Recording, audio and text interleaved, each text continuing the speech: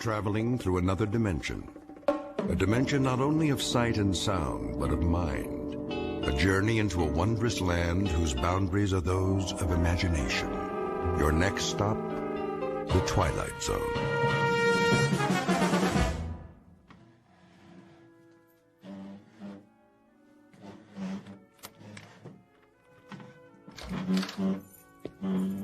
Marvin? Yes, sir. What do you think you're doing? Moving the table, sir. Why, whatever for? The party, Mr. Fitzgerald. Party? What party? Mrs. Fitzgerald, sir, for her birthday. Oh, good Lord, is that tonight? I understand that it is. You instructed me to see to the arrangement, sir. Oh, so I did. I suppose you'll transform this apartment into a veritable wonderland. Paper streamers and the like. No, sir. Just a buffet for the guests, as soon as the delivery boy arrives downstairs. The guests? Those on the list, sir. Small gathering of your closest friends. Then it'll be a very small gathering indeed. Sit down, Marvin, before you fall down. Very well, sir.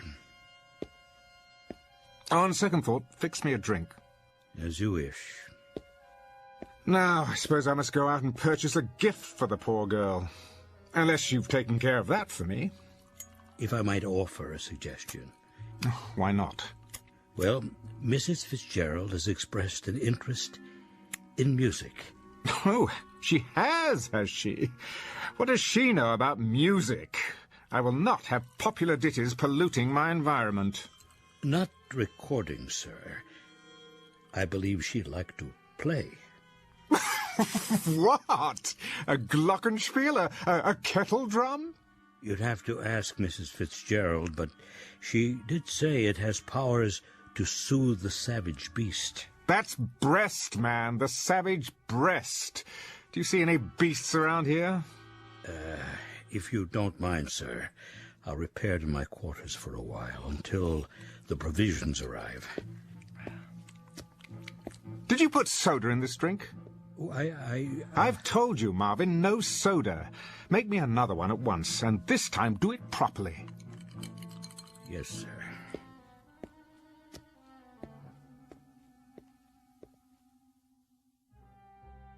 Mr. Fitzgerald Fortune, theater critic and cynic at large, on the day of his wife's birthday.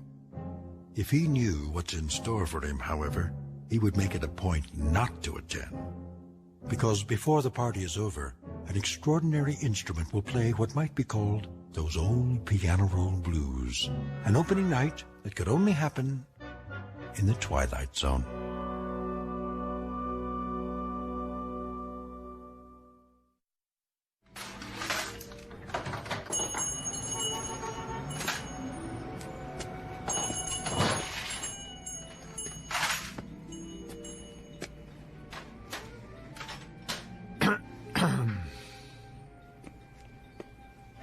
Looking for something in particular? Do you have, by any chance, one of those old-fashioned pianos that plays itself? A player piano? Funny you should ask. Amuse me. I just picked one up at an estate sale. Over here. It's kind of beat up, though.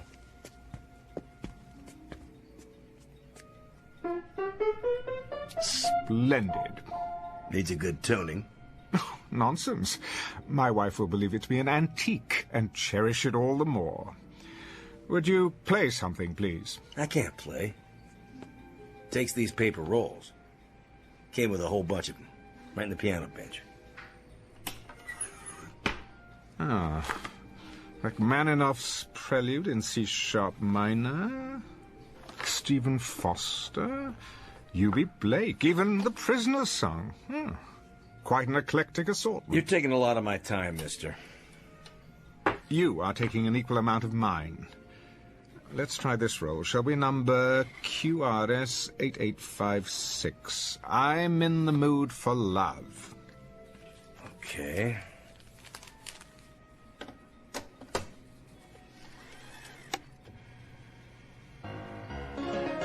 There we go.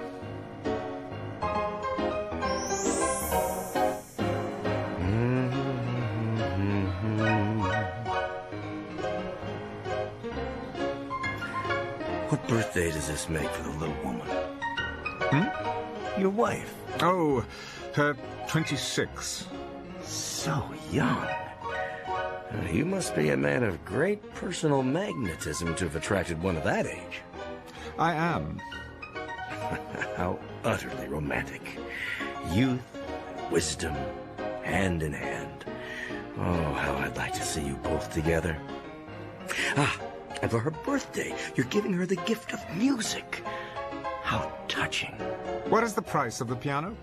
You are taking your young bride out somewhere tonight. A quiet nook, where you can be lost together in the midst of this great city, looking into each other's eyes. How much? Where's the tag? Ah, and worth every penny. A bit of restoration to take care of the finish. The mechanism still works, so since it's a birthday present, let's say, take 20% off that. No, make it 40. Forget the sales tax. Done. I shall require delivery before 6 o'clock this evening. The address is on my check. Certainly. I wouldn't want a lady to be disappointed on her birthday. How remarkable. And what's that? Are you aware of how susceptible you are? I am? To the power of music. Isn't everyone? To some degree, I suppose.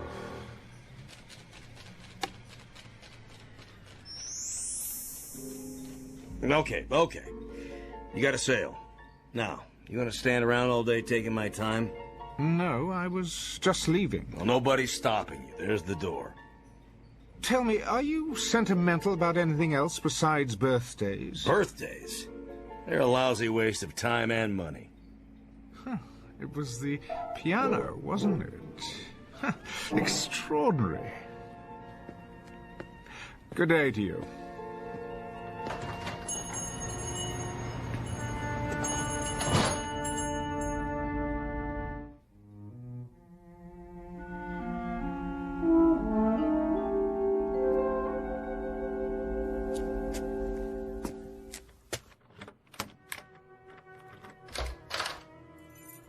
Marvin? Marvin? Good evening, sir. Take my hat and coat, please. Very good. Oh, the piano arrived, I see. About an hour ago, I took the liberty of dusting it, sir. Marvin? Yes, Mr. Fortune. If you're going to wait on the guest tonight, then do something about your face. My face, sir? Yes, Marvin. A party is supposed to be a happy occasion. Could you manage to look a little less miserable than usual? I will try, sir. Do that. Anything will be an improvement. You may make my evening martini now. Right away. Is that you, Gerald? Yes, Esther. Hello, darling. How was your day? Oh, fine. The museum again with a friend. Been going there quite a lot lately. I have. You said you wanted me to improve my mind. Indeed. One can never know too much. And what else would you like me to do? You haven't commented on the piano. I was about to. You don't care for it? I love it. I really do. Have you tried it yet? I didn't know how, so I decided I'd wait until you got home. I knew you wanted to play. That's why I got it for you. Hardly any need. Hmm? The piano plays itself. Oh, you noticed. Wasn't that considerate of me? I thought I'd save you the trouble of all those tedious lessons, only to find out at the end that you had no gift for music. I see. Well, darling, aren't you moved by my thoughtfulness? Thank you, Gerald. Let's have a demonstration, shall we? If you like. Marvin, is this thing plugged in? Yes, sir. Good. You see, these paper rolls are punched with holes. All you do is select one, insert it, and throw the switch. The paper passes over the slots, and the keys move up and down as if someone were playing them. What fun. Quite the rage in the old days. Your drink, sir. In a moment. Now then, for example, here's one called Smiles. You open the panel, press it into place like this. Start it on the take-up reel.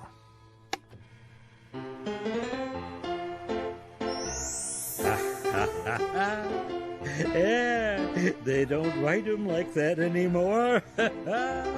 What on earth is the matter with you? Oh, nothing, sir. Nothing at all. Marvin, are you all right? I'm very well, thank you, madam. But you're smiling. Am I? You most certainly are. That's probably because I'm happy. Have you been drinking my martini? No, sir. Well, then what do you have to be happy about? Everything, sir. I make good money, got a nice place to live, my health, money in the bank. I like my job. Well, you can't. I treat you atrociously. Oh, you don't bother me, Mr. Fortune. You tickle me. What? Oh, yes. Sometimes it's all I can do to keep from laughing out loud when you have one of your tantrums. I get a kick out of it when you go around, flicking the table to be sure I've dusted, or checking the silver to see if it's polished.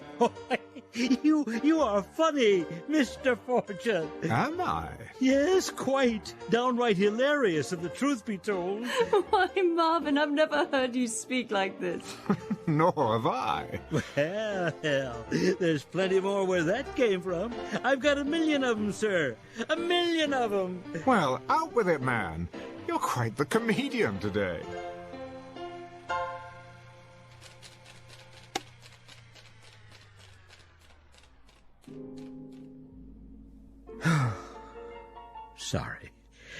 Sorry if I spoke out of place, sir.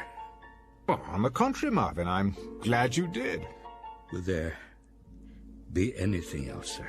Not at the moment. You may go now. Very good, sir. What a strange thing to happen. Wasn't it, though? An odd moment for us all. Most definitely. Who'd have thought that behind that gloomy exterior the man was concealing a sunny nature? I can't imagine how it happened. I believe I can. I'd say it was because of something extraordinary that has come into our lives. Something absolutely extraordinary. I've always believed that we have two faces, the one we wear and the one we keep hidden underneath. The problem has been to find some method of revealing that hidden face. I suppose it helps if you know what particular hidden face you're looking for.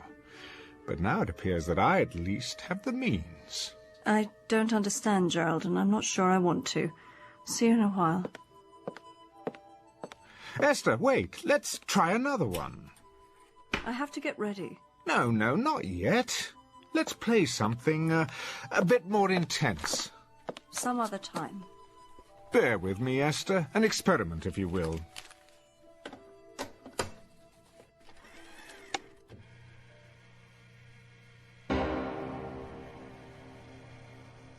Well, what do you think of this one?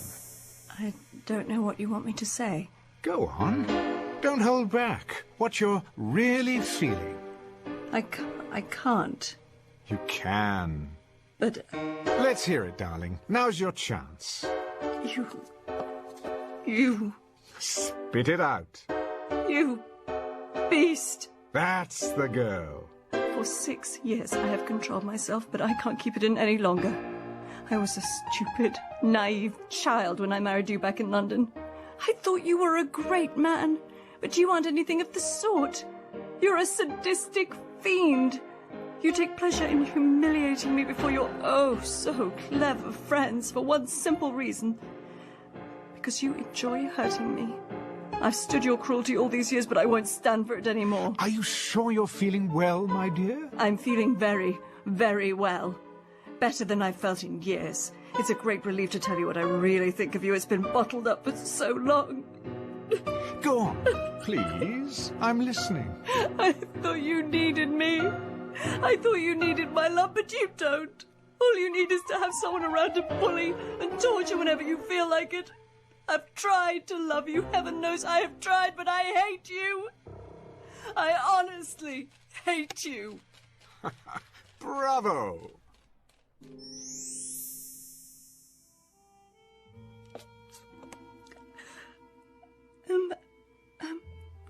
sorry. May I congratulate you on a remarkable performance. Had it been on stage, my dear, I would have given you a superlative review. I don't know what possessed me. I do. That was your hidden face. I've suspected for years that beneath your unemotional facade, you were an hysterical little girl, and I was right. But how? Could it be that this anachronistic old piano, the product of a more sensible time, has provided music to help us expose our hidden selves by? I still don't understand. I seem to have bought you a more interesting birthday present than I imagined. A kind of sonic lie detector, if you will. I wonder what other people are hiding. Our friends, for example. Gerald, please, promise me not to play the piano at my party tonight. I mean, to let it play itself. I promise no such thing. I wasn't looking forward to the festivities, but now I believe we may be in for a most amusing evening.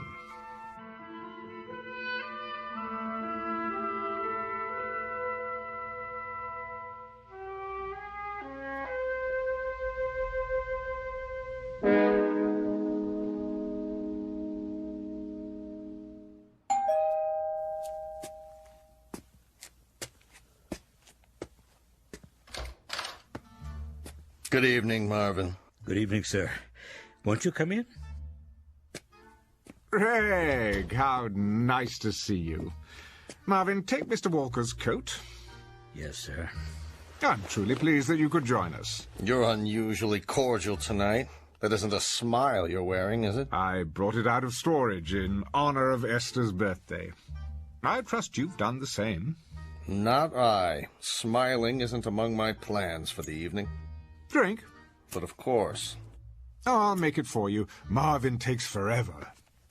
I'm delighted to hear that you share my distaste for birthdays. Birthdays, anniversaries, and certain holidays I overlook whenever possible. They imply some degree of human involvement, the sort of thing I'd rather avoid. Is that true? I've been given to understand that you're something of a ladies' man, quite thickly involved, in fact. You've been misinformed. Have I? I'm much too selfish to fall in love. And you're miserable. Admit it. Not in the least. I value the peace and quiet of my bachelor's existence. It lets me write my plays without interference from anyone. How is the new play, by the way? Brilliant. Unfortunately, you'll never have the opportunity of panning it, as you have my other plays. No? Why not? It won't likely be performed anytime soon. I thought you said it was brilliant. No, it is. But I'm locking it away with orders that it not be produced until after my death. You see, it concerns a romantic triangle, and the three principals are rather well known. That shouldn't matter. Not if it's a good play. I'd rather not hurt anyone. I'm old-fashioned that way. Ridiculous. A great play is worth any amount of pain to any number of people, least of all three. Not these three. Sorry, old man, my mind's made up. Well, I'm sure you'll do as you see fit, as usual, regardless of anyone's opinion. For better or worse, I'm afraid. Where's your better half, by the way? Still at the makeup table, trying to obliterate the last few years of her life with powder and paint. Come, I'll show you a toy I found for her.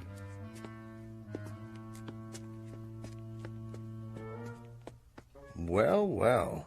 I haven't seen one of these old jobs in years. Neither had I. Does it play? Remarkably well. Let me demonstrate. It's just this little switch here. Isn't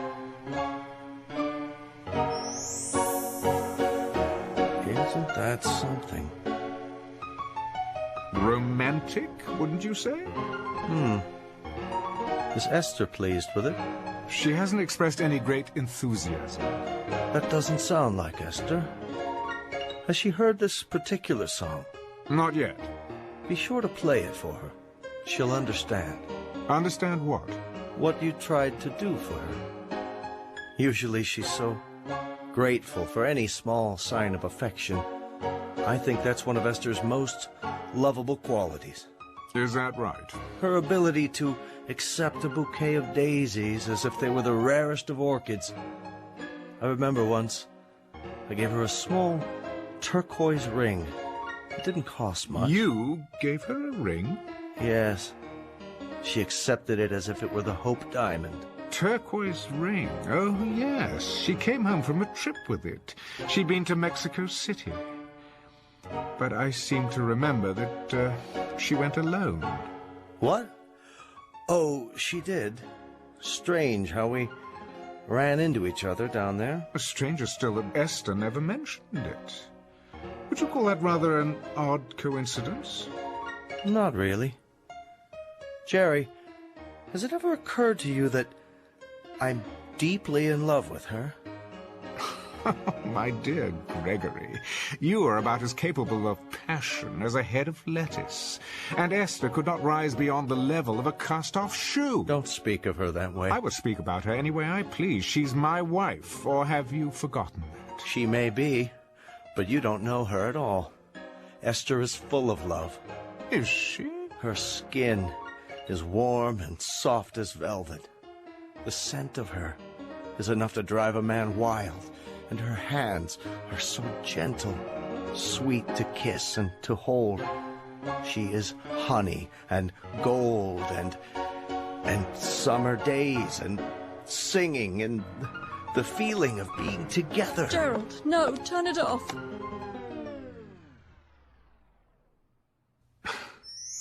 I'm sorry you did that, Esther.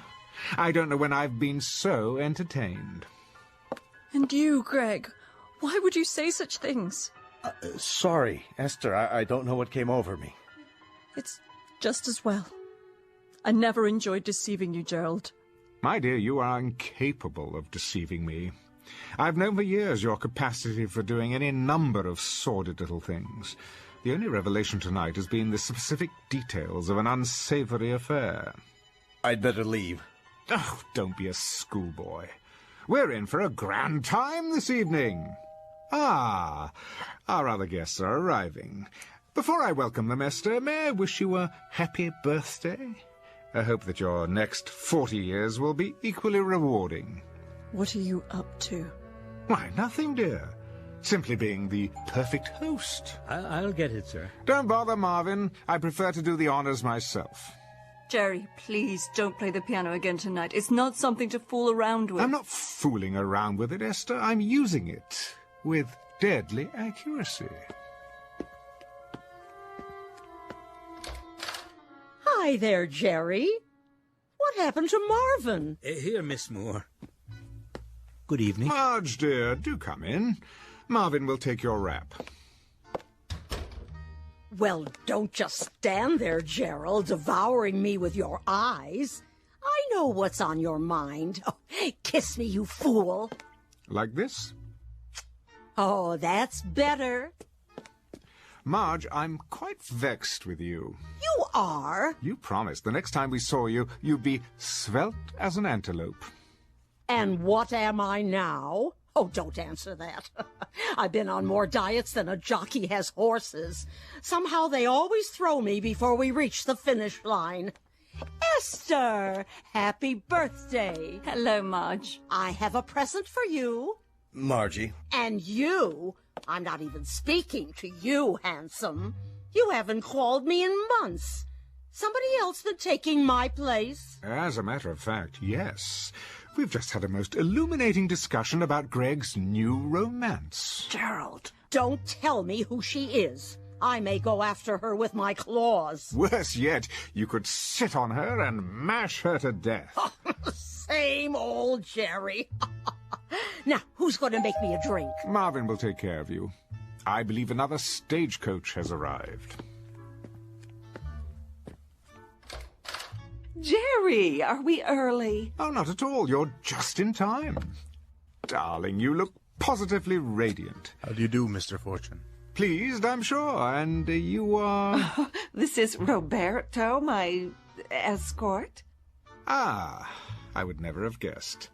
And how is everyone at the Last Chance Ranch these days? Oh, Jerry, behave. Come in, come in. You might want to fasten your seatbelts, though. Something tells me this may be an evening to remember. Ooh, how exciting! What do you have in mind? Charades or strip poker? Something even more revealing than that. How about a game of ultimate truth or dare?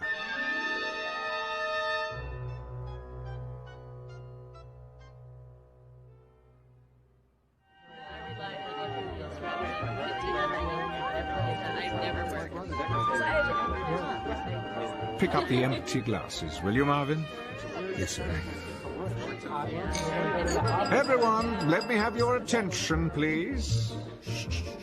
What's he got in mind? Over here, by the piano. Some sort of surprise. That's it. Take whatever chair you like. If there aren't enough seats, the floor will do. This should be fun. Don't worry, it's quite clean. Oh, not for me, thanks. I'd never be able to get up. Now then, the hour has arrived for fun and games. Well, about time. Being friends of Esther's and mine, you are perhaps inclined towards such intellectual pastimes as pin the tail on the donkey and spin the bottle. Now you're talking. I want to be it. Not this time. I've decided that tonight, rather than cater to your juvenile side, we might try a more adult game. I'm hungry. When do we cut the cake? Compulsive eaters will find hors d'oeuvre within arm's reach. Now, for our game, I shall need a volunteer. For what? You can't trust Fitzgerald. No telling what he's got up his sleeve. Must we, Gerald? Indeed we must. Hold up your hands. No one? Very well, then. In the absence of a volunteer, I shall have to conscript someone. How about Marge Moore? Okay, Svengali, I'll play along. What's the caper? Nothing physically demanding, my dear. I merely want you to listen to some music on the piano. What kind of music? Let me see. How about, Claire de Lune?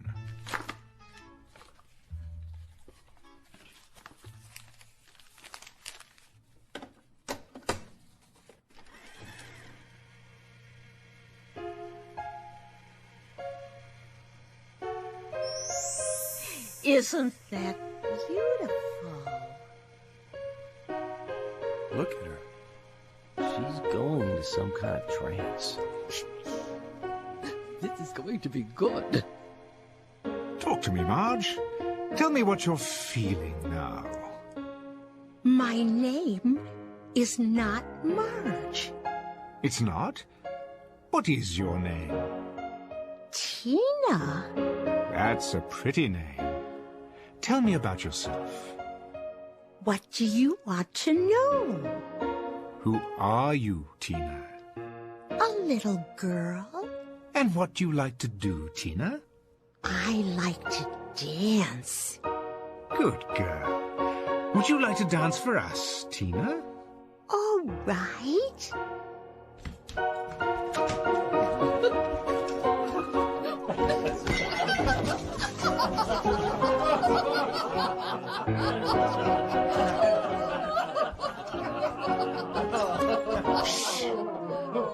Thank you, Tina. You may stop dancing now. That was fun. Tell me, do you always dance? Only when I'm Tina. And who are you the rest of the time? Might it be Marge? Sometimes I pretend I'm a snowflake. Really? White and tiny and perfectly formed. I float on the air of a pale blue moonlit night. I am never lonely. I am beautiful and I am loved. I see a man with his hand outstretched to receive me. A very handsome man. He sees me and knows that I am beautiful. I drift down until I reach his hand. I am enclosed in warmth. I melt with love.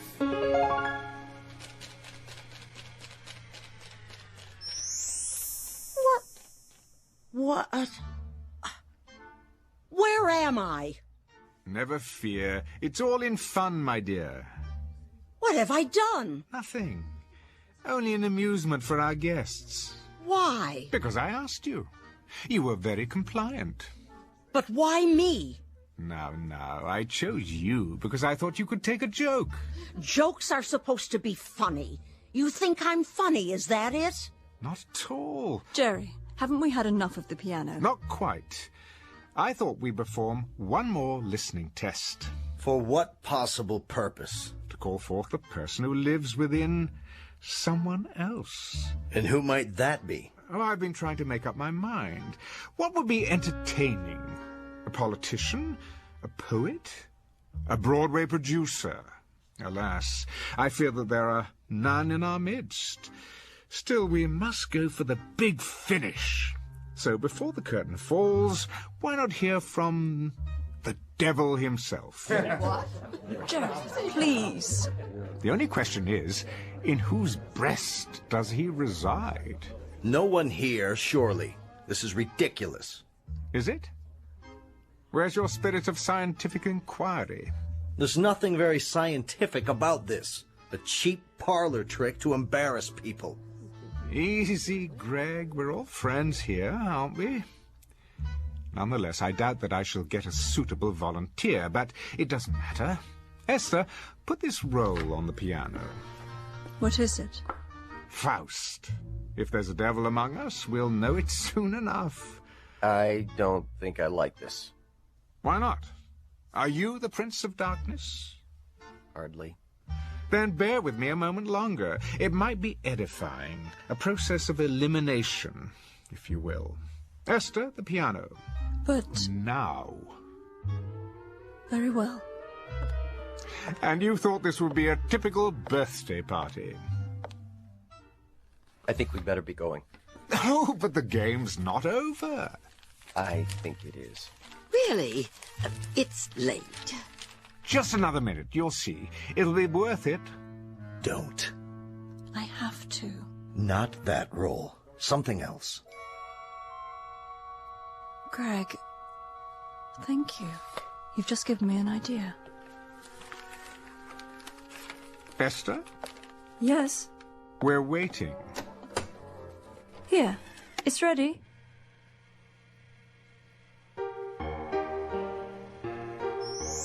That's not Faust. What is it?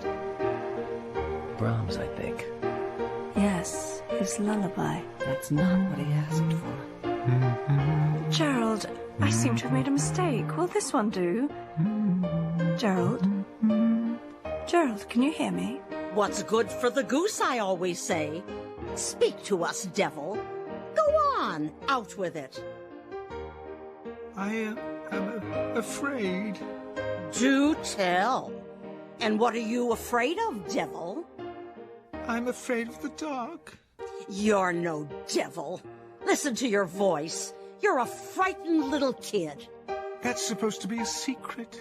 It is, huh? Do you have another secret?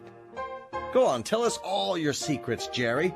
This moment will never come again. For once, you're center stage. You have an audience in the palm of your hand. Yes, Jerry. Tell us. I'm afraid of you all. Afraid of people. But why? Who are you? Really? Small boy. I've stayed hidden away inside, but now I can't hide anymore. And what do you like to do, little boy? Hurt people. I can't stop from doing it. It's all I like to do. Why am I not surprised? Did you know, I envy you, Marge. I'm too afraid to embrace the world as you do. And in my envy, the boy tries to hurt you. Who else do you envy? Greg, are you here? Yes. I've tried to hurt you, too. I've given bad reviews to your plays when I should have given praise.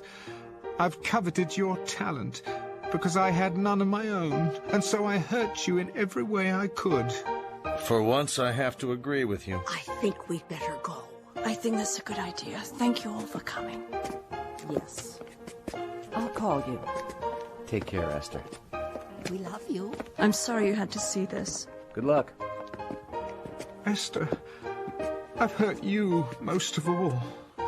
You came to me with love, but I couldn't accept it, because it frightened me. I never learned how to return love except as a child does, with shrieks and blows and indifference. It must have been very, very difficult for you. Good night, Esther. Call me if you need me. But I do. Wait. Where are you all going? I don't want you to leave. Come back. Esther, come with me now. Will you do that? Yes. Yes, I will. Let me get my curtain purse. Don't leave me. If you do, I'm going to be very, very naughty. Ready? I'm ready. No! No, please! They were laughing. I'm sure of it. Nobody laughs at me. I'll show them. I'll show them all. See, I'm being bad. Very, very bad. Stop that hideous music. Make it stop!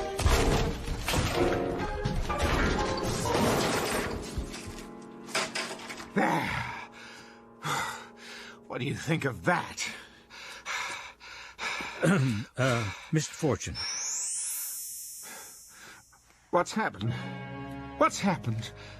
What have I done?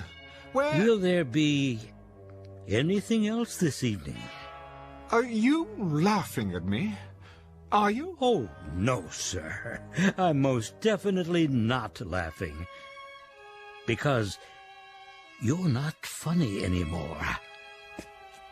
Marvin! Marvin! Wait! Not you two! Don't leave me! Don't! Don't!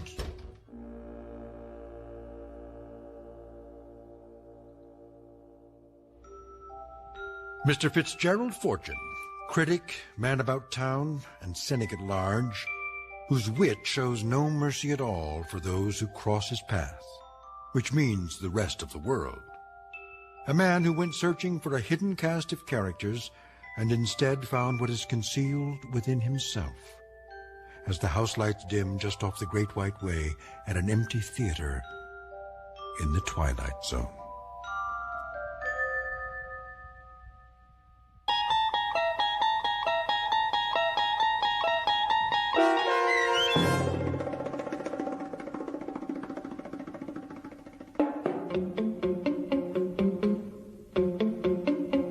A Piano in the House, starring Michael York, with Stacy Keach as your narrator, was adapted for radio by Dennis Etchison and written for The Twilight Zone by Earl Hamner Jr. Heard in the cast were Sarah Wellington, Christian Stolte, Renee Matthews, Doug James, Herb Graham, Meg Thalken, Rosalind Alexander, Rick Vargas, and Kurt Nabig. The producers of The Twilight Zone wish to thank CBS Enterprises and the Rod Serling Estate for making this series possible. This copyrighted radio series is produced and directed by Carl Amari for Falcon Picture Group. Sound design and custom Foley effects for The Twilight Zone by Cerny American creatives Bob Benson, Craig Lee, Michael Slaybach, and Matt Sorrow. Doug James speaking.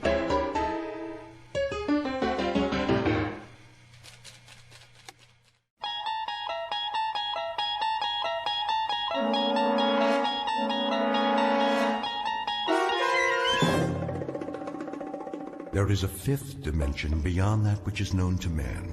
It is a dimension as vast as space and as timeless as infinity.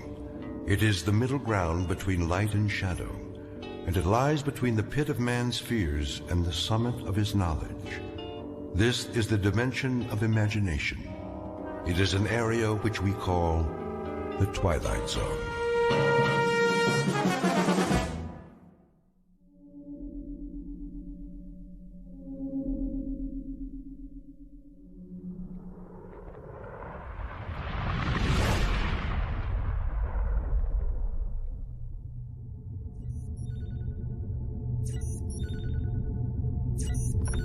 Kirby. Yes, Captain. Give me the readings. Course stable, 7.9 off vertical axis. That's why I can't stand up straight. Speed 2650, steady she goes. How close are we to that asteroid? In range, gravity detector starting to read. say 100,000, give or take. Piece of cake. We still have to maneuver for a landing. Fuel supply.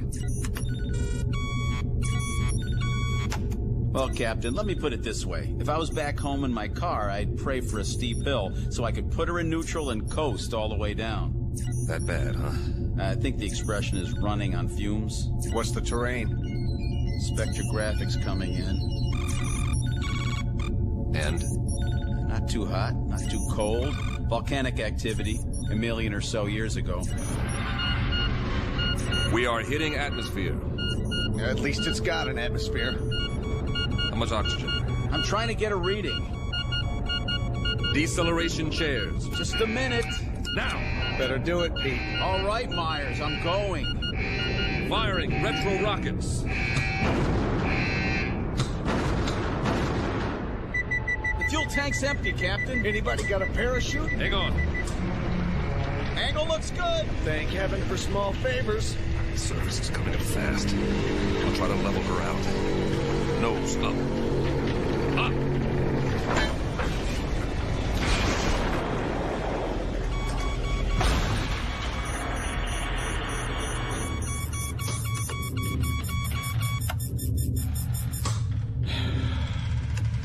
Nobody say anything. I want to remember this magic moment. Oh.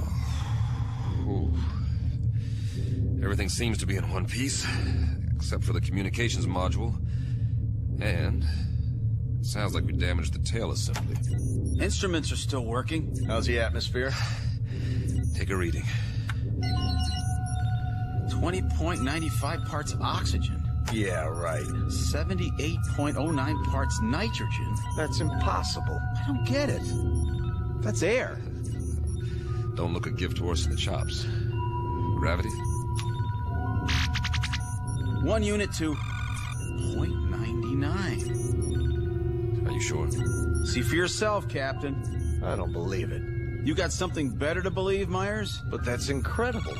Conditions identical to Earth, and yet we're 655 million miles away from Earth. Let's get the airlock open. Hold up, Pete. What for? I'm sick of breathing recirculated air, eating freeze-dried tofu, and we're almost out of that. The instruments could be wrong. What's the difference? We aren't going anywhere for a while. We can't even radio for help till we fix the module. The man has a point. I suppose you're right. At least put on your helmets. Forget it. If this is all she wrote, then I'm ready for it, one way or another. I'm afraid I'm with Pete on this, Captain. Either we die now or we die later, starving to death like dogs. All right, open it. Now, this isn't an order, but I'd recommend everyone take a very deep breath.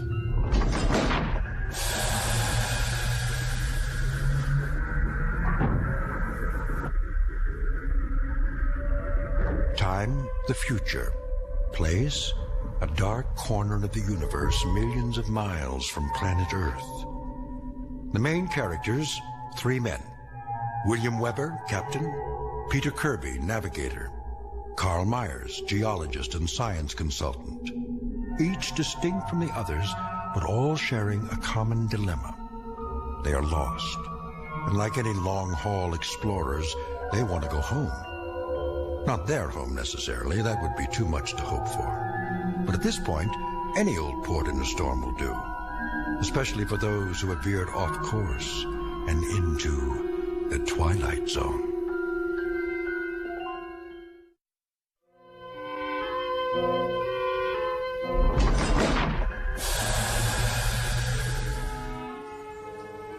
Captain's notes. We made a rough landing, but no injuries. According to our instruments, the atmosphere is breathable, so we've opened the airlock. It's hard to believe, but the temperature is that of a spring day on Earth. And it smells clean. Well, I'll be. Get the ladder into position. Watch your step.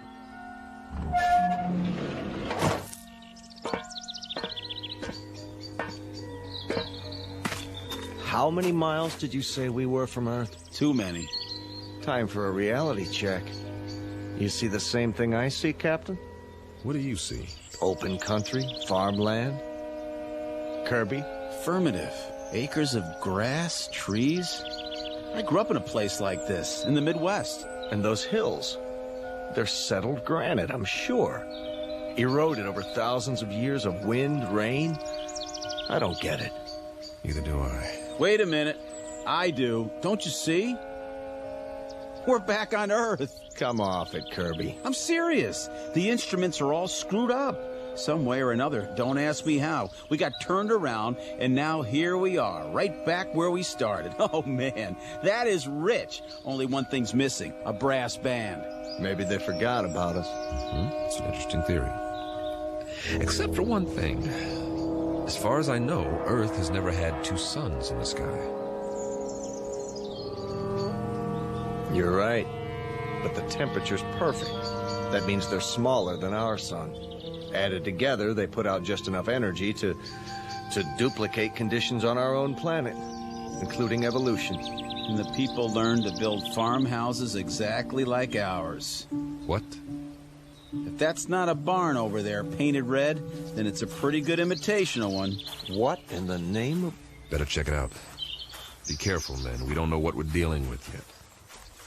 What do you call this? A Martian? I'd call it a hound dog. Hey there, boy.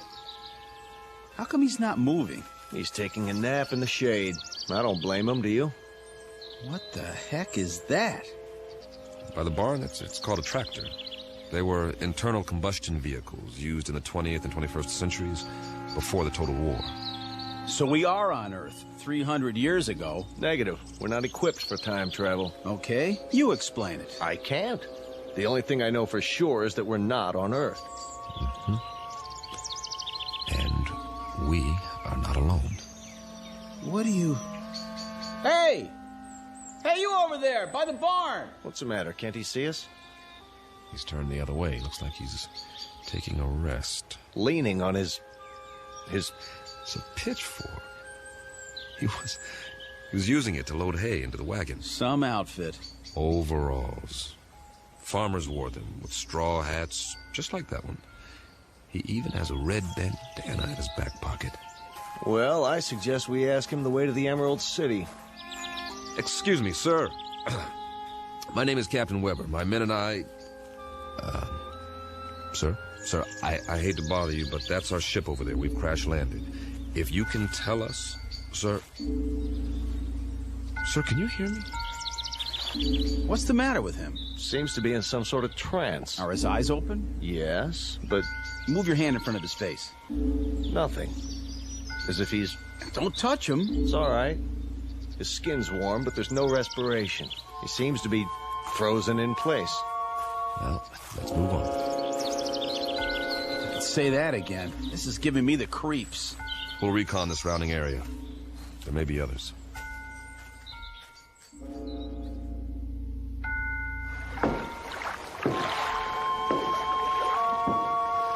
Oh, now this is what I call a lake. That's what anyone would call it, Pete. Hey, there's somebody. I don't see anything. On the opposite bank. Plaid shirt. See him? Sitting there with a fishing pole. Hey, mister! Hey, mister! Kirby's right. Folding chair, wicker basket, the whole setup. Looks like the guy's got it made. Let's hope this one talks to strangers. Hi there, fella. How's it going? Fish biting today? Mum's the word, huh? Let me try. Sorry to bother you, sir, but you might say we're lost. If you could give us directions to the nearest town. Don't waste your breath. This one's a stiff, too. Maybe he's asleep. If he is, he's done well for himself. This basket is called a creel. It's full of fish, quite a haul. Fresh? It smells like it. Hold on. Is that a bottle of beer next to him? It is indeed. Only, it's empty. Well, where's he got the cold one stashed? Fella, can you hear us? Do you even know we're here? Can't see his face. Lift up the brim of his hat. Okay, here goes. Sorry, nothing personal. I just like to look a man in the eye when I talk to him, even if he doesn't talk back. What did you do? Nothing, just barely touched him and he fell over. Well, at least we know he's not a statue. No pulse, like the farmer. But his skin feels real. Say, I'm hearing things. I hear it too. Seems to be coming from the top of the ridge beyond that grove of trees. That must be where the town is. We were close after all. Sounds like you got your brass band, Pete. I like it. Maybe they got a ticker tape parade, too. One way to find out.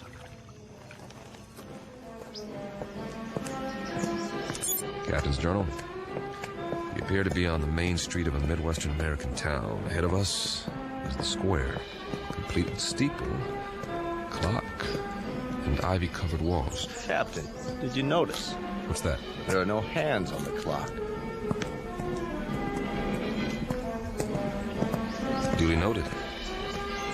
The music's loud. I hope this recorder can pick it up. Sounds like a Sousa march. There's a bandstand, flags, bunting, and a sign that says, Inauguration Ceremony. Welcome, Mayor Finch. The musicians are all in uniform. Just one thing. They're not really playing. Kirby's right. Nobody's moving. Not even Mayor Finch. He's holding a silk hat. Photographers in front of the crowd about to take his picture, but nothing's happening. It's like a movie set with 100 extras all waiting for someone to yell action. The question is, who's directing? I'm going to look around. Weber out. The music's coming from that loudspeaker near the platform. It's being piped in from somewhere. Pre-recorded, no doubt. Concert's over. I wonder who turned it off.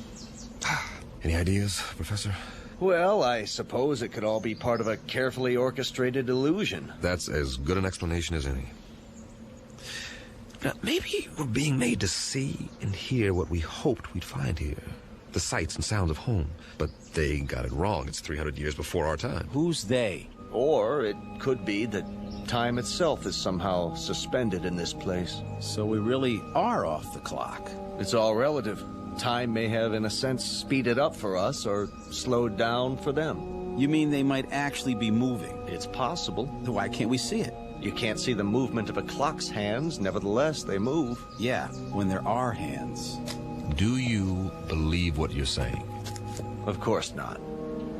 Hey, everybody. Sir, ma'am, what's the matter with you people? Are we invisible or something? Don't take it personally. By the looks of them, they don't see anything. They might as well be statues. But they're not statues. Here, feel one. You, sir, shake hands with the captain. See what I mean? They feel like flesh and blood. Yeah, Kirby's right. More of the same. Whoever, or whatever, is responsible, they've created a perfect imitation of the real thing all over this asteroid. For what purpose? I don't have a clue. The expenditure of time and effort is considerable. Not to mention the science involved. The skin on these pseudo-people must be a new polymer compound. And the clothing, all duplications of Earth fabrics. I wonder... Nah, never mind. Say it. Well, we must not be the first to land here.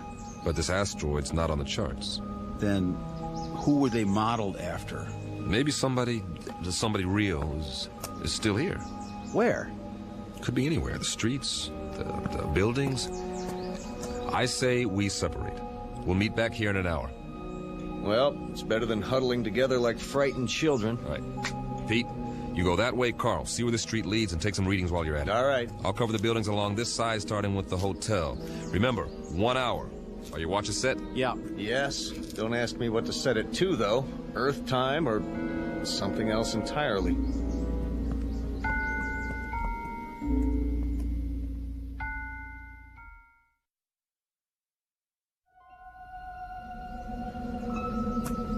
Find anything? Nope. At least nothing that moves. Pete? Not really, except for... What? You guys better see this for yourselves. Come with me. Where is it? Just around the corner. You're not going to believe this, but I think it's what they called a carnival. That's what it is, all right. The Midway. Those booths along either side, people could win various trinkets of low value by throwing baseballs at steel milk bottles or firing toy rifles at targets. I was wondering. A test of skill for amusement. Also the urge to gamble for those with a predilection for obsessive-compulsive behavior. What's in the tent? Oh, just some men in swimming trunks. Win $500, go 2 rounds with Tiger Loomis. Oh. It's not a real tiger. No kidding, genius. Let's have a look inside.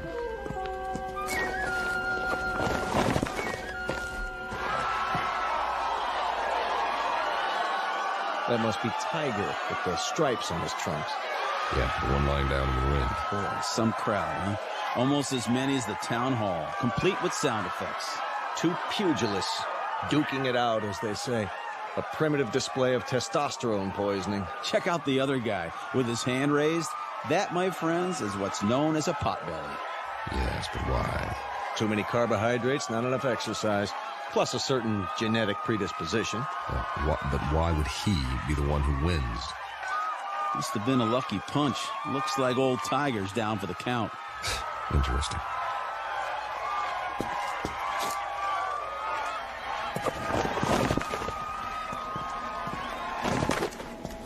I think it's creepy. All these imitation people posed every which way.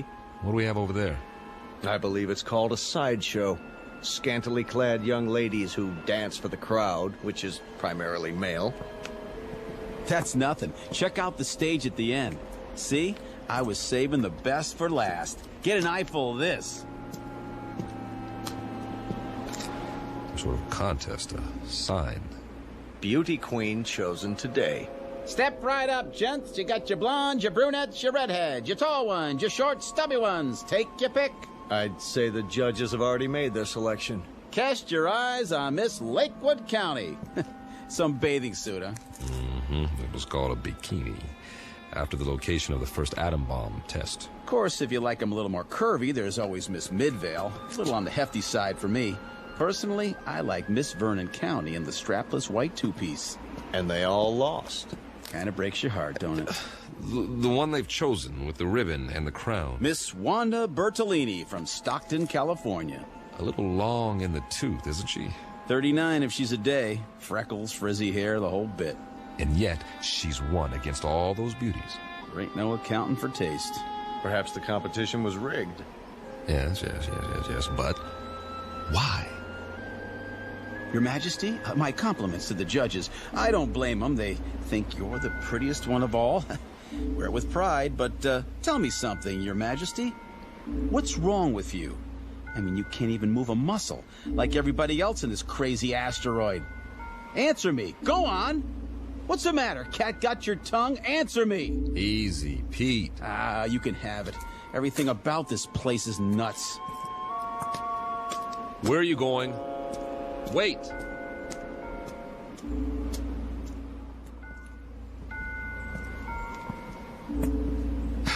Now, Pete, don't let it get to you. None of us knows what's going on. But until we figure it out... I'm sorry, all right? But you know how long we've been on that ship? Now we sit down and what do we find? We all feel the same way. Sure we do. But it's like somebody's trying to trick us into something or drive us batty. Something that doesn't even think like us. But it's got our number. Oh, yeah. Let me tell you. You've got to pull yourself together. I'm pulling, all right? But if we just had some idea, some clue about what the deal is here in this crummy place. How are you fixed for ideas, Carl? I don't really have a theory yet. Of course, it's highly improbable, but... So is the fact that we're here. Come on. Any theory is better than none. Well, I've begun to think that all of this, it just might be some sort of museum. Come again, Professor? We're millions of miles from Earth. It's possible that the inhabitants of this planet, whoever they are or were, developed a very advanced technology. Let's say they had a super powerful scanning device based on some new principle. Over the years, they observed Earth and decided to build replicas of what they observed. Perhaps they even took specimens to use as models. That would explain the accounts of alien abductions. If that's true, where are these inhabitants now? Gone, perhaps, having moved on and left all this behind. They could be in hiding. Then we'd better explore the rest of it.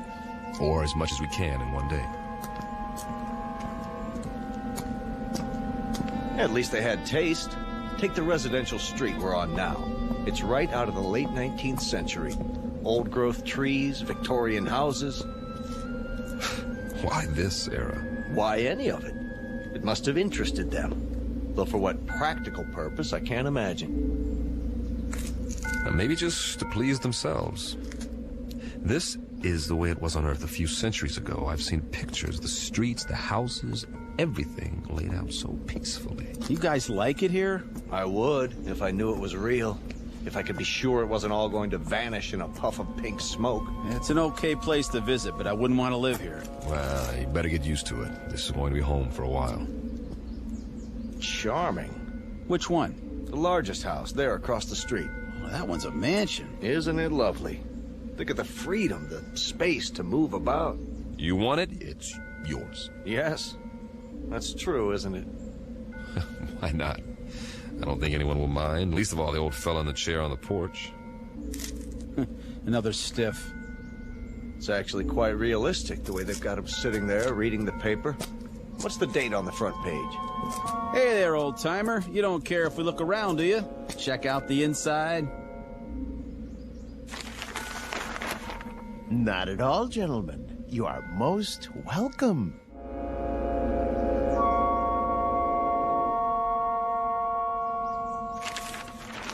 Jeez Louise! He talks. Forgive us, sir. You all look as though you've seen a ghost. We assumed that you were like the others. Oh, no. I'm Captain Weber. The name is Wickwire. Jeremy Wickwire. Ah, a pleasure. Peter Kirby, my navigator. Hi. Carl Myers. How do you do? Can't believe you're real. Isn't everybody? We used to think so. Not around here. Oh, the others are nothing to be afraid of. Really, they're not. We have so many questions. I don't know where to start. We can talk inside. Some tea, perhaps. Please, gentlemen, won't you come in?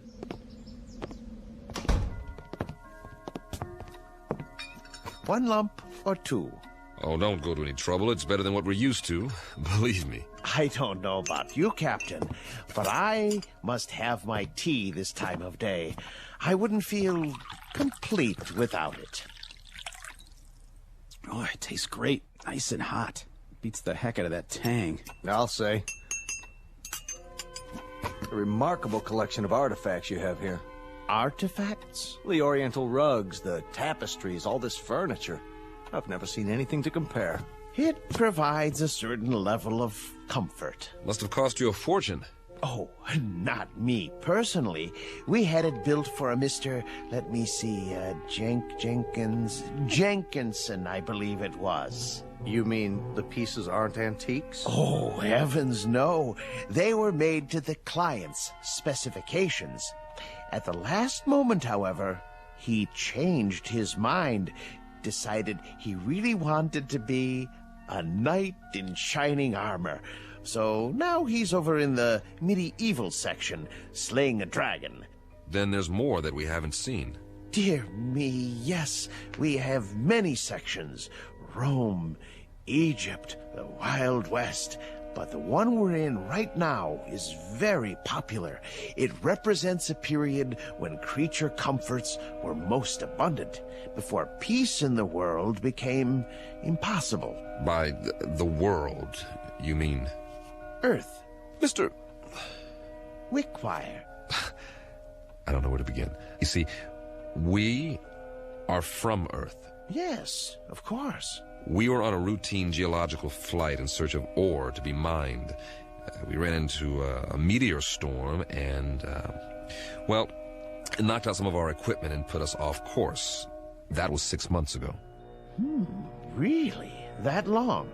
Feels a lot longer, believe me. Please, go on. We saw this asteroid and landed as well as we could.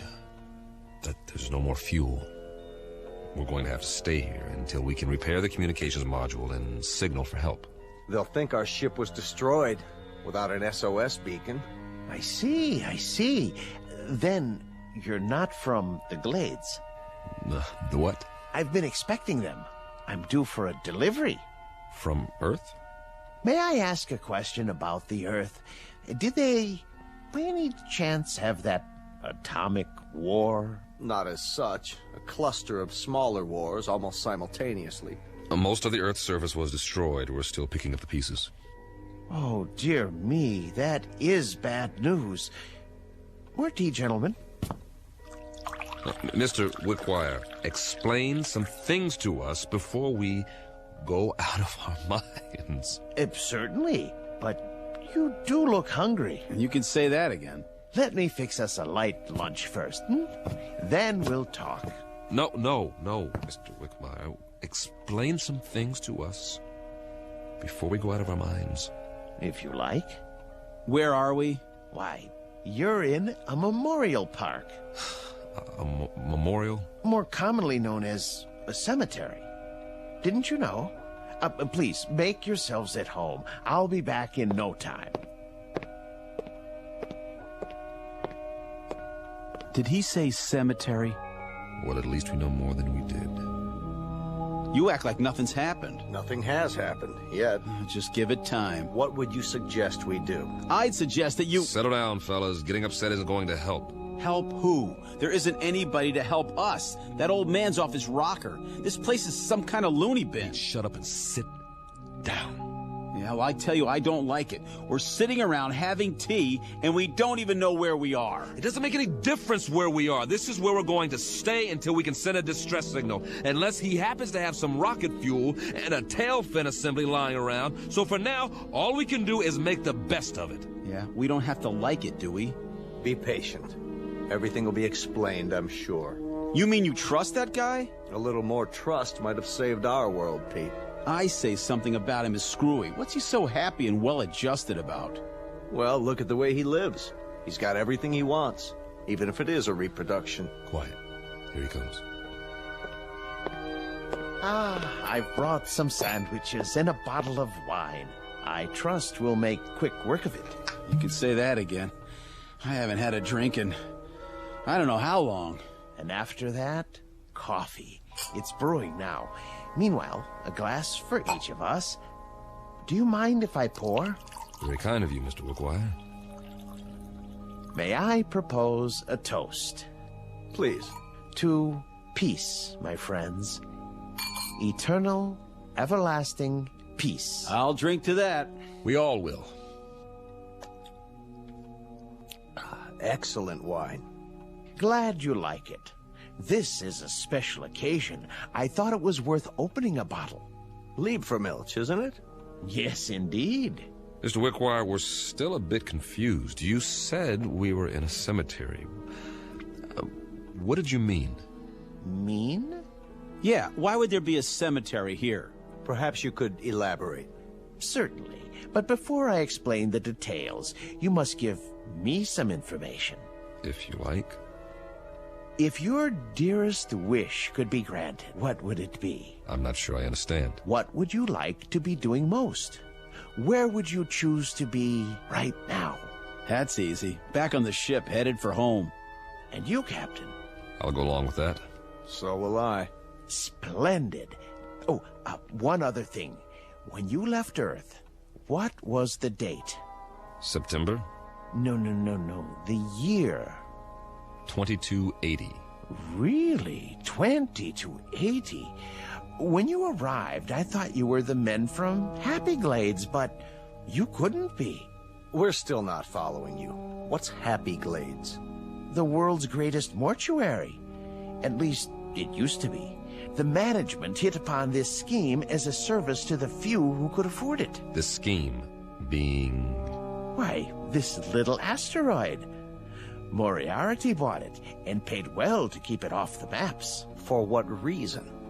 Simple, really. You see, the plan was to recreate conditions in which the dearly departed would be most happy.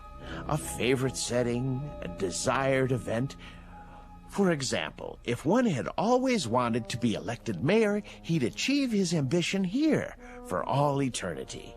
So those people outside, they're all... Oh, not all of them. Just the select few. The rest are imitations. Simulacra, we call them, for effect. In other words, this is the place where your dreams come true after you've stopped dreaming. Yes, that might be a way of putting it. Very good. But a cemetery in the middle of space? Your boss, Moriarty, he could have bought a piece of property anywhere, in the desert, say, away from everything. Oh, no. You don't understand at all. Happy Glades promises eternal peace, everlasting peace. You couldn't have that on Earth, now could you? Especially with the wars you've described. He has a point. Let's finish the wine, shall we? It doesn't keep well once it's opened. Thank you. Cheers. Would you like some music? What kind? A somewhat limited repertoire, but there are all kinds of pieces for the player piano, popular, classical. Classical might be nice. Ah, yes. Something soothing to fit the mood. Mozart or Brahms.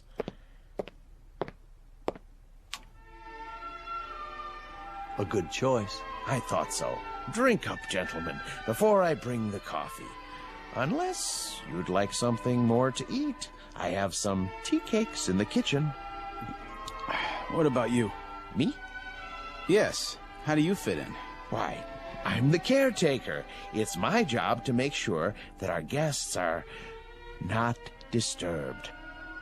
This mortuary, or whatever it is, when was it built? Let me see. The year was 2177, I believe. It's almost 100 years ago. That makes you a little on the elderly side, doesn't it, Mr. Wickwire? Oh, you force me to an embarrassing admission. You see, I'm not actually human. When you're gone, I'll go back to sleep, as it were, until I'm needed again. I go on and off, like a machine. You understand now? Sure. Nothing complicated about that. He goes on and off. I've apparently been turned off for several decades. One thing, Mr. Wickwire, we're not going anywhere. We can't. We're staying here, at least for the time being. Yes, I know. You said something about when we're gone. Oh, a figure of speech, Captain. I meant departed. Gone on, as it were. Jim, you know what he's saying. What's the matter, Carl? You're pale. And you're perspiring. What in the... Something wrong with the wine. The old man.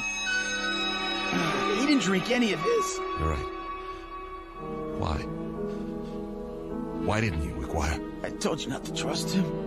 I told you. Oh, he's poisoned us. We meant you no harm. I realize that, and I'm sorry. Truly I am.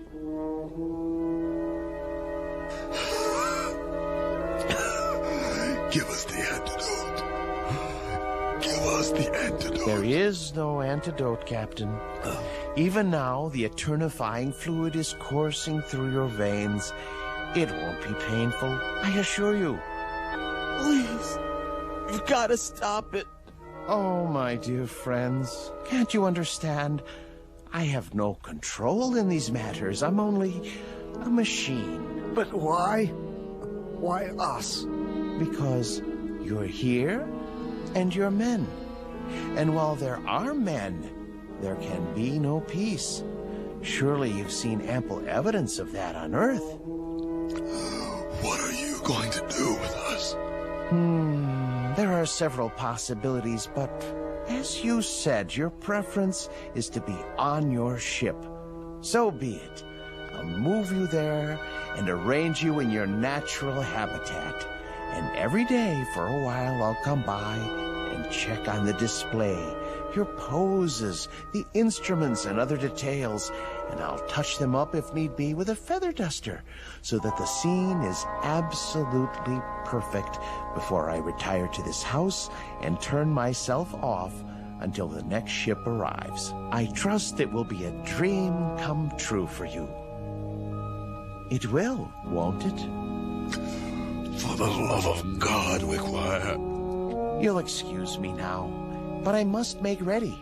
Oh, and gentlemen, I do most sincerely wish that you rest in peace. Captain. Goodbye, Captain. Captain Weber, his navigator Kirby, and Meyer, the geologist, on their last voyage. And now, at their journey's end. All agreed what they wanted most was to be aboard their ship, ready to head home. Now they will have that wish forever. Unfortunately, it's a wish that can only come true in the Twilight Zone.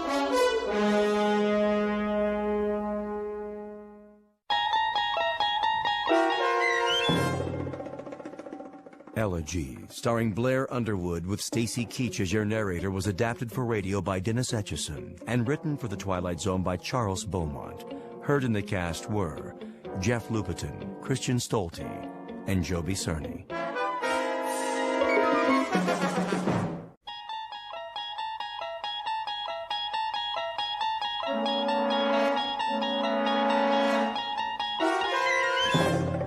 You unlock this door with the key of imagination.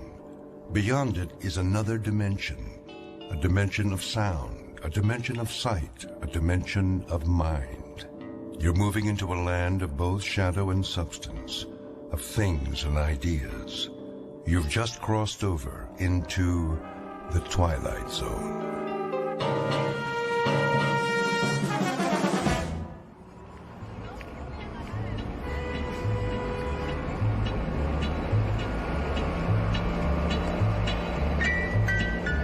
Street. Next stop, 14th Street. Bus driver. Yes, sir? There's a restaurant I've seen, a buffet. Lots of restaurants along here. Carolyn's Country Kitchen, I believe it's called, with the chicken special. Oh, yeah, corner of 17th. That where you went off? Indeed, I've been looking forward to trying it. All you can eat, I understand. Oh, knock yourself out. Oh, I shall, I assure you, I shall. Next stop, 17. 17. Here you go. Hey, watch your step. Yeah, wait a minute. Yes? Well, when you got on, did you ever give me that transfer? Most certainly. There was such a crowd, but I finally found it. Remember? Yeah. If you say so. Yeah. Have a nice night. I shall. Next stop.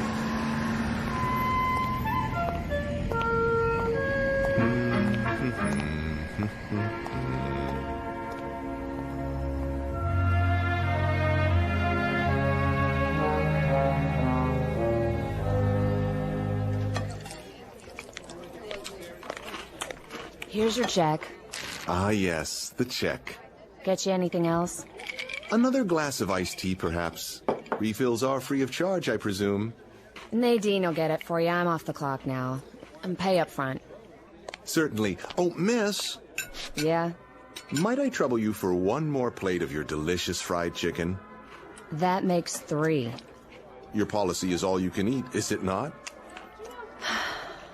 Another chicken platter coming up.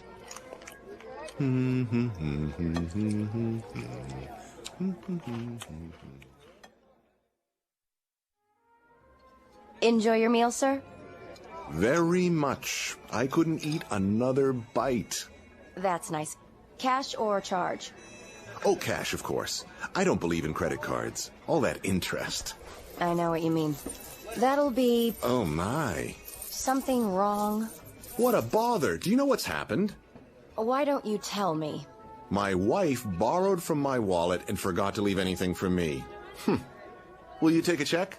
Like it says on the sign, no checks. Yes, I see. Well, not to worry. My name is, James Brocklehurst. I'm with the Plyo Film Corporation. Perhaps you've heard of it. Here, let me give you my business card, if I can find one. Card won't do me any good. Oh, my. Most embarrassing for me as well as for yourself. In that case, I insist on returning tomorrow evening to reimburse you in full. Would you move it, pal? I gotta pay and get home. Of course. Tomorrow evening, then, at this exact hour. I'll include a generous tip as well. Thank you for your kind understanding. Hey! Thank you. What's the matter with that guy? I'm not sure, but I think he just stiffed me.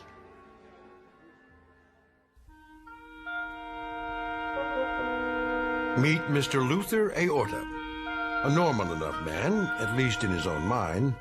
Like so many people, he enjoys getting something for nothing. But for him, it has become an obsession and a way of life.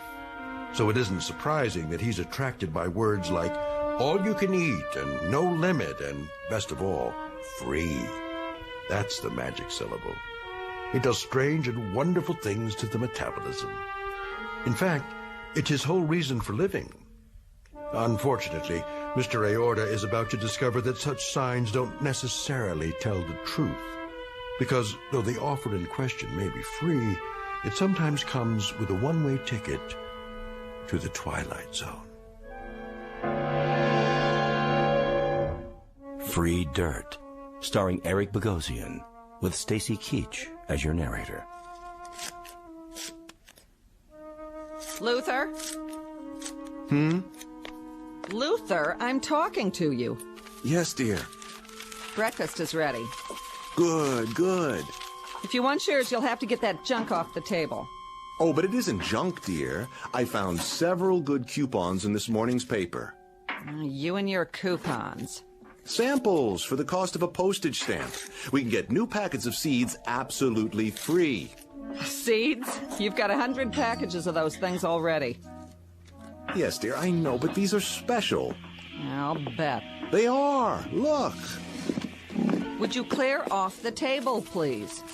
From the largest seed company in the U.S., free peaches, free cucumbers, free asparagus, and free ranunculus. Can you just taste them?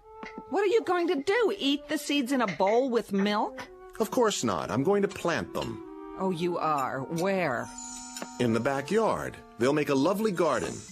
I hate to disappoint you, but plants need something our yard doesn't have. And what's that, dear? Dirt. Dirt? Topsoil, loam. There's nothing but rocks out there. Yes, you're right. But don't worry. I'll find some fresh dirt and bring it home. From where? That may require some thought. Just a minute. Breakfast first? Oh, yes, breakfast. You drive me to work today, remember? Of course. Sit down and eat. I'm going to be late. I was just thinking about the dirt. Where does one go to get dirt, I wonder? Oh, Luther. A quarry would have some, but they'd probably charge a lot of money. Finish your eggs. I'm late as it is. Just cleaning my plate. It's a crime to waste food.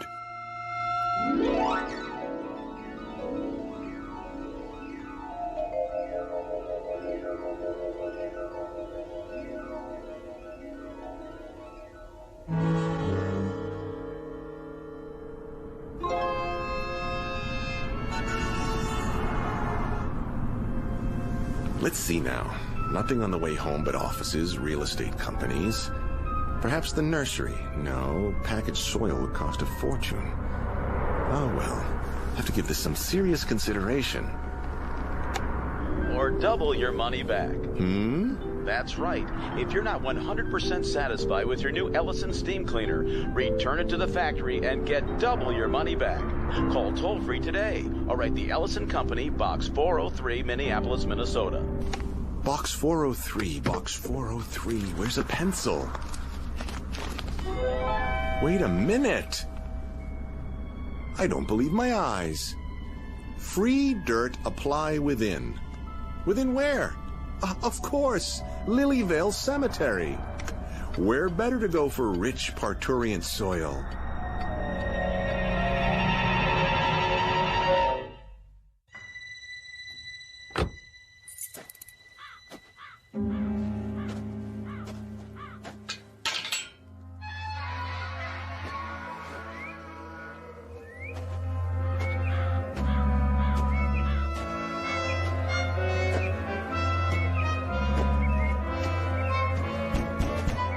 Hello? Hello, anyone? Anyone at all? Guess not.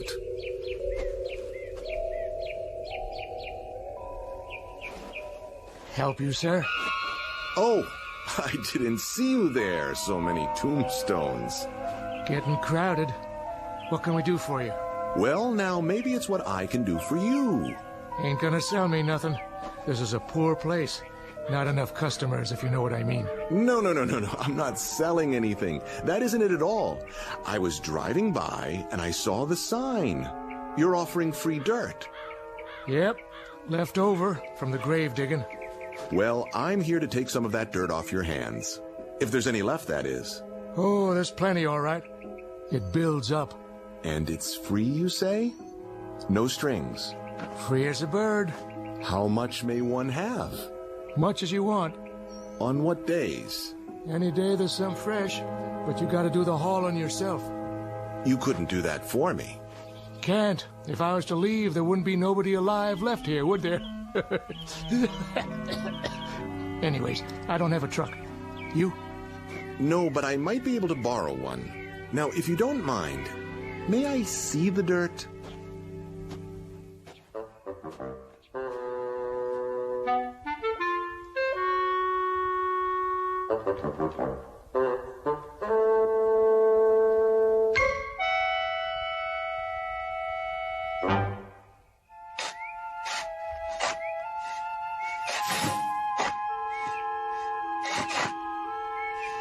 Even it out now. I want to get as much as possible in one load. Okay, mister. Otherwise, I'll have to pay you for 2 trips. Relax. We're getting it all. Nice truck. It will do. Where'd you get it? My neighbor, Mr. Santucci. I promised to share the bounty with him. Bounty? The fruits of my labor. It's a long story. Good thing your gravediggers were here. Always looking for extra work. Dig it up or shovel it someplace else. Same difference. You're sure you don't mind my taking it all? Glad to be rid of it. Well, it certainly does look like good soil. One should be able to grow anything in that. Ought to. Been fertilized enough. Yes, I suppose it has. All right, gentlemen, that's the last of it. I'll meet you at the house.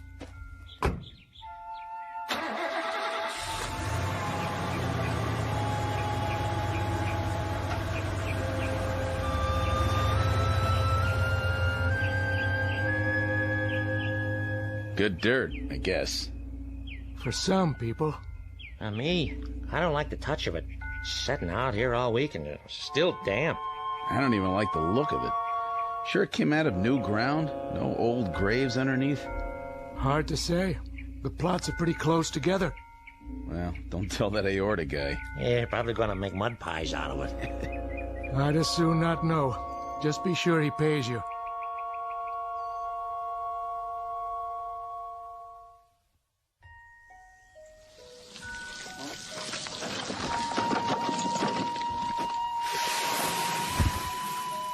That's about it. Good, very good. You've distributed it perfectly. Isn't it beautiful? Oh, yeah. Real beautiful. I'll set to work while it's still moist. You want to pay us now? Now?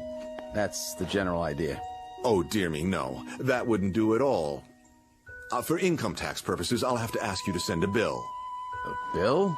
Don't know the address here. Not here. My office.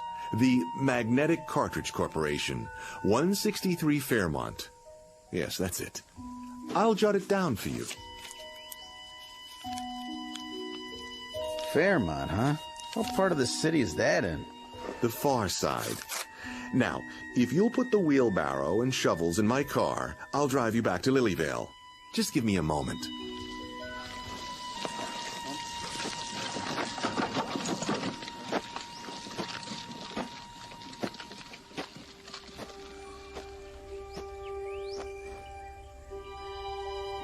I can hardly wait.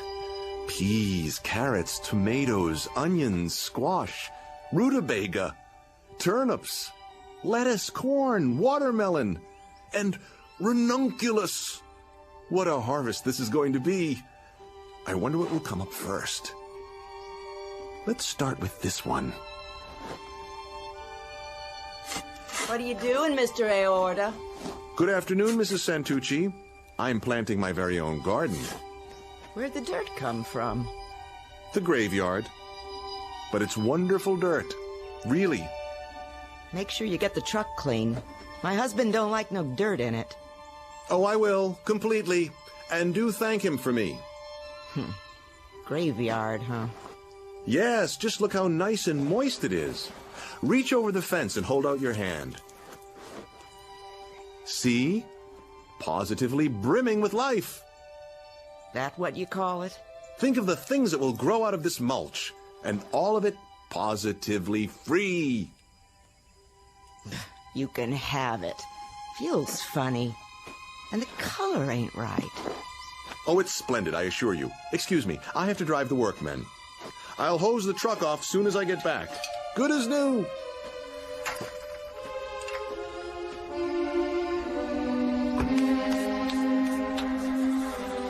Yuck. Even smells funny. Now I gotta wash my hands. Don't know what it is, but something about that dirt just ain't right.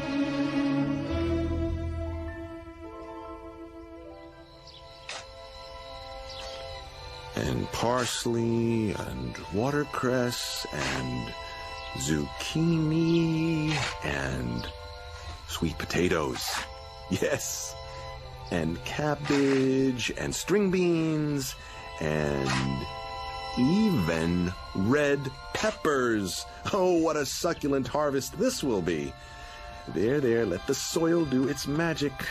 For now, my precious seeds, prepare to deliver your wonders.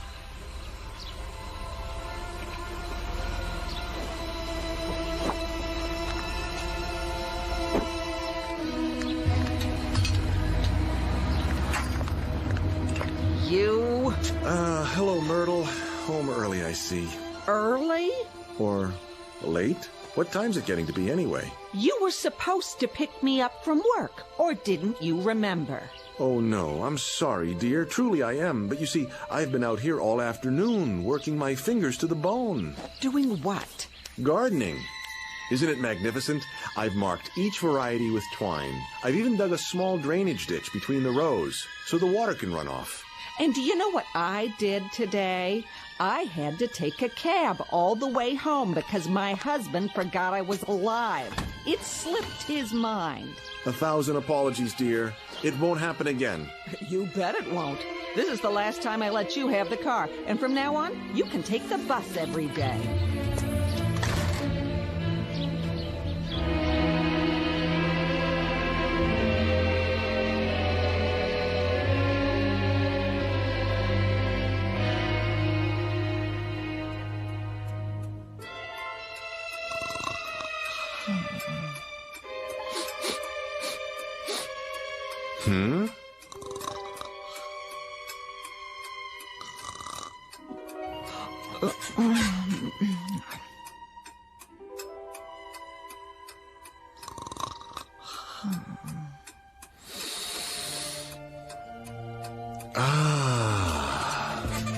What? Luther? Go back to sleep, dear. What in the world? Just opening the window a crack. For? Ventilation. Smell that. Come back to bed. It's 3 o'clock in the morning. I know, but I simply had to get a good whiff. Isn't the night air delicious? Like it's alive. Oh, crazy man. Listen. You can almost hear the little seeds reaching up from the earth, trying to be born.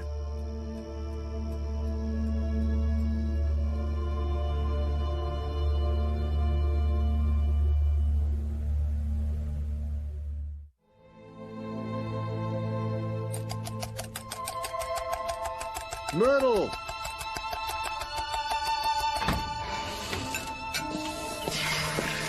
Myrtle! Didn't you hear me? I heard you. Come! Why? You won't believe it! What is the matter with you? I've got to show you something. I have to be at the office in 20 minutes. Let go of my arm. Look! Where did all these plants come from? Where do you think? I planted the seeds yesterday. Now look at them. Luther, if you did this to impress me, it's... No, I swear to you, all this happened in 24 hours. Less than that. Look at these cucumbers. Delicious, delicious. Look, I haven't got time for you. I'm late enough. Try a carrot. Take a bite. Just one little bite. Oh. What's the matter? Don't you like it? Are you kidding? Why? What's wrong with it? Oh, it tastes like, dirt.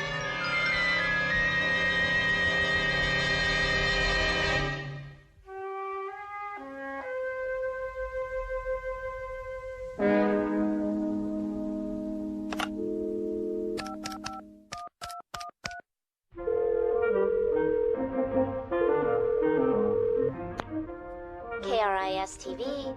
This is Luther Aorta. Send a news truck over at once. I've got something big to show you. Pardon? 1217 Sunnyview Lane. Someone has to take pictures of this. People won't believe it if they don't see it with their own eyes.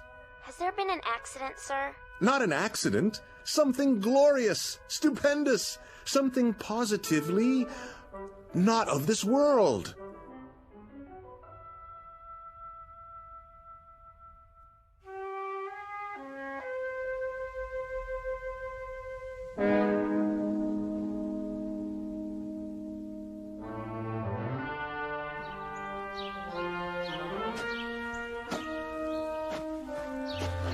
Well? It's a nice garden, I'll give you that. Yeah, same here. But I don't see anything unusual about it. I told you, the seeds were planted only yesterday. It all came up overnight. Is that a fact? Ask my wife. She'll tell you as soon as she gets home. Mr. Aorta, we appreciate your call, but we're a television station, not the university. Do you see the size of it? Well, it looks exactly like what it is. A vegetable garden in someone's backyard. Bigger than most, but that isn't really news. So you're not interested in miracles? Only the ones that can be proved. All right, then. I'll prove it to you. And how will you do that? I'll rip out all of these plants and do it again. You can see for yourself tomorrow. Would that be proof? Yes, sir. That would be proof. Assuming there was documentation. Footage of you doing it and the results. And that would mean cameras around the clock. And unfortunately, that's just not in our budget. We have other stories to cover. I'm sure you understand. Now, if you'll excuse us. But think what a breakthrough this is. Food for the world, instantly. That would be a miracle. Would? It already is. Then how do you explain it? I can't, but it's happened. Oh, looks like it's been happening for a while. What do you mean? Well, these leaves, they're already turning black around the edges. They can't be. I'm afraid so. They've reached their maturity. Now they're going to seed. Then I'll plant some more. You do that. And when you do, give us a call. I will. I'll get right on it. You can count on me. I'm sure we can. Bye now, Mr. A. A-O-R-T-A. Straight from the heart.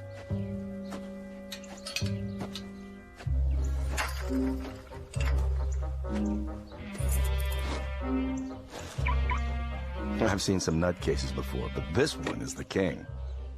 Could have saved us a trip if he told us the whole story in the first place. Make sure he does the next time. Oh, think he'll call again? You know it. But I hope we're out on a real story when he does.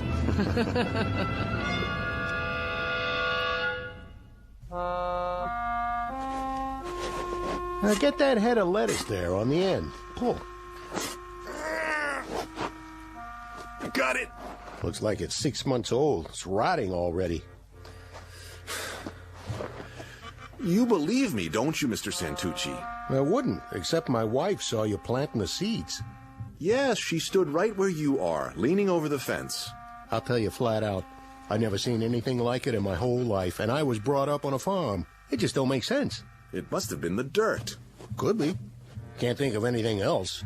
Made a nice layer of topsoil. Now it's all sucked clean. You need some more fertilizer. I wouldn't know what kind to get, unless... There is plenty more where this came from. That's what the caretaker said. Might work, might not. I'll tell you one thing, though. I wouldn't be caught dead eating any of this stuff. It ain't normal. That's the point. It isn't. It grew so thick, ripened so fast. Sell it to the college, maybe. That's an idea. Or the agriculture department. Could be you come up with something brand new. Yes. Maybe I have. I'll call them first thing in the morning. But for now, I'd better spread some fresh dirt. Mr. Santucci, what are you doing tonight? Why do you ask? I was thinking we could go back and get some more in your truck. I don't know. If it works, we might even get a patent out of it. At least the Guinness Book of World Records. Partners. What do you say? Where did it come from? Not far. We can be back before dinner. Don't worry, we'll be fine. It's only a cemetery.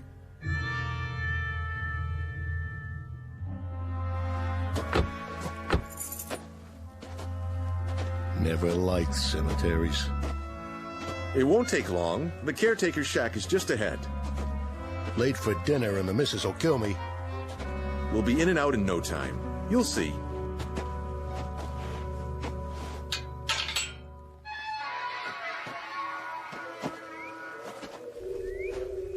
Sure got dark fast.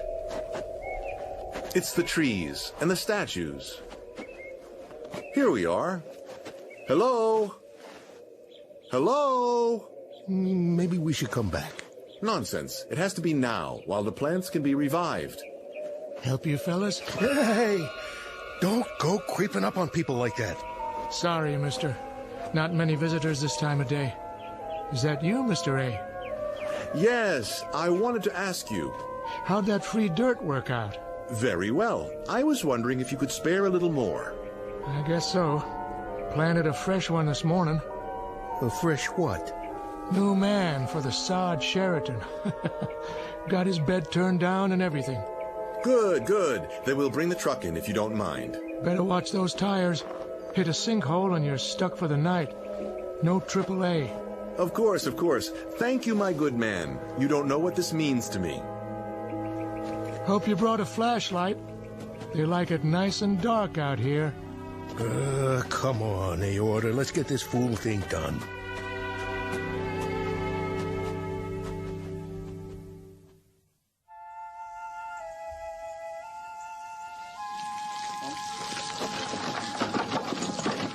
Arnie, how much longer?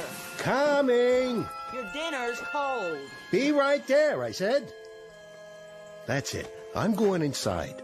But we're almost done. One more wheelbarrow full, and the whole garden will be covered. Well, it's your yard. You finish it. Don't know why I let you talk me into this in the first place. Think of the publicity. Our pictures in the paper. 2 neighbors who can feed the world. Lots of luck, pal. I gotta take a shower to get this stink off me.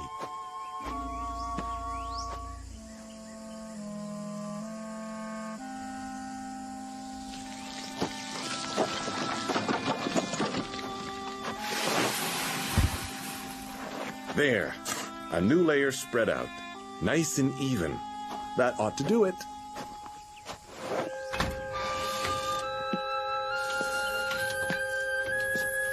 Myrtle! Myrtle, where are you?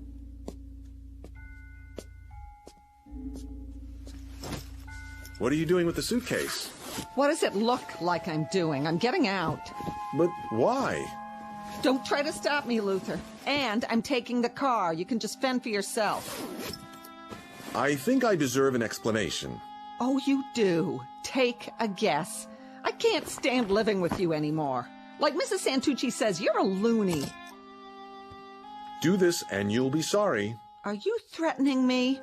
No. But those plants, they might be worth a lot of money. Yeah, in your dreams. Keep away from me. Tomorrow I'm going to have someone from the university come over and take a look. They're worth a fortune. Mr. Santucci agrees. They might be worth nothing. That's what they might be worth.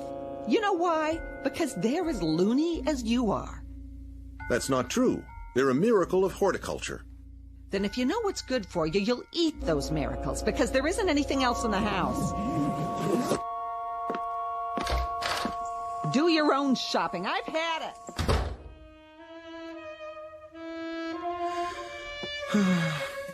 She'll be back. Just you watch.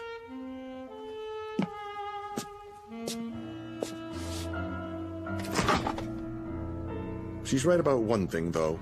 The refrigerator's as good as empty. And the cupboard was bare. Oh, well. I've got my vegetables, ripe and ready to eat. Where's the laundry basket? I'll fill it up and dine like a king.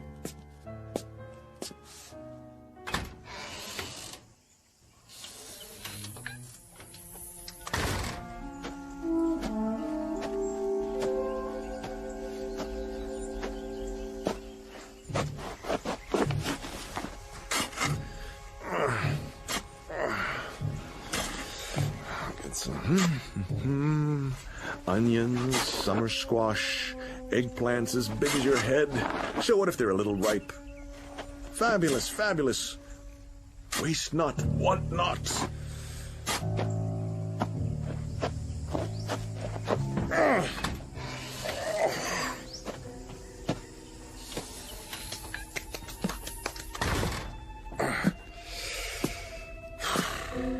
Looks like I'm going to be a vegan for a while. Well, so be it. Tonight the vegetables, tomorrow the world. Boiled, sautéed, any way at all. How about a nice hearty soup and a casserole? Potatoes au gratin, yes. A little salt and pepper, a few spices, and voila! Luther Aorta's Blue Plate Special, coming up.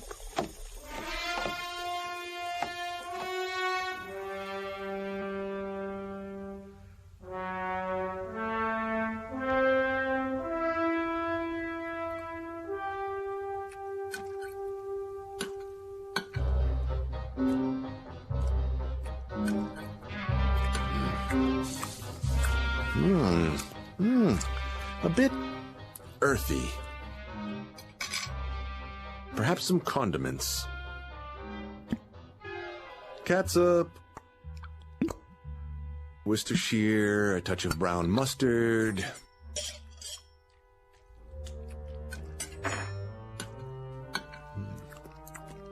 You gorgeous turnip, you. Now, something to wash it down.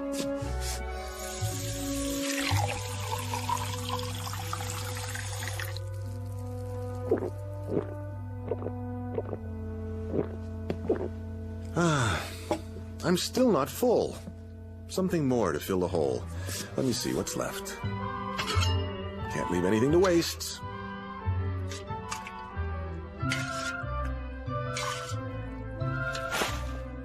Who's there?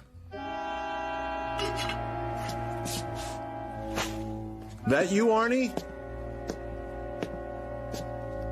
Who's in my backyard? The cat. Or raccoons. Come to steal by the light of the moon. Well, I will not have it.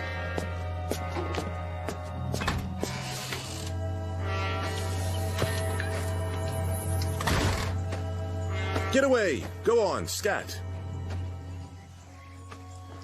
What? Where did this come from? Somebody's dug a hole. A deep one. Someone or something. About 6 feet.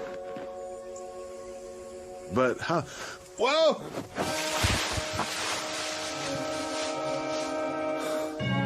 Felt like something tripped me. But what? Gotta climb out.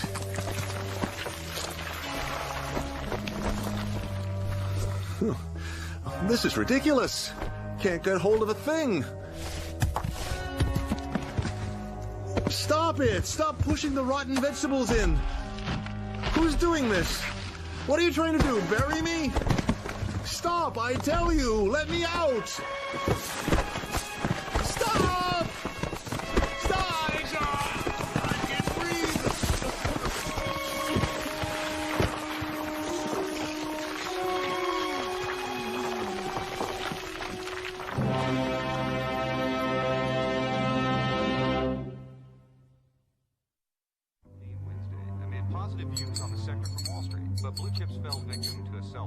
So, what do you think it was?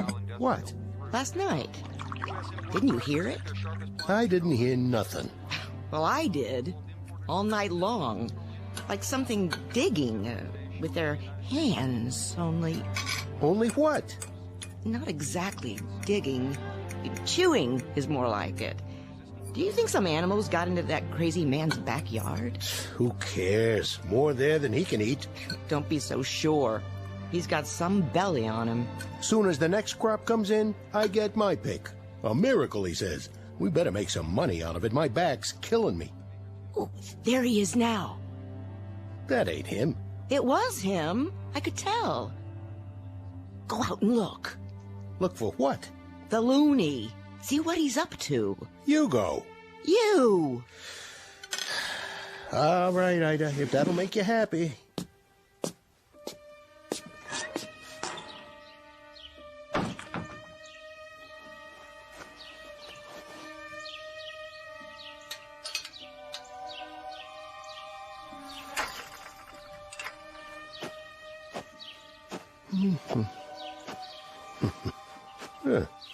Where's all the rotten stuff? He cleaned them up pretty good.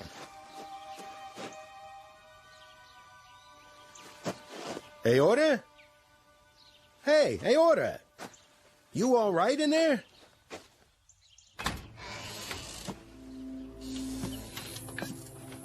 Hey, what did you do with the old vegetables? Hey, are you... Oh, jeez. What happened? You okay, buddy? Wake up!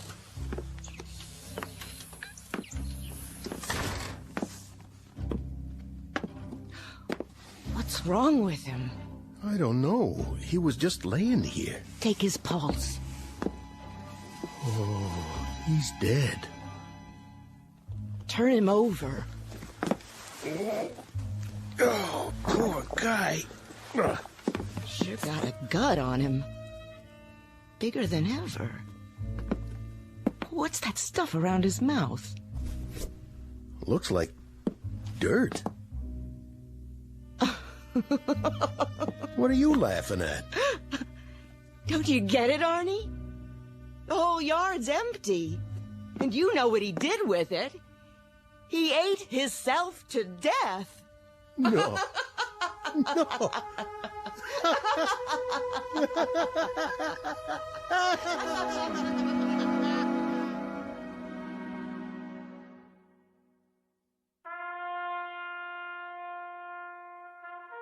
End of a very strange incident in the annals of home gardening. Whether Mr. Aorta finally climbed out of that hole or ate his way out doesn't really matter.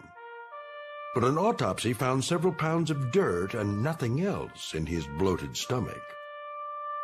And Mr. Santucci, his unwitting partner, slept very little that night, waiting for the next deadly crop to appear.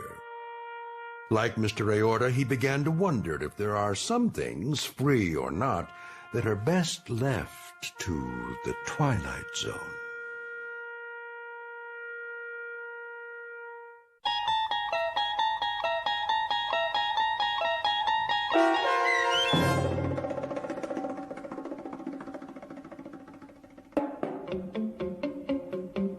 Free Dirt, starring Eric Bogosian with Stacy Keach as your narrator, was adapted for radio by Dennis Etchison and written for The Twilight Zone by Charles Beaumont.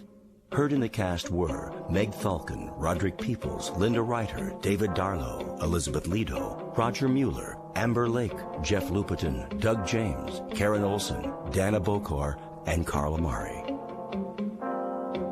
This copyrighted radio series is produced and directed by Carl Amari for Falcon Picture Group. Sound design and custom Foley effects for The Twilight Zone by Cerny American creatives Bob Benson, Craig Lee, Michael Slabach, and Matt Sorrow.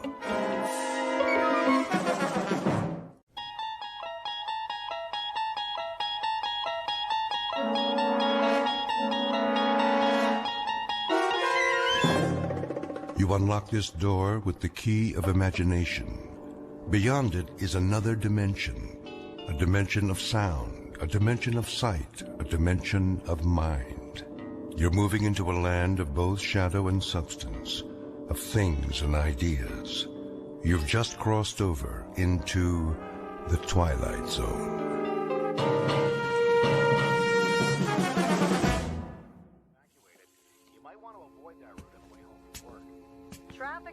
The dishes are all done. Do you need something? It's getting late. It's not that late, is it? We can play a game of cards if you like. A storm is coming. Is it? Well, that's what they said on the radio. A very serious one. The sky was clear this afternoon. Nevertheless, I think you should be getting home. Well, I'll just fix your cup of tea then. I'd like to be in my bed. So early?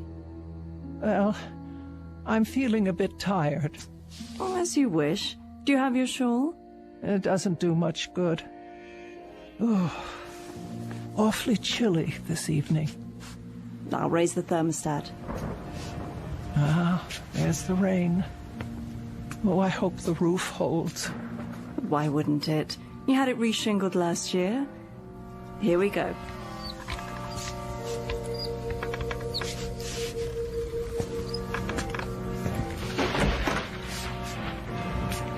I'll turn the bed down for you. Now, take my hands up and out of your chair. Oh, thank you. Thank you, Margaret. I don't know what I'd do without you. Oh, you do just fine. You'll be walking again soon. Have you been doing your exercises like Dr. Mays told you? It's no use. These legs simply don't work anymore. Oh, Margaret, I'll never leave this house again. Now you stop that. There's a big, wide world out there. Places to go and people to see. The only way I'll see them is if they come here. And there's not much chance of that. Most everyone I know has passed on. Surely not. You have a phone right next to the bed. Call some friends. Keep in touch. It's been too long. I don't know if the numbers work anymore. Of course they do. If they don't, talk to Miss Finch at the telephone exchange. She'll look them up for you. Now, wait right here. I'll get your pills and a nice cup of hot tea. Hurry, Margaret, the rain. You'll never get home. Oh, don't you worry about me, Miss Selva. I'll be back with your tray. Oh, my. Such a terrible, terrible storm. Miss Elva Keene, who lives alone on the outskirts of Linden Fleet in Maine. Her world has shrunk to the size of the small house she owns, and may never leave again. For some years, the pattern of Miss Keene's life has consisted of sitting in her wheelchair or lying in her feather bed, knitting, reading books, listening to the radio, eating modest portions of food, napping, taking her medication, and waiting. For exactly what? She's not sure. Perhaps for something different to happen. Something small but significant that will make all the difference. Miss Keene doesn't know it yet, but her time of waiting has just ended. For something different is about to happen, by way of an unexpected phone call in the middle of a stormy night. A telephone call routed directly through the Twilight Zone.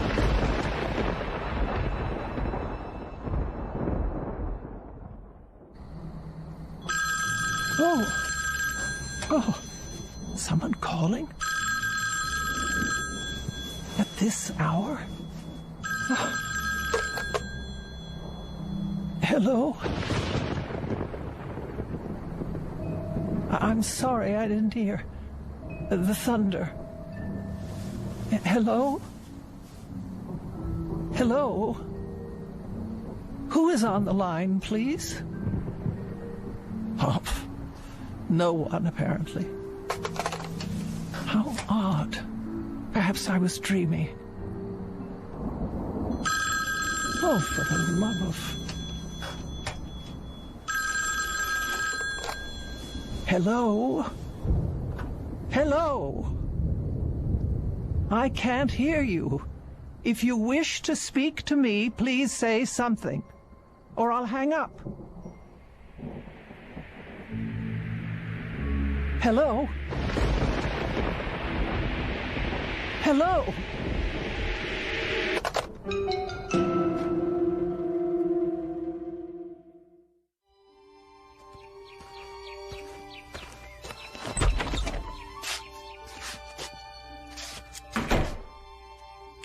Hello? Just a moment, Margaret. You're up early this morning. Oh, what is the matter with this phone? I'm trying to make a call. No one's picking up at the switchboard. Well, I imagine they're pretty busy this morning, what with the storm and all. I suppose.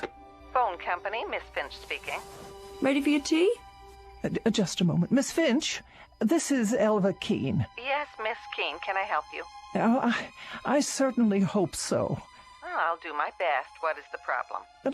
Last night, about 2 a.m., my telephone rang. Oh? I answered it, but no one spoke. And I didn't hear any receiver hanging up. Just silence. Is that right?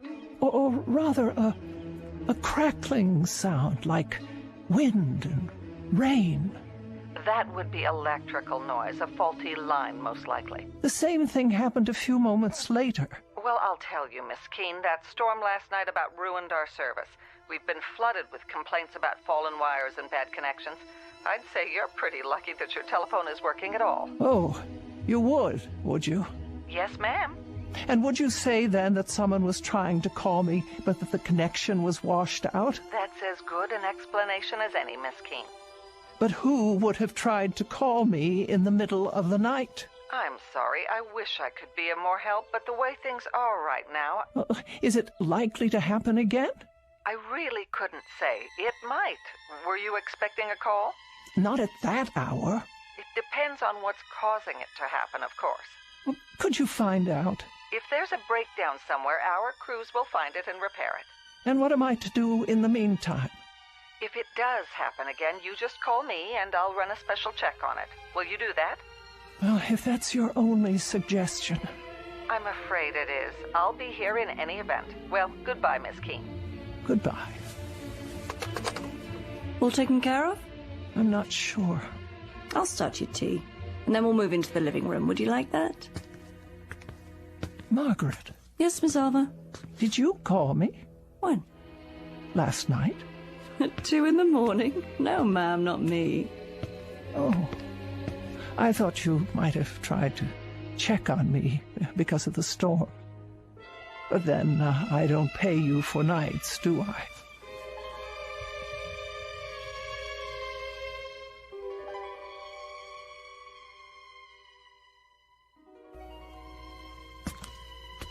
More tea? No, thank you. Have you taken your pill? Yes. Don't I always? Never missed one yet. The highlight of my morning. The mail should be here by now. Shall I check the box? Why don't you do that? With multiple injuries in the 5-car pileup, so take caution while driving in these slick conditions. The storms are still very strong in the north and northeast, while the rest of the city, the severe storms seem to have passed over. Several areas were still without power last night due to fallen wires. Workmen restored electrical service shortly before dawn.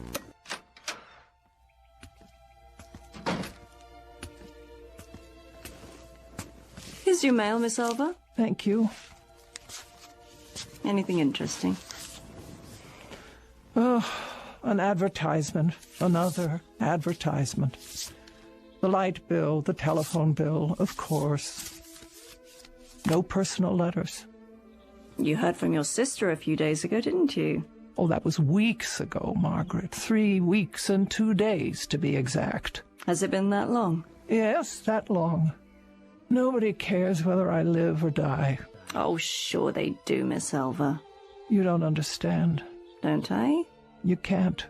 You have no idea what it's like to be alone. But you're not alone. I come by during the day. Yes, you do. And for that I thank you. But it's been so long since I've had a real visitor. I mean, someone who came of their own accord. Oh, now don't talk like that. You're going to get yourself into a mood. I'm sure lots of people are thinking about you this very moment. Who? You'll hear from someone any time now. Just be patient a while longer. Wouldn't you like to work on your knitting? All right. Can I get you anything else? Not just now. Well, start thinking about what you want to eat tonight. I'll make a list and go to the store later. For now, I better get the dishes washed.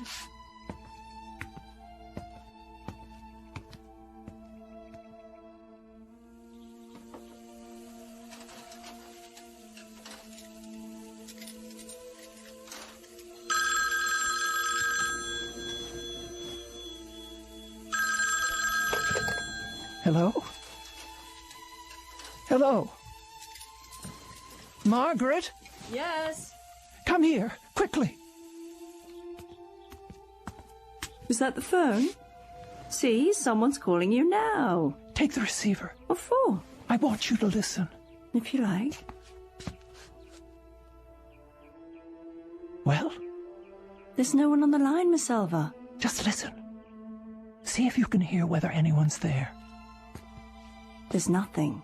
But you heard it ring, didn't you? Yes. Tell me if someone hangs up. Not a thing. The line's dead. Wait. What's the matter? Oh, well, it doesn't matter. I'll call Miss Finch and have them check on it. You really think that's necessary? Yes, I think it's necessary. Am I to suffer calls like that at all hours of the day and night? Calls like what? There was no call. Then why did it ring? It was a mistake, that's all. How could it be a mistake? Someone must have dialed my number. Not if it's a malfunction. Something's wrong with the equipment. I'm sure they'll... What are you doing? Reporting it. Phone company, Miss Finch speaking. Hello, Miss Finch. I thought you should know. I've received another one of those calls.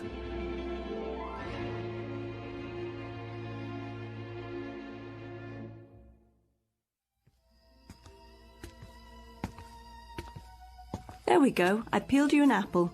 And here are 2 of your favorite cookies to go with your tea. Can you think of anything else? No, I'm sure that will do. All comfy? Perhaps one more pillow. Certainly. Here you are. Thank you, Margaret. You go to so much trouble. It's no trouble at all. I wish you could understand how degrading it is for me to ask for help. I've always been able to take care of myself. Oh, now. We get along just fine, you and me. We're friends. I don't have friends anymore. Don't be silly. You have more friends out there than you realize. Oh, I wish that were true. You'll see. You'll hear from them. Meanwhile, don't fret about those phone calls. Don't give them another thought. I'll try not to. It was the storm, I'm sure of it. Perhaps you're right. Whatever the trouble was, the repairman have fixed it by now. But just to be sure, why don't you keep the receiver off the hook and then you won't be bothered? Oh, that's a good suggestion. You know, I have an extra television set, a portable. I could bring it over if you like. No need. There's hardly any reception out here. There is if you put up an antenna or connect with the cable system. That costs money. Besides, there's nothing I care to see. Suit yourself. But if you change your mind, let me know. You should be getting home. It is getting late. Let's see. You have your pills, your knitting. Would you like a book? I'll be going right to sleep. Good night then, Miss Keene. See you in the morning. Yes, in the morning.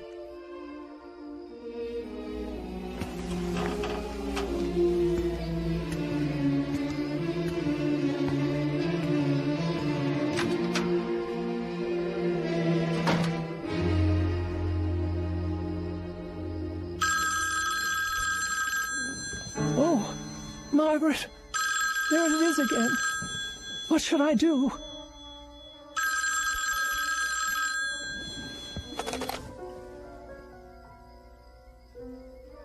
Nothing.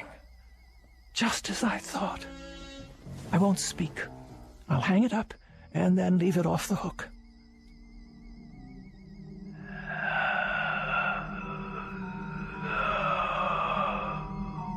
Yes? Who's there? Who is it?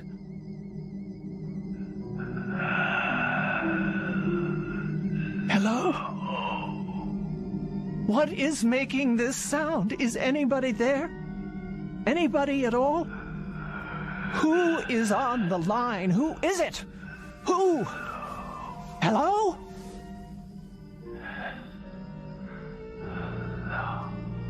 What is that? Please, please leave me alone.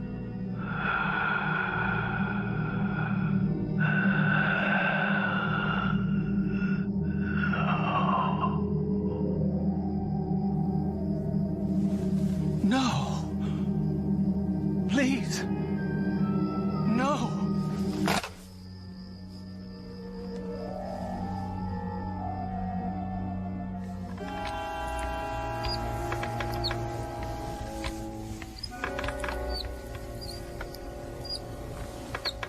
Here we are, your favorite spot in the living room.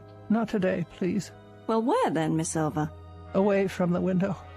If you're going to knit, you'll need the light. I don't care to knit just now. Very well. And close the curtains. Close them? I just opened them. That's the way I want it. But look what a lovely day it is. With the curtains drawn, there'll be hardly enough light for anything. Please do as I say, Margaret. I'm not feeling well. Why? What's wrong? My nerves. I hardly slept last night. You didn't? Not a wink. Why on earth? What happened? Do I have to tell you? No, not the telephone. Yes, at all hours, over and over again. You're sure? Indeed, I am. The sound is so loud in this house, it hurts my ears. Well, we can't have that. And this time, he spoke to me. He didn't. Margaret, I simply can't bear it. Shush, dear, don't you worry. We'll do something about that right now. Call Miss Finch and clear it up. She won't listen. Of course she will. She doesn't take me at all seriously. Well then, I'll have a word with her. We can't have you going without your sleep.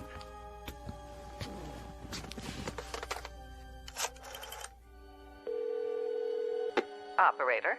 Is that Miss Finch? It is. This is Margaret Phillips, Miss Keene's private nurse. Oh, yes. How are you? I'm fine, but Miss Keene isn't doing so well. Oh, sorry to hear that. Why haven't you fixed her line yet? I've told her we'll repair it as soon as... It's gone beyond that. Now someone is speaking to her. She can't sleep at all. If Miss Keene's health should be disturbed any further, the phone company will be held responsible. Now, just a minute. Give me the phone. Here she is now. She'll tell you herself. Miss Finch. Yes, Miss Keene. There's a voice on the phone. A voice? It says one word over and over. Hello. It doesn't sound normal. It sounds distorted. Are you sure it's a voice? What else could it be? Well, static on the line sometimes. It was someone, I tell you. The same someone who kept listening to me say hello over and over again without answering back. The same one who made those horrible noises. What kind of noise? I don't know. That's why I'm calling you. It must stop immediately. A voice, you say? Was it a man or a woman? I couldn't be sure. So you have no idea? I tell you, there is no way of knowing. It could be either. And you're positive it wasn't someone on your party line? Oh, don't you think I know the people on my party line? Of course, Miss Keene, of course. Well, I'll have a man come out as soon as possible. The crews are still pretty busy, what with the damaged lines and all from the storm, but I'll tell them to put a rush on it. And what am I to do if this person calls again? Hang up, Miss Keene. But whoever it is will only call back. And then I have to answer to stop the ringing. That's my best advice. It's either that or disconnect the line. No, you can't do that. What if there were an emergency? I have no way to call out. That's true. Then there isn't much choice. I suggest you talk to them. Try to find out more, get a name if you can. Do that and we'll have something to go on. We'll take immediate action, I promise you. But I don't wish to speak to them at all. Then I'm afraid there's nothing we can do. So you won't help me? We can't. It could be absolutely anyone. There's no way to know. I see. Then, good day to you. What did she say? Not a word of help. It's obvious she doesn't believe me. Oh, I'm sure that's not true. As far as she's concerned, I'm just a nervous old biddy falling prey to my imagination. But she didn't actually say... Well, she'll find out differently. You all will, if it's not too late by then. Such talk. You're letting yourself get way too upset. Why don't we have some breakfast? Would you like that? No, I'm not hungry. In a while, then. We'll both have something. I'll leave the curtains drawn so you can catch up on your rest. Would you like a pillow for your back? Make sure they're completely drawn. But it's so dark in here. I can't afford the risk. What do you mean? Well, if someone's out there, he could be watching. Watching what? Me.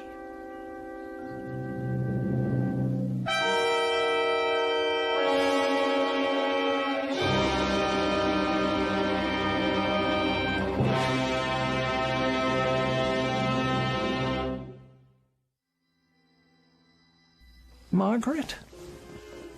Margaret? That's all right. Stay where you are. You're entitled to a nap, too.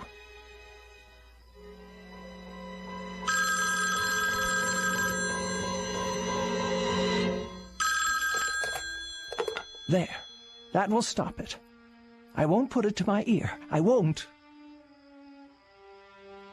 But if I don't take the call, I'll never know who it is. Oh. All right, I'll leave it on the hook. And the next time it rings, I'll force myself to speak to them and find out what they're up to.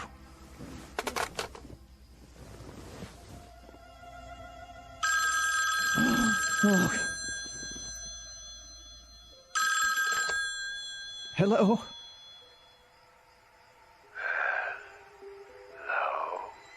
Who is this? Who's calling, please? Who's calling? I've had quite enough. Stop this at once. Why do you keep saying that? Can't you hear me? No. Please. No. No. Margaret! Margaret! Margaret! Yes? Oh, Miss Alva. I was just resting my eyes. Is everything all right? No, it is not. Then what? The telephone. Oh. Did it ring? I thought I heard something. It's a man. I'm sure of it. How do you know? Because he just called again. I heard the tone of his voice. It was deep and hoarse. Like there was something wrong with him. What did he want? I don't know. Then how? He just keeps saying hello. Over and over. That's all he says. Hello. Hello. Hello. Now you've got to stop this, Miss Keene. I've got to stop. I'm not the one who... You're working yourself into a state over... Over nothing? I didn't say that. You didn't have to. You were going to say it. Now, Miss Keene, I was not. I think I'd better put you back in your bed so you can... I don't want to be put in my bed. I want to know who this terrible man is who keeps calling. What did Miss Finch tell you? She told you it's probably a bad connection, didn't she? The telephone wires are still wet from the rain. It was not the connection. It's a man. I'm not arguing, Miss Keene, but if he keeps on saying hello... That's all he says. Then obviously he can't hear you. And that would be because of a bad connection. Doesn't that make sense? No. He heard me. I know he heard me. He paused each time and waited for me to speak. I don't know what he wants. Then why don't you hang up on him, Miss Elva? You don't have to listen, just hang up. Is that so hard to do? No, I've tried that. But the voice... Hello, over and over. Hello, hello, hello. Then do this. Take it off the hook. There. Now he can't call you, right? Nobody can call me. Leave it that way just for the time being, until all this funny business is over. It will be the same on the extension. And then if you decide to make a call, all you have to do is hold down the arm for a second. Isn't that right, Miss Keene? Miss Keene? But why is he calling me? Why would he? Can you tell me that? Why? He wants something from me, but I can't imagine what it is. Oh, I can't bear that sound. Try putting a pillow over it. There. No. Hello. Hello?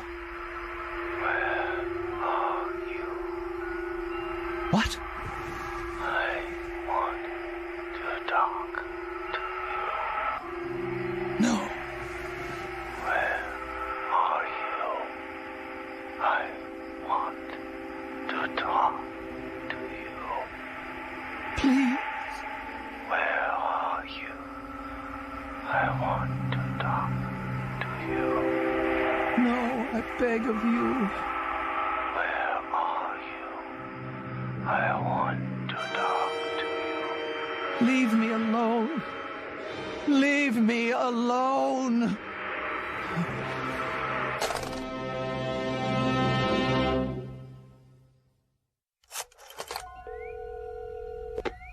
Phone company. Miss Finch, the problem is getting worse. Oh, hello, Miss Keene. I tell you I won't have it. Have you tried leaving it off the hook? No, it doesn't do any good. He just waits for me to hang up so he can call back. I left the receiver off last night, but I can't do it anymore. Even when I bury it under a pillow, the noise keeps me awake. I haven't had any sleep in 24 hours. Then perhaps, Miss Keene, we should disconnect it after all. No, I am an invalid, Miss Finch. I must have telephone service in case of emergency. I'm sure you must. Now, I want the line checked. Do you hear? This terrible thing must stop right away. All right, Miss Keene, I'll put a man on it right away, and this time we'll get to the bottom of it. Swear to it. I give you my word. Oh, good. Thank you. You don't know what this means to me. I'll call you as soon as we find out the problem. You'll see to it, no matter what it takes. Of course. First thing, we'll give you an answer before noon. Thank you. Don't you worry now. Oh, bless you. That's what we're here for.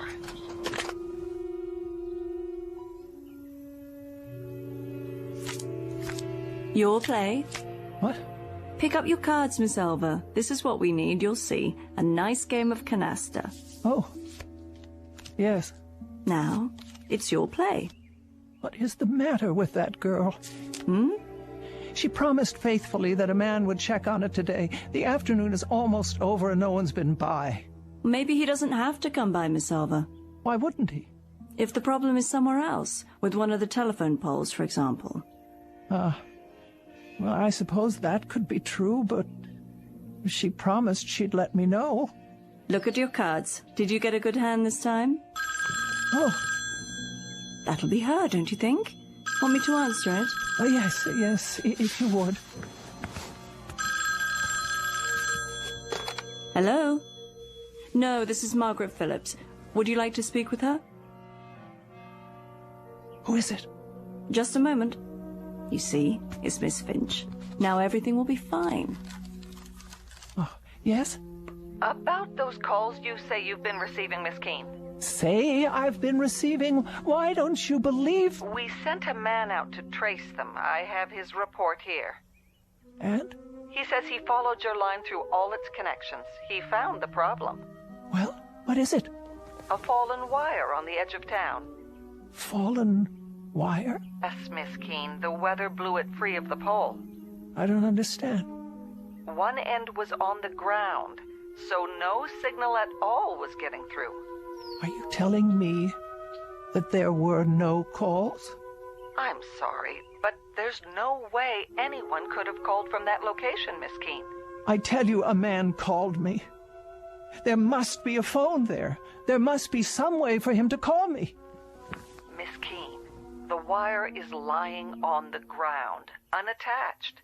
Tomorrow our crew will put it back up and you won't have any further trouble. There must be a way that someone got through. But there is no one out there. No one at all. Out where? Miss Keene, it's the cemetery. Oh. Miss Keene, are you there? What is it, Miss Alva? Miss Keene? Miss Keene? Why have you dropped the phone? Will you tell me what's wrong? Miss Keene, for heaven's sake, what is it?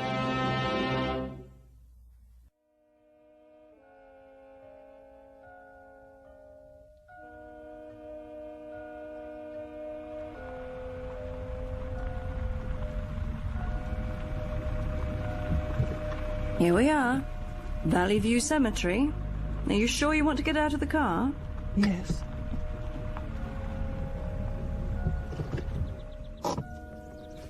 Get my chair from the back seat, please.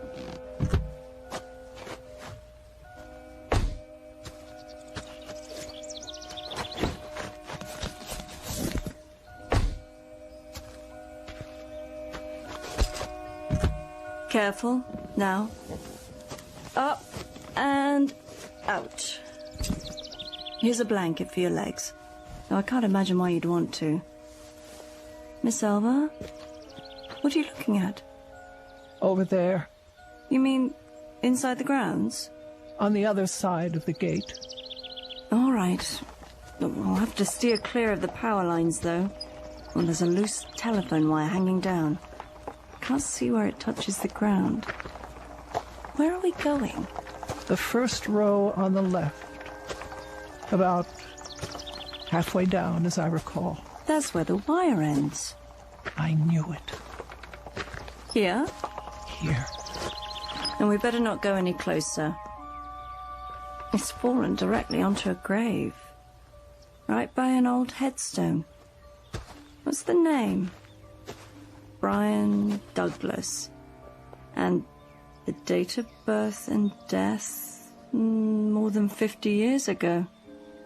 Oh, the poor young man. Only 27.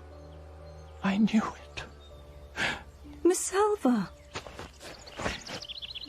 It's him. Who? It's him. Brian. Oh, Brian. You knew him? Brian, my fiancé. He died a week before we were to be married. Oh, Miss Alva, I didn't know. We were in a car together. I insisted on driving. I was always insisting on things, telling him what I wanted, dominating him in my way, and he always did what I said, always. I lost control of the car, steered it right into a tree. Brian went through the windshield. He was cut to pieces. I was left crippled, and now he's trying to reach me, I'm sure of it. Don't you see? He's trying to reach me. So many years out here alone. in the sun, in the wind, in the rain. And now, at last, I can talk to him. I won't be lonely anymore.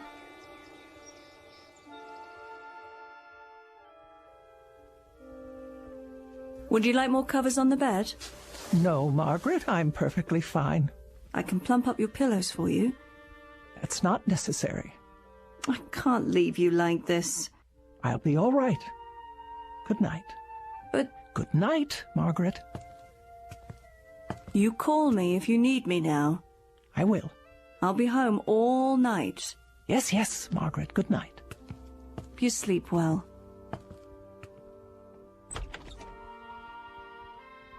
Now then, you may call me any time at all. I'm waiting. Oh, this is ridiculous. Now that I want you to call. Brian? Brian? Are you there? Can you hear me? It's Elva. Elva! Oh, Brian. Brian, my dear. Brian, where are you? Where are you, Brian? Can't you hear me at all? Brian! Are you there, Brian? If you are, please speak. It's Elva. Elva! You can speak to me now. I didn't know it was you. I thought... Brian, please, I know you're there. It's Elva. Talk to me, Brian, please. I beg you. You said... leave you alone. No, but I didn't mean... I always do what you say. Oh, God, but I didn't mean... Brian, I didn't mean that. Not this time. I didn't understand. I only meant... Oh, Brian. Brian, speak to me. No, Brian, don't go. Don't leave me here. I didn't know it was you. I didn't understand. I tell you, there were so many things I didn't understand. I didn't mean to say. Brian, please. Please. Oh, please. No. Oh. According to the Bible, God created heaven and earth. But it is every man's prerogative and every woman's to create their own particular and private hell. Case in point, Miss Elba Keene, who in every sense has made her own bed, and now must lie in it. Sadder but wiser, by dint of a rather painful lesson in responsibility, transmitted from the Twilight Zone.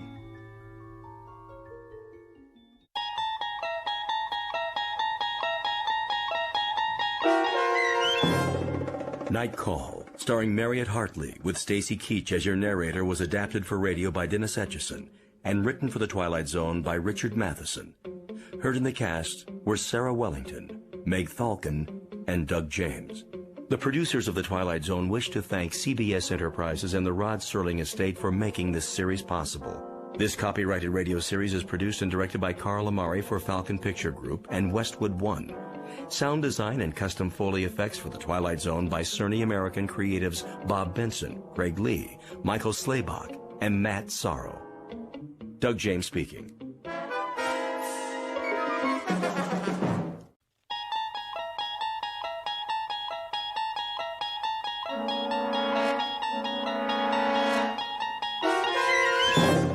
You're traveling through another dimension.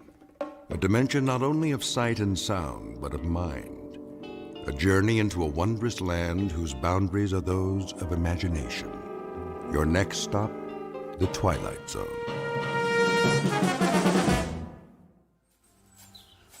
Come on, let's take a look in the window. How are we gonna do that? Climb up. Aw, just sneak in. Not me. I ain't going to church. No Sunday school today. We could open the door and take a peek. Nah, we couldn't see him. Where is he? In the box, in front of where the preacher's standing. I thought he was supposed to be in a coffin. Silly fool. That's what the box is. A coffin. Oh, well, I gotta see that. Yeah, me too. But I told you, we gotta look in the window. What are we gonna climb up on? The rain barrel. Over here. I'll show you. Thank you, Sister Ruth. That was mighty fine playing. Yes, sir. Amen. Yes, sir. Now then, to get to it. Brothers and sisters, we're meeting here today so we can pay our respects to one of our own. Our dear departed brother, Jefferson Myrtlebank. Oh, bless his soul. There's his family. Yep, you all know him. His pa, Reverend Siddons. Henry, and his ma. Very fine. Thank you, Reverend. God bless you, Ethel. And little Liz Myrtlebank ain't but 10 years old. Bless her heart. Look at her. What an answer. We all know Jeff Myrtlebank. He was a good boy. Yes, Fine. Fine young man. Oh, real good fun. That he was, Miss Gatewood. Oh, Mama. Take my hanky, Comfort. Comfort Gatewood, you go ahead and mourn for that fine, fine young man that's laid out in his coffin. There wasn't none better in these parts. Not a one. Not a one. Absolutely. Oh, he didn't always show up here on Sundays, but nobody ever saw him at the bootleggers on Saturday night either. As they come. No. But the Lord giveth, and he taketh away. And no man knoweth the reason. As it's written. We're all gonna miss this strapping youth.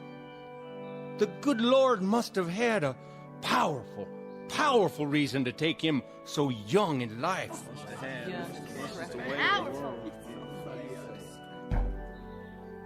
Oh, my. Huh? What is that? Did you hear that? But we all know the Lord moves in mysterious ways. His wonders to perform. What is going on?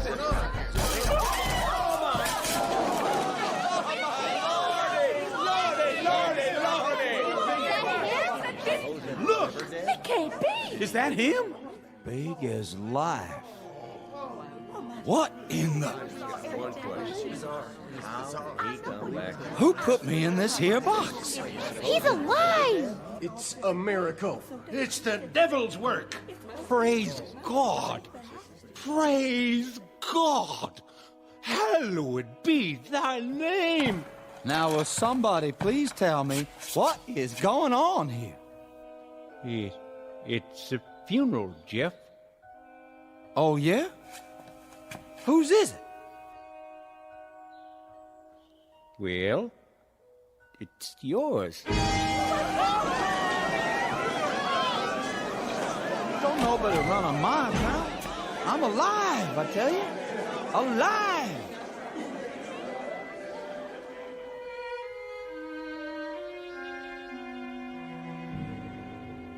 Time, the mid-1920s.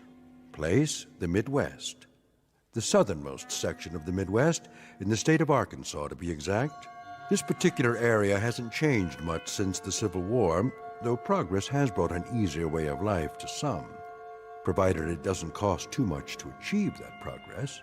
The church is a simple one-story wood-frame building. It hasn't been painted for some time, and there's a chimney in the roof for winter heating. The faithful come to this church on foot, a few in their Model Ts, and some still in horse-drawn wagons, for this is a population that can't afford to change with the times.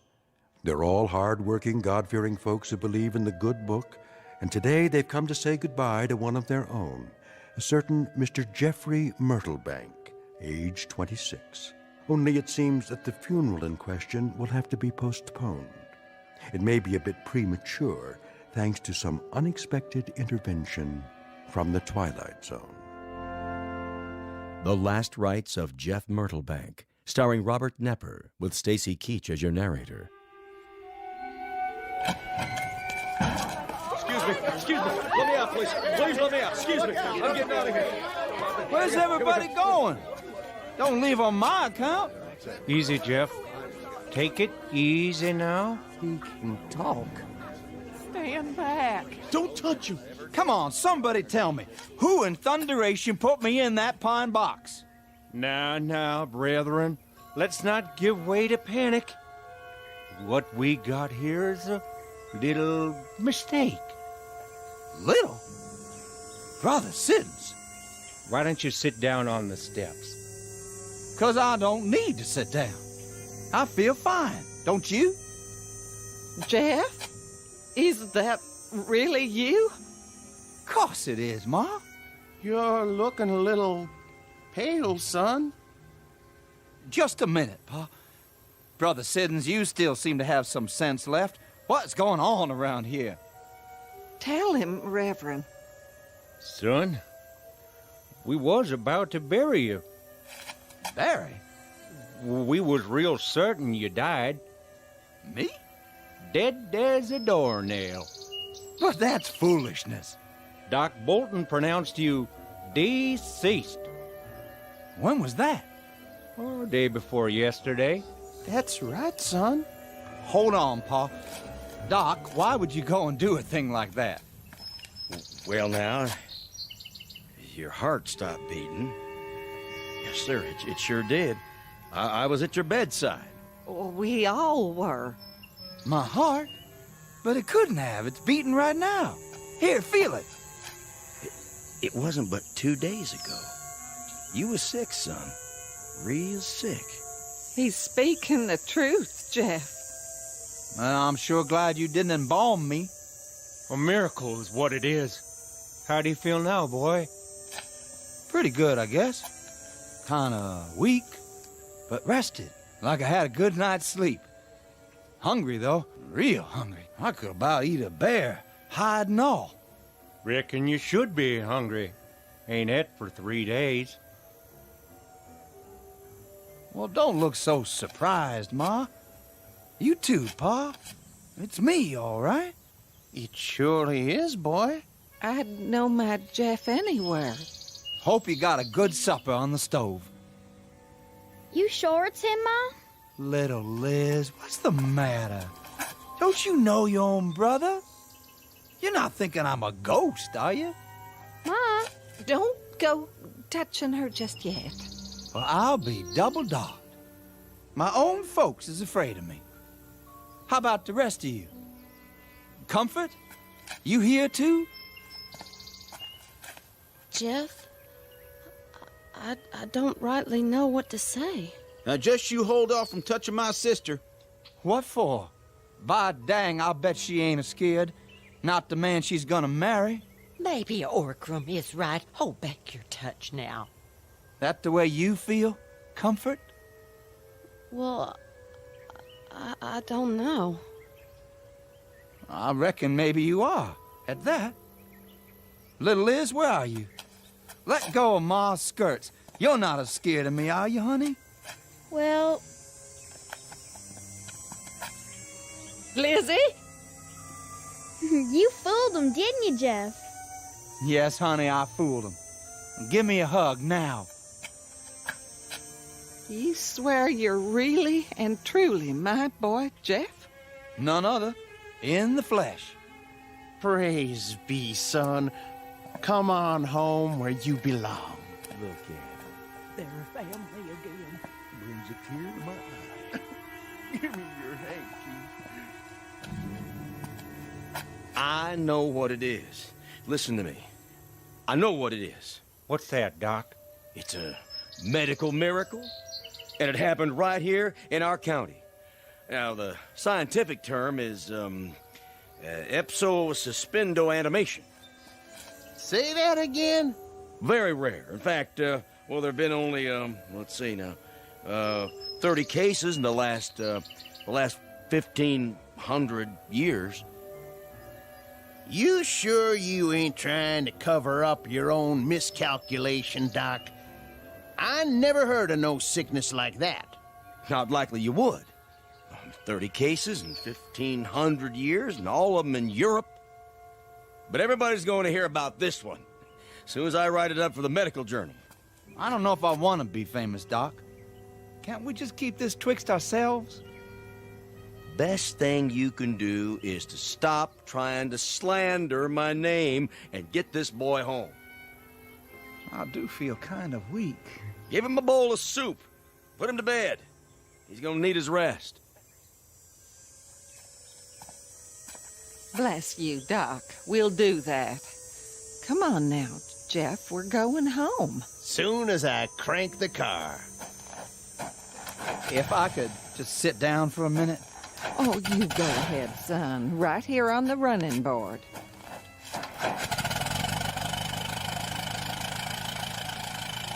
Jeff, can I speak to you? Go ahead. Sorry I acted funny. It was just... well, so sudden you're taking sick and all. I like to cry my eyes out. Did you? But now, I don't have to cry anymore, do I? Not one bit.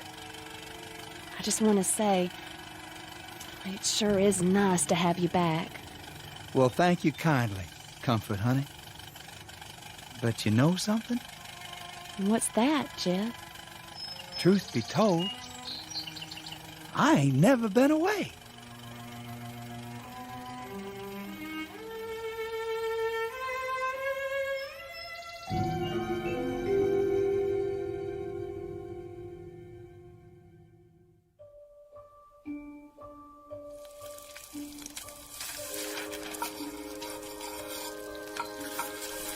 How does everybody like their breakfast this morning? Hey, Paul, you ever gonna come up for air from that catalog? Is that all you can do? Grunt? It's good, Mama. Why, thank you, Lizzie. How about you, Jeff? Great, Ma. Real great. Another biscuit? Plenty more where that came from. No, thank you. I'll bust a gut. Besides, time's a wasted. You're in an all-fired hurry. Think I'll run over to the East 40 and get at that fence. I wish you wouldn't. Tell him, Ethan. Will you put that catalog down? I'm talking to you. Listen to your ma, Jeffrey. I'm listening. It's only been 2 weeks since you was at the brink of the grave. You oughtn't be toiling from sunup to sundown every day. Oh, I feel fine, Ma. Never felt better. Just the same. I'd rest easier if you... Be back for lunch, Ma. See you over there, Pa. Boy, seems all right to me. Just the same, I'm a mite concerned. What about? I don't like the way he's behaving ever since... What do you mean, Ma? He's different. Not like he was at all. Seems the same to me. He only ate 2 eggs again. That's so. Ever since he sprouted teeth, he's been having 3 eggs at breakfast. A man's taste can change. And the way he's going at that hard work, he never was friendly with work before. That's true enough. I recollect quite a few times being worried that he'd leaned a shade toward this side of shiftlessness. You mean lazy? Not exactly. Just not very interested. But since his sick spell, he's been in there pulling his share like he's trying to catch up for a year of back work. It ain't like him at that. No, it's sure not. What are you waiting on, Big Ears? Nothing, Pa. Run down to the mailbox and wait for the mailman. Yes, sir. I'm expecting a new catalog. And I hope it gets here. You've about wore that one out.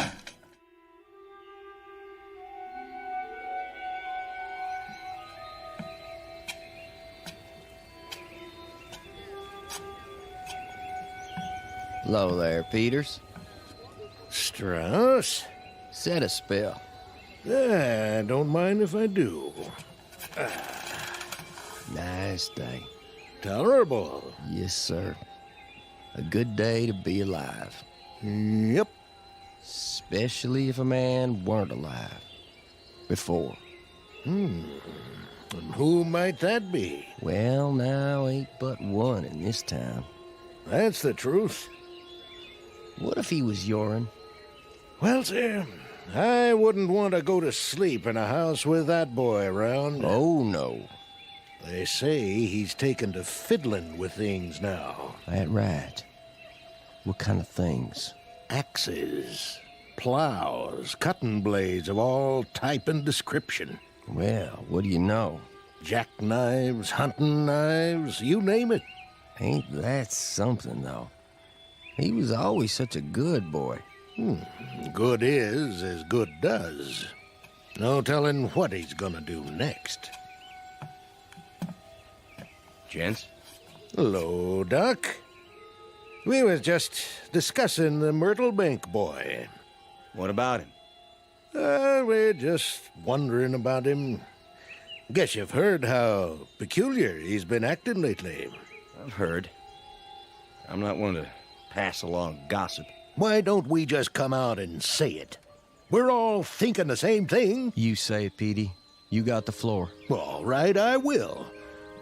How do we really know that the man who got up and crawled out of that coffin is still Jeff Myrtlebank? Now, that's crazy. Is it? If I were you, gentlemen, I wouldn't spread this kind of talk. It could cause trouble. And what kind of trouble is that? My grandmother, rest her soul, she used to tell me about evil spirits roaming around the world trying to find a body to take over. She said they could steal a corpse sometimes before a man was good and dead. Just like that. And you know something? I believed her then, and I believe her now. That's enough. This is dangerous talk. Though I confess, it does throw a little dry kindling on the fire.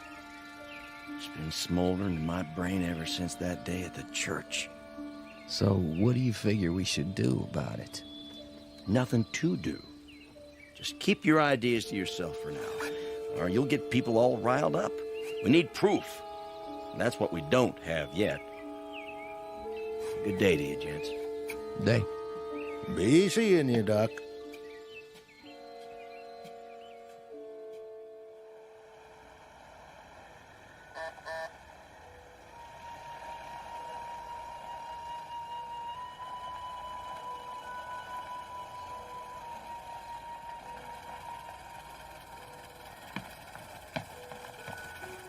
It's him. Get away from the window, girl. I knew he'd be by. Comfort's right. It is him. Dag nabbit. Now's the time to tell him. Right to his face. I won't. Now, I am a grown woman. Almost. And you can't tell me who to see. Maybe Orgrim is right, dear. Leave me alone. But you know what everyone in the county is saying about that boy. Well, he's not calling on the county. He's calling on me. You're just plain rotten stubborn. You marry that one, and I'll bet all your kids are born with horns on their heads. Orgrim. Oh, he's at the door. Okay, you two go in the kitchen and let me entertain my young man. Mind how you do that, little sister. We'll be listening. Come along. Comfort's entitled to her privacy.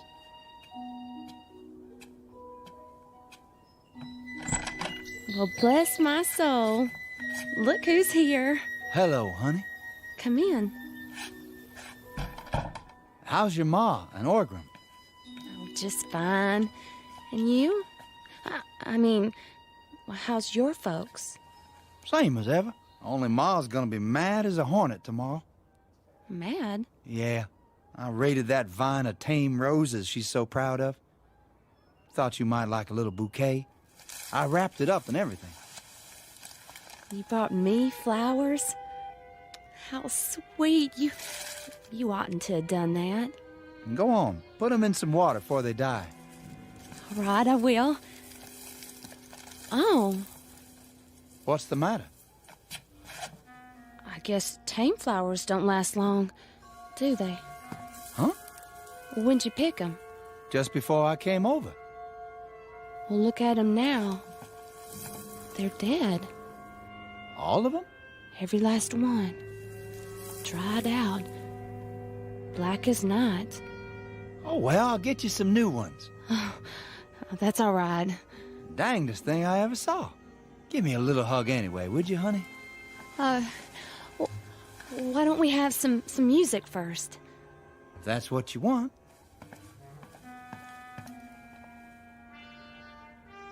I'll wind the Victrola. You do that. And pick out a record you like.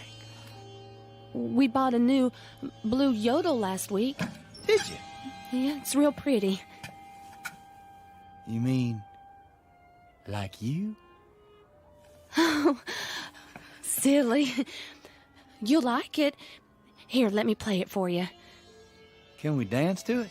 Oh, just you wait now. Comfort, honey. Don't. What'd I do? Nothing. Only don't go try touching me. I thought you was my girl. I'm sorry, Jeff. It's just that the way those flowers died. What about them? Maybe you've got poison on your hands. That ain't what's bothering you. Yes, it is. I get it everywhere I go. I can let it go by from other folks, but not from you. I'm getting mighty sick and tired of being treated like one of them vampires. Oh, I didn't say that. Now, are you my girl or aren't you? If you are, give me a kiss. Jeff, no, please.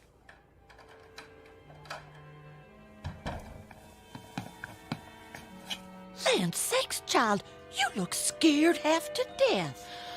I'm all right. What'd he do? Nothing.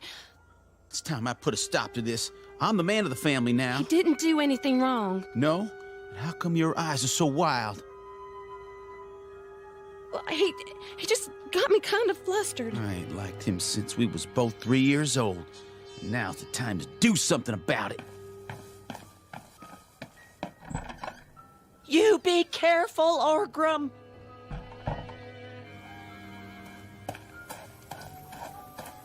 Jeff!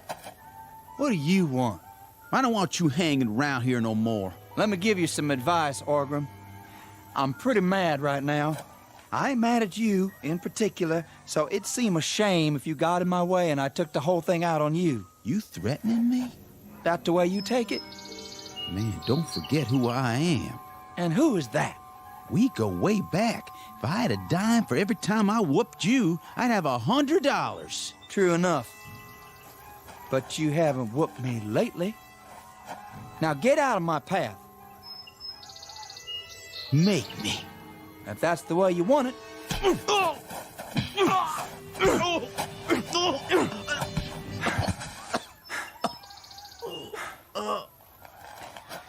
Times have changed, Orgrim.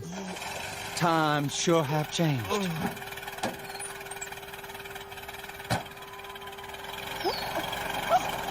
Mama, you're bleeding. Oh, my little boy, what's he done to you? Oh, Mom, I think he broke my jaw. Don't you worry none. Can you stand? Poor Jeff. Poor who? He doesn't have anybody now. That's right. And now you don't neither. Comfort, go and hitch up the team. I have to go to him. Hush. We got to get your brother into Dr. Bolton right now. But Jeff needs me. He needs a lot more than you can give him, girl. A lot more. Now let's get moving, unless you want to see your brother in a pine box, too. I ain't that bad, Ma. No, but if somebody doesn't stop Jeff Myrtlebank in his tracks, this whole town's headed for trouble. It's gonna be just like the good book says. When the dead walk, the end times is near.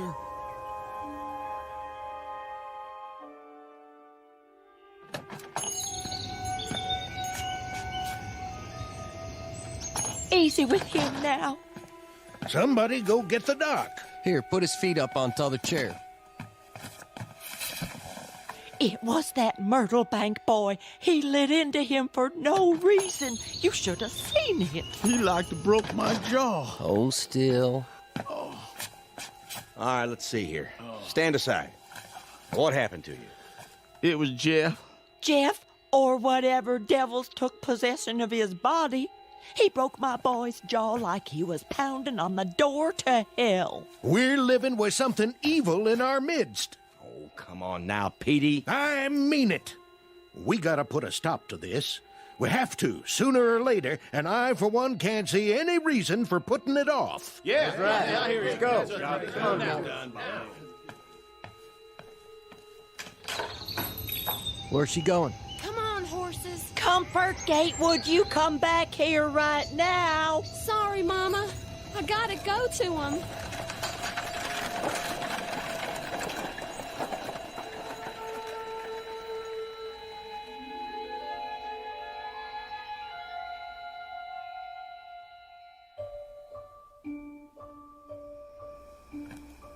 How was your dinner, son? Good as usual, Ma. You're the best cook for miles around. Oh, now. It's true. You know just how to make it. Jeff, you help your sister with her homework. I don't have any, Ma. Yes, you do. Reading and writing and your numbers. But, Ma... Rest a while, Lizzie. I gotta smoke my pipe first. Not in here, if you please. Your pa's tobacco is bad enough. Be back in a minute.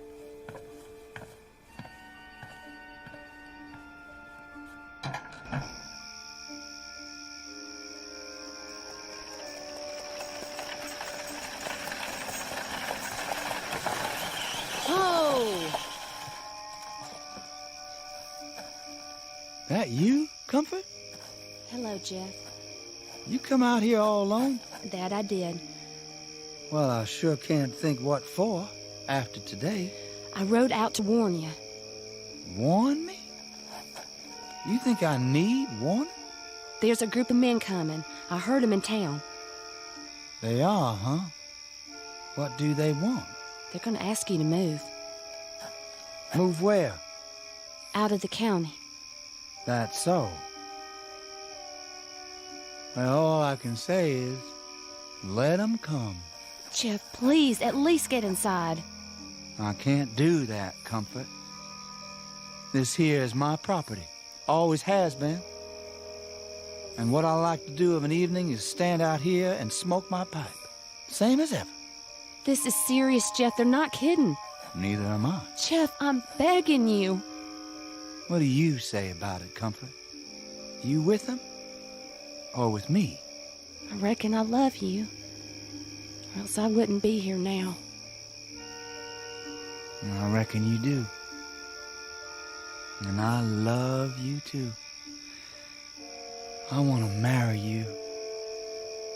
So which way is it going to be? You best make up your mind right now.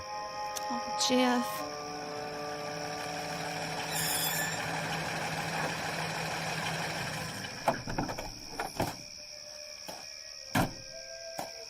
There he is. All the girls with him. So this is where she took the wagon. I should have figured. Let's stick together. We know what we're going to do, right? Do we know what we're doing? Gents? Now listen here, Jeff. You get on home, Comfort. Don't be telling me what to do, Organ. Well, might late to be driving all this way out here, ain't it? Jeff, we want to talk to you. You know this is private property, don't you? Now, hold on. We come here to speak our piece as a committee. You did, huh? We're speaking for the town. We all talked it over, and we reached a conclusion. Well, now, why don't you just come out with it? You know you're going to anyway. Well, our conclusion is Jeff Myrtlebank is dead. We don't rightly know who you are or where you come from. But we think you stole Jeff's body. 'Cause Jeff sure couldn't have whooped me all by himself. Time to fess up. What do you say? I'm waiting to hear what Comfort has to say. I asked her a question just now. She ain't answered yet. This ain't about her. Come over here by me, Comfort. No, Orgrim, I won't. Jeff, Yes, Comfort? I'm listening. I reckon I'm with you. No matter where we have to go. Stand behind me, then. Do that, Comfort. Ma won't let you come home. Not ever. Take your choice. Well, I just made it. Gents, my wife-to-be and me was born and raised in this county. We like it just fine here, and we don't aim to raise our kids anywhere else. Now, hold on. Let me finish. I heard you out. Let him speak. We're gonna stay. Now, that means just two things. One, if y'all are wrong about me, you got nothing to worry about. I'm just an old country boy named Jeff Myrtlebank. But if you're right about me, then you folks better start treating me nice. Because you don't know what all kind of devilment I can cause. Hold on a second. I don't know. I might wave my right hand and bring droves of locusts to eat all your crops. Stay away from my crops. Or I might wave my left hand and dry up all your wells. I might even snap my fingers and burn a barn or two right to the ground. No. We better just do what he says. I don't like the sound of that. Wait a minute. Or some morning, just because I feel ornery, I might let the hawks carry away all your chickens. Now, Jeff, don't go getting ahead of yourself. Yes, sir. I think you folks better start treating me and mine real nice. Boy has a point. I guess it's a different picture with you aiming to marry Comfort. We sure ain't got no call to pick on her. That's the truth. It wouldn't be right to hurt her trying to get at someone else. When you aiming to marry? Jeff? Right away. That true, Comfort? Then I guess it is. In that case, be sure to let us know about it, boy. We'll throw a picnic that day. Well, let's go, men. This here engaged couple's got some planning to do. All right, let's go. We gotta go. See you at home, Comfort? In a while, Orgrim. Tell Ma not to wait up.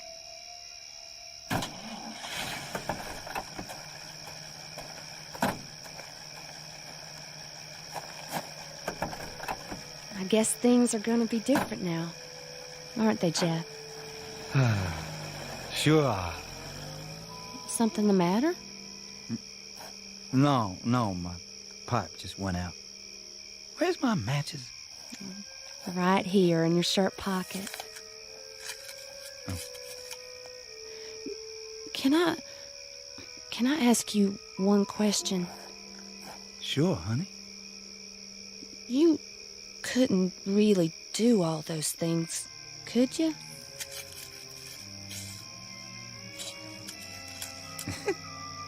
Well, what do you think?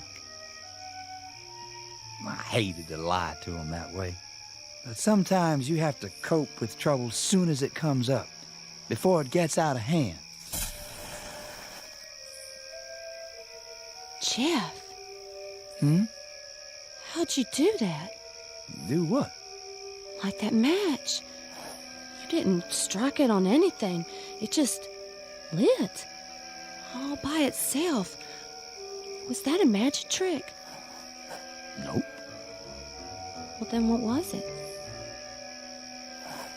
Honey, one of the first things you're gonna have to learn is to stop imagining things. If you say so, Jeff. Now, come on. Get in the wagon and I'll drive you home. But how will you get home? It's a long walk. Oh, I won't have to walk. What are you gonna do? Fly? It's dark and... Don't you worry about it, honey. I'll think of something.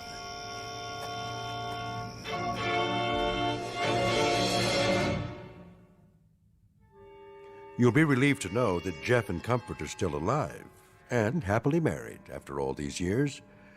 According to the history books, their only son went on to become a United States Senator. He was considered an uncommonly shrewd politician who never lost an election.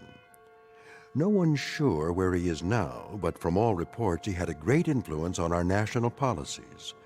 Some say he continues to this day working quietly behind the scenes, using some rather special skills learned only in the Twilight Zone.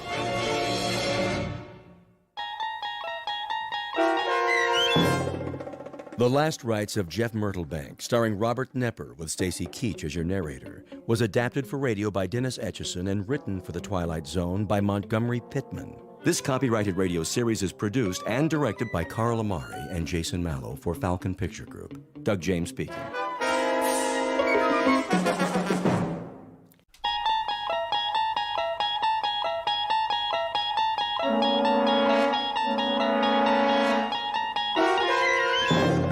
You're traveling through another dimension. A dimension not only of sight and sound, but of mind. A journey into a wondrous land whose boundaries are those of imagination. Your next stop, the Twilight Zone.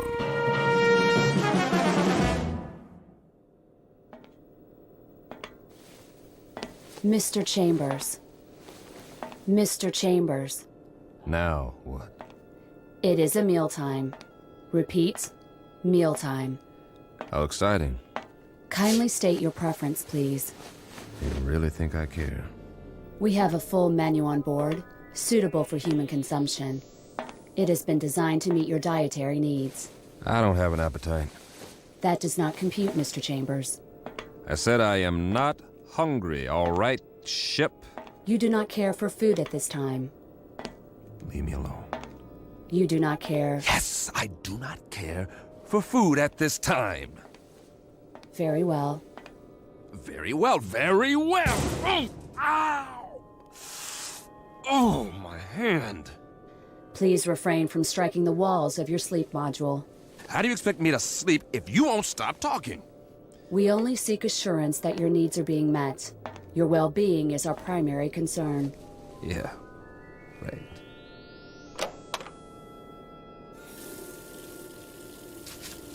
Please conserve water. A man's got a right to wash his face if he feels like it. Mr. Chambers, your trip requires the careful use of life-sustaining resources. Please conserve the water supply. I forget it. I'm going to lie down now. Try and catch some shut-eye. Nothing else to do. As you wish. Wait. Are you there, ship? Yes. What time is it? Your question is meaningless. Why? There is no time and space.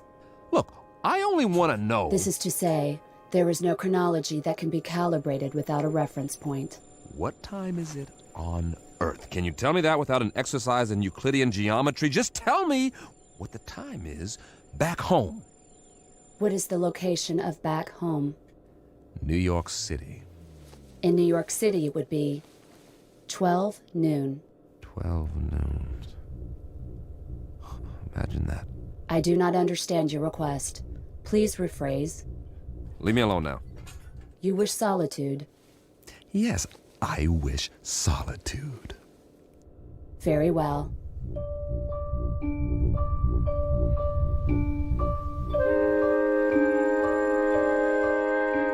Respectfully submitted for your perusal, one Mike Chambers, linguist and cryptographer, formerly attached to the Pentagon.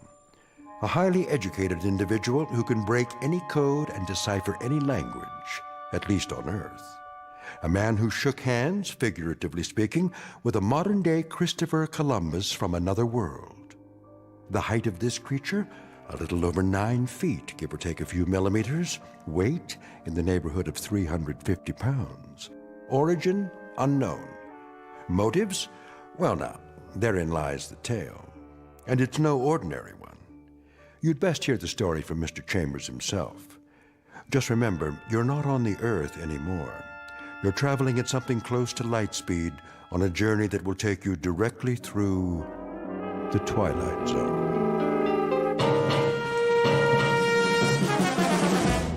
The Twilight Zone, and our story, To Serve Man, starring Blair Underwood.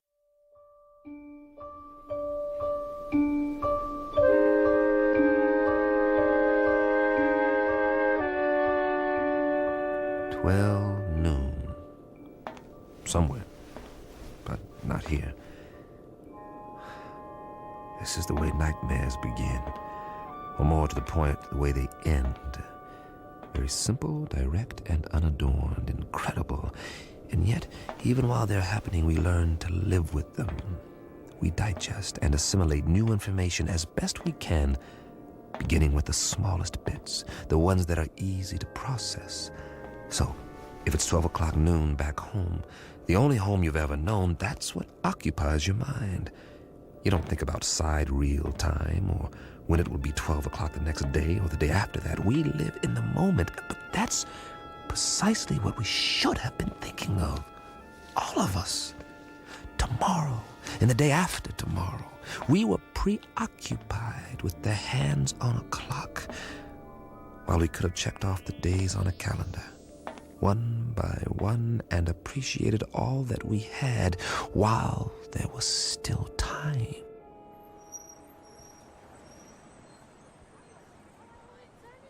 It started on an April day. It was noon then, too. And people walked and drove and bought and sold and fretted and laughed as they have always done. The world went on much as it had, with a tentative tiptoeing along the precipice of crisis. There was the economy to worry about, and wars, and the Middle East, and all the other myriad problems, major and minor, that had been with us for years, but they had somehow begun to lose their edge. I suppose because we had grown so accustomed to them. And that's when it happened. Mommy, what's that? Why, I don't know. Something flying over in the sky. It must be an airplane. But it's so bright. I know what it is. It's a flying saucer. Oh, it can't be. Look, it is. That's when we first heard they had come. And that's when we should have prepared ourselves, but we didn't. Instead, we milled around like farm animals, worried only about our creature comforts, while the Secretary General of the United Nations made the first official announcement.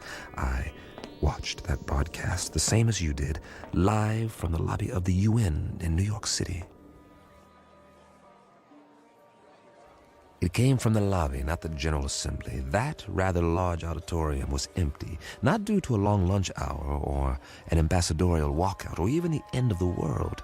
The representatives of all nations were at that moment watching their television sets and listening to their radios, much as were their peoples around the world. For, as it turned out, this would be a rather momentous afternoon. Ladies and gentlemen of the press, is this thing on? If you could move back, please, the Secretary General will answer all your questions. Move in. I'm trying. Where's the shot? Where's the other mic? Take Evening News Remote. Take one. Get it now. This is live. Mr. Secretary, if we can have a shot of you. Look at the cameras, please. Please, ladies and gentlemen, may I have your attention? Quiet, please. No questions just yet. I have a prepared statement. I say I have a prepared statement. Would you give me your attention, please? I'll read it now, if I may. Ladies and gentlemen, I should like to recapitulate the events of the past 11 days. On the 14th of March, shortwave broadcasts were received in the principal capitals of the world. It was established that these transmissions did not originate on Earth. Rather, their origin was extraterrestrial. The first messages were merely announcements that there would soon be multiple landings at various points around the globe. We were assured that these landings would be peaceful and that there was no cause for alarm. Nevertheless, United Nations forces were put on alert. As you know, these broadcasts continued to grow in strength for several days. Is it true that they've landed? Please, no questions yet. At 11 this morning, Eastern Standard Time, the first landing took place in an area outside Newark, New Jersey. We have subsequent reports of additional landings in Russia, Norway, the southern coast of France, Rio de Janeiro, and several other locations. It is the position of the United Nations that it would be premature to assume hostile intent. Our recommendation is that the world's countries remain calm and make no show of force. All governments are being apprised of these events as they develop. The current situation at present is therefore... What do they look like? Yeah, what do they look like? Are they human? Or are they little green men? What do they want here anyway? As of this moment, we do not know who they are or the purpose of their arrival. We know only that several of their craft have touched down and that... Hold on, Mr. Secretary. Who's that? Looks like the guys from the Pentagon. What are they here for? Must be something big. Sir. Tell them that we have to do this. Are you sure? Quite sure. We've cleared it with the White House. All right. It seems that one of the craft has just landed a few blocks away. One of the representatives of the visitors is apparently on his way to this building. Now? All the wires are ready. Give me a direct feed, now. It appears that he has requested an audience with the General Assembly. That's correct. In a few moments, we'll reassemble in the... Good Lord.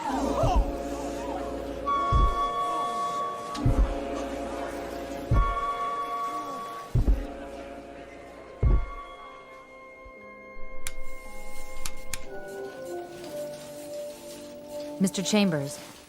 Yeah? I think you'd better see this. What is it, a UN proclamation? They're not in session. They've called a special assembly. This looks important. We don't even know where the ships are from. Once we triangulate the signal... Will you look at that? What? They're here. Jeez Louise, the size of him.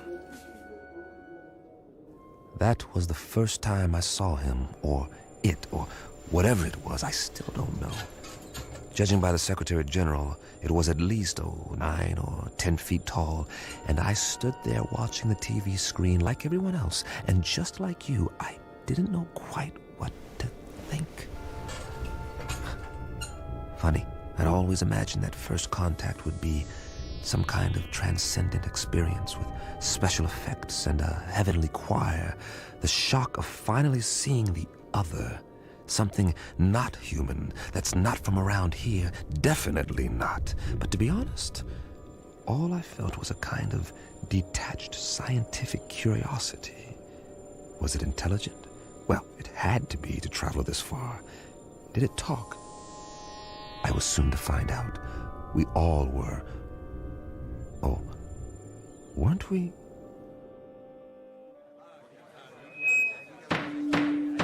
Come to order, please. May I have your attention? Not all of our member nations are here yet, but our visitor has requested an opportunity to address the Assembly. So, for the moment, I would ask you all to be patient. Please, order! Order! Remain calm! The floor is yours, Mr. Or rather... Ladies and gentlemen of Earth, we greet you in peace and friendship. We come from a planet beyond your solar system and well beyond your galaxy. A planet far more developed than yours. Why are you here? To establish... Hey, what's that book? Get a picture of it.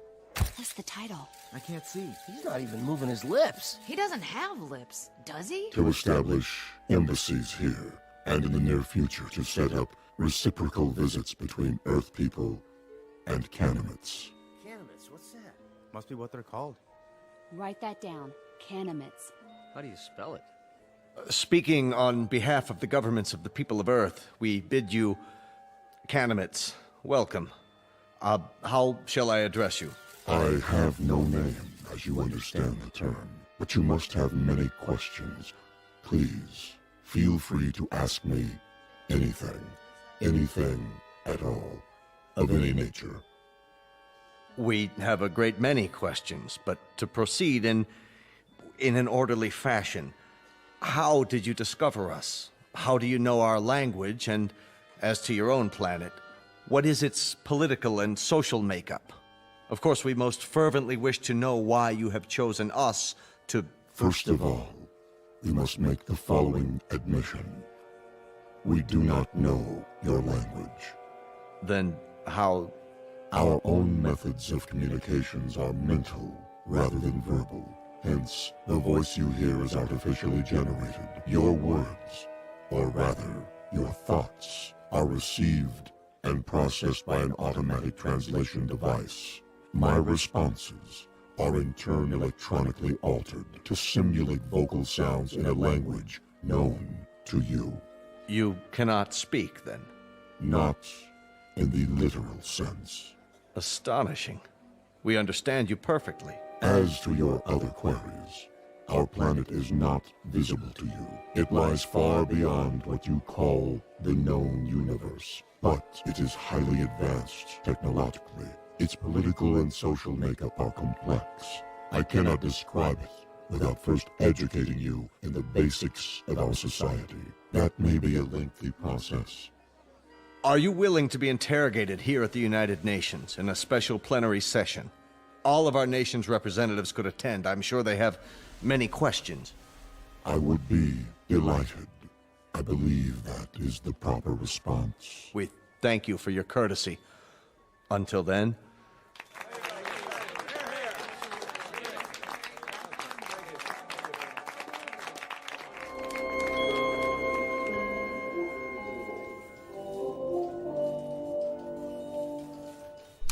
Well, that's it. For now. I can't get over the size of him.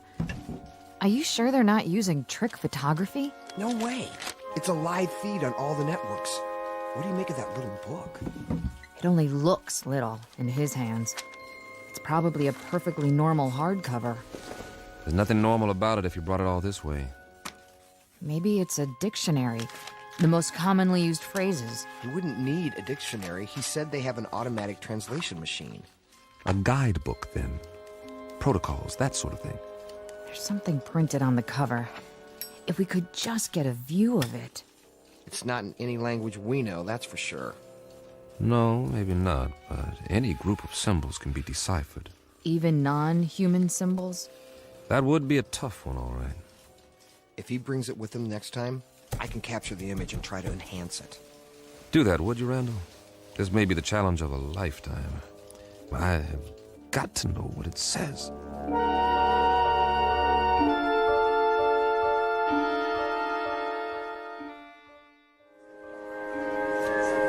Come to order, please. Order. This meeting is now in session.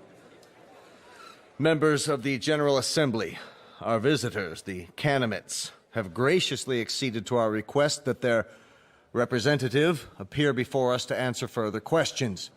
The meeting is now called to order. We will proceed with the first inquiry.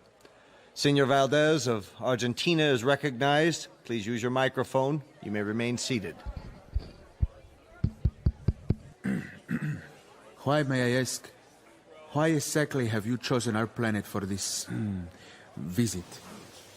It has come to our attention that Earth is plagued by many catastrophes, both natural and unnatural, all of which could be easily prevented. We are here to help you. Recognizing Dr. Denis Levesque, the representative from France. Your question, please. Monsieur Canemet, my government wishes me to ask you, what is the nature of your help? What form will it take? Indeed, if we should choose not to avail ourselves of this assistance you mentioned, your response would be?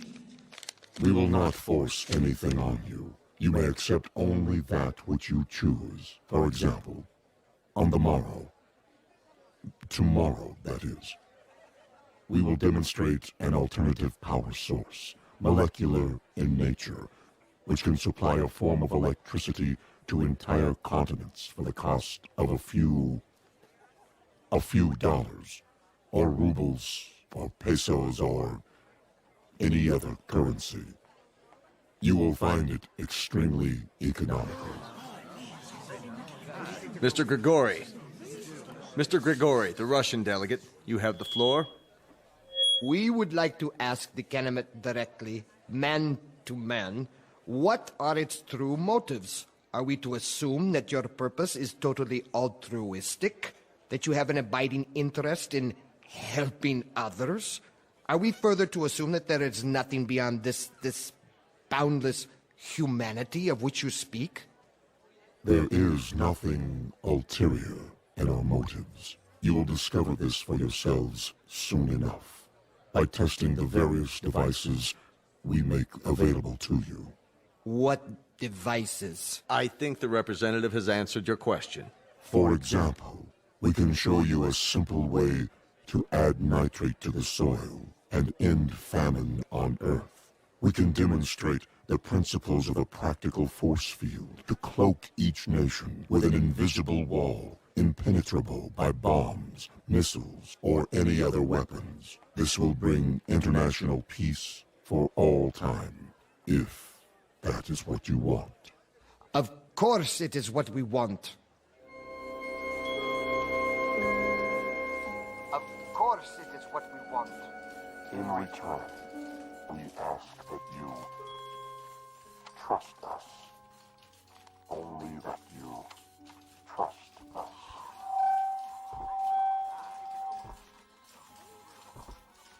All we're saying is give peace a chance. Well, why not? Nothing else seems to work. Wait a minute. Enlarge the image. Did I just see what I thought I saw? You sure did. The Canemet left his book on the podium. Well, I'll be. He doesn't seem to have noticed. Cross your fingers. I want that book. I have a feeling it'll tell us plenty. Everything we need to know. If we can decipher it.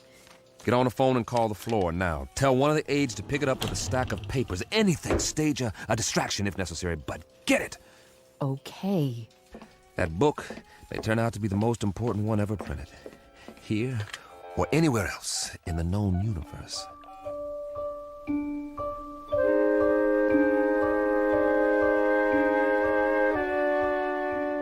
Now, cross-reference this code table with the first.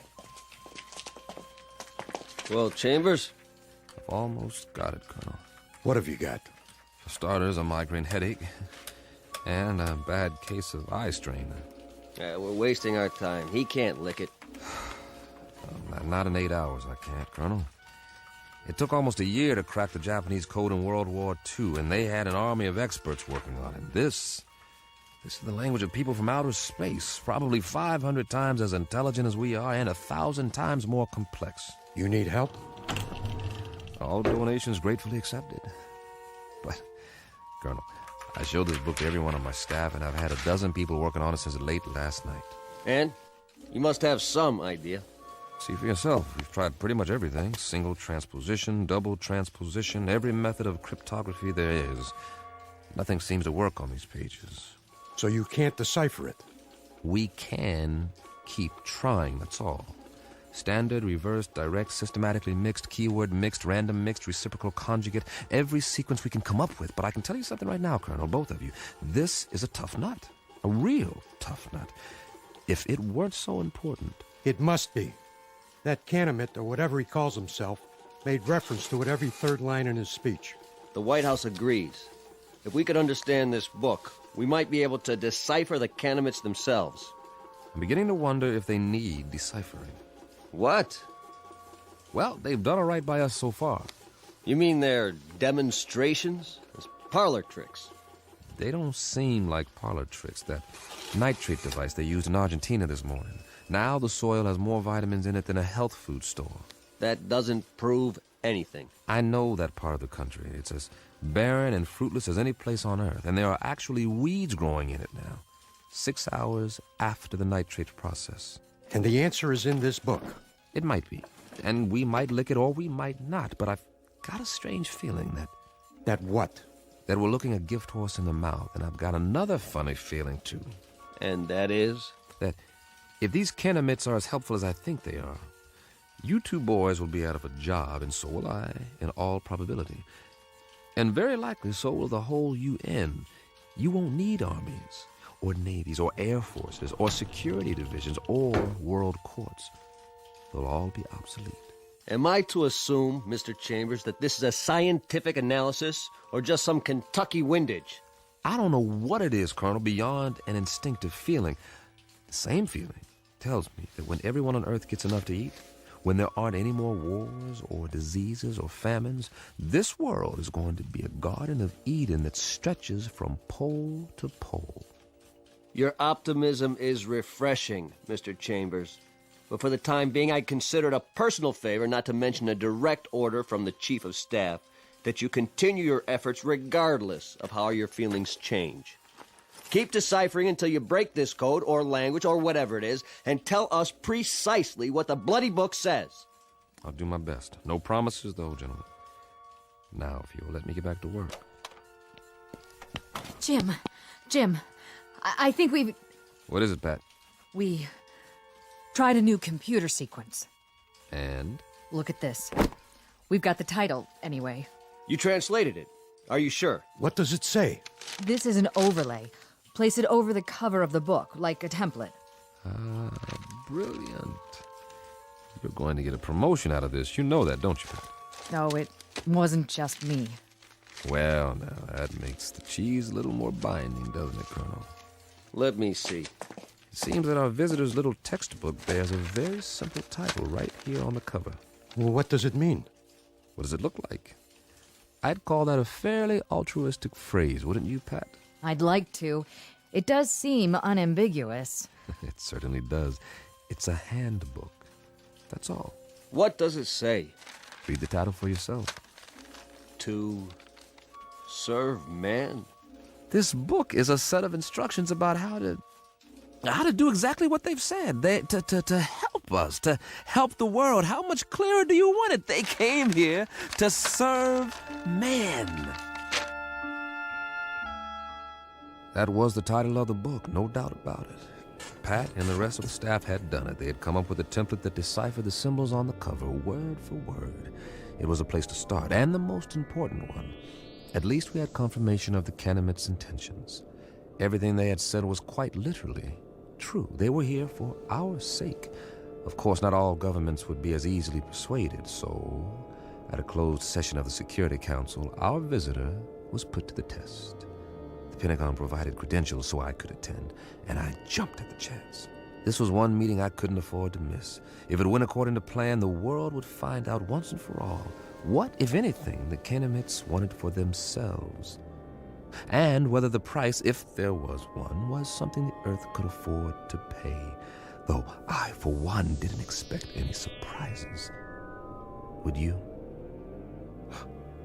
Never in a million years.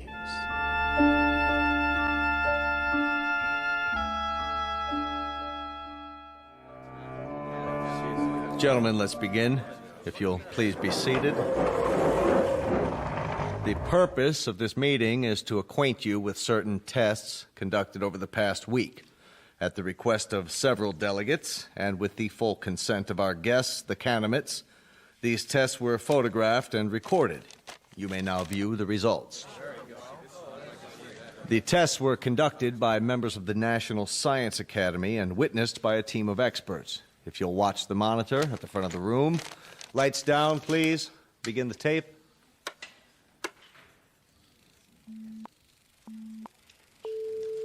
This machine is a polygraph. the standard instrument for measuring the proof or falsity of a statement. Since the physiology of the Canamites is unknown to us, our first objective is to determine whether they react to these measurements as human beings do. The sensor attached to the torso registers the pulse rate. The second attachment shows electrical conductivity in the palm of the hand as perspiration increases. And the third connection shows the pattern and intensity of electrical waves emanating from the brain.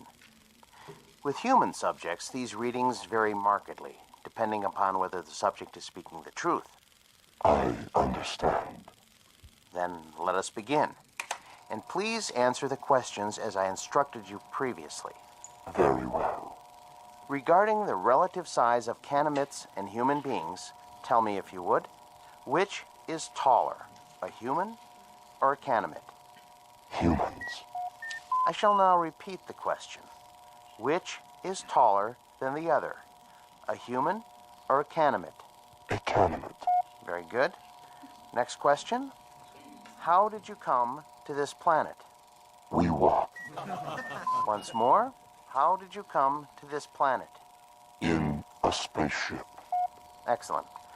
My colleagues and I are satisfied that the mechanism is effective. Now, I shall ask our distinguished guest to reply to the question put forth by several UN delegates. Namely, what is the motive for the Canamites in offering so many gifts to the people of Earth?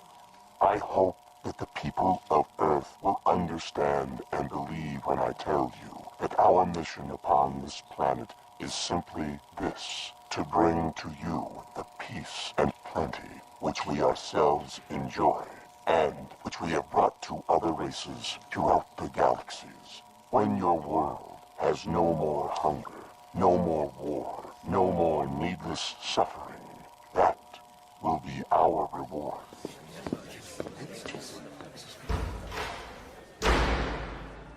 After that, there was no stopping the Canamites. They were everywhere, performing miracles of one sort or another around the world. Famine became a thing of the past as the fertility of arable land increased 100%. The force field proved impervious to any known weapons. Then came a cure for cancer, heart disease, what have you, and all from a simple injection.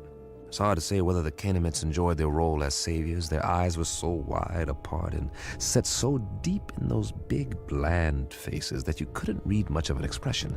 With only a tiny circular hole for a mouth, one that never moved, it was impossible to know what they were thinking because they never spoke. They weren't stern faces, only controlled, placid, almost like kindly masks. And they all looked exactly alike. They sounded the same, two calm, mechanical voices that came out of the translation devices under their robes. And then, one day, we were all out of a job, just as I had predicted. The computers and fail-safe machines in the Pentagon sat idle, covered in plastic sheeting, because no one was needed to run them anymore. As for code breakers, I might as well have stayed home. But something kept me there, as if I was waiting for the other shoe to drop.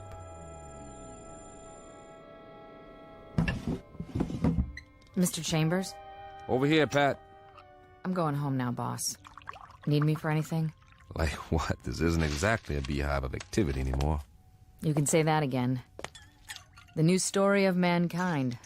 Nobody needs to decipher anything because, well, there aren't any more codes. Because there aren't any more secret messages.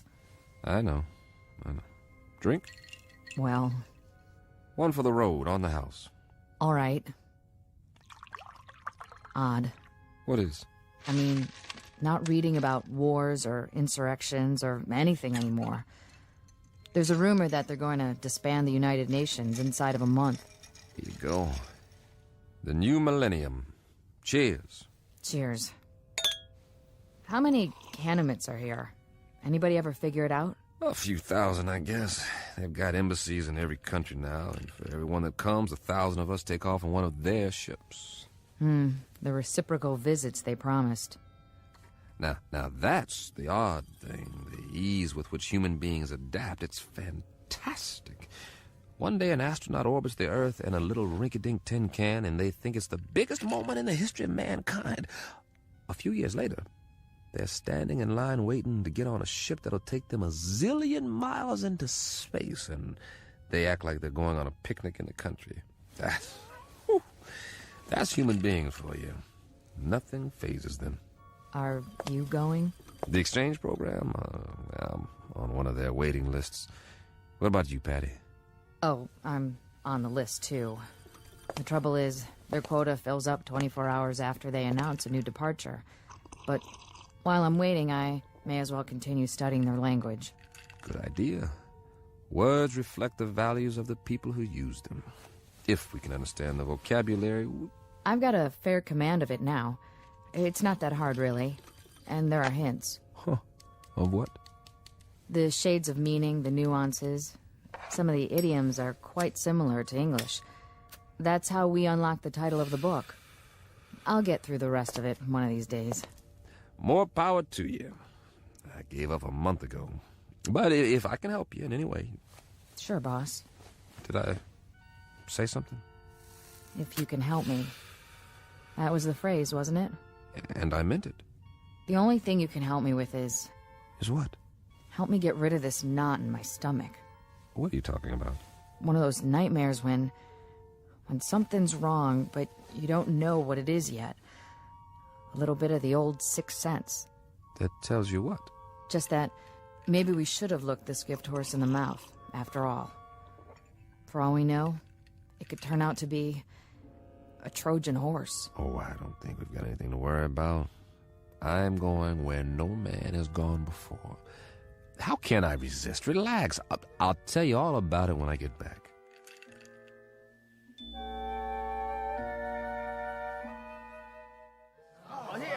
Please, get in line. One piece of luggage per person. This way to the loading platform. I'm so excited. I can hardly wait. What do you think it's going to be like? They say they got an average temperature of 76 degrees on their planet, and the sun never goes down. Wouldn't that be something? And their clothing, it's metallic cloth, just beautiful. Kind of like spun gold. My sister has a brochure. The day you land, they take you on a shopping tour, and you can have as much of it as you want for free. It's just one big holiday when you get there. They've even got a form of baseball with leagues and everything. Man, I don't think I'll ever come back. And the whole trip, it's millions of miles, mind you. The whole trip only takes a few days. May I help you with your bag? Why, yes, you may. Oh, they're so polite. Please, keep the line moving. Oh! Watch your step. Take my arm. Can we sit together? Yes, you may sit together once you're inside. We're moving. Almost on board. This is going to be wonderful. Did you bring your camera? Oh, look. They're opening the door to the spaceship. I hope there's going to be other kids my age there. Boarding pass, please. Yes, right here. Mr. Chambers, proceed. Thank you. Mr. Chambers? Mr. Chambers!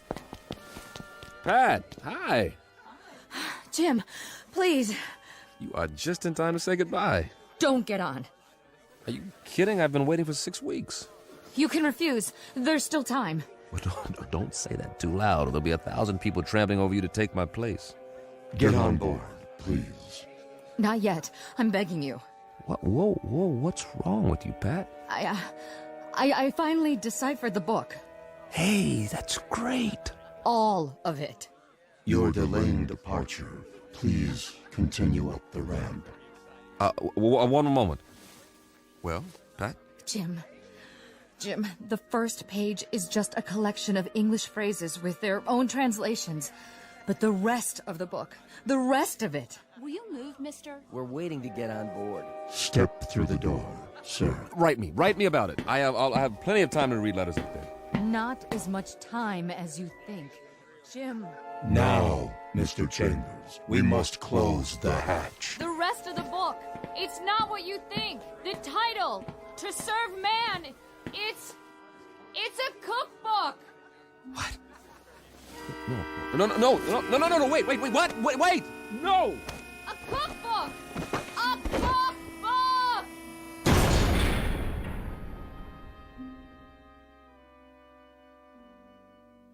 A very specific difference in points of view. To the wee ones, the little race of tourists known as humans, it's a marvelous adventure, a voyage to outer space, a chance to get away on the greatest vacation ever. But to the extra-large, granite-faced individuals known as Canamites, it's nothing more than a cattle car, a very comfortable supply ship, bringing food from the other end of the universe to a place where appetites must be enormous. As I say, it's all in the point of view, a lesson in language and semantics from the Twilight Zone.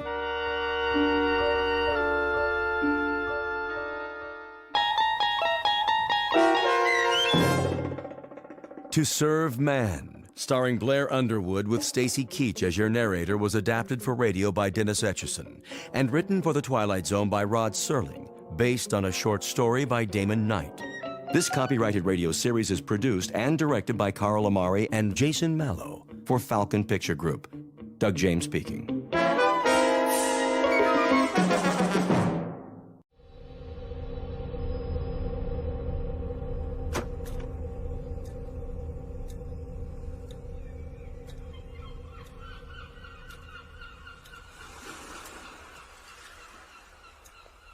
All I can think of is the sea. I can't recall exactly how it began, but I know I'm indifferent to that part of my life before it began. Thoughts of that other world are never far from my mind, but the recollections are starting to fade. I have to fix them in some sort of remembered reality before they pass beyond memory, beyond meaning.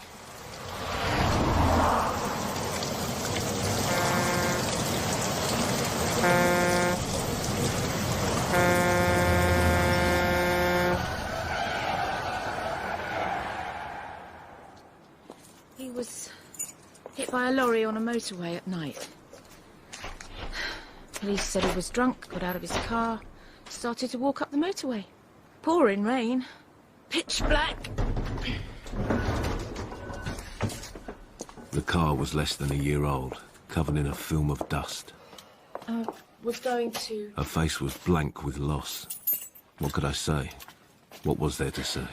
He died 300 miles from where he should have been. What was he...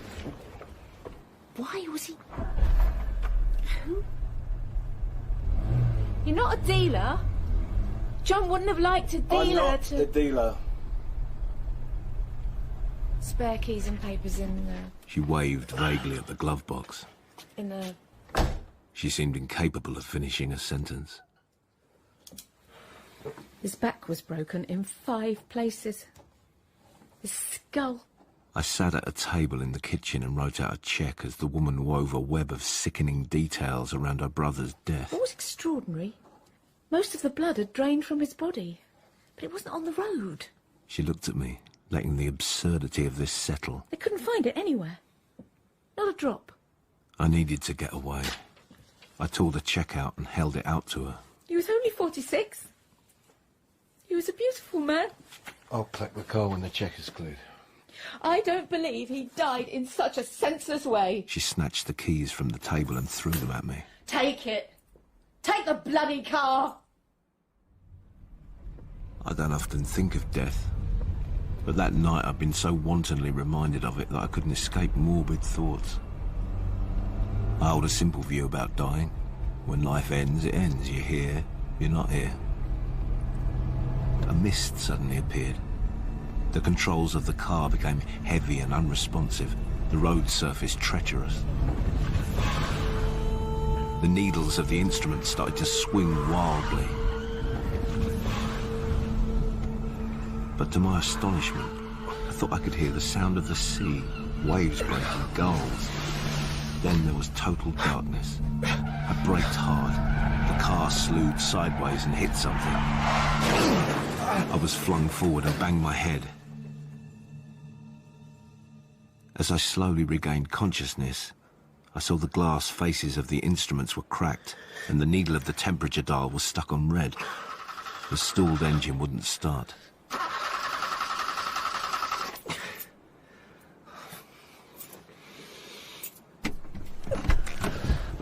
I got out of the car and tested my balance. I saw that I was in an avenue of large detached buildings, screened from the road by trees. There were no lights on in any of them. There were no street lights. The only thing to lift the darkness was the moonlight. Then I heard a car travelling at speed towards me. I turned and saw its headlights. As it got closer, I could make out the silhouette of an old American saloon. I slipped into the cover of some trees. It reversed and stopped alongside the stranded car. Framed in the moonlight, I could see that it had mirrored windows, no number plates, a powerful spotlight on the passenger side. 2 men got out and walked slowly round my car. Same height, build. Both wore dark suits and heavy-rimmed glasses. One had a gun in one hand, the other a torch. He opened the driver's door and shone the torch beam over the interior. They had a brief conversation, closed the door, and made their way back to their car. I watched from the cover of the trees as it turned into the grounds of an apartment block. I remained hidden until I was sure it was gone, then I made my way to the front entrance. I pressed my forehead against the cooling glass of the door. Inside the entrance hall, automatically triggered by the pressure on the glass, light switched on, and from nowhere, 3 dogs hurled themselves at me. Muscles bunched, teeth white blades, their claws clattering on the glass. I snatched back, leaving a bruise of blood on the door. They won't hurt you. The voice startled me. Not if you're with me. On seeing the woman, the dogs calmed. What happened to you? I need to call a cab. A cab? She pointed to a gash in my scalp. That requires attention. She was oddly remote. I followed her into the block, never taking my eyes from the dogs. I followed her to a lift. What's this address? She looked at me as if I was talking in a language she didn't understand. For the taxi. She smiled a practiced smile. You need a drink.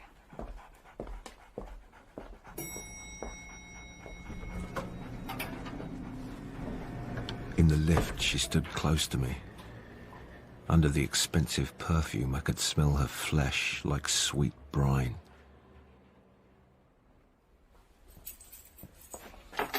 She put her purse on a table, slipped her coat off, dropped it carelessly on a chair and crossed to a drinks trolley. Brandy? I prefer whiskey. But of course. Certainly. Ice? No ice. Water? No water.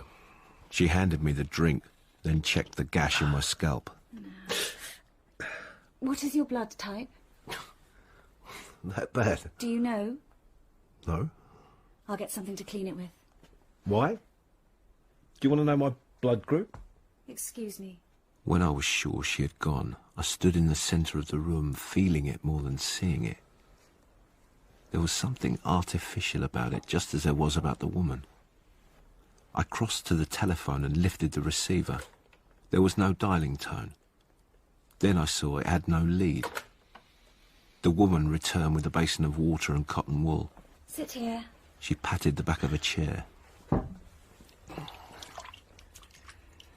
As she started to bathe the wound, the car returned. The woman stiffened with alarm. They'll kill you if they find you here. And me.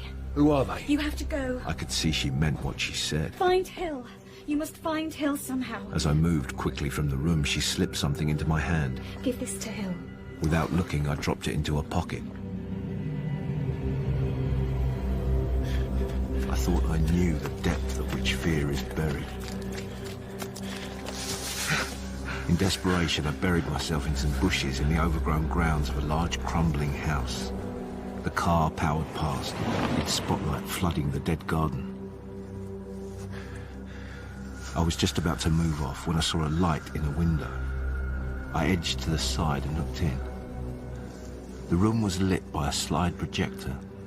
Dramatic images of the sea were being projected on one of the walls. A young girl sat cross-legged on the floor, her gaze full of wonder. Sensing someone behind, I swiveled round to face a tall, gaunt man dressed in black. He was carrying a glass cane that gave off an ultraviolet glow. My daughter has never seen the sea. Realizing that he was blind, I tried to slip past, but found myself pinned to the wall, the buzzing cane across my throat. You have seen the sea? Yes. He eased the cane. I went there many times before this damnable place, when I was a child. But all I know of it, all I can remember, is its smell. Come in and tell my daughter about the sea. Before I could answer, a spotlight splashed over the row of rotting houses. The blind man instantly lowered his cane, switched off his light, and whispered, I can hide you from the eyes. He slipped silently into the shadows. You're from the city. There's no going back. You'll die here in the zone. The car stopped some way off. Another joined it. They moved slowly down the road. When I was certain they were gone, I took my chance and ran.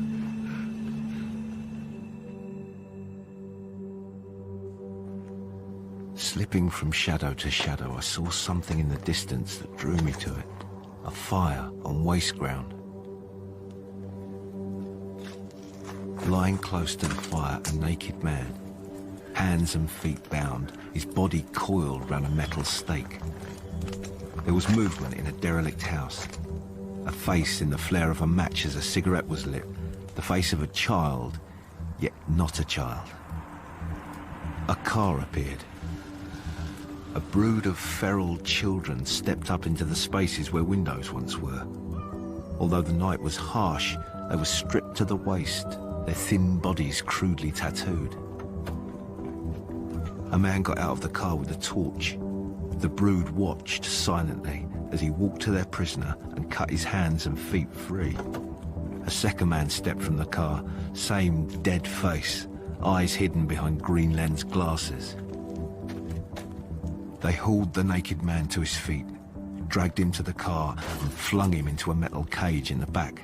Then they opened the boot, lifted out a large cardboard container and placed it on the ground. The eyes got back in the car, reversed onto the road and were gone. The brood seeped from the building with a pack of wild dogs.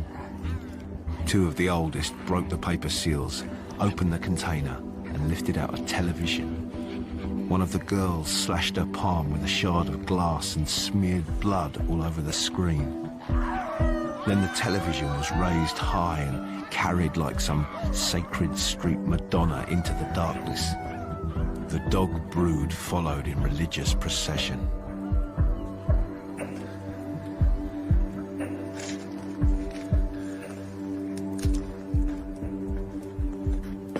My body ached with cold. In the distance, I saw a fire blazing in an oil drum. I stopped, took a small flask of whiskey from a pocket. It was close to empty. I took a sip, looked around. The area appeared deserted. I approached cautiously. There was no one about, just a half-starved dog, its skin shuddering as it sucked in the heat. When it saw me, it limped off. I stood as close to the red-hot drum as I could bear. From the darkness came a high-pitched whine. It continued, staccato, demented. Then, a toothless face was glaring at me through the flames. An old man with a wind-up gramophone strapped to his back. The madness in his face burned brighter than the fire. He mimed a vicious stabbing. He took a rusting tin box from a bag, opened it, and took out a pair of glasses the eyes wore. One of the lenses was missing, the other was cracked and caked in dried blood. Me! He proudly pointed to the blood. Me! He put the glasses on and, fizzing with madness, he posed for me. Eyes! Knife! Me! Killed ya! Then he stepped back from the fire's light and disappeared as completely and mysteriously as he had appeared, into his own private underworld. There was a lack of even a casual connection between time as I knew it and time passing in the zone. Nights seemed to last forever. Days were brief and bleak. I found myself in a deserted shopping precinct. The shops were burnt out and boarded up. I had been aware for some time that I was being followed by a young girl. I stopped and turned to her. What do you want? Thin face, head shaved, faded scars like chalk marks on her skull. Would you wish me, sir? Wish you? I'm clean. She dropped her hand between her legs. She never took her eyes from my watch. I raised my hand. This? I unclipped the watch and held it in my hand. You want this? She nodded. I'm not gonna hurt you. She inched forward, her body wound like a spring ready for instant flight. She slowly reached out to take the watch. I drew it back. Answers. That's all I want. She glanced behind, measuring her dash back into the darkness. Where am I? Just tell me where I am. You're from the city. I pushed the watch into her hand. Yes. Have you seen the sea? I've lived by the sea. Tell me about it. Everything, everything. First, you tell me about this place. Where is it? Where is the zone? What is it? With surprising strength and without warning, she dragged me into a doorway. Then I heard the unmistakable engine of a patrolling car. The girl pulled me deeper into shadow. The goat, the eyes, they're after you. I almost laughed. Only in the surreal nightmare of the zone could these sinister cars be called goats. When it was gone, the girl eased away from me. They're after you, aren't they? Yes. Why? I didn't ask them. She smiled. In the smile, I saw a sense of survival imprinted on her thin face. The girl led me quickly from one section of the zone to another. I'd never seen such manifest ruin. For some time, she'd been casting nervous glances back and to both sides. I slowly became aware of the gang of feral children with their dogs darting from one pool of shadow to the next. Keep moving! As we turned the corner, we came face to face with the rest of the brood. I looked around the faces. The oldest was no more than 14. They all had the soul-free eyes of the predator. The girl slipped the watch from her arm and held it up. Gold! Gold! One snatched it from her and threw it to the rest, who fought for it, yapping like curs. What else have you got? I searched my pockets and took out a lipstick. Then I remembered. The woman at the apartment had given me something, but a lipstick. I dropped it back in my pocket. A hail of stones rained down, forcing us to run in different directions. The brood ignored the girl. It was the man from the city they were hunting. They cut me off in every direction, forcing me onto an ugly slab of waste ground. I'd run to a standstill, stood half bent over, trying to force some oxygen back into my burning lungs. Then, in a last desperate surge of energy, I took a step towards a heavy club of wood lying on the ground. The ground gave way and I plunged into a pit that had been skillfully camouflaged. The pit was 10 feet deep, sheer-sided. The brood gathered at the top, looking down at me like a trapped animal. My shoulder brushed the pit wall. The walls of the pit were alive with electricity. Within hours, the brood had delivered me to the eyes. I was locked in a cage in the back of a car being driven through the zone. When I tried to resist, they'd smashed the car door on my hand. I suddenly caught sight of an extraordinary figure. A tall man with tungsten-coloured hair, wearing a scarlet robe of shreds and patches, dragging a heavy wooden cross on his shoulder. He stopped, shifted the cross to his other shoulder, and continued on his way.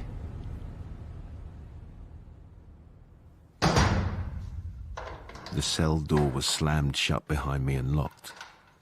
Feeling the walls like a blind man, I found a narrow bed and lay on it for some time, allowing my eyes to adjust to the lack of light. Then somebody coughed. It startled me. I thought I was alone. A match was struck, and I saw another bed on the far side of the cell. Lying on it was a man so emaciated it was hard to believe he was still alive. He lit a stub of candle on a stool and started to cough again, wiping flecks of blood from his mouth with a rag. I took out my flask, unscrewed the cap, and took it across to him. Here. Try this. You can have what's left. Whiskey. The man started to cough again, this time so violently it threatened to snap his stick of a body. I put the flask beside the candle. I'll leave it here. I crossed to my bed and lay down. I saw him pick up the flask and take a drink. Talking to walls, you start to forget who you are. My name is Hayden. Turner. A stab of pain in my hand. I winced. The eyes. They're like breaking hands. Who are they? The eyes. The lice of the zone. Psychopaths. Violence is their language. They thrive on fear. You're from the city? Yes. Men like you are not here for long. They usually kill you and use you for spare parts. How did you get through the boundary? Boundary? It protects the zone. Drove through. How does it work? Scientifically? Yes. I don't know. You must know something. That's city logic. There's a magnetic field. It affected the instruments in the car. There was a brief silence. Then Hayden seemed to make a decision to trust me. The human body is mostly water. When you hit the boundary, temperature increases. It's something to do with the properties of hydrogen in a magnetic field. What happens? Your blood boils. You die. Then how do people pass through it? The boundary is breaking down. People from the city find themselves stranded here. At times, the power is switched off in certain sections to allow important zone people in and out. That's how they come and go. Who are they? Men and women who live by the darker laws of life. They run the zone. They control the eyes. How many people here? 40, 50,000, who knows? Who cares? There are a dozen factions fighting for power. Fighting for what? It's a living hell. Not all of it. Across the park... He stopped in mid-sentence and quickly blew the candle out. A slit of light appeared in the cell door. It stayed open a few seconds, then closed, and the jailer moved on. I lowered my voice. Who's Hill? Who told you about Hill? Who is he? She. She, then? There are two ways I could leave this cell. In a body bag. Not quite dead. It suits the surgeons. Or through that door, a free man. Hill could open that door.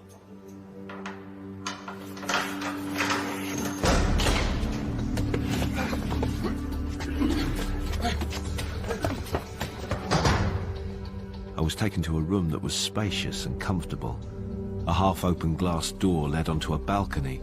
To my amazement, sunlight streamed in, and I could hear the sound of the sea and the cry of gulls. The setting would have been perfect, but for the fact that the room was 50 feet below ground. They handcuffed me to a chair in front of a desk. A woman sat behind the desk, cleaning her glasses, a hardened and already hard face when she put them on. She picked up a roll of negative. Where did you get this? I don't know what... This roll of negative. Photographic negative. Never seen it before. They've given me an hour. She indicated a battery of bell pushes on the desk. If I press one of these, you will be collected and disposed of. I just want to get out of this sewer. That can be arranged. How? If we permit it. She got up, came round the desk and stood in front of me. Where did you get these? She held up the roll of negative. I've told you. Then I saw the lipstick lying on the desk. It had been pulled apart. I suddenly realised. The lipstick. Who gave it to you? A woman. Who? I don't know who she was. Describe her. Tall, dark, attractive. Lived in an apartment guarded by dogs. An Eva. There are a dozen Evas. Identical. We send them into the city to seduce. She gave you the lipstick. Yes. Why? The The eyes came back. Yes. She pushed it into my hand and told me to run. That they'd kill me if they found me there. They'd kill us both. Nothing else? I got out. What did she say? As fast as I could. About the lipstick? Nothing. Nothing? Not a thing. You weren't curious, you didn't ask? I didn't even look at it. I dropped it into a pocket. I wanted to get as far away from those animals as I could. Outside, a squall of gulls seemed to irritate her. She went back behind the desk and pressed another button. The gulls, the sunlight and the sea disappeared, leaving a muddy light in the room. She switched on a desk lamp and picked up a folder. From it, she took several photographs and started to lay them on the desk. The last, to my astonishment, was a face I knew. She smiled. Tell me about Jack Cage. He's dead. I spoke to him today. He died 8 years ago. How do you explain the photograph? I couldn't. It was Jack Cage. He told me you're a thief. A brilliant thief.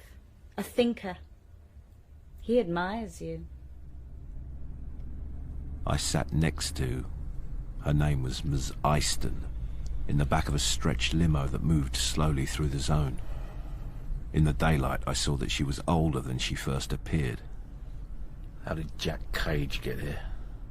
He needed to disappear. There are always people in the city who need to disappear for all sorts of reasons. Criminal, political, financial, even psychological. How do they find you? We find them. How? From contacts in the zone, we make contacts in the city. They come here, they have contacts. That's what they bring to us. She paused and considered for a moment. And, of course, their own particular predisposition. What did Jack bring? He's a man without conscience. The car slowed. We were stopping in a park. The trees were in bloom. The natural beauty of the place was in stark contrast to the terrible darkness I'd so far seen in the zone. My door opened with the faintest click. Ms. Easton pointed across the park. You'll be met at the gate. I got out. The door closed behind me, and the car eased away.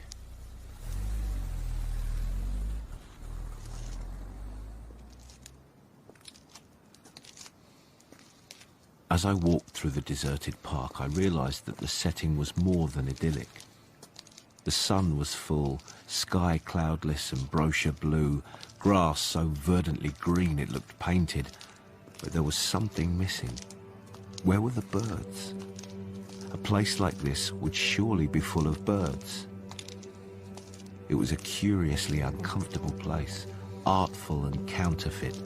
There was nothing natural about it. Even the shadows seemed to be stenciled on the ground. As I walked through a thickly wooded area, I looked up. In the trees were cameras that followed my every movement. There was about the whole place a virulent, menacing deceit. I made my way to the gates on the opposite side of the park. There was a giant of a man standing beside a limousine waiting for me. He was close to 7 feet tall, must have weighed 400 pounds. As I approached, he opened the passenger door and stood silently beside it. He closed the door behind me, got into the car, adjusted the rearview mirror so that he could see me, then started the car and pulled away.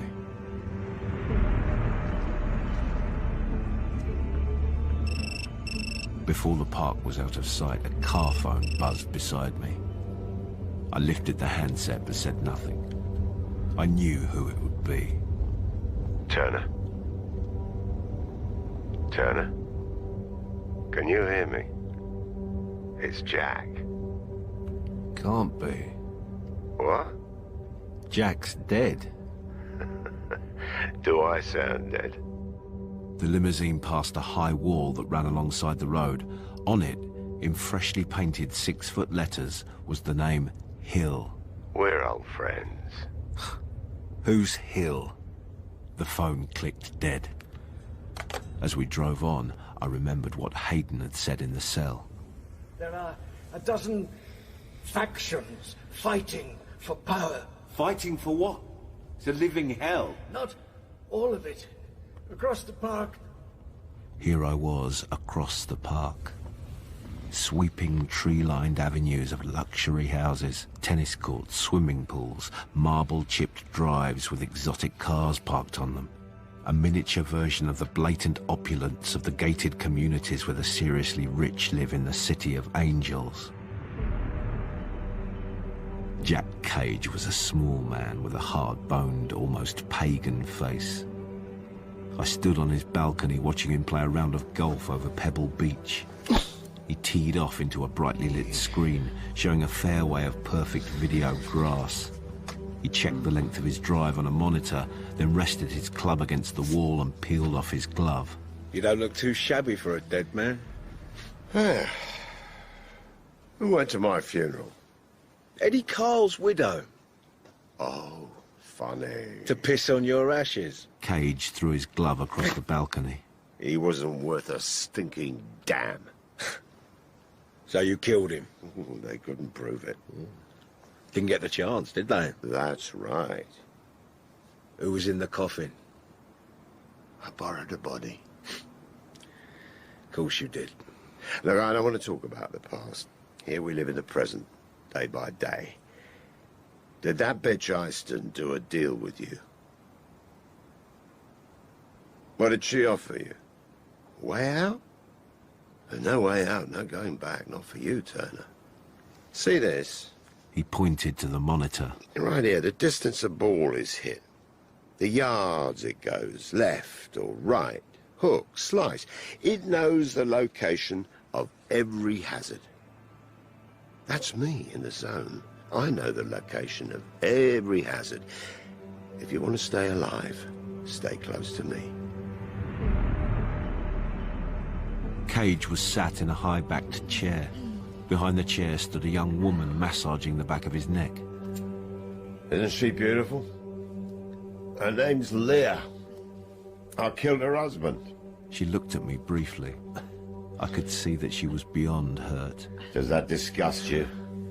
His property, his woman, everything mine. That's the law here. The law? Mm-hmm. I kill a man, what's his is mine. Call it what you like. Okay. He got up, crossed the room to a desk, opened a drawer and took out 2 sets of keys. Apartment, car, anything you need. He took a photograph from the drawer and passed it to me. Another widow. Ever kill a man, Turner? Not yet. You know your trouble? You think too much. When I'm going to kill a man, he's stark-ass naked. There's nowhere he can hide. In the city, they treat you like slime. Here, they respect you. I'm one of 3 regulators.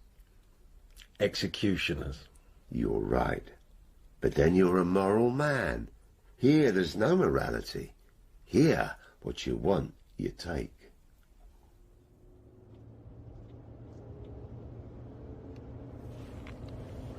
Dressed in immaculate black tie, we were driven through the most opulent part of the zone.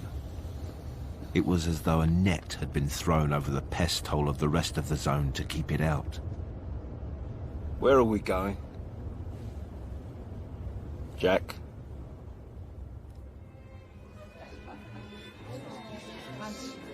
Waiters in white gloves moved discreetly among the elite of the zone, serving canapes and glasses of vintage champagne. Everything about the occasion was obscenely indulgent. All of the women were dressed in different hues of ocean blue. Cage sidled up to me and whispered, That face over there with the crippled hand and the small army, that's McClelland. He runs the zone. Cross him and your life is worth 4/5 of Sodor. Be careful. He cast a glance at a woman moving through the crowd towards us. Jack! Hey, V! Her face was ageless, almost perfect. This is... Turner. Yes. Yes. I've heard about you. You don't use him, Jack. She ran her blood-red nails lightly over my face. He's mine. I caught her wrist and held it tight. She was astonished. So were the people near her. I leaned forward and studied her perfect porcelain face. How old are you? There was an audible gasp of disbelief. I keep meeting women with young faces, but old eyes. She laughed, which started a swell of nervous laughter from the rest. Don't forget me, Jack. She pressed something into his hand, then slipped back into the crowd. Cage took me by the arm and hurried me into an empty passageway. You want to get us both blistered? That lady's lethal. She's almost as dangerous as McClelland. What does she give you? He held out a small metal disc with ORHCDE engraved on it. What is it? Blood. With the right blood, we never age. It was like the first night of the opera. We were sat in reserved seats in the observation gallery of an operating theatre. The darkness in the gallery was exaggerated by a sudden storm of light in the operating area. An anaesthetized patient was wheeled in, followed by a surgeon and his team dressed in silver laser-reflecting material. Ladies and gentlemen, in Western civilization, mankind's deep veneration for God is only a profane longing for immortality. As transplant techniques are perfected, immortality becomes a rational possibility. He replaced a blind eye with one fully functional in less than an hour. Astonishing. The room was small. Walls from floor to ceiling constructed of stainless steel drawers. It was exceptionally cold. Breath smoked from our mouths as we spoke. There are never enough donors. The transplant I used tonight came from this organ bank. In the drawer were 3 human eyes contained in cubes that looked at first like ice, but had a harder surface. The second drawer held a human brain. I had to look away. A lingering smell of flesh made me nauseous. I specialize in rare tissue matches. I have an arrangement with several surgeons in the city. He took a silver flask from his pocket, unscrewed the cap and passed it to me. I needed a drink. You're a clever man, Turner. Together there's nothing we couldn't do. I knew that my appearance in the zone excited but also troubled Cage. Leah had slipped a note in my jacket pocket saying that he was frightened of me and that at some point he would kill me. I knew Jack Cage well enough to know this to be true. As we left the operating theatre, he said he wanted to show me something. He wouldn't say what. I didn't press him. The giant chauffeur was called Eels. I have never met such a frightening and silent man. The limousine glided along brightly lit streets that were clear of the scurf of filth that seemed to cover most of the zone. People were out shopping, going to restaurants, drinking at tables outside chic bars. Suddenly Eels braked hard. Cage had a gun in his hand in a second. Caught in the headlights like a giant ragged moth was the Christ-like man I'd seen before. Cage put the gun away. Pathetic bastard. Go round him. Who is he? They call him the Zone Christ. Been here forever. As we passed, the Zone Christ looked in at me as if somehow he knew me. His eyes blazed. The limousine accelerated, and he was soon left far behind. We drove through the park and into the creeping desolation beyond. Eels stopped the car at an intersection of roads, got out, and stood in the beam of the headlights.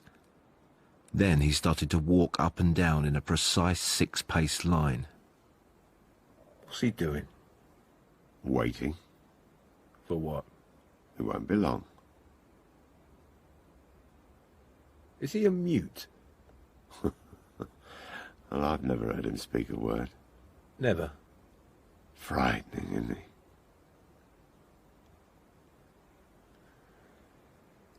Why are we here? You still think there's a way back? Eels turned back to the car and gestured to Cage. In the distance, a man emerged from the darkness running for his life, pursued by armed men who seemed less intent on catching him than driving him in a certain direction. There's no going back. The running man hit the invisible zone boundary. His back arched, his body shuddered, then stiffened. He toppled backwards and lay still. Eels got back in the car.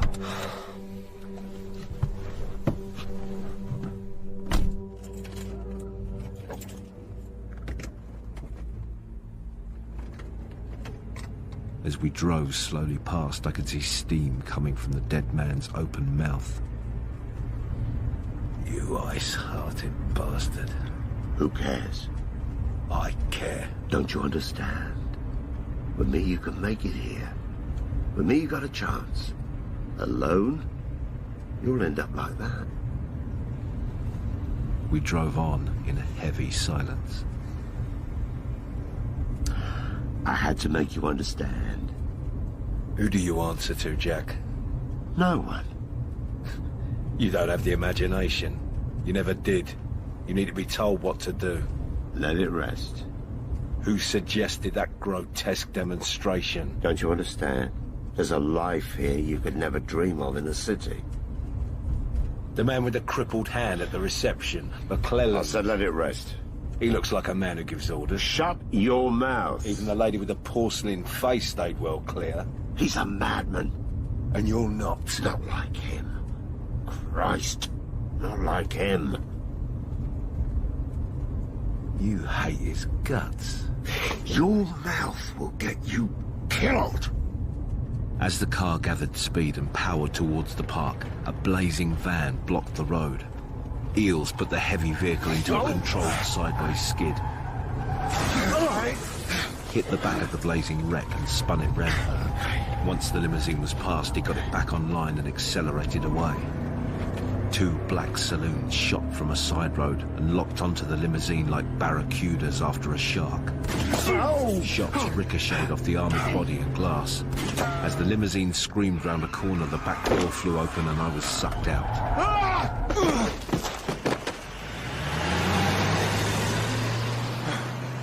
When I looked up, the two cars had turned the corner. Then I heard one skid to a halt and reverse at speed. I struggled to my feet and ran for the cover of a shop doorway. I tucked myself as tightly as I could into the darkness. Then, to my relief, I heard the car accelerate back the way it had come. I knew that I had to escape this half-known hell or die trying.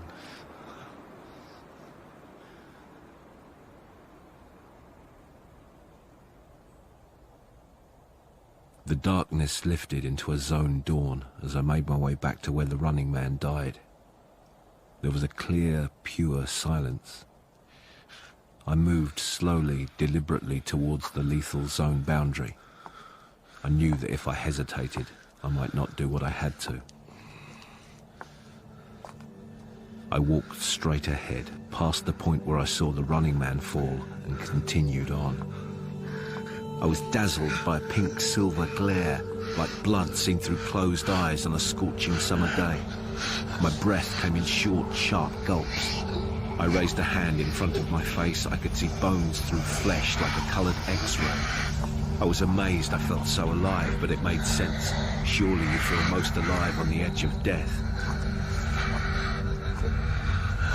Lost in this uncertain reality, I saw phantom shapes that slowly focused into houses, shops, a street. A bus rattled past, flashing red. Early morning people went about their business. This isn't the zone, I thought.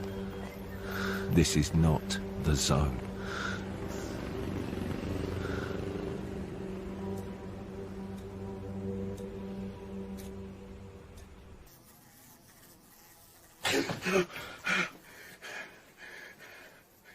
Back? Am I? Back? In the city?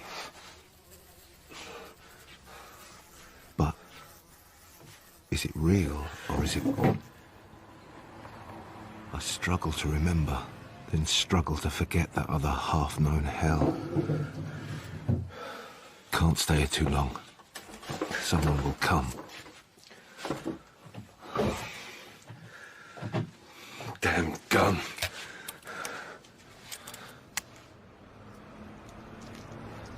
Walking down a street in the last light of evening.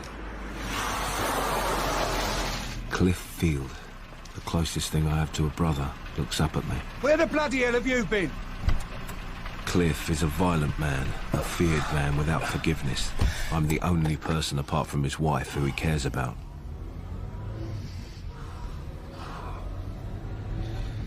Jan's been sick with worry. I remain silent. What happened?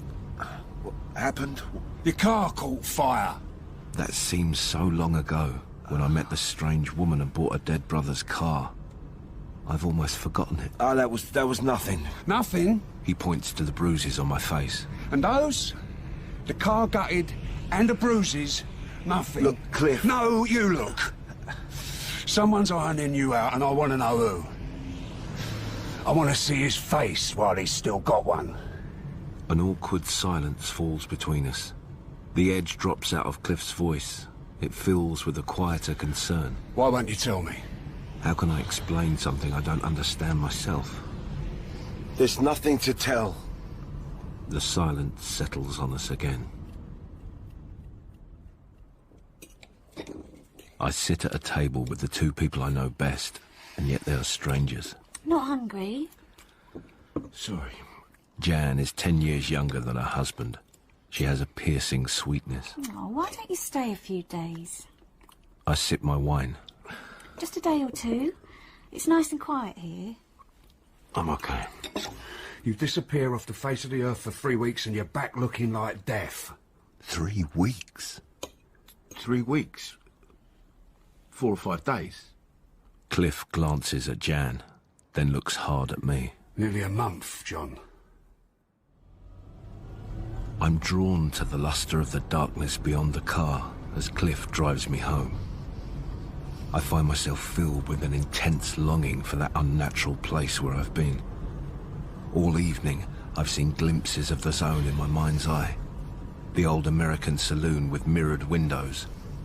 The cloned grey men, their nerveless eyes hidden behind green-lensed glasses. The dogs clawing the glass door, their muzzles flecked with foam. Dogs. Dogs? I can hear dogs. You ate dogs. You ate animals. Remember that rat in a paper sack? Rat? In a sack?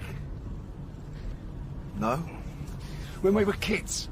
He looks at me, willing me to remember. Your old fella killed it with a spade? I retreat back into silence, searching the darkness for the mystery that had held my eyes. The night suddenly fills with a scratchy soprano singing Verdi. Then I see him quite clearly. The old man from the drum fire in the Badlands of the zone. He squats in a dry corner of a derelict house, winding his gramophone while his one record plays. He lifts the tin box from his bag, takes out the bloody glasses, puts them on, and fizzing with madness extravagantly conducts the opera. John. The old man's music calls to me, eerie and sinister. John? I feel a lingering sense of drift, as though I am wandering away from my life. John! I am still John Turner, but less and less. Parts of my past are starting to disappear.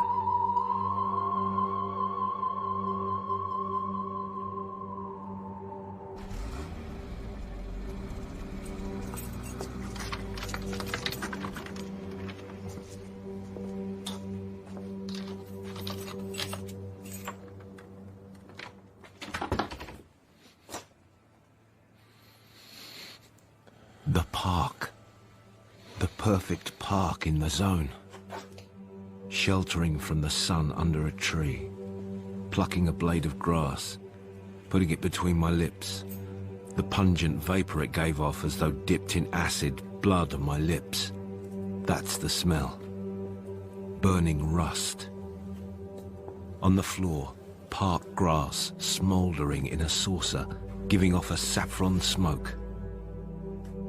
I stand staring down at it, mesmerized by the fantastic images I can see in the curling smoke. For a moment, there is a perfect silence. Then it is broken by a voice behind me. He sent me to take you back. I start to feel a creeping paralysis. The muscles of my mouth seizing up. My mouth won't form words.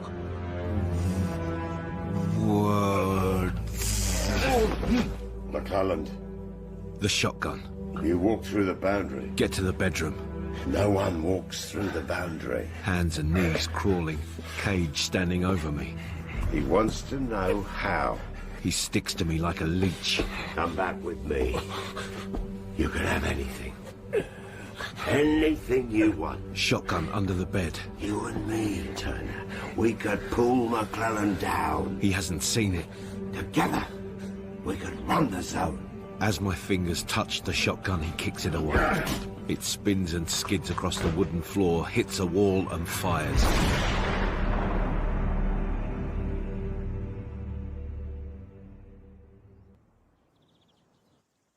I'm sitting beside a swimming pool in the grounds of a luxury house in the zone. My eyes are protected by dark glasses. At the end of the pool are two armed guards who occasionally glance at me. A woman appears, perhaps 30, her dark hair jailed in a bun. As she approaches, I can see that she wears a fugitive expression, as though at some point in her life she has become lost, taken a wrong turning, and now cannot find a connection to anything. She arrives at the chair and stands, looking down at me. I'm Dr. Costello. She lightly taps my foot with hers. You're not asleep. I can smell the heat on her flesh as she bends over me. How's the face? One side of my neck and face are covered with a sterile dressing. You're lucky not to be blinded. She gently eases the dressing back to take a look. I brush her aside and walk to the edge of the pool. She looks at the guards, quickly indicates that everything is under control, and moves forward to approach me again. I stare down into the mirror of water, then throw the glasses aside, rip the dressing from my face and toss it into the pool. We have to learn to trust each other. She hands me the glasses. I'm the only hope you have, believe me. Give me one good reason why I should. It's my job to keep you alive. She takes a closer look at the shotgun pellet scars critically close to my eyes. We start testing tomorrow.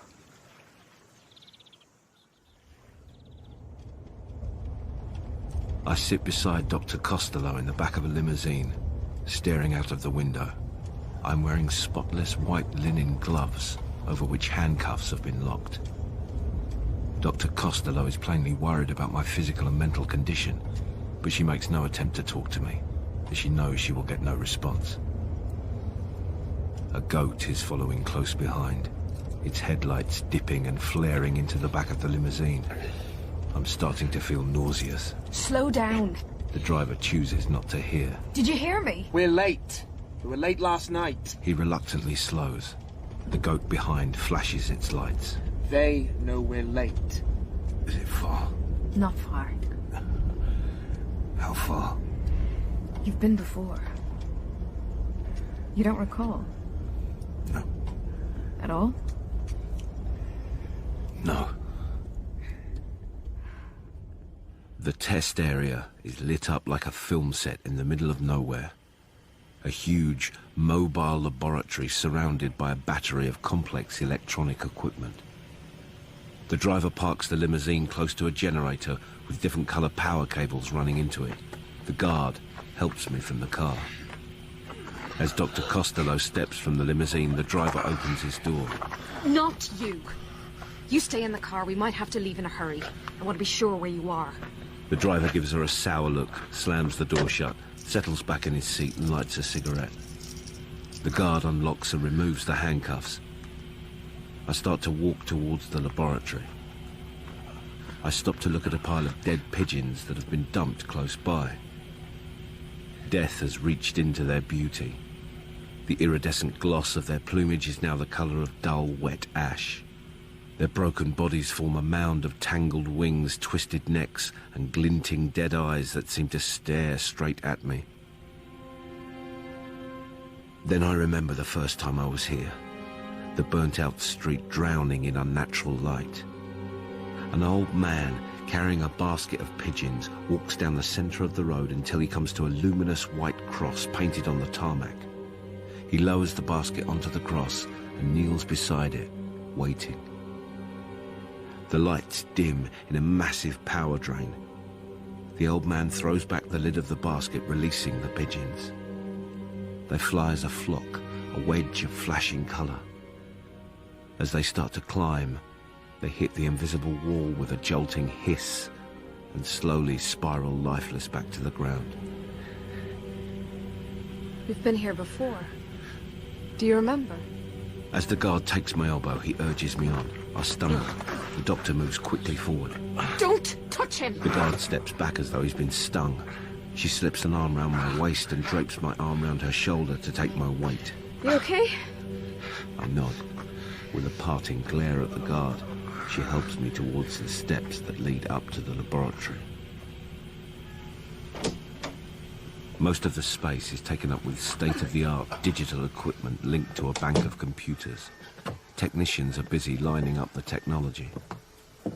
Dr. Costello guides me to a chair at the far end where a space has been cleared. She moves away to check the emergency oxygen. A technician approaches and removes one of my gloves. My fingers, from tip to first joint, are coated in gold. The doctor turns angrily. Leave him! She moves quickly back to the chair and snatches the glove from him. Did you hear me? I said get away! I study my gold-tipped fingers. What are these bastards doing to me? Listen to me, Turner. Listen. We don't lie to each other. I raise the other hand and pull the glove off with my teeth. Turner, do we? I spit the glove to the floor, see the same gold-tipped fingers. I raise my gilded hands to her. They link you to these computers. What else? My back. What's in my bastard back? I fling an arm over her shoulder, trying to reach the middle of my back. No! She goes to grab my arm, loses her balance and falls. Two of the technicians go to help her. I hit one of them hard. She scrambles to her feet and places herself between me and the two men. The door of the laboratory opens and Dwoskin enters. Tall, thin, prematurely balding with ghostly pale eyes. He takes in the situation at a glance. The tension between the doctor and Dwoskin is tangible. What happened? The doctor has got me back to the chair and is taking my blood pressure. Has he done any damage? She despises him, won't look at him or speak to him, shakes her head. Can he walk? That's all he has to do, walk 100 yards. He cross-checks two identical watches, one on each wrist. We're already 55-22 behind. Without Turner, you have 10 tons of computerized crap on wheels. The door of the laboratory is flung open. Dwoskin and the doctor storm out. He walks a dozen paces and turns on her. Do you know how long it takes to set this up? He's physically exhausted. Do you have any idea? I stand by the doorway, 11 hours. watching, listening. 6 tests in 8 days. 11 hours, and you can't give me 20 minutes. That 20 minutes could kill him. You only have to look at the man. You're not being objective. Objective? We're talking about a man's life. Turner goes back with me now. That's official, is it?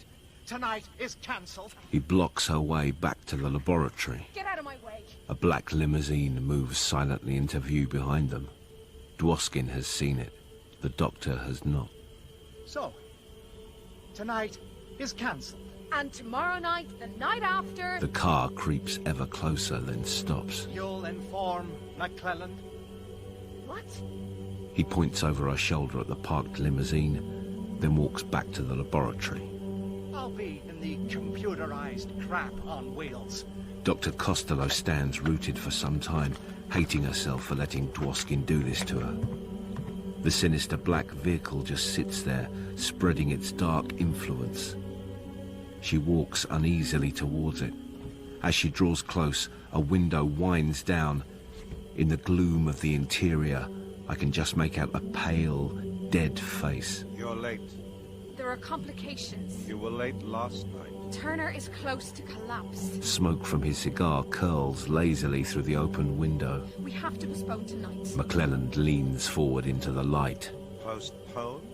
We're We're searching for non-existent data, some psychophysical formula. There isn't one. There isn't going to be one, no matter how many times you sent Turner through that hellhole. He's unique, and you're going to kill him. The window winds up, and the limousine accelerates silently away. Dr. Costello shouts after it. What use is he to you dead? Dwoskin is on the phone as I enter, the doctor behind me. He holds the receiver out to her. She ignores him. He covers the mouthpiece. It's McClelland. She snatches the receiver from him and slams it down without saying a word. You're starting to rattle, Dr. Costello. I sit back in the chair. The doctor gently strips me to the waist. There are a dozen gold needles attached to leads inserted into bruised flesh in different parts of my body. I tried. I really did try. I know. One of the technicians steps forward to link the needles to a microcomputer on a belt round my waist. No one! The doctor pushes him away. No one touches Turner but me. Wired like a monkey in space, I walk with the doctor towards the test boundary. I stop for a moment to look at a dead pigeon that has fallen from the old man's basket. It is already seething with ants. I'm not going to make this one, am I? It's a possibility. What happens to you if I die? I don't know. Yes, you do. You'll end up in McClelland's freezer. A technician is waiting with a robot camera. The doctor slips something from her pocket and secretly passes 2 capsules to me. Take these. They reduce respiration. I slip them into my mouth as the technician approaches with the camera cable and plugs it into the computer belt. You mustn't stop. Whatever happens, don't stop. She kisses me lightly on the cheek. Good luck. I can see that she is fighting back tears as she turns and makes her way to a car waiting for her. It drives slowly round the test boundary, 100 yards down the street, and stops beside a goat that is already parked there. I take the robot camera cable in one hand and move forward to the painted cross in the middle of the road. I can feel a flood of fear rising in me. In the distance, I see the doctor get out of the car carrying her emergency bag and a small cylinder of oxygen. She walks forward as far as she can and stands, looking at me, willing me to survive. The dimming of the lights is my cue to move past the boundary into the test area. When it happens, I remain still. Dwoskin's voice comes over an earpiece. What's the problem? I stand motionless in silent defiance. Talk to me. I look up, run my eyes over the shells of buildings on either side of the street and call out. McClelland! Then I see him standing with his bodyguard 4 floors up in a house with no front, the perfect balcony view. Take the soldiers away and what are you? Nothing. Paper-ass bastard, a dog wouldn't lift its leg on. He just stands there looking down at me, hands punched into his coat pockets, shoulders curled like a great black bird of prey. I turn to face the test boundary. The street empties of sound. Then, with a noise in my head like slowly breaking glass, I walk forward into the test area. I am consumed by light. Lurid and violent variations of colour. Shapes collapse into their shadows. The air is on fire. I look up to where I think McClelland is. Instead, I see the Zone Christ, framed in an empty Gothic arch. His robe caught by a storm wind, his cross ablaze. In the mirror of light all around me, I see reflections of my face. Bones through flesh. No eyes, no mouth, no breath.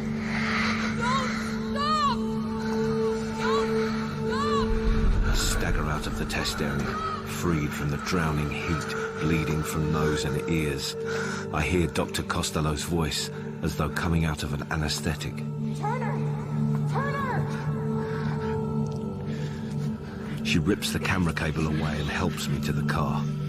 The driver makes no move to open the door. If this man dies, are you going to inform McClelland? The driver quickly opens the door and helps the doctor get me into the back seat. I slump, chin on chest, dangling hands. She gets in beside me. She gently eases my head back and wipes the blood from my face. She slips the mask over my nose and mouth and turns the oxygen on. Nothing has ever felt quite so good. I have survived, but only just. Dwoskin looks in. Technically, you're dead. The doctor takes my hand and slips the needle of a syringe into a vein in the back of it. Technically, he should be. What would have happened to you then? She has to smile. You'd have ended up in McClelland's freezer. If he dies, we must have his body for autopsy. He's not going to die. She looks down at me. I've closed my eyes. She knows I'm not sleeping. She knows what I'm thinking. Faced with death, everything trivial disappears. Past and future mean nothing. The endless present is all that matters. The limousine speeds through the zone. I'm slumped against Dr. Costello, wrapped in a blanket, still taking oxygen. The lights of the following goats splash into the back of the limousine on the unmade road. Suddenly, I throw the blanket aside, rip the oxygen mask off, take hold of the cylinder and crack it across the back of the guard's head. The doctor is as astonished as the driver, who has no time to react before I hold the blade of a stolen pair of scissors to his neck. The driver, not easily intimidated, glances at me in the rearview mirror. They'll shoot you down like a dog. I push the point of the blade into his neck, drawing blood. Is that after I kill you? The doctor leans forward to check the unconscious guard. Get his gun. She freezes. Gives me a look I've not seen before. Panic. It quickly passes. She slides the guard's handgun from its holster and passes it to me. I drop the blade and hold the gun to the driver's head. Faster. He accelerates. Faster. I glance back and estimate the distance to the front of the goat. Slow down. Faster. Slow down. What the hell do you want? His foot hovers over the brake pedal. I fire a shot close to him. In a reflex action, the driver stands on the brake. The wheels of the limousine lock. Skidding tyres gouge into the unmade road, sending up a screen of dust. The driver of the goat is blinded and brakes too late. Skids, drifts. The goat impales itself on the rear fender of the heavy limousine. Let go! The driver accelerates. The limousine pulls away, taking the front of the goat with it. I look back. The goat is out of control, its steering damaged. One side drops into a ditch. It careens along on two wheels, then rolls over and bursts into a ball of fire before it comes to rest on its roof, wheels spinning. We stop opposite a derelict garage. I stand over the driver as he drags the unconscious guard from the car. All his bombast has deserted him. Don't leave me here. The doctor gets into the guard seat. She knows from this point that she is no longer a doctor. She is, like me, a fugitive, that McClelland will not rest until we're both captured or dead. Don't leave me here! I get in the limousine. The driver lunges forward to try to stop me closing the door. Not out here! I start the engine. As the car pulls away, the driver runs alongside, clinging onto the mirror. As he is dragged along, his hold weakens and he falls away into the darkness.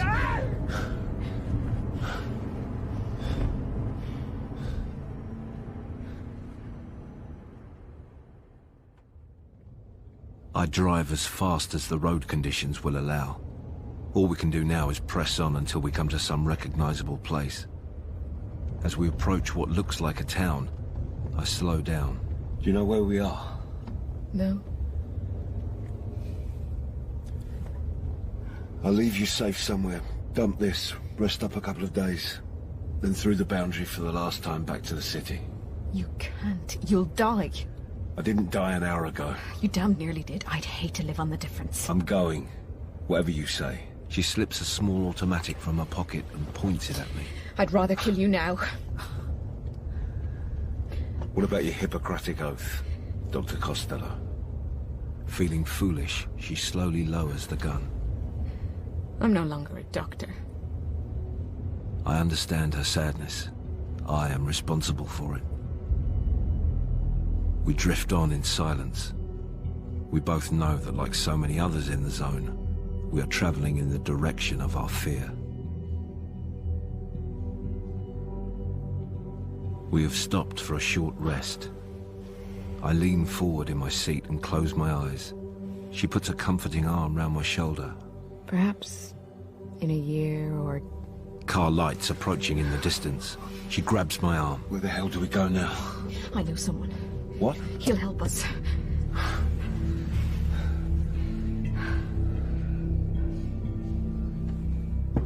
We make our way cautiously through an old timber building that seems to talk to us, creaking and groaning as it shifts in the wind.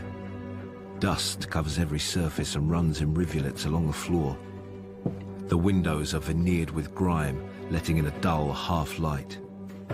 A sudden sound alerts us. We slip into a room and close the door to a crack. A girl, no more than 14, naked under a silk robe, her body pitiably thin, walks barefoot down the passage. As she passes the door, I grab her, clamp a hand over her mouth and lift her, kicking into the room. We're not here to harm you. She claws at my face. We're looking for Walker. Costello, half hidden in the shadows, moves forward into what little light there is so the girl can see her. He's my brother. His real name is David Costello. The girl goes still, all fight gone from her. I remove my hand from her mouth and lower her bare feet to the floor. Where is he? The girl remains completely silent. Is he here? Her face has an extraordinary translucence. Her sly eyes look through Costello like a cat. She turns and walks down the passage, turns to check that we're following. She's in mute. The melting ice has formed pools of water on the uneven stone floor of the cellar. Lying in a coffin of carved ice blocks, his eyes open, wetly shining, is David Costello. Around the ice coffin are propped pictures of the sea that have been cut from magazines and pasted onto cardboard stands. For each picture, there is a flickering candle. Tears brim in the doctor's eyes as she looks down at her dead brother. How the dead cling to the living.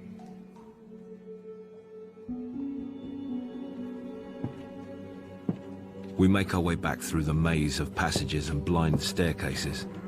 Then from nowhere, I'm knocked senseless. I sit alone at a table in a bare room in an abandoned military complex, nursing my head and holding a mug of tea. A door opens and a small, dark, intense woman enters. She gives me a look that feels like running a thumb down the blade of a just sharpened knife. I'm Hill. I sip my tea, purposefully silent. She takes a bottle from a canvas bag and unscrews the cap. Try this. Expensive whiskey.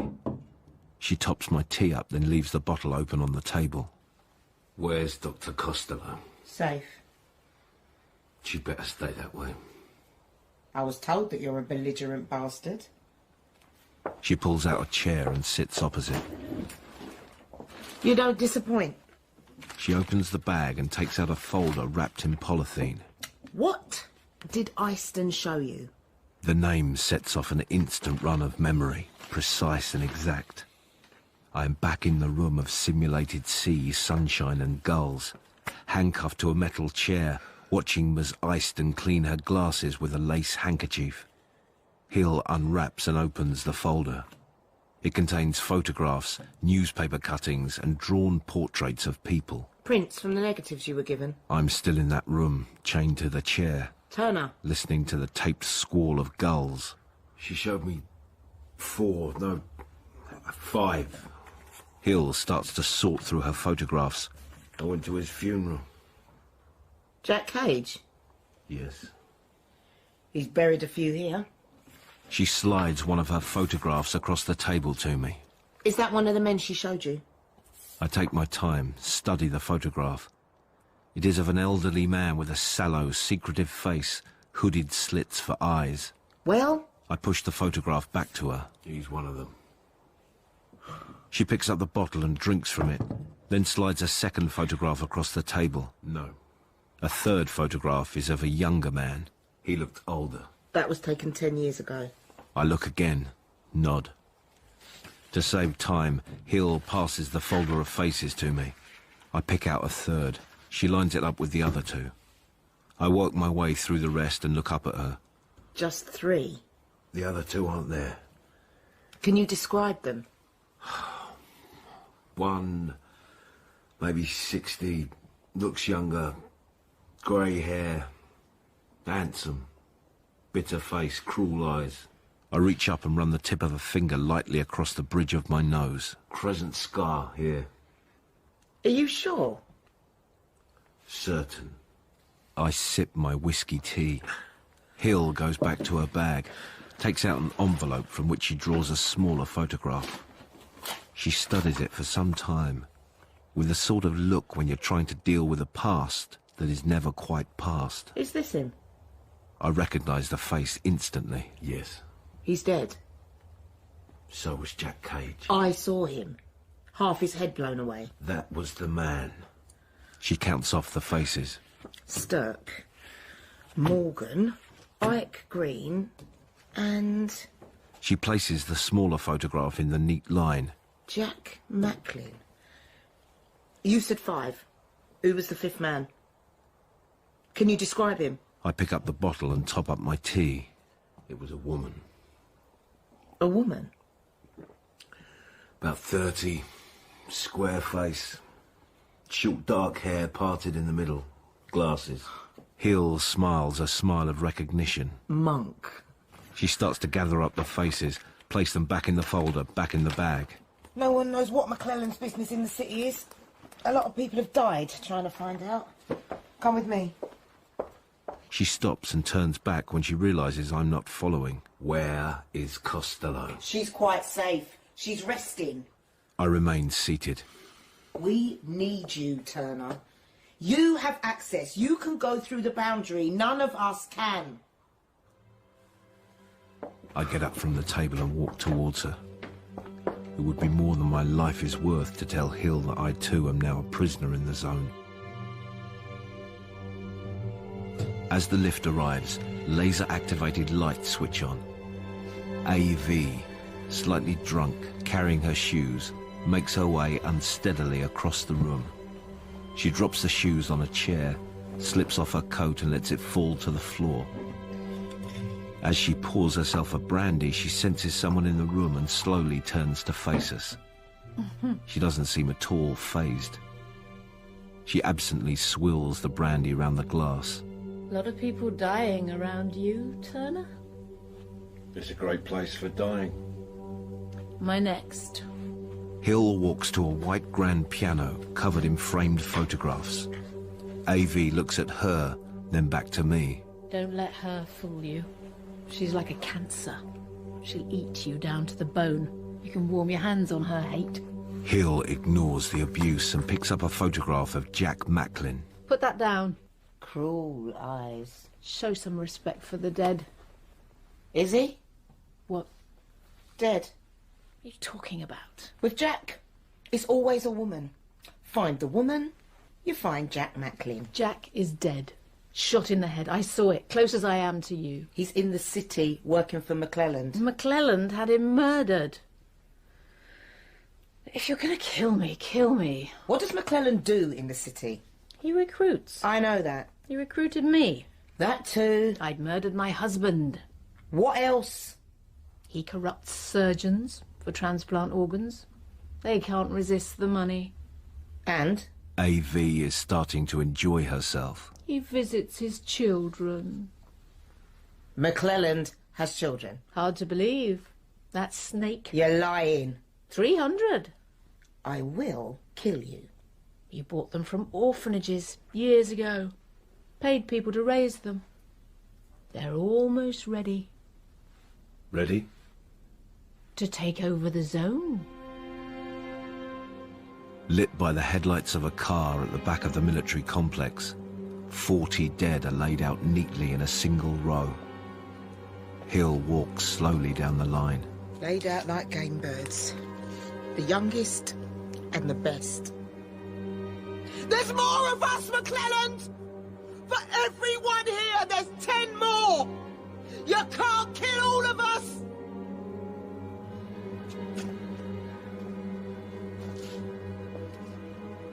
The last is Costello. I stand looking down at her face smoothed by death. We better get out of here. We drive in a strange sense of silence, as though nothing after will be quite the same. When the edge of the outlands meets the back blocks of the zone, the spill of buildings are lit with flickering yellow streetlights that give the area a jaundiced, palsied feel, as though anyone foolish enough to enter will leave infected. Dump the car. Hide it. The roads are too dangerous. We soon find ourselves in the graveyard of a derelict church. The narrow pathway between the graves is choked with weeds. There's a flight of worn stone steps down to a wooden door. The crypt is small, with a low ceiling fogged by candle smoke, candles everywhere, walls matted with crucifixes. On the stone floor in one corner is a mattress and a stained pillow. Before we can take it in, the door scuffs open and the Zone Christ enters. He stands in the shadows, staring at us with arctic blue eyes, his white hair incandescent in the darkness. He points a finger at Hill, clearly recognizing her, but says nothing. Don't move. The Zone Christ lowers his arm and gazes at me. He picks up one of the candles and moves towards me. Don't move, Turner. He holds the candle closer and closer to my face until the heat becomes uncomfortable. Then he moves it around as if redrawing my face with the flame. He won't harm you. Outside, cars draw up, doors slam, voices come closer. The Zone Christ hands the candle to me, crosses to the mattress, slides it aside, then lifts a heavy flagstone from the floor. We drop into a tunnel, Hill first, then I pass her the candle and follow. At the bottom, I look up at the Zone Christ, who drops the flagstone back into place. In the flickering candlelight, we find ourselves in a lost river tunnel. Crouching as low as we can, we move forward. There is hardly room for our shadows. Who is he? No one really knows. Some say that he was the first one here. In the zone? That's what they say. How old is he? Oh, he doesn't age. He looked exactly the same when I was a child. Where are we going? To start a war. Across my lap, I'm holding a new semi-automatic rifle wrapped in oiled paper as we drive into the Badlands. There's 6 groups we need with us. None of them suicidally sociable. She glances at me and catches the end of a wry smile. Without them, no chance.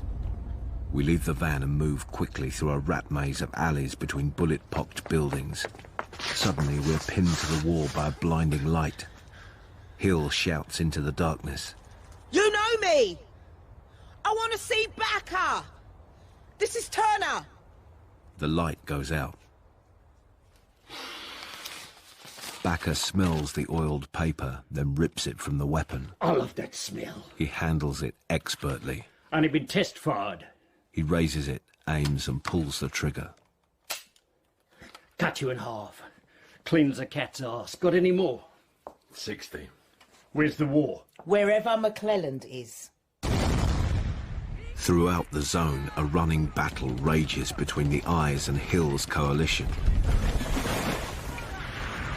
Buildings are ablaze. Explosions light up the night sky. The dry rattle of small arms fire echoes through streets strewn with spent casings. The Eyes paint death in broad strokes. They kill efficiently. They are made for murder. The partisans, freed from their fear of the Eyes, dart from cover to cover, from shadow to stranded pool of shadow with daring grace as bullets cut all around them. I'm told that Hill has been fatally wounded. When I get to her, she's been laid in the open back of a van. The fighting rages. I bend my head to hear her. You never know how far. It's too far. Until you've made the journey. Her voice is fading. There's no one else. It is as though she is sharing my breath to keep herself alive. To hold them together. Her unfocused, centerless eyes half close as though looking into the low slant of the sun. You. Turner. There's only you. Kill McClelland. I take her hand and hold it tightly as she looks at me for the last time, and then slides into the darkness beneath her.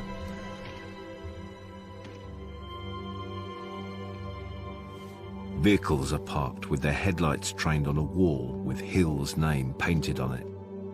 An improvised place of execution.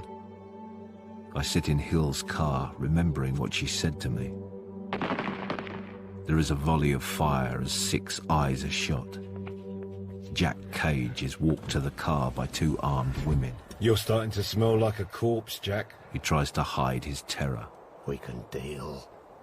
Anything. Turner. Anything. I want McClelland.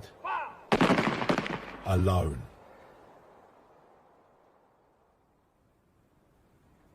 I am back at the blazing oil drum in the zone's no man's land. McClelland and his bodyguards stand beside his limousine some way off. I call out to him. I said alone. So you did. He calmly takes a gun from his pocket and shoots his bodyguard dead. You're beautiful, Turner. I've been looking for you for 20 years. This could be a beginning. The grim night is suddenly filled with the scratchy soprano. For a moment, McClelland is distracted. When he looks back, I'm gone. Turner! Turner!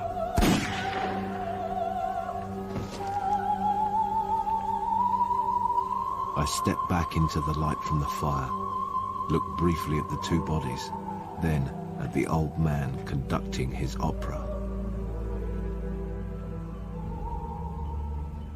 I smile. I get into Hill's car and drive slowly away until distance consumes it entirely.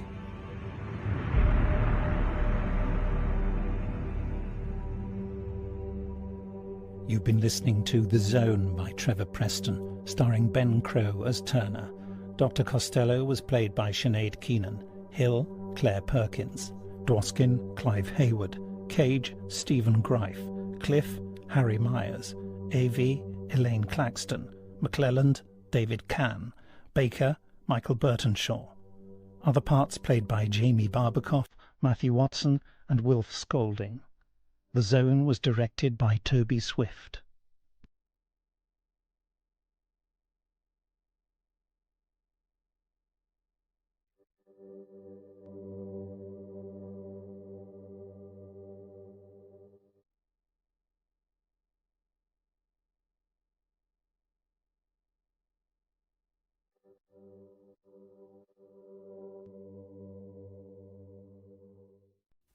I am an artist, and this is my voice, the voice of the pencil, its lilt, its pitch, its suave and silver argument, or the husky stuttering of its leaden dagger, a voice that, soundless, can be like tumult, or as faint as a whisper in the next room. The paper before us will be transformed into a cosmos of such vibrancy as to make the room you sit in like a land of the dead. I will create for you a new world and people it with its native forms and denizens that never were before, yet have their roots in your and my experience.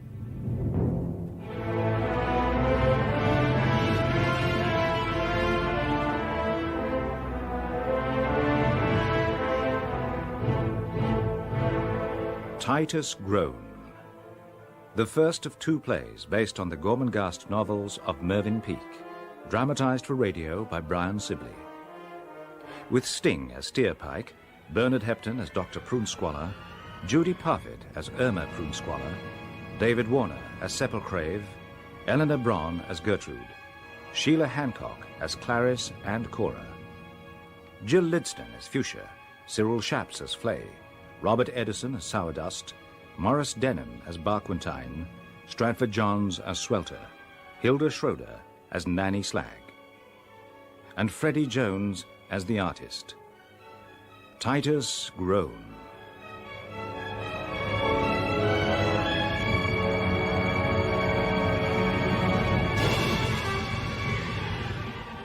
This is Gormenghast.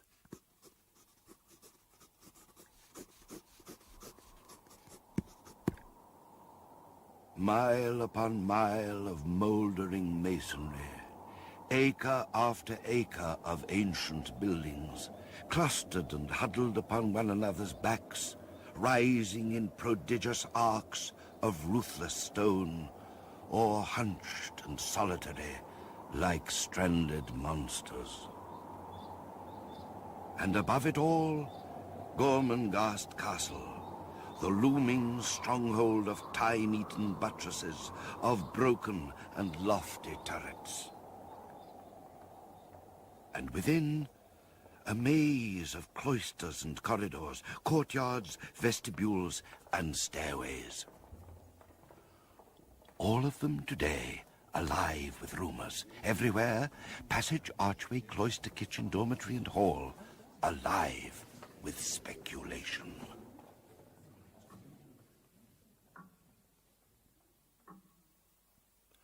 On the ceiling of the stone hall, cherubs pursue each other across a waste of flaking sky. 1,000 of them interweaving their fat limbs among the clouds. Ever on the move, yet never moving. Seated at the long table below the painted welkin, Sepulcrave, 76th Earl of Gormenghast, melancholy lord of half-light.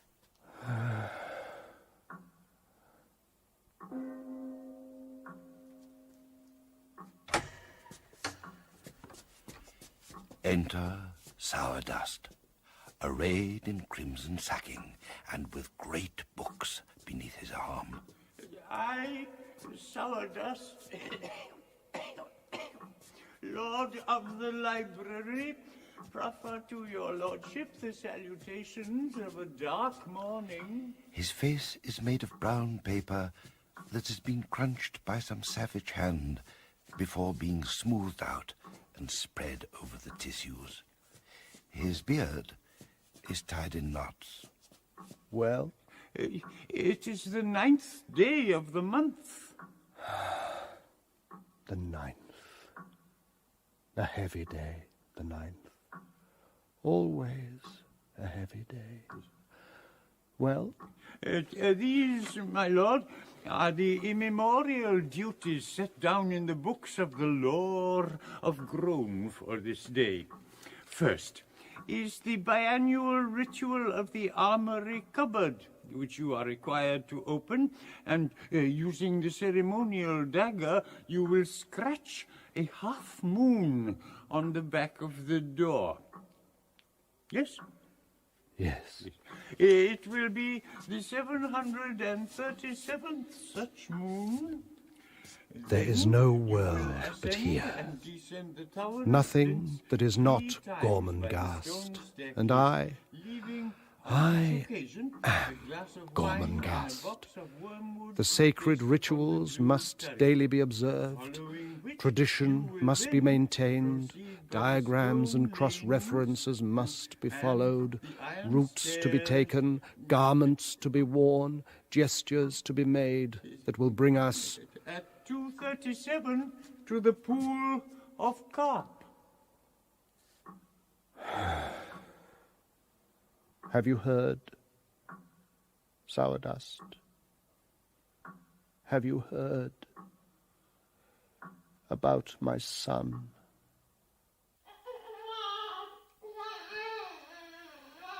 Deep in the fist of stone, a doll's hand wriggles, warm and rebellious. And with his tiny entrance enters change.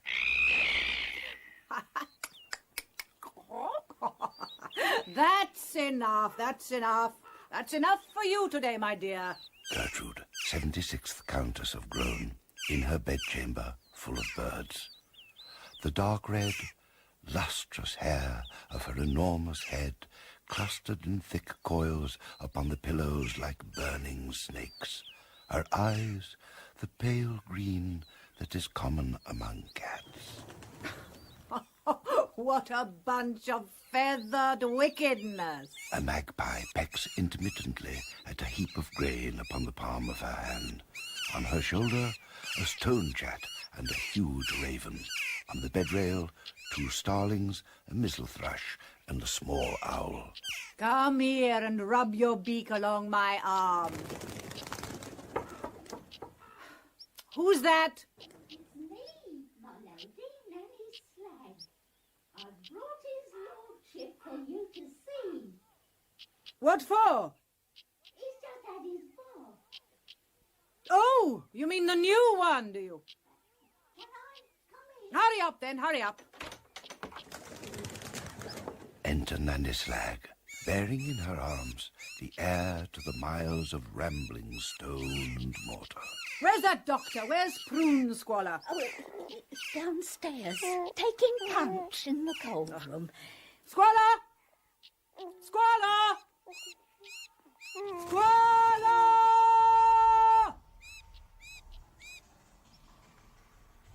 Prune Squalor at the double. Dr. Alfred Prune Squalor, physician to Gormenghast. A narrow-chested man with a shock of grey hair and glasses which magnify his eyes so that they fill the lenses up to their gold rims. My lady!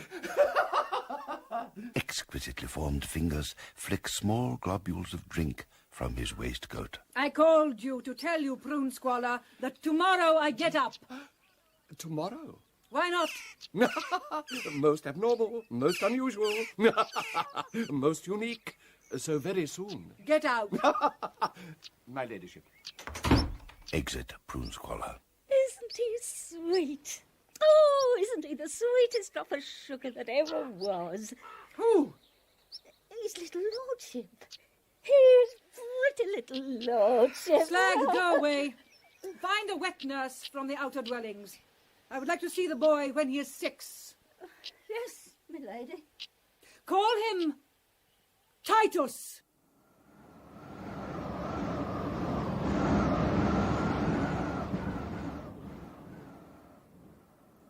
Seven. Lady Fuchsia, daughter to the House of Groan. There's 7 of them. Fuchsia in her attic, clouded with moths, pollinated with dust, a warm, breathless, timeless region, a zone of moted half-light. 7. 7 clouds, Like naked cherubs. like sucking pigs, Plump, pink bodies. on a sky of slate. Why 7? 7 is for something. Suddenly noticing, far below, in one of the diminished quadrangles, kitchen servants, like ants. What are they doing? Something has happened. Something no one's told me of. Everything has changed. Everything's wrong. Everything. Everything. The great kitchen of Gormenghast. A steaming, airless concentration of ghastly heat. Fat, bubbling and stinking, burns in the great ovens. Acid flames leaping from the open doors into the clammy mist. Swelter. Close your ranks, my berry boys. Abiathar Swelter, chief chef to Gormenghast. Close your ranks, my belching angel. Balancing his huge body with difficulty upon a cask of wine. Come closer in, my ineffectual villain. Silence, my drippy little joint. Silence, listen to me! To me! Chief Chef of Gormenghast, man and boy, 40 years! There is only one of Swelter's boys who does not cheer. Listen, my flowers of flatulence, my gaseous buds, and I will lift my sweetest heart into the rafters and sing you a song. But what is this? Someone's missing from this creamy sea of faces. Where's Steerpike? There he is, sir! A high-shouldered boy with an expressionless mouth, but with eyes dark and hot with hatred. You wanted me?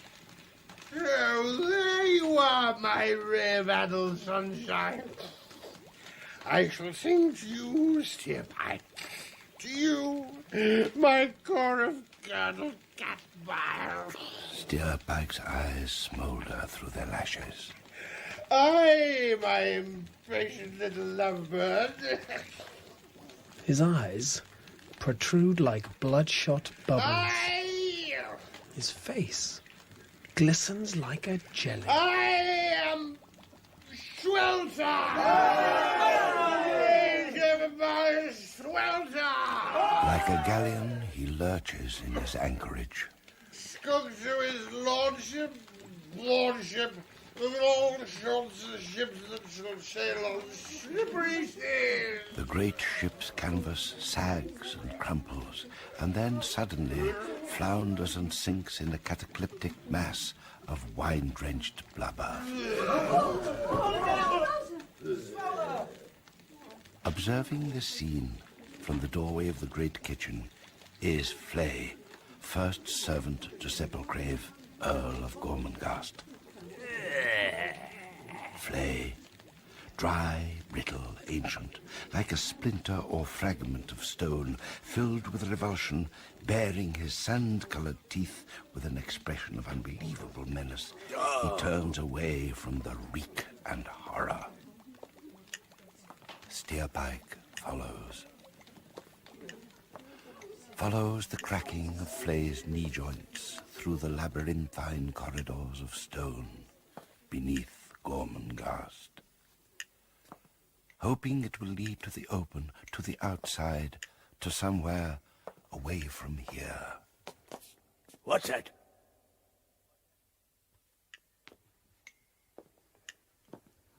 Hey? Man of Swelter's striped rats, what are you doing here? I don't know where I am. I don't want Swelter's boys here, curse 'em. I don't want to be here. Give me daylight. I'll go away. Far away. Away? Where? Anywhere. New? Me? You, new? 17 years old, sir. But new to the kitchen. Please, sir, I want to leave that dreadful Swelter. He fell. He fell like a log. Quite right. Honouring the birth. What have you done? Done, sir? When?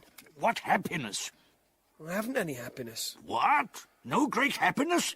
Rebellion. Is it rebellion? No. Except against Mr. Swelter. Take this candle. Lead the way. I'll teach her to be unhappy when a groan is born. A groan is born? Then you mope in the lanes. Show you what it means. A male groan. Don't like him, Swelter, eh? No, sir.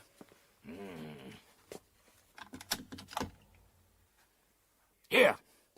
Come here, you kitchen thing. Sir? Catroom, come.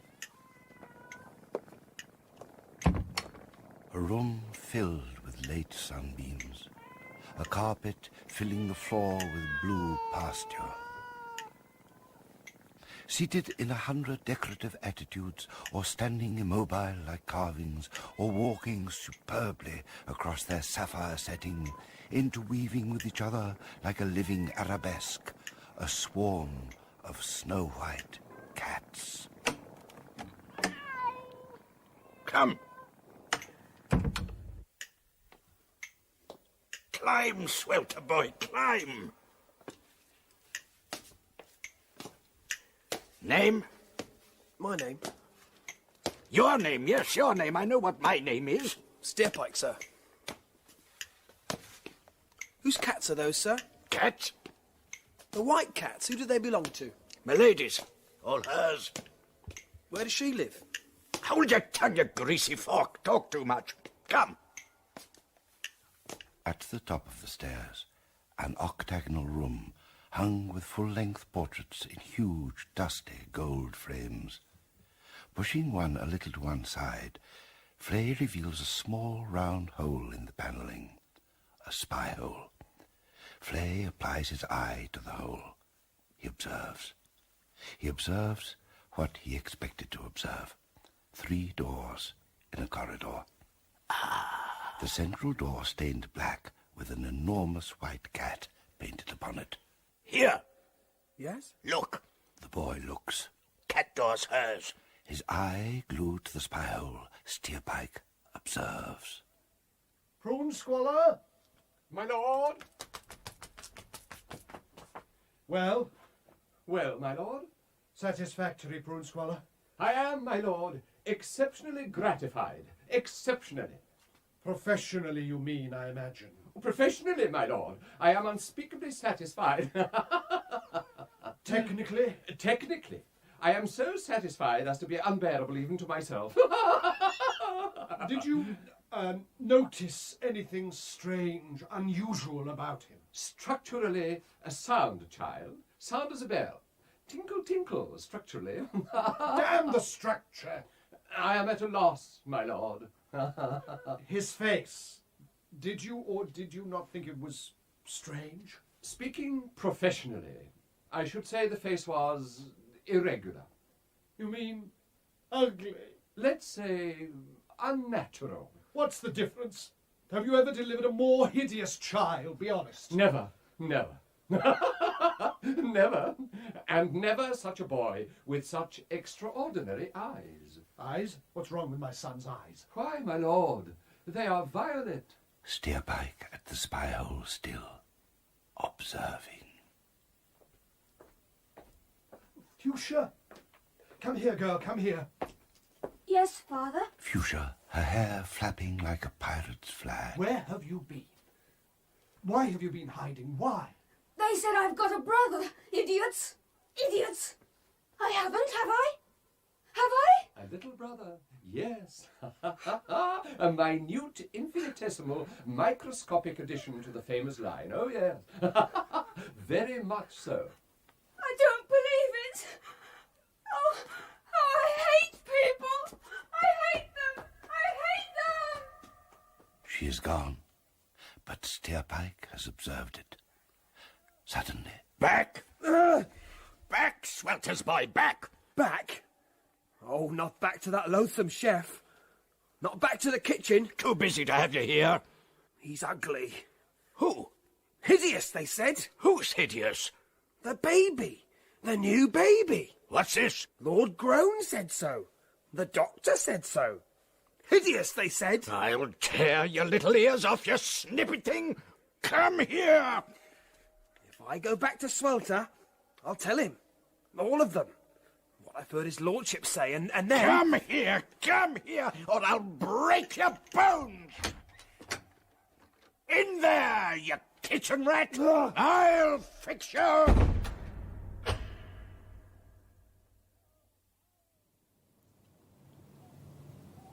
The sun sets behind Gormenghast Mountain in a swamp of saffron light.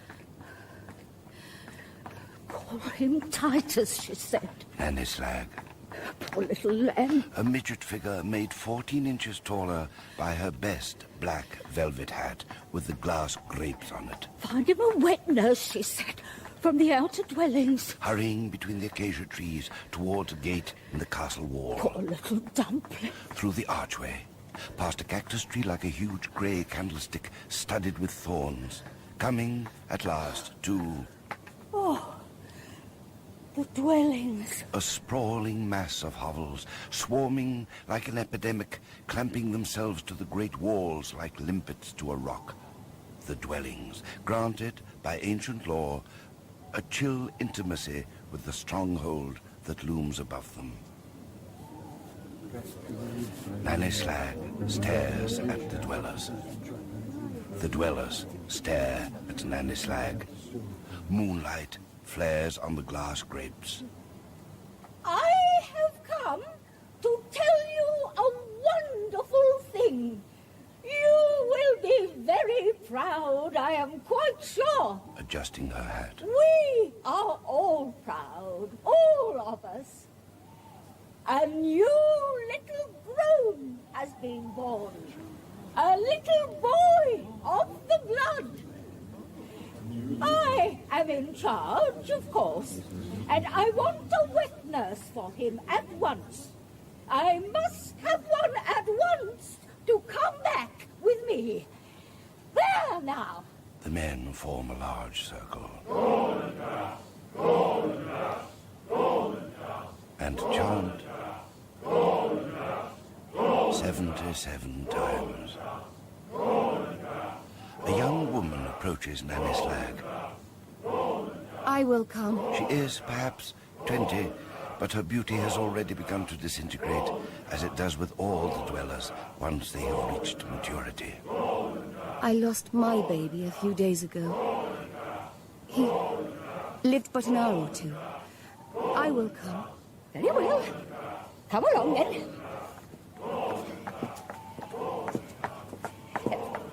Your name? Your name, my dear? Kida. Time passes. With an insidious seepage, news percolates through Gormenghast, reaching, at last, the southern wing and the rooms of their ladyships, Cora and Clarice. After all, who are we? Sisters of Sepulcrave, Earl of Groan. Who are we? Sisters-in-law of Gertrude, Countess of Groan. Lady Clarice? Lady Cora. Twins. Their faces identical to the point of indecency. Expressionless, preliminary layouts for faces. We are his aunts. Whose aunts? The child's, stupid. The child's. But what chance have we got? Gertrude has all the power. Yes, she has it all. And now there's a child. And we're only the aunts. Only the aunts.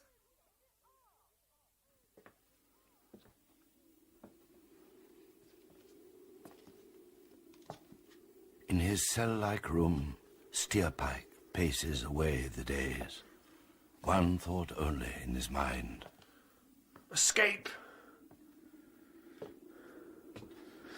Trapped! Locked in, no way out. The window. A precipitous drop, there's no way down. Not down. Up! Up 20 feet of unscalable stone. It's only 12 feet up. And then there's a creeper. Hanging down. A half-dead, hairy arm that will not bear your weight. It's the only way. I must escape. Standing on the lintel of the window, Steerpike begins the ascent. Up. Fingers find a cranny. He pulls himself up. A crevice here, a toehold there, another inch higher. Up! Above, the swaying wall. Below, the sickening drop. Grab, clutch, hold. Up! Reach, stretch, grip. Up! Slip, scramble, cling. Up! Sweat runs, blood drips, bones ache. Got it! The thick, brittle, hairy creeper arm, swaying out from the wall into space. Feet on stone, hand over hand. Up! Tearing nails, grazing flesh. The rusted gutter grasped. The empty world of rooftops reached.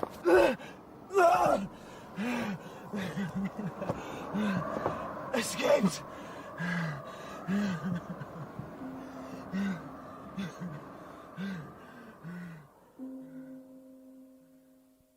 Below in the castle, preparations are being made. Preparations for ceremonial. The christening room, cool and peaceful and unperturbed, waits. With space and dignity, it awaits the entrance of the characters. first arrival.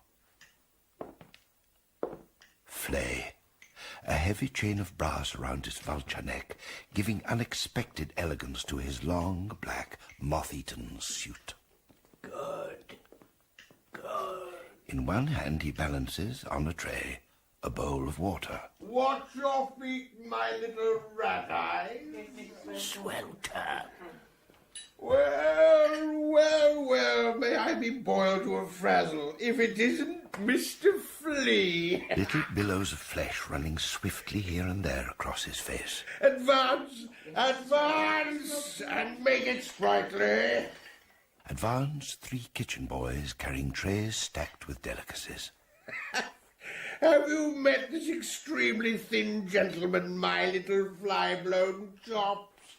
Allow me to introduce you. This, my tiny cheese pairings, is Mr. Flea. How dare you? How dare I what, Mr. Flea? My name is Flay, and how dare you introduce me, the first servant to the house of Groan, to your 10-a-penny kitchen boys? Oh, my adorable lights and liver, I have offended Mr. Flea. You disgusting bag of lard. Pulling his brass chain over his head. You bin of pig swill. Slashing the heavy links across the face of the chef. What is this? Sourdust, Lord of the Library, Keeper of the Tomes. There should be order here. Rituals are to be observed. And ritual must never be delayed. Their feud will have to wait, for the observers of the ritual are gathering already, and the christening must proceed. All are gathered, save only him for whom this gathering is gathered. Twisting his black and white beard into inextricable knots. Stones have their voices, voices that grind at night from lungs of granite, voices that he shall hear when his ear is tuned to Gormenghast, whose voice is endlessness of endlessness. How much more is there? The ancient word is complete, your ladyship. What now? His lordship must call for his son. Sepulchrave.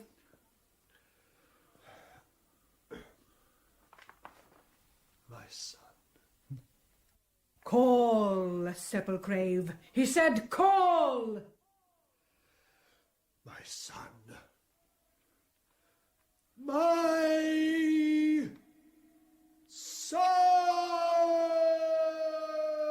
His voice winds itself along the empty, echoing corridors, while above, high on the rooftops of Gormenghast, Steerpike opens his eyes and sees stone. A conglomeration of stone, a mist of masonry.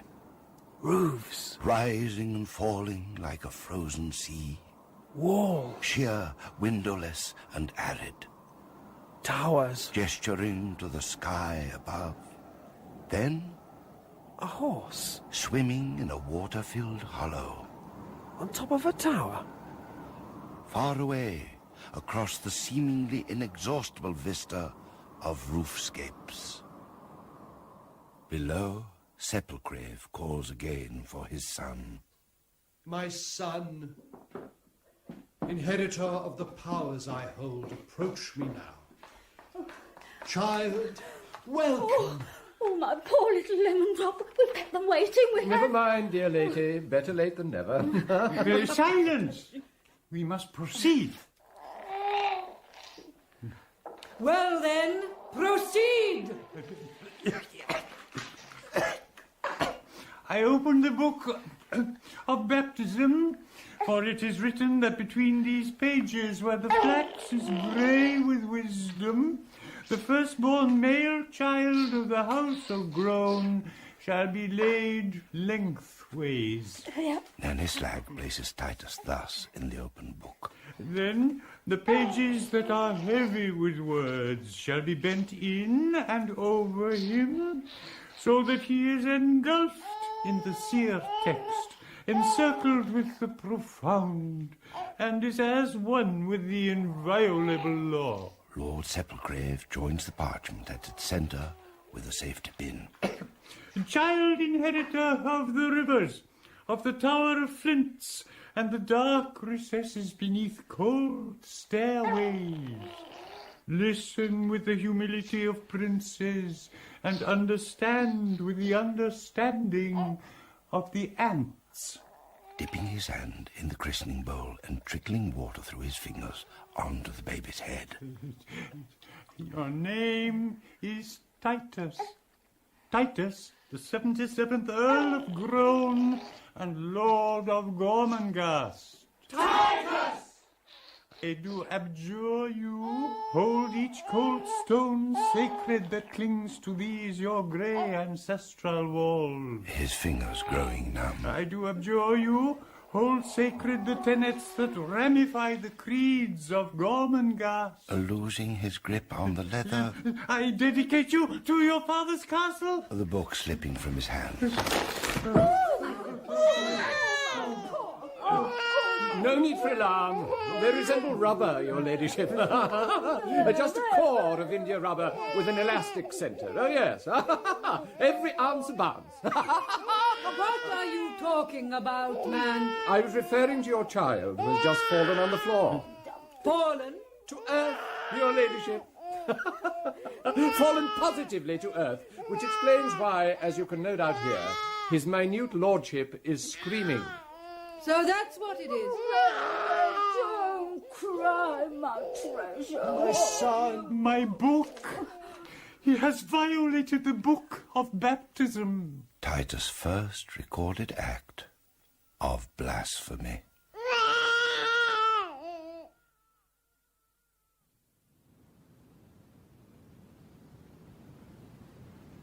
Fuchsia's attic. A strange cavern of furniture, boxes, toys, pictures, armor, flags and relics of every kind. Fuchsia threads her way among her treasures. She stops suddenly. Prostrate on the floor is the motionless figure of a boy. What are you doing here? In my attic? This is my room. My room. Lady Fuchsia. Go away. Go away from my room. I hate you. I hate you for coming here. No one has ever been here.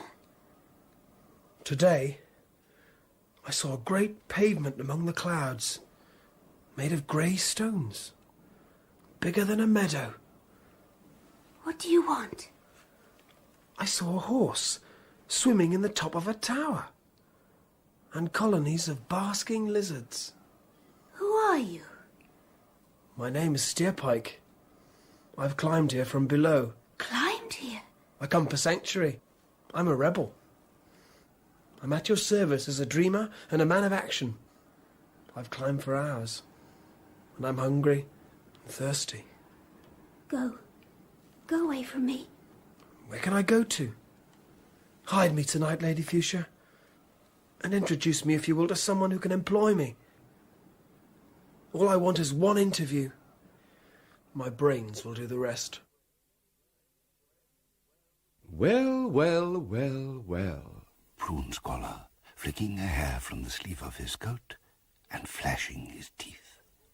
So you have brought a friend with you, my dear little ladyship.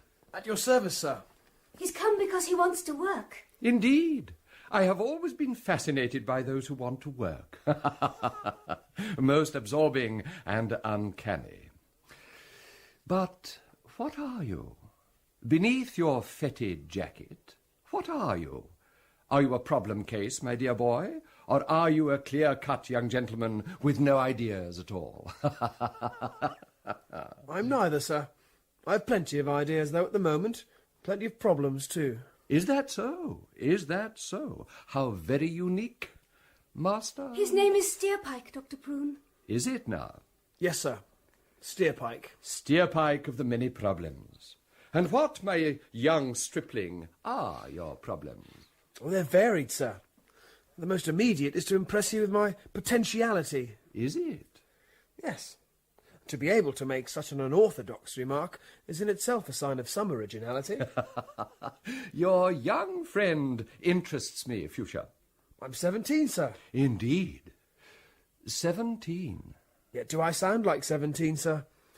Do I act like 17?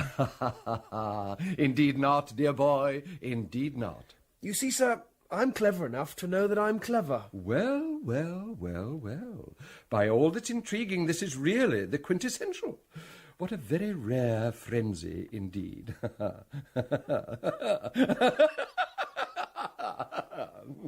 He climbed all the way up the outside of the castle to my attic, Dr. Prune. He's very clever. Yes, he's a clever little monster. A diabolically clever little monster. Who is this? I said, who is this? A lady whose similarity to Dr. Prune's squalor is unmistakable peers through tinted spectacles at Steerpike. Well, Alfred, well? This, my dear, is none other than Master Steerpike, who is anxious for me to make use of his brain in its functional capacity as a vortex of dazzling thought. This Master Steerpike is my sister, Miss Irma Prunesqualor. I'm honoured, madam, and I hope that I may be able to serve you in some way. If your brother should decide to employ me. Of course he will. Won't you, Alfred? I said, won't you, Alfred? Very likely, my dear Irma, very likely. But what on earth are you wearing, boy? Bending forward, her sharp nose and opaque glasses directed towards the youth. I said, what on earth are you wearing? It is with great regret that at my introduction to you I should be in clothes that so belie my fastidious nature. I will have a suit cut for you tomorrow, Master Steerpike. We shall dress you in a suit of pale grey.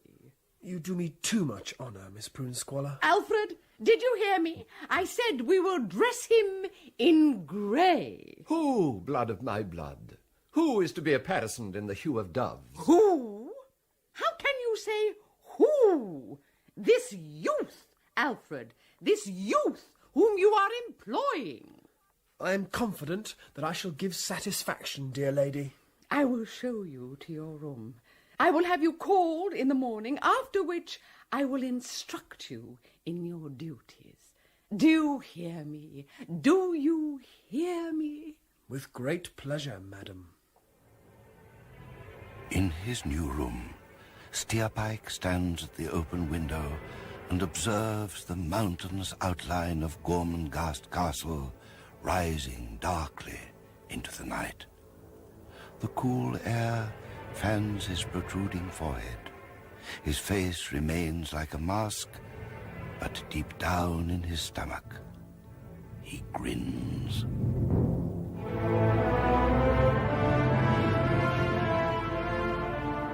Months pass, and as Steerpike wedges himself ingratiatingly into the fabric of Gormenghast, another is preparing to leave it. Oh, no. No, Kida, you mustn't. Oh, you mustn't go. Oh, Kida, you know how old I am. Oh, you can't go. You can't. I must. I must return to my home. Titus is strong and well, and he will be able to do without me. Why? Why? When I came to the castle with you on that first evening, I was troubled. I had need of refuge. Refuge? What are you saying? What do you mean? My husband had died.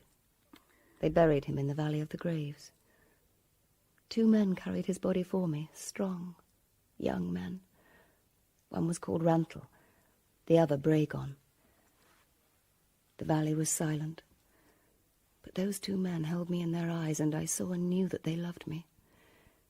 My husband's child was born soon after, but it did not live. Rantle and Bragon were filled with hatred for one another, and to save the shedding of blood, I came to the castle. Now I'm going to return to them. My beauty will soon leave me, and peace will come. But before that, I must have love.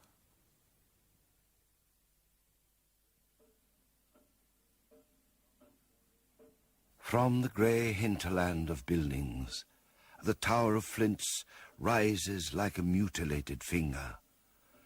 Within the shadow of this tower stands the long, low building that is the library. The library, shelf upon shelf, brooding with a slow anguish. Books, tier upon tier, seeming each a separate tragic note in a monumental fugue of volumes.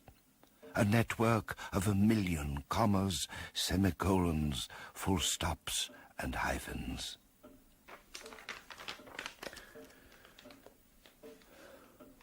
When, through a blood-dark dawn, a man with antlers cried, and throughout the day the echoes suffered, his agony and died in the evening air.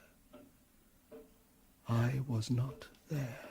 Sepulchrave, his dejection infecting the air and diffusing its illness upon every side. I was not there.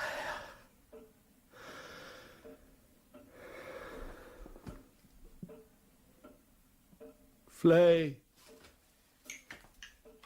Lordship. I wish to have my son brought to me by his nurse.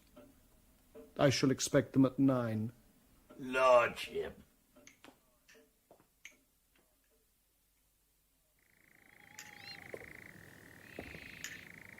Why now? Had the summer to see his son. Thought he'd forgotten him. Flay, straddling onwards, is suddenly distracted by a light, a dull, greenish light from a small window. Oh, only a light. Yet, inexplicably, it seems to draw him to itself. Wasting time. Only a light. Then, climbing up onto a cask,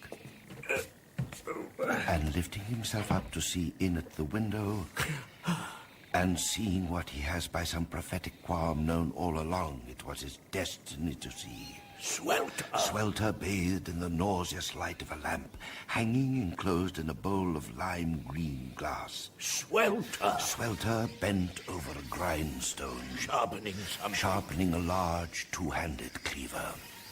To his right, boxes. 2 wooden boxes placed 4 feet apart, and on the floor, lines. Chalk lines running roughly parallel from the boxes, and writing, saying, "To the 9th stairs." The stairs leading to the room of Lordship. And across the doorway represented by the 2 boxes, a sack curled up as if to signify the figure of one who nightly sleeps outside his lordship's door.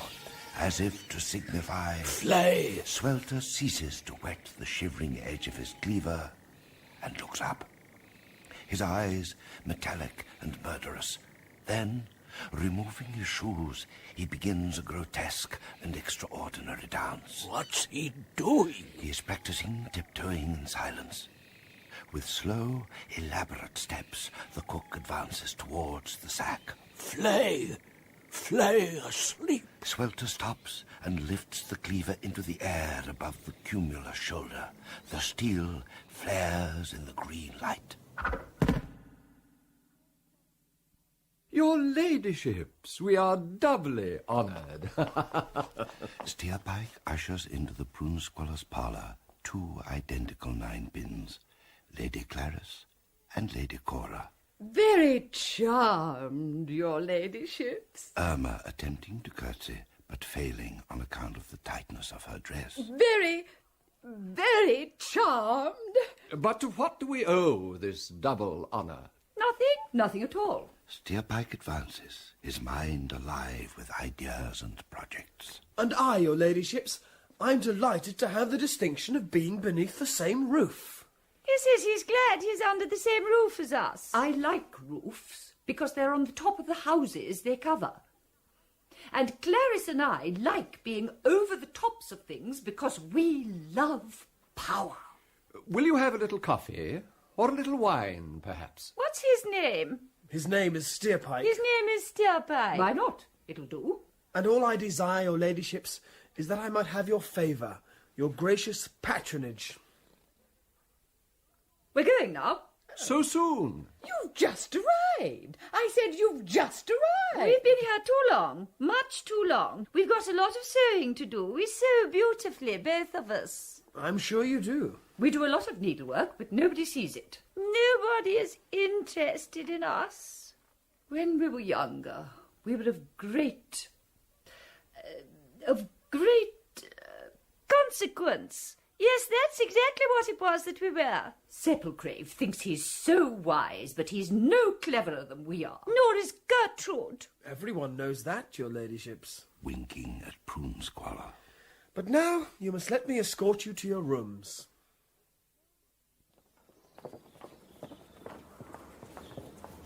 Everyone knows, you said. That's what you said. But what can we do? Leave everything to me, and I will secure your rights for you. Oh. You are Lady Cora and Lady Clarice. Lady Clarice and Lady Cora. You must not forget that. No. No one must be allowed to forget that. Yes, and then we will have power again, won't we? Yes, that's what we want. Power.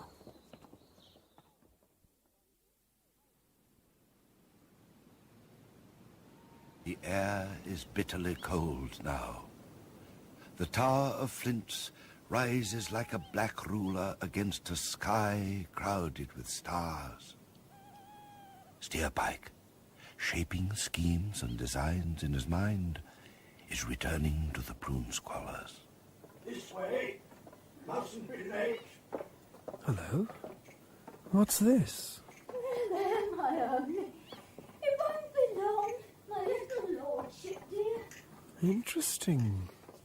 Lordships, flays and slags. I must investigate.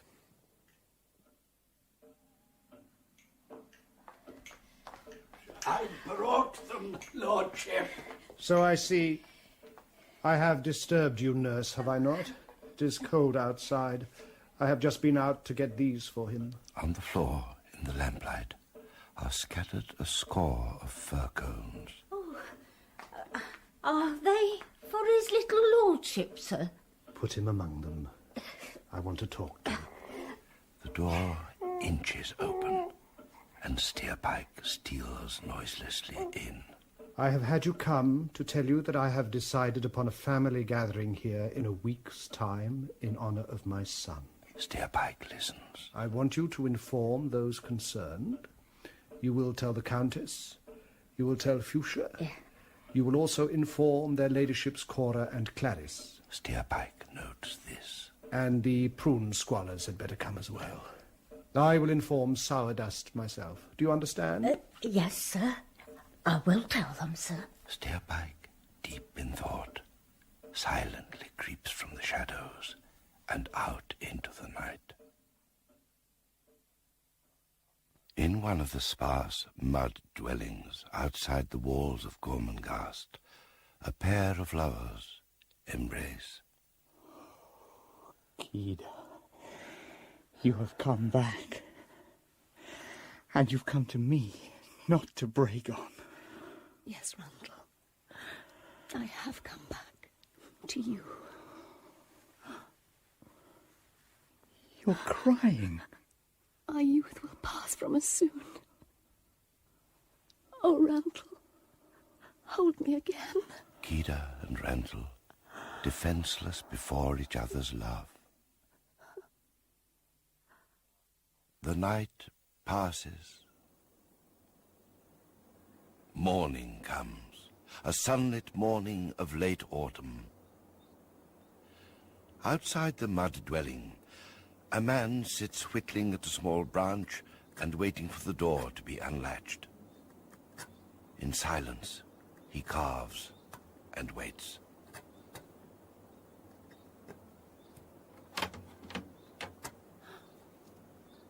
Bragon, how long have you been here? Not long. Why did you come? To see you. Are you happy, Kida? Yes. Do you love Rantle? I do not know, Bragon. I cannot tell whether I love him or whether it is the world I love so much. Oh, Bragon, I do not know. If I love Rantel, then I love you also. Kida. Do you remember the grass hollow, where the twisted woods descend? Yes, I remember. I'll meet you there. Tonight. No, Bragon, you'll meet me there. And you'll bring a knife, for I have one that is sharp and will be sharper by this evening. Rantel, no, Bragon.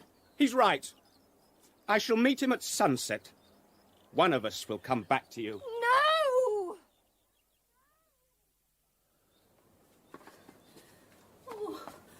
Oh, my poor heart. My poor weak heart. Then a slag scuttling across the quadrangle. Why, but isn't this a slag? Oh, what do you want? Startling me like that? And my poor heart as it is. My dear lady, it's only I. Steerpike? Steerpike. An elegant sword stick under his arm and a gold chain about his neck. Jumping out on me? It's not fair. I saw you were bound on an errand of some kind, and I wondered if I could assist in any way. No, thank you, young man. I'm taking a message from his lordship to Lady Clarice and Lady Cora. But it's such a long way to their apartment, and I will be passing their rooms. Couldn't I, as a trusted associate of Dr. Prunesqualler, carry it for you? Well, yes, I suppose so.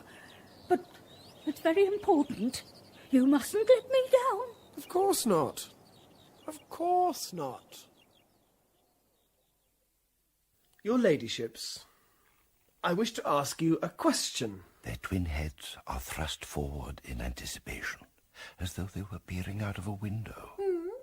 Who has undisputed control over Gormenghast, but allows the great traditions of the castle to drift, forgetting that even his own sisters are of his blood and lineage, and are entitled to homage, and, shall I say it? Yes, to adulation too. Who is that man? Gertrude. Come.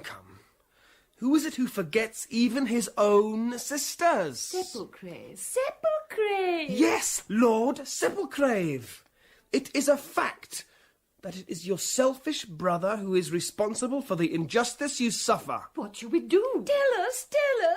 In all battles, whether of wits or of war, the first thing to do is to take the initiative and to strike hard. Yes. But one must choose where to strike. Now tell me, dear ladies, what is your brother's main interest? Is it not literature? Is he not a great lover of books? He's very clever, but he reads it all in books. Exactly. Then if he lost all his books, he'd be all but defeated. If the centre of his life were destroyed, he'd be but a shell. As I see it, your ladyships, it is at his library that our first thrust must be directed. Don't you agree? We agree? Yes, we agree. Outside, the moon slides inexorably towards its zenith. The roof of the twisted woods reflects the staring circle in a phosphorescent network of branches. Rantel approaches the hollow, his head and body a mosaic of black and ghastly silver. He stands as if sculpted in the moonlight. Then lifting his eyes, he sees Bragon arise from beyond the rim across the hollow. Do you mind if I smoke my pipe, your ladyships? Thank you. Now, how are we to dispose of your brother's books? Burn them! What could we burn them with? Fire! Yes, that is a possibility. But we oughtn't to burn down Sepulcrave's library, Lady Cora, sometimes one has to do things which are unpalatable, especially since a new scandal has come to my ears. What? What is it? The fact that you're not being asked to the great gathering which your brother is calling. Everyone of importance is going. Even the prune squallers are going. What? Everyone, that is, except yourselves. Does that not anger you? Yes. Yes. Shall we then take steps towards justice? Yes or no, ladies? Yes or no? Yes. Burn, burn, burn, burn, burn, burn, burn. Kida's lovers descend together, and stripping themselves naked, they turn to face one another, easing their fingers around the bone hilts of their blades, which dance in the moonlight like splinters of glass. Sit down! Both of you, sit down! Oh.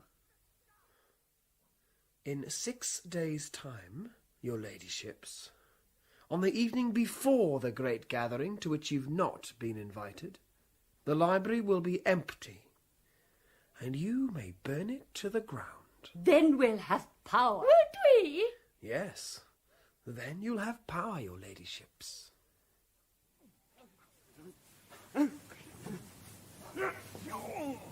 Rantel and Bragon are fighting, their bodies raddled with blood. They are sculpting. Each is carving a marvel in inky shadow and silver light. Suddenly, Kida is standing on the brow of the slope. Bragon sees her. With a flash of strength, he whirls Rantel's daggered hand away and plunges his knife into the shadowy breast. His foe sinks to the ground. Bragon, I love you more than all things. He does not turn to Kida. He stands motionless, while Rantel, raising himself upon his arm, gropes for his dagger and, summoning the last of his strength, sends it running through the air. Bragon, the bone hilt at his gullet, falls lifeless across the body of his destroyer.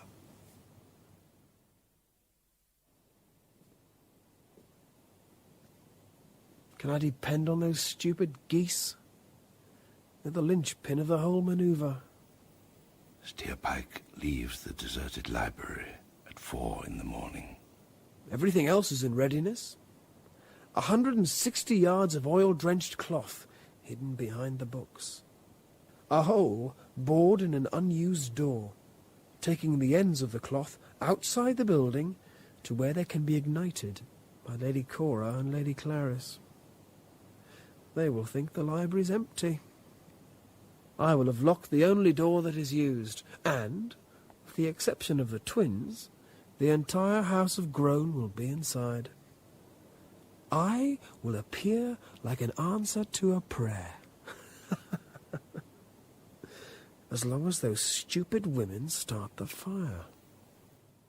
With doomful inevitability comes the evening of the gathering, the evening of the burning.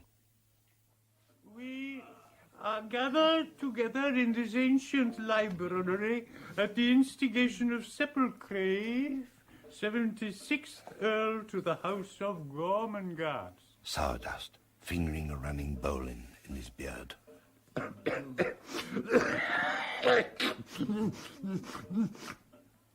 Now, I will turn my back on you and strike the table 4 times. Then Slag will bring the child to the table and Lord Sepulchrave will graciously advance following his menial, and on arriving at a point immediately behind me will touch the back of my neck with the forefinger of his left hand. At this signal, I and Slag will retire. Slag. What's the matter? Matter, as far as I can bear to judge at this very, very short notice, your ladyship. It is a case of thickening atmosphere. It's smoke! Haven't you ever smelt smoke before? Many and many a time, your ladyship, but never, if I may say so, never in here. There never is smoke in here. Flame! Lordship, open the door. Yes, Lordship. Lord Sepulchrave will then pass behind the table My very dear good Mrs. Slag, please convey his minute lordship to the door that for some reason that is too subtle for me to appreciate remains shut. The door has been locked from the outside. Oh, no!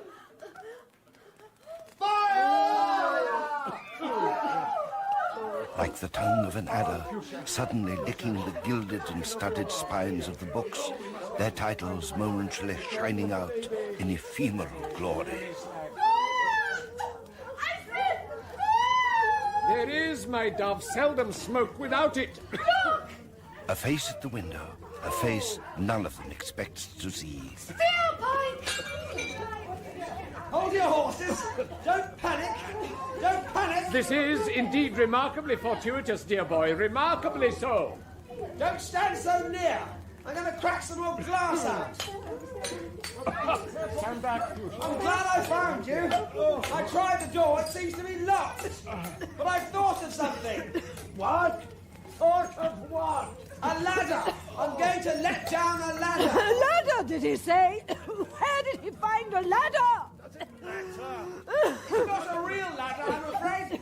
There have been some small trees felled, and I've managed to find a couple with enough stumps and branches on them to serve as steps. He's clever, isn't he, Dr. Prune? Veritably ingenious, I should say. Now stand clear. I'm going to try and pass one of the trees through. Look out! And so the rescue begins. As the flames grip volume after volume with their flickering tentacles, the slow progress up the improvised ladder, through the small window, and down the tree on the outside. Oh, well done, your ladyship. Oh, careful now. Now, where's his lordship? Oh, lordship! Lordship! There he is. Standing in an alcove, smoothing the back of a gold-bound book, a sickening smile playing on his lips. Take them. Take your books, your lordship. Come quickly. Which ones do you want? No. It's all right. I am sorry to have kept you. Flay. Yes. Follow his lordship. Take care of him. Yes. Follow lordship. That's everyone except us. And Sourdust. Where's he? We can do nothing for him. Come. After you, Doctor. Very well, dear boy. Very well. Now.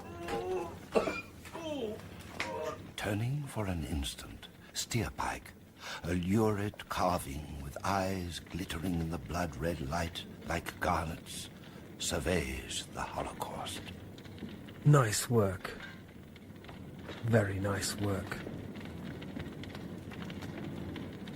Night falls, and the raw patch of light that was once the library dances in the darkness like a pulsating wound. Inside the book-lined oven, the crimson flames devour the crimson rags of Sourdust. The flesh will soon be gone, with all its wrinkles. The coughing ceased forever.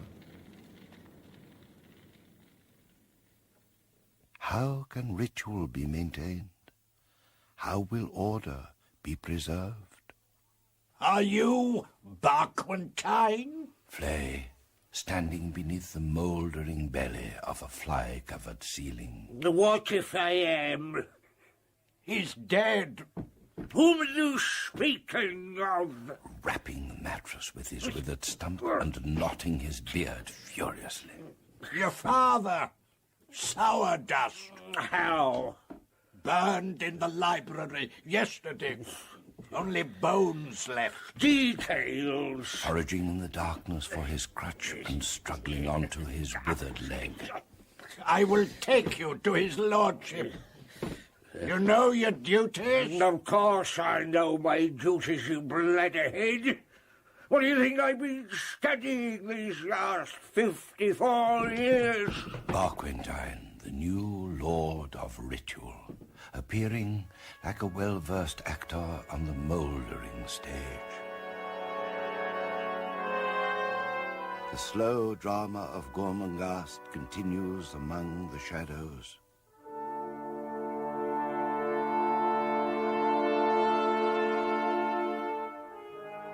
In the south wing, the twins are getting restless. He promised us power. He promised. That's why we did it. He made us do it. He made us burn dear Sepulchre's books. Dear Sepulchre's books. How many shelves have you built for your father? Sepulchre, sitting with his back to a pine tree, his knees drawn up to his chin, a slithery smile upon his mouth. 7 shelves, Father. Fuchsia, her hands trembling, her wide eyes looking down at 7 lines scored across the needled ground. That's it, that's it. Now we have space for the Sonian poets. Have you the books ready, little daughter? Yes, Father. Turning to a heap of fir cones she has gathered. The silence of the high pines drugs the air. Sepulchre places a fir cone at the end of one of the lines. Fuchsia. Yes? Do I know you, Fuchsia? Do I know you? I suppose we don't know each other very much, Father. Ah! What is it? Oh, Father, what is it? I am not your father. His black eyes widening. I live in the Tower of Flint. His fingers curling. I am the death. Ow!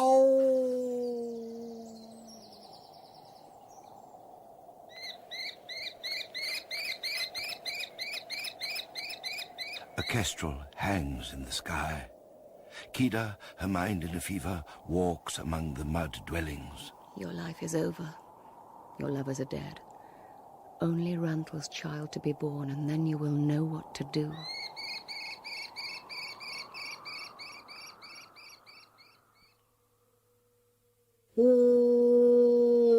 Sepulchre, sitting huddled upon the broad carven mantelpiece in his apartments.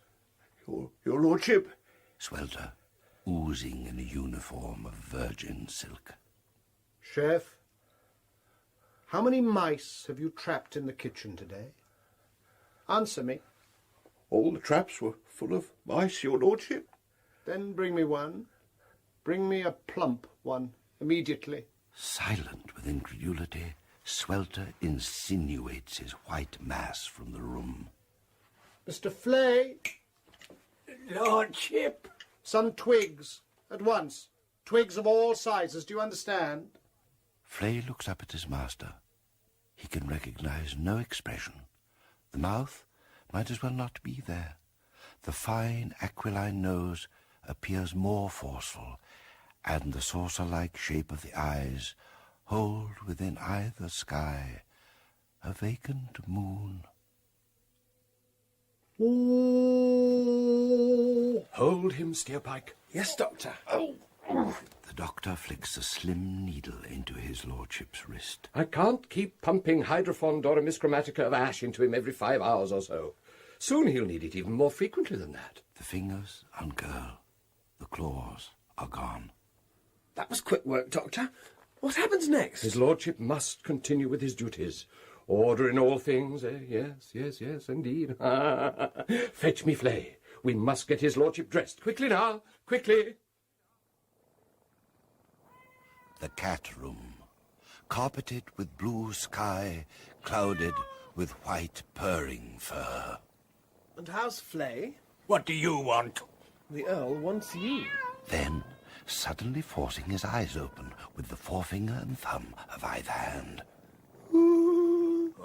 This is a mistake. One of Steerpike's rare mistakes. How dare you! Filled with wrath at this insult to his master, Flay plucks a cat by its head from the snowy hill upon a divan and hurls it at his tormentor. How dare you! The living missile reaches out one of its white legs and rips a crimson wedge from Steerpike's cheek immediately below the right eye. Cats swarm the walls and furniture, leaping and circling in a white maelstrom. Fool! Gertrude, moving through the blizzard of cats to flay. Crude fool! Ladyship! I have finished with you, Flay. The stones have finished with you. You are banished, exiled. Your long bones sicken me. You have 1 week to leave Gormenghast.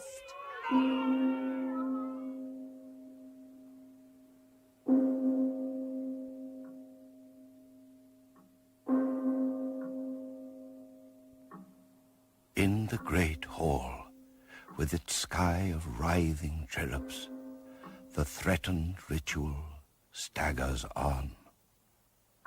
Lord Sepulchrave and his family sit silently at breakfast. His thoughts are as fragmentary as the flaking ceiling. Soft plumes deaden all my thoughts in a shroud of numberless feathers. My throat is growing taut and round. They have been there so long in the cold, hollow throat of the tower, and they will be there forever, for there can be no ending to the owls whose child I am. My remorse is over now and forever, for desire and dreams have gone, and I am complete, and longing for the talons of the tower, and suddenness and clangour among the plumes, and an end, and a death, and sweet oblivion. My fuchsia, dusky daughter, bring me branches and a field mouse from an acre of grey pastures. His mouth, it's slipping. It's coming on again.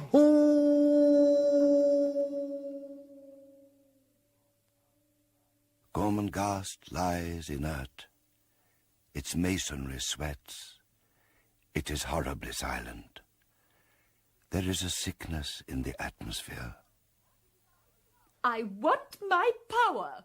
You promised me. I want mine now. So do I. I thought I had explained it to you. Do you want your glory ruined by makeshift arrangements? Do you want to be the laughing stock of the castle all over again because you're too impatient? No. Midnight. Of a sudden, the cumulus heavens are rent asunder. Within the castle, a gibbous dome of white, carrying a shimmering cleaver, slides towards the 9th stairs. I'll make you red and wet, my pretty thing. Oh, so red and wet. You know what Papa's saying, don't you now? Of course you do. You're such a quick, sharp baby. Such a sharp baby. Swelter continues his porridge-like paces along the corridor, towards the door of Sepulchrave's room, where he supposes his enemy lies asleep. A few feet from the door he stops, and prods slowly forward with the cleaver until it touches the panels of the door. He takes a soft pace backwards, then raises the double-handed cleaver and brings it down like a guillotine.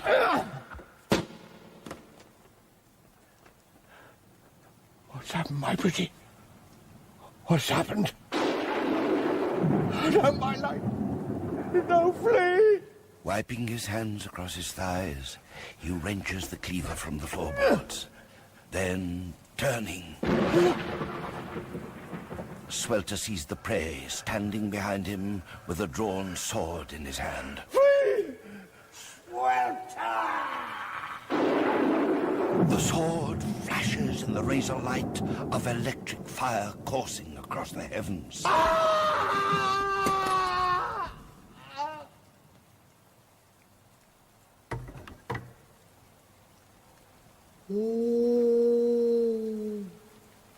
Sepulchrave, moving silently, like a symbol of sorrow. Mr. Flay, Lordship. do you think they will enjoy him? We can but proffer the body. That is the least we can do. Proffer to whom, Lordship? To the owls, of course.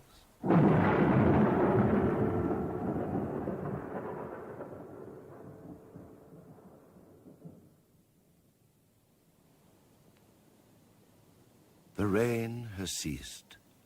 Moonlight, like a hoarfrost, is on the tower of flints.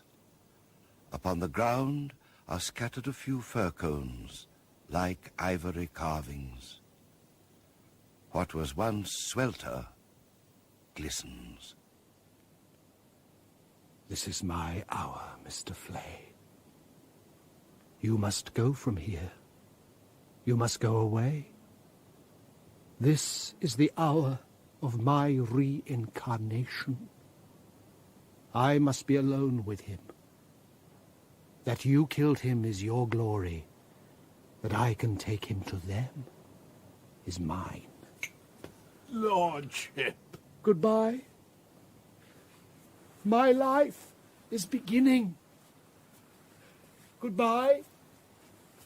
Goodbye. Goodbye. He is gone, dragging the glistening thing into the time-eaten opening at the base of the tower.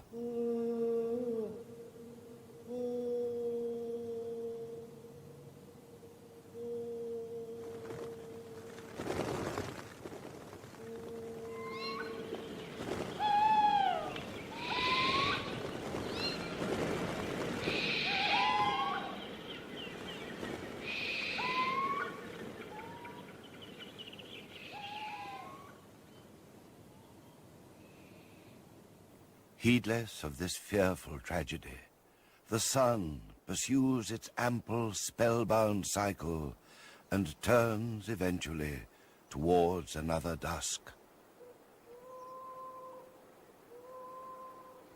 A minute figure moves in silhouette towards the barbed edge of a high crag. I am not afraid. Kida, through whom, in microcosm, the wide earth sobs.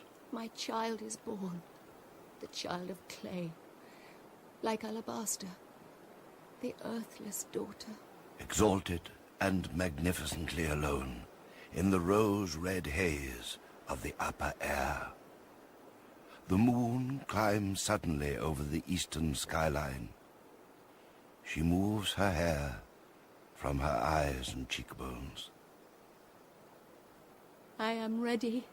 And she steps outwards from the crag into the dim atmosphere, and falling is most fabulously lit by moon and sun.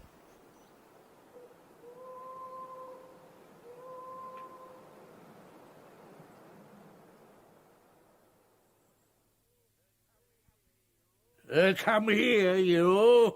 In the room of documents, Barquentine, all wrinkled flesh, withered limbs, and wretched rags. Come here, you bastard whelp of a whorehatch. You required something, sir? What are these books, boy? Belabouring a pile of dusty volumes with his crutch. They are the law. By the brain powers, it's the truth. And what is the law? Answer me, curse you. Destiny, sir. Destiny. The ferret, your answer's good. Body of me, destiny it is. What is your bastard name, child? Steerpike, sir. Age? 17. Bloody wrinkles. Well, see here, Steerpike, there is work to do. The Lord Titus must be proclaimed the rightful Earl of Gormenghast. The earling has to be arranged. Who's your master? I have no immediate master, sir. I attempt to make myself useful, here and there. Oh, you do you, my sprig? Well, you're a neat little rat, but there'll be no more here and there for you. It'll be only here. You understand? Grinding his crutch into the floor. Here beside me. You may be useful. Very useful. Scratching himself through a tear at the armpit. Are you ready? I have never been more so.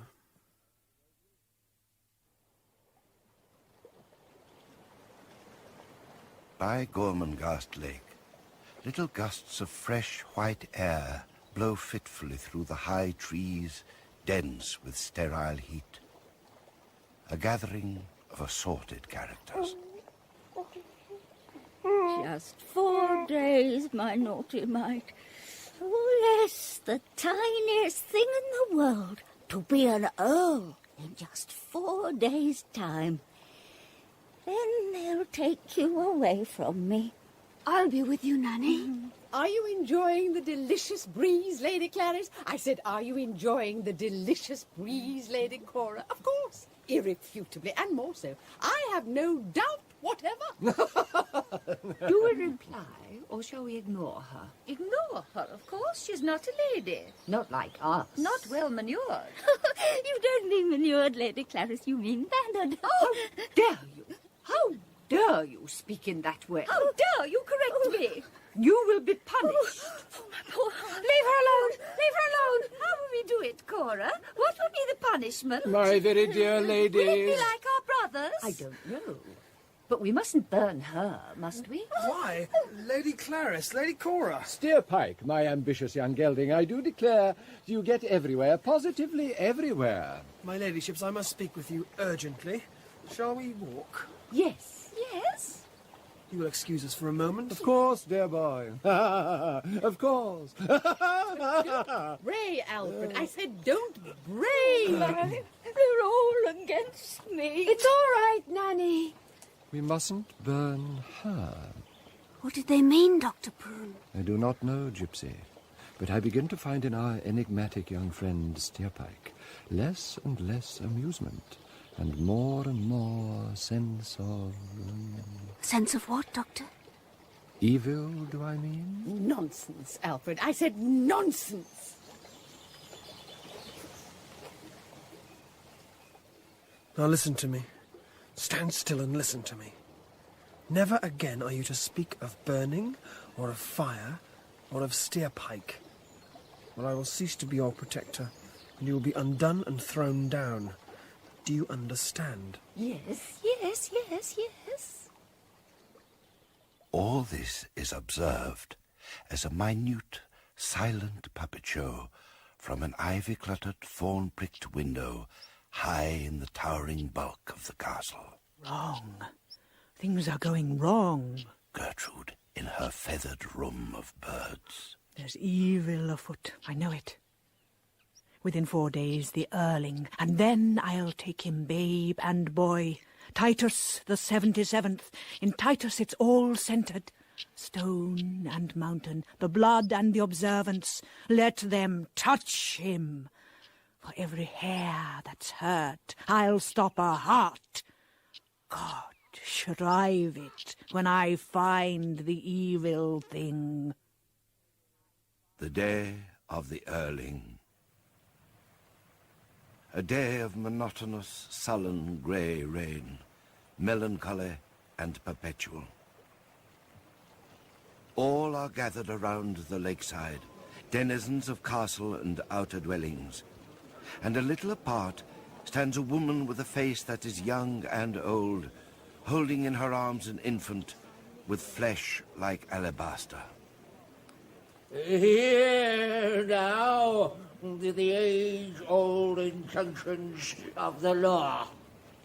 Another child, the baby Titus, laved by rain, alone upon a raft of chestnut boughs upon the bosom of the swelling lake. In his right hand, a stone. In his left hand, an ivy branch. Around his neck, a necklace of snail shells. You will forever hold in sacred trust the castle of your fathers. In letter and in spirit you will honour its sacred rights and defend it in every way against the incursions of alien worlds. In the sight of all, I, Warden of the Immemorial Rights, proclaim you to be Titus the 77th Lord of Gormenghast.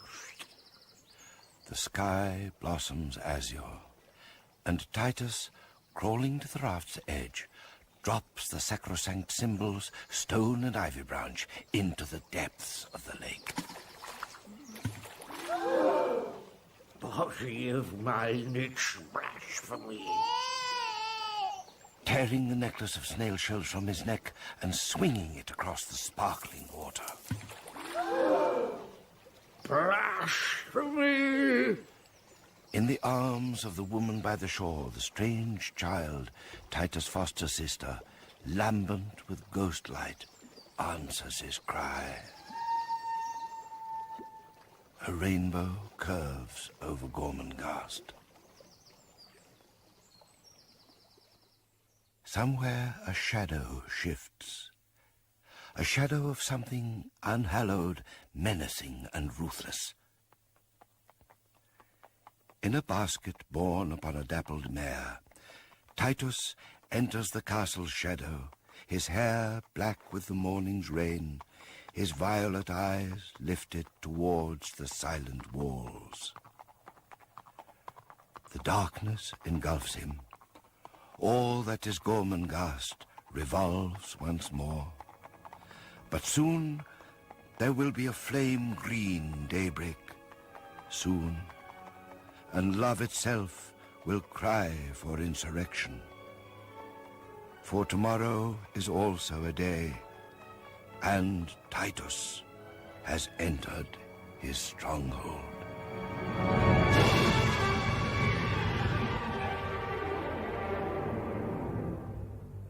Titus Groan, the first of 2 plays based on the Gormenghast novels of Mervyn Peake, was dramatized for radio by Brian Sibley. Steerpike was played by Sting, Dr. Prunesqualler, Bernard Hepton, Irma Prunesqualler, Judy Parfitt, Sepulcrave, David Warner, Gertrude, Eleanor Braun, Clarice and Cora, Sheila Hancock. Fuchsia, Jill Lidston, Flay, Cyril Shaps, Sourdust, Robert Edison, Barquentine, Morris Denham, Swelter, Stratford Johns, Nanny Slag, Hilda Schroeder, Kida, Melinda Walker, Rantel, Graham Blockey, and Bragon, Peter Aker. The artist was Freddie Jones. Technical presentation was by Lloyd Silverthorne, assisted by Colin Duff and Peter Marsh. Titus Groan was directed by Glyn Dearman.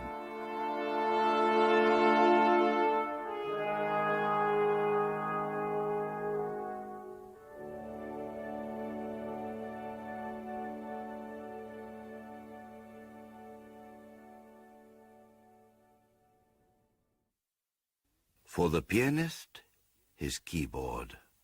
For the writer, his vocabulary. For the draftsman, his pencil. To draw is to make marks, marks that are the equivalent of a sense of discovery, enabling a man to stand upon an empty stage and cry his ghostly manifesto. But first, I draw a setting. Sketch for this drama a backdrop. Rising from a wilderness of forests, from a hostile wasteland, is Gormenghast. As far as the eye can see, a tide of roofs rise and fall. Towers and domes and broken battlements cut the skyline like grey, time-worn teeth. Massive and ruinous, it broods in umbra.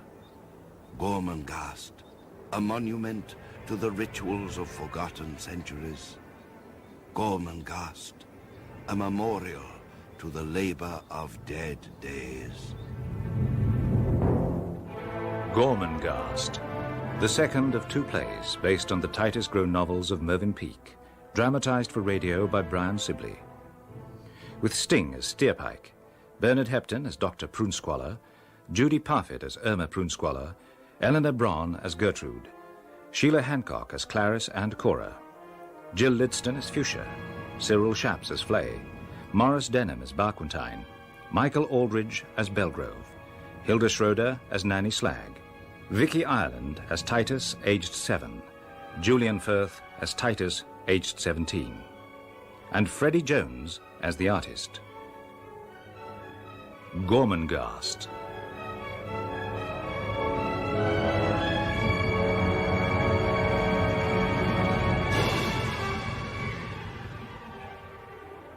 So the paper stage is set, lies bare for all to take, to strut, to mime upon, to creep or float across, the spangled somersault, the dove-grey dawdle.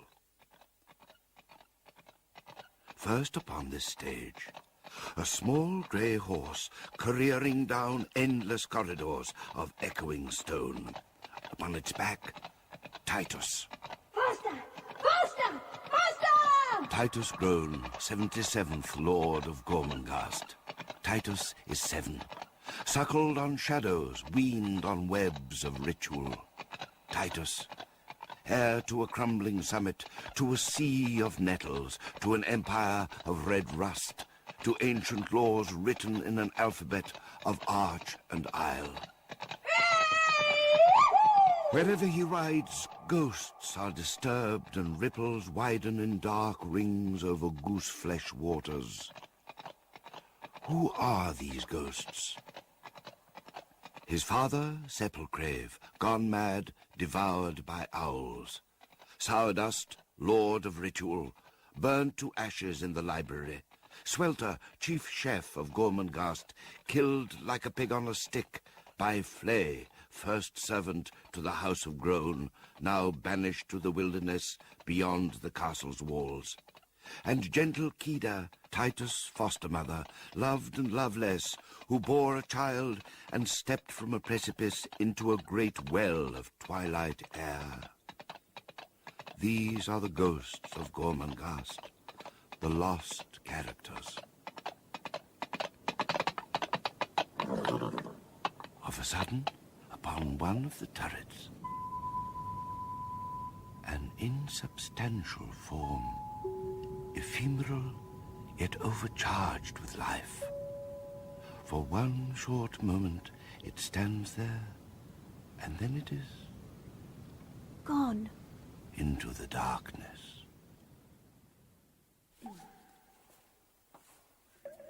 In the tombs of the Groans are assembled the living of Gormenghast. We mark the passing of their ladyships, Clarence and Cora Groan, sisters to Sepulcrave, the 76th Earl of Groan. Barquentine, master of ritual, son of Sourdust, shifting his weight from his one good leg to his crutch, his tattered rags rustling like dusty feathers. Draw near and pay due homage to those of the blood whom we commemorate. Though the resting place of their earthly remains is unknown to us, yet still may we honour their spirits. Draw near. They draw near. And be silent. Something here has changed. Gertrude, Countess of Groan, mother of Titus. All is not as it should be. A bullfinch nests in her red hair. I hated Clarence and Cora. I'm not sorry. Fuchsia, sister of Titus, sullen and incalculable. I'm glad they're dead. Oh, my poor heart. Why does everyone keep dying? Mrs. Slag, nanny to Titus and Fuchsia, small and withered like an autumn leaf. I shall be next. I know I shall. Another inexplicable page of contemporaneous history. Most puzzling. Alfred Prunesqualler, physician to Gormenghast, he of the affected gesture. Yes, indeed, veritably enigmatic. Where are the bodies, one wonders? The suicide note, but no bodies. Why? Why does Alfred keep staring at Steerpike? Miss Irma Prunesqualler, the doctor's closely swathed and bone-protruding sister. I said, why does Alfred keep staring at Steerpike? Why is old Prunesqualler staring at me like that? Steerpike, high-shouldered to a degree little short of malformation. He doesn't know anything. His close-set eyes the colour of dried blood. He cannot. I have been far too careful. Steerpike, the finder of their ladyship's suicide note. Steerpike, former kitchen boy, climbing up the spiral staircase of Gormenghast's very soul. Why do you intrigue me so? That youth, that Steerpike. How did he become a central player in this drama? That's all. It's over. You can go away. The circle breaks. The witnesses of ritual depart. The Countess proceeds with monumental and unhurried measure. Prunesqualler, attend me. Prunesqualler dances to her side with a fluttering of the hands and a rolling of the eye. Madam? Prunesqualler, I am not easy in my heart. In what way, your ladyship? There is mischief in the castle. Where it is I do not know, but there is mischief. They pass on. Still in the tomb stands Fuchsia, the inky black of her hair falling motionlessly around her face and throat, warm and tawny. Good afternoon, madam. Steerpike, neat, adroit, slick as the sword stick he carries, sharp as its edge, polished as its blade. May I present my card? His infernal slyness, the arch-fluke Steerpike. None other, madam. You can leave off madaming me. You know my name. I do. And I will always call you by your proper name. And in a very proper tone of voice, Lady Fuchsia. Producing with a bow a single rosebud, while observing with one eye the retreating figures of Prunesqualler and the Countess. What exactly is it you fear? An enemy. Whether ghost or human, I do not know, but an enemy. It is not a ghost. Ghosts have no itch for rebellion. Rebellion? Who would dare to rebel?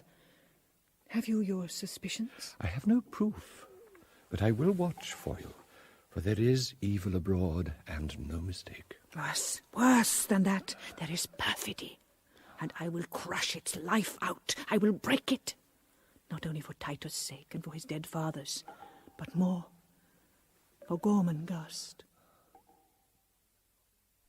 In an obscure precinct of the castle, a dead end, a promontory of dank stone, is a squalid room locked and bolted from without. And within... When we rule, we must wear the crown on alternate days. Don't be stupid. We must saw the crown in half. The twins, Cora and Clarice, sisters to Sepulcrave. Their ladyships not dead, merely entombed alive. What a long time life takes. Sometimes I think it's hardly worth encroaching on. I don't know anything about encroaching.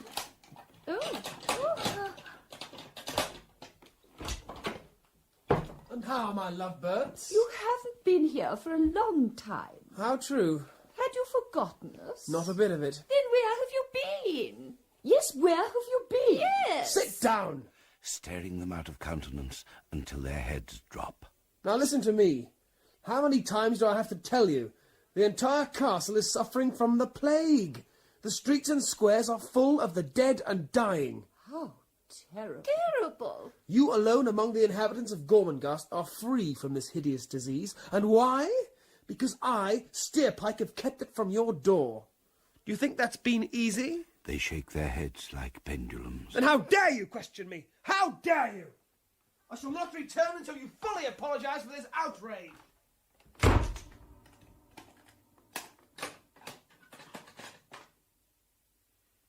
Cora? Yes, Clarice? Cora, I think I should very much like to do something. What would you like to do? I should very much like to kill Steerpike. So would I. A shuffling of seasons, a passage of days. A new scene is set. An amber chamber, its air fuscous with a mixture of smells. Stale tobacco, dry chalk, rotten wood, ink, alcohol, and imperfectly cured leather. The professor's common room. Gentlemen! Gentlemen! Gentlemen! Belgrove, headmaster of Gormenghast. Big of head, with a leonine shock of snow-white hair, he might pass for a prophet if it were not for his small, expressionless grey-green eyes and his uneven, carnivorous teeth. Silence, if you please! I have an edict from Barquentine. Damn Barquentine with his notices! Damn him, I say! Stab away, man, stab away! Give us the gist of it, love! Edict 1597577361544329621707193 to Belgrove, headmaster, and to the gentlemen of the professorial staff. This 10th day of the 6th month, in the 8th year of the 77th Earl, to wit Titus, Lord of Gormenghast, notice and warning is given in regard to your attitude, treatment, and methods of behaviour and approach in respect of the aforementioned Earl, who is now at the threshold of the age of reason. In one of the classrooms, a new pupil, Titus, awaits his professor. Unwilling victim, trapped in a summer prison, marking this the first of many creeping hours, by the slow tick of the clock and the lazy buzzing of a blue bottle. Tick, clock, tick. 60 seconds in a minute. 60 minutes in an hour. 60 times 60. Multiply the sixes and add on how many noughts? 2, I suppose. 6 sixes are 36. 36 plus 2 noughts is 3600. 3,600 seconds in an hour, and only a quarter of an hour left of this lesson, which has never begun. Of the customs, traditions, and observances, and above all, a sense of the duties attached to every branch of the castle's life be instilled and Young Titus, lazily, abstractedly, becomes conscious of the idea of colour, of things having colours, of everything having its own particular colour. Ink. Blue, dark, musty, deep as cruel waters at night. Exercise books. Rectangles of washed-out blue and laurel green. Desk. Sepia with golden browns and yellows where the surface has been cut or broken. Marble. A glass marble beside the inkpot, its swirling spirals of rainbow colours twisting within the cold, clear glass. Red, yellow, green, violet, blue. And the white and crystal world, so perfect, all about them. Blue, violet, green, yellow, red. Round and round and in and out in endless convolutions. 77th Earl in every particular and on every occasion as they would treat any other minor in their hands without let or favour. Signed as for Barquentine, Master of Ritual, Keeper of the Observances, and Hereditary Overlord of the Manuscripts by Steerpike Amanuensis. A few moments later, the husky whispering sound of a score of flying gowns as the professors of Gormenghast whisk along the corridors towards a dozen classrooms. Very well, then, Irma, my dove. Prunesqualler, flicking a hair from the sleeve of his coat and flashing his teeth. Very well, then, and so you shall. Alfred, are you serious? Irritably readjusting her black-lensed glasses upon the bridge of her long, pointed nose. I said, are you serious, Alfred? Indubitably, sweet perturbation. If you want to throw a party, then a party we will throw. Then you are resolved, Alfred? It is you who are resolved. I would never have advised such a thing as a party. You're not the type to give a party. You're not even the type to go to a party. You have nothing of the flippancy about you that makes a party go. But you are determined. Do you think we should call it a soirée? There is no law against it that I know of. And when, my dear, is this soirée to occur? My gown of 1,000 frills with its corsage of hand-painted parrots will be ready within 10 days. Parrots? Why not? But, Irma, think of our guests. What ladies, my dear, will have dresses as resplendent? There will be no women. No women? Our guests will be males, Alfred, for I am thinking of getting married. Irma! You aren't? Oh, yes, I am.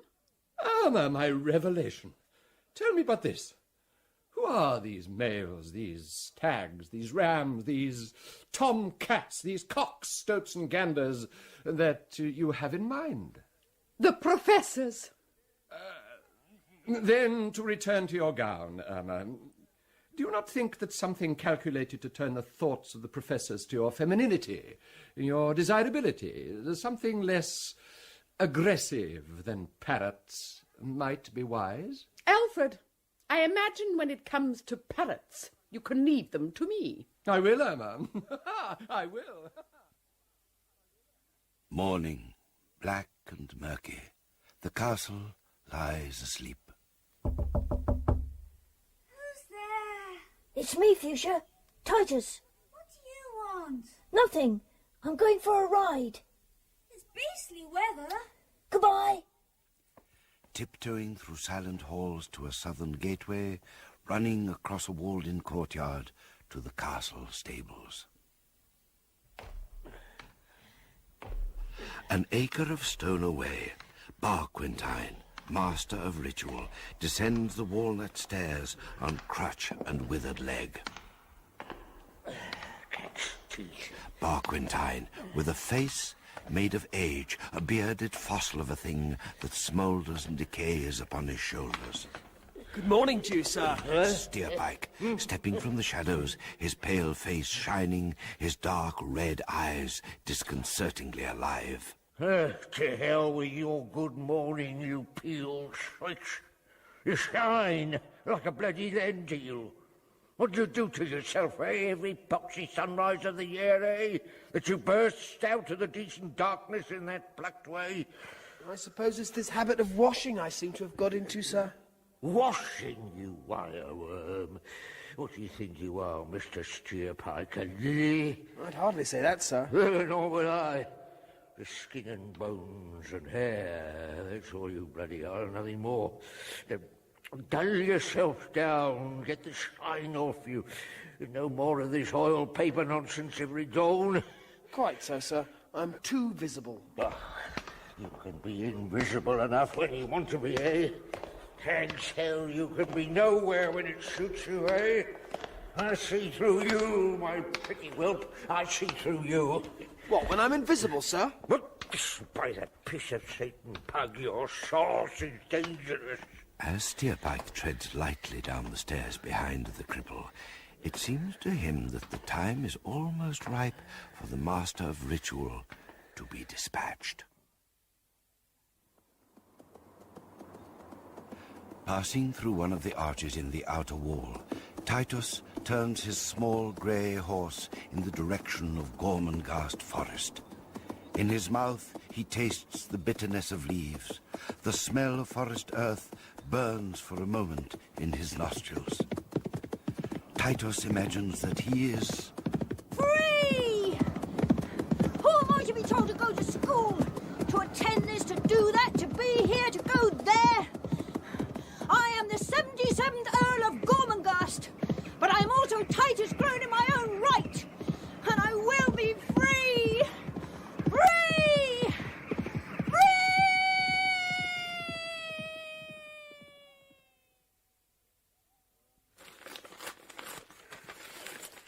Irma and Alfred Prunesqualler hope to have the pleasure of Professor Belgrove's company on Friday evening at 7 o'clock. RSVP.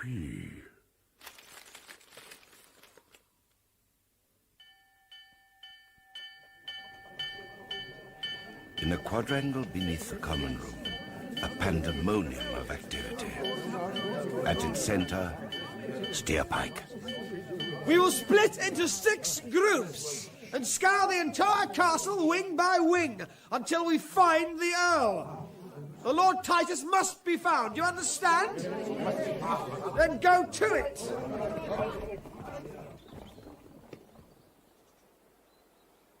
Titus, beneath high branches. Ahead of him, the forest floor like a sea of golden moss. From its heaving expanses arise a phantasmic gathering of ancient oaks, like dappled gods. Suddenly, he sees, for the merest fraction of an instant, a living creature.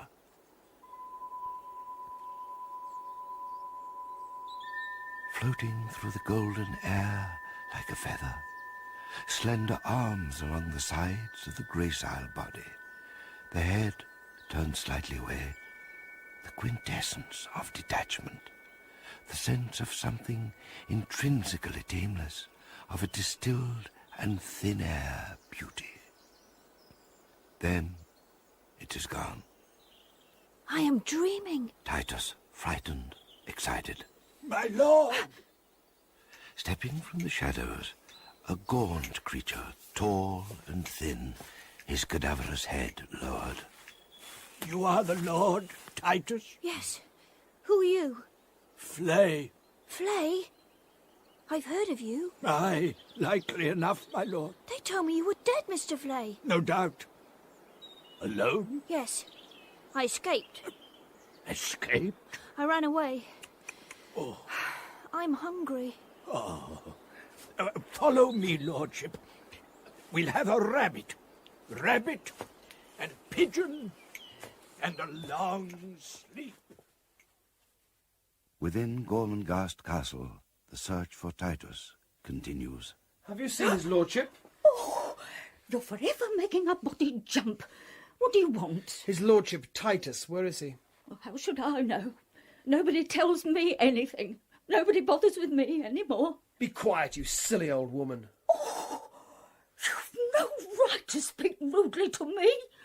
I am Mrs. Slag, nurse to the Groans, and I might as well be dead, and that's a fact. You are a foolish old bat who should have died a century ago. How dare you? How dare you? I know just what you're up to, Master Steerpike. Trying to worm your way into Lady Fuchsia's affections. Well, you won't get her, you know. You won't. Nanny, what's the matter? How dare he speak to me like that? What have you said? My Lady Fuchsia, dear Nanny Slag here has totally misunderstood me. I merely came to ask you both whether you'd seen Lord Titus. It's not true, Fuchsia. He's lying. Mrs. Slag is obviously distressed at something. Oh, my poor... There, Nanny, it's all right. Titus has gone riding. Where, Lady Fuchsia, where? I don't know. He didn't say. He never does.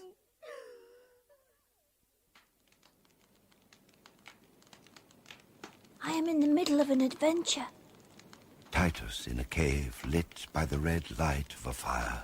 The flames dance and the walls leap to and fro. I like it. Not proper, lordship. I'm a bit frightened, Mr. Flay. It's my first night away from the castle. I suppose they're all looking for me. Ah, most likely. Do you ever get frightened? Or on your own? Exiled. What does that mean? Exiled? Exiled? Banished, it means. Forbidden, lordship. Forbidden service. Sacred service. To have your heart dug out.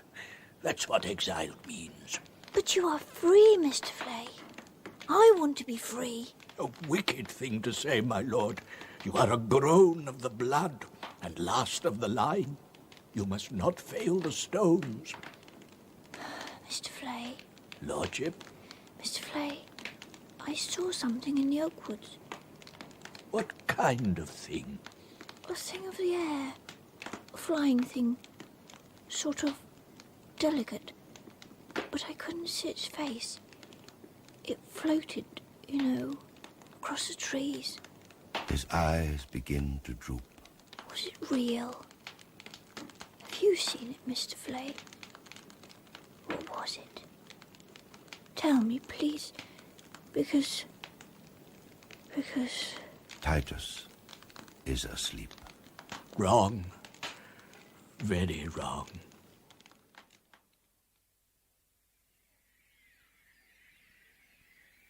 morning. Titus takes a deep breath and enters the red-stoned yard of Gormenghast Castle. His heart beating wildly, his face perspiring, his head held high, he runs to Fuchsia's room. Fuchsia! A dishevelled urchin, his eyes burning with tears. Titus! For the first time, holding him passionately in her arms and kissing him. What will he do to me, Fuchsia? I will protect you. Fuchsia, I have things to tell you. Secrets. Secrets? Yes, an adventure.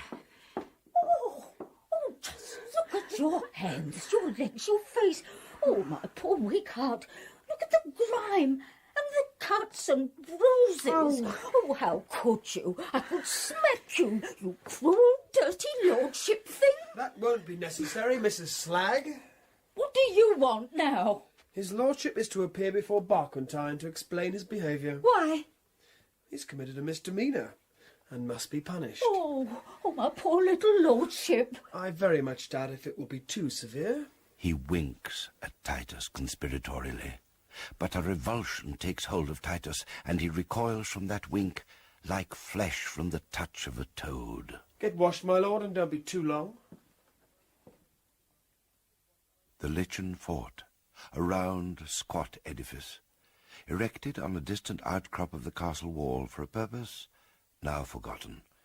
Titus has been kept in the fort for a week as punishment for his offence. Today he has a visitor. There you are. Belgrove, complete in his zodiac gown and dog-eared mortarboard, attempting to appear dignified and strong, to inspire confidence, evoke respect. Oh, how are you, my friend? All right, thank you, sir. Give me your chair, young fellow. You can sit upon the table, can't you? Of course you can. I seem to remember being able to do things like that when I was a boy. Yes, sir. Now, what am I to do with you, Titus? You have been punished. You are being punished. So I'm glad to say there's no need for us to trouble any more about that side of it. But what am I to say to you in loco parentis? You would say I was an old man, wouldn't you, my small friend? I suppose so, sir. Yes, yes. And as an old man, I should by now be very wise and deep, shouldn't I, my boy? I don't know, sir. Oh, well, I should, my boy. You can take it from me. Yes, sir. My young friend, I propose to talk to you as man to man, or even as boy to boy. For I was a boy once myself, so you mayn't believe it. No, sir. I mean, yes, sir. What is it I remember most about being a boy? I don't know, sir. Well, I'll tell you. It's playing marbles. Oh! Oh, me, my young friend, the sound of those silly marbles. I've got some marbles, sir. My boy, this is an extraordinary coincidence, you know, for so have I. Oh, sir, I never thought you'd have marbles. My boy, let that be a lesson to you. Now, where shall we play, eh? The floor? Oh, yes. Good grief, my young friend. What a long way down it is, to be sure. And now my poor old muscles creak. We must examine the terrain, like generals, Yes, sir. Find our battle. Yes, sir. I'll make one of the squares here, sir. And if you go over this... Well. What a dreadful place to jail an earl in, by all that's merciless. And where is he, this fabulous little wrongdoer? Hello, Dr. Prune. We were just going to play marbles. Marbles, eh? By all that's erudite, and a very fine invention, too. God bless my spherical soul. But you have an accomplice, and if it isn't Professor Belgrove, then my eyes are behaving in a very peculiar manner. My dear doctor, it isn't... Aye, indeed. I am here to bring my pupil wisdom and succour, to lead him back into the current of wise living. For who knows, even the old... I don't like current of wise living, Belgrove. A beastly phrase for a headmaster, if I may make so damnably bold. But I'm delaying the game. Why don't you play too, Dr. Prune? Then we could have 3 corners. How do you play three corners? I will show you, for it is a noble game.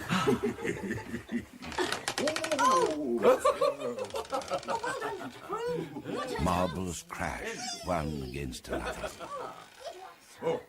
Spin in their tracks, lodge shuddering in the squares, and skim the prison floor like shooting stars.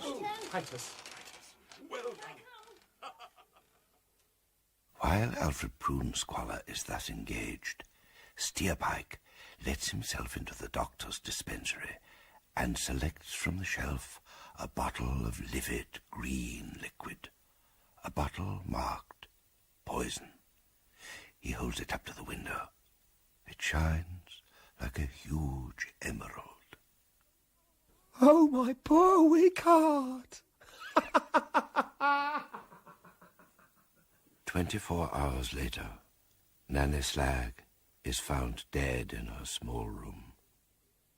Oh, Doctor, I don't feel anything. Oh, Fuchsia, my dear. Am I wicked, Dr. Prune? I don't understand. No, of course not, Gypsy. It's quite natural. Nothing's natural, nothing. What's worrying you, Fuchsia? Several things. Important things. Dr. Prune, what happened to my father? I only know that he was very ill, and you remember that as well as I do. Just as you remember his disappearance. If anyone alive knows what happened to him, I don't know who that man might be unless it were Flay. Mr. Flay is alive, Dr. Prune? No. Why do you say that? Titus has seen him. Titus? Yes, Doctor. In the woods. He lives in a cave and hunts for his food. He asked after me. He's very loyal. Oh, poor old Flay. Poor old faithful Flay. But you mustn't see him, Fuchsia. It would do nothing but harm. I must see Flay. He loved me. I want to take him something. No, Fuchsia, you mustn't go. You will become distressed, more distressed than you are now, if you start escaping from the castle. And Titus also. This is all very wrong. He's not old enough to be so wild and secret. God bless me. What else does he say? This is all in secret, Doctor. Yes, Fuchsia, of course it is. He has seen something. What sort of thing? A flying thing. A flying thing? I don't know what he means, but before Nanny Slag died, she talked about when Titus was born and when Kida came to nurse him, and how she went away to the outer dwellings and had a baby, and how it wasn't like other babies, and how Kida killed herself, and how the dwellers hated the baby and were frightened by her, and how, when she grew up, she left them, only sometimes they heard her laughing at them at night, and they called her the Thing. Nanny said the Thing is Titus' foster sister, and when Titus told me of the flying thing in the air, I wondered, Dr. Prune, whether... Only I'm frightened for Titus. The doctor stares out of a window into the darkness, where a shooting star trails through the sky. I must think about all you have told me, Fuchsia. I will try to help you, but I must have time to think. Another day. Fuchsia makes her way to the retainer's graveyard, a few wildflowers clasped in her hand. Arriving, she sees... Steerpike. Upon one knee, in an attitude of grief, beside Nanny's grave, his hand upon a wreath of red roses. He has timed the moment perfectly. What are you doing here? You never loved her. Lady Fuchsia. Rising to his feet and bowing. I did not know her as you did, your ladyship, but it struck me as so mean a grave for an old lady to be buried in. And I was able to get these roses, so... His simulation of embarrassment is exact. So I simply thought... Then removing his wreath to the foot of the grave. But your wildflowers, they're the ones that will please her spirit most, wherever she is. I don't know anything about that. It's all nonsense anyway. But you... I didn't think you were sentimental. He hurls the wreath from him into the dark. I have my moods. Fuchsia is motionless, Then, springing at the young man, she buries the nails of her hands in his high cheekbones. The green, porous evening hangs like a setting for his thin body, his whiteness, and the hectic wounds upon his cheeks. What have I done? Remorsefully, she reaches out to him. Quick as an adder, he is in her arms. They trip and fall, arms around each other. Her heart pounds against his ribs, her cheek against his lips. He moves not a muscle, but his mind races madly ahead. Then, turning, Fuchsia sees that their pillow is the narrow grave mound of her old nurse. Forcing Steerpike aside and scrambling to her feet, she bounds away like a wild thing into the darkness.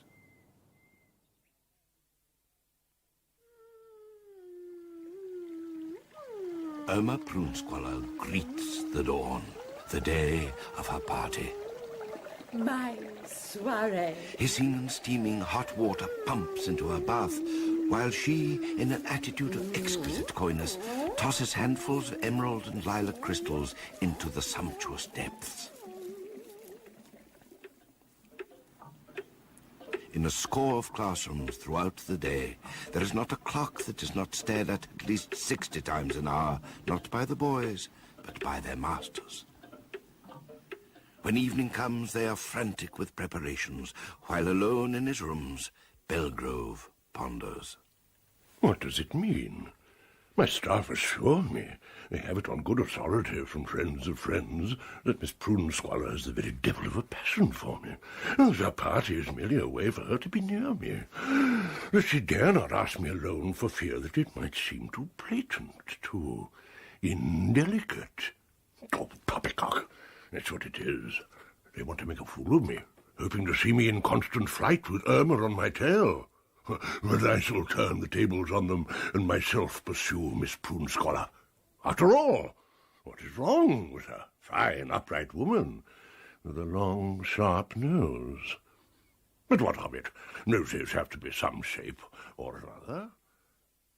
In her recently redecorated salon, washed-out coral and a green that is almost grey, Irma, minus her dark-lensed glasses, blindly scans the spotless room for blemishes. Irma, my wisp of whimsy. Oh, Alfred, how do I seem to you? How do I seem? I tell you what, Irma, you've made something out of yourself, and if it ain't a work of art, it's as near as makes no matter. By all that emanates, you've brought it off. What do you mean, Alfred? What do you mean? I mean that I hardly know you. Turn around. What is it that has altered you? Good grief! I've got it. Oh, dear me, quite so. By all that's pneumatic. How silly of me. You've got a bosom, my love. Or haven't you? Alfred, that is not for you to prove. God forbid, my love. Outside in the quadrangle, a deep cloud of red moves through the gloom. The professors in their ceremonial gowns. At their head strides Belgrove, magnificent in a swirl of white voluminous silk, embroidered across the back with a large G.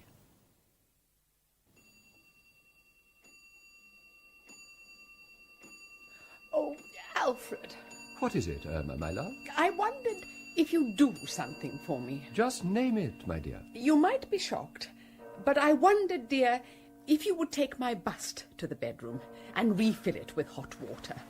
The bottle has got very cold, and I don't want to catch a chill. Irma, have you no modesty? My old friend, you haven't forgotten what I said, have you? What's that, Bertram? About Irma. It may be difficult for you. I have even more recent information. She's dead nuts on you, old man. Dead nuts. Better watch your steps, Chief. Watch them carefully. Yes, I will watch my steps. Have no fear. In we go, then. La, in we go. Terribly gay now. We must all be terribly gay.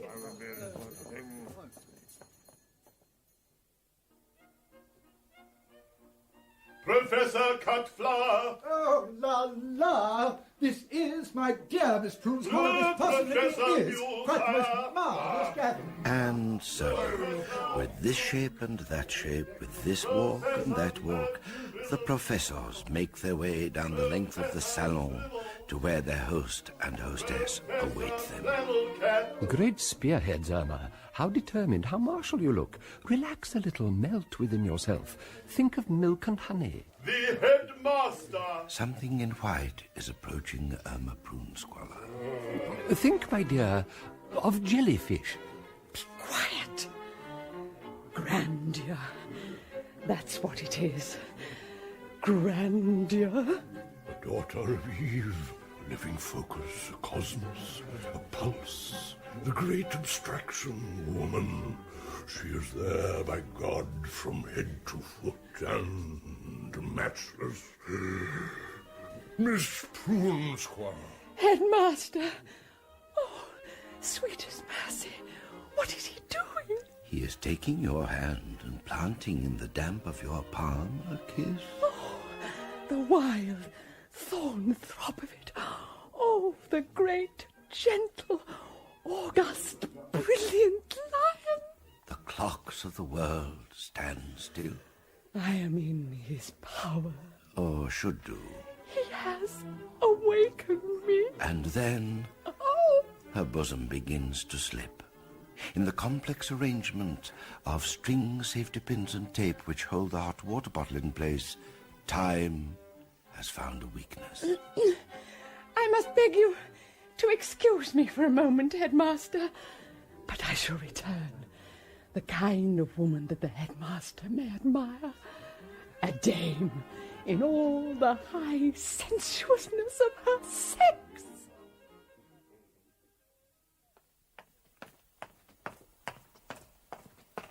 Outside in the darkness, Steerpike is making a secret journey between walls sheer and windowless, across naked acres paved in stone, beneath carved facades festooned with sea-green ivy, towards a grey world of dusty rooms, in one of which their ladyships Cora and Clarice sit immured.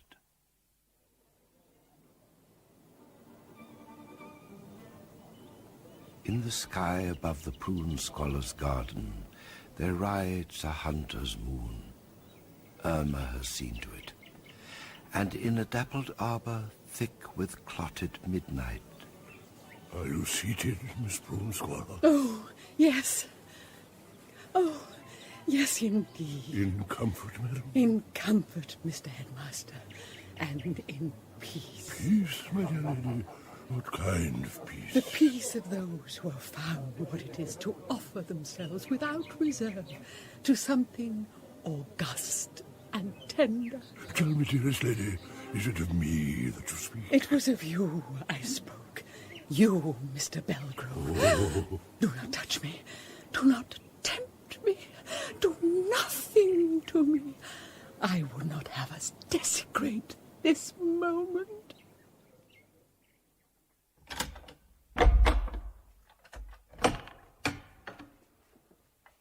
Good evening, my purple lovebirds. Steerpike. Before him, hand in hand, the twins, their faces white as lard. I addressed you, ladies, or did you not hear me? Well? They are staring not at Steerpike, but at something just above him. What do you find so intriguing to stare at, my doves? Glancing up, he sees a great axe dangling a dozen feet above him, its cold and grisly weight of steel suspended from a spider's web of cords and strings. So! With a backward leap, he is through the door. With rapid and purposeful steps, Steerpike returns to the castle. While his former patron, Miss Irma Prunescollar, becomes aware of a hand touching her naked shoulder in the garden darkness. Irma, is this desecration? Are we blotting the whitest of all love's copybooks? It is for you to say. For myself, I am walking among rainbows. My wildest dreams, my very wildest dreams have become real, have become something I can touch. My little fancies, my little visions. They are substance. They are you. I said, they are you.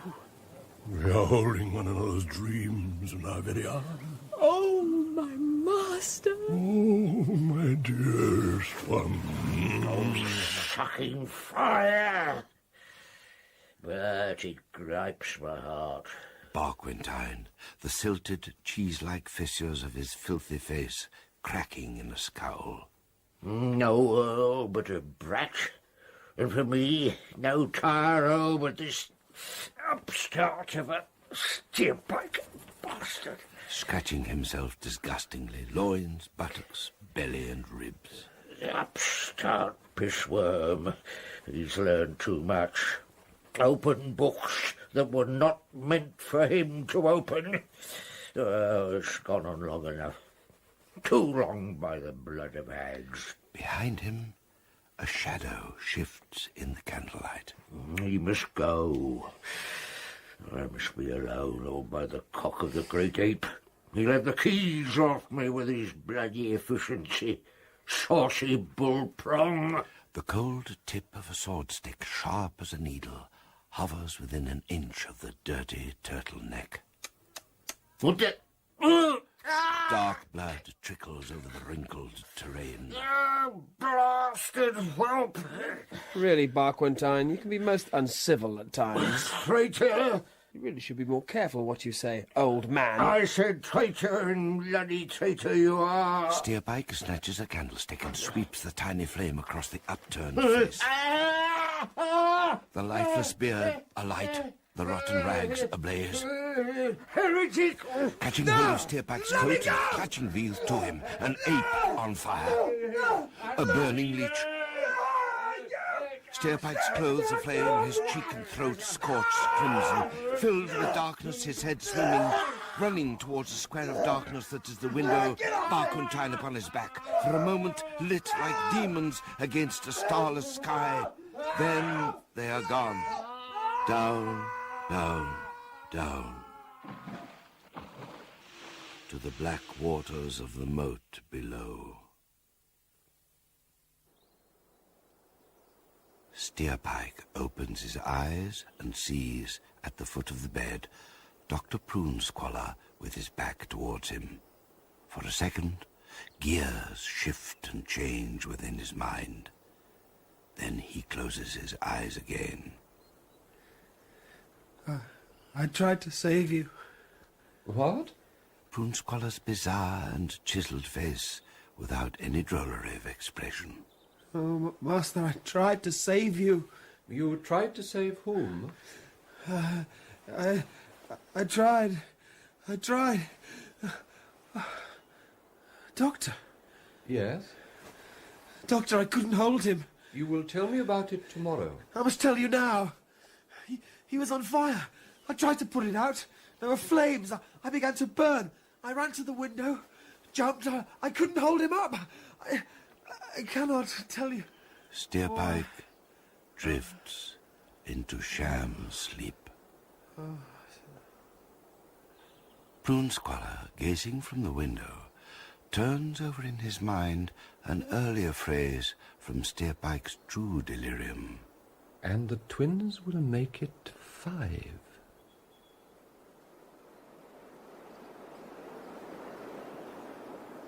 But the ritual, the procedure, the instructions, who has given them? Who has interpreted the documents? Mr. Flay, by his cave in the woods. Who has made the symbols come to life? He looks at the child he hasn't seen for years. Who has turned the wheels of Gormenghast? It's all right, Mr. Flay. Steerpike is doing everything. No. He's covered in bandages, but he directs everything from his bed. No. He's working all the time. No. He does not spare himself. He's no master of ritual, ladyship. No love, ladyship. No love for Gormenghast. I wish there wasn't any master of ritual. Lordship, you are only a boy. No knowledge.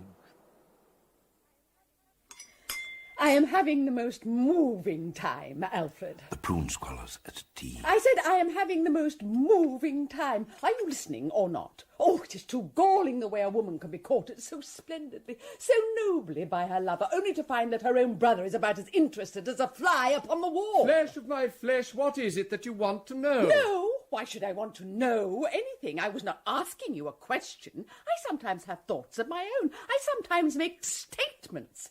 Alfred, I am being drawn out. I am finding treasures in myself. I am like a rich mine, Alfred. I know it. I know it. Conversation with you, Irma, is peculiarly difficult. You leave no loops, dear one, at the end of your sentences. Nothing to help your loving brother. Nothing for his ever willing, ever eager, ever shining hook. It is too bad of you, Alfred. It is really too bad of you. And the twins will make it 5.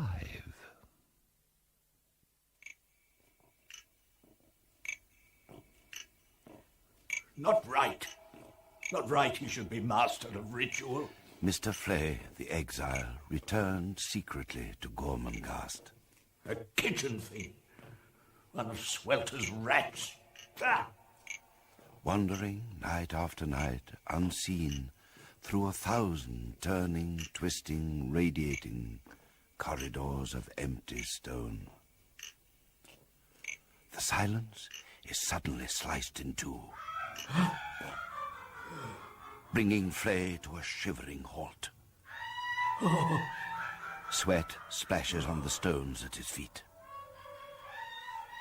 The thickness of a wall away, their ladyships, Cora and Clarice, mad and starving, lie down side by side and, staring at the ceiling, die.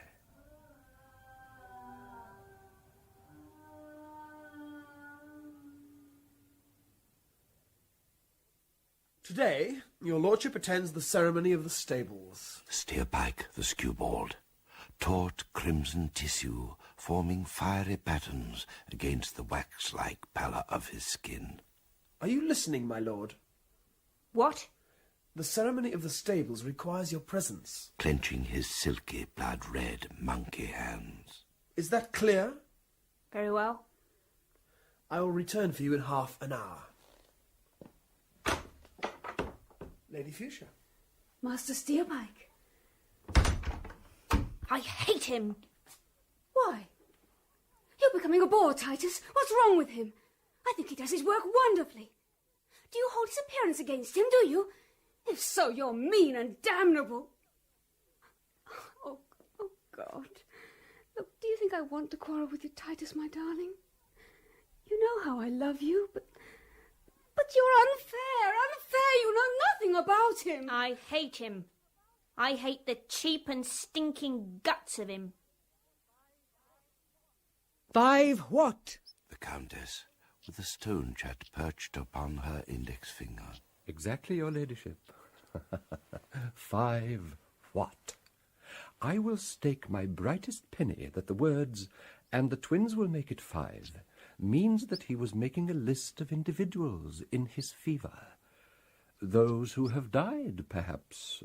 Sourdust, Barquentine, his lordship. Who knows? Who knows, indeed.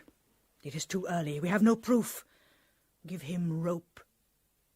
But if my fear is founded, the towers themselves will sicken at his death. The oldest stones will spew.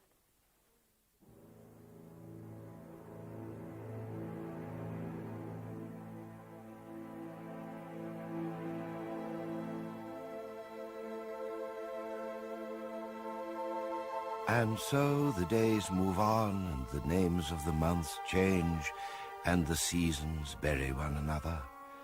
Belgrove and Irma are wed. No, Irma, no. Belgrove practicing noble expressions before a mirror. I will not have it. I would be gratified if you would remember your station. It is not... Oh. Seeing another reflected in the mirror. Why, my dear one, where did you spring from? Please explain your behaviour, husband. I said please explain. She has found him out. Oh,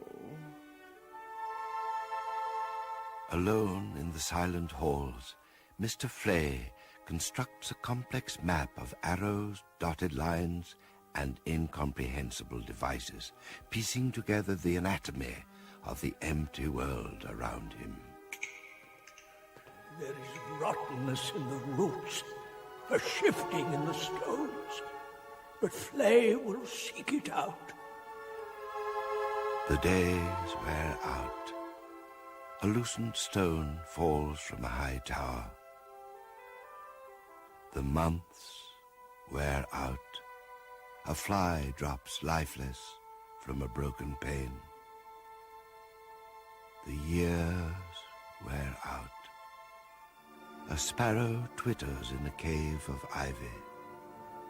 And a flux of moments, like an unquiet tide, eat at the black coast of futurity. Titus Groan is wading through his boyhood. Steerpike is climbing once again with guile and artistry. His plan now to woo the daughter of the house. Her life is loveless, and yet she cries out for love. She's warm and vibrant, and Gormenghast is cold and dead. I must make her admire me, trust me, need me, love me. And then, when I'm quite ready, I will take her and have her.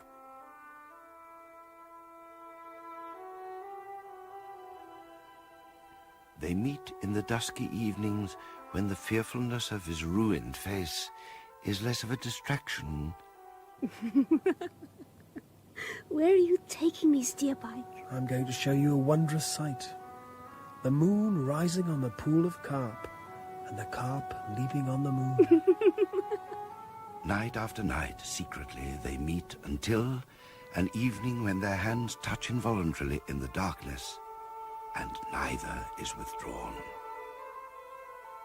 I will take her, and when she is a virgin no longer, if for no other reason than that of blackmail, I will have her in the palm of my hand.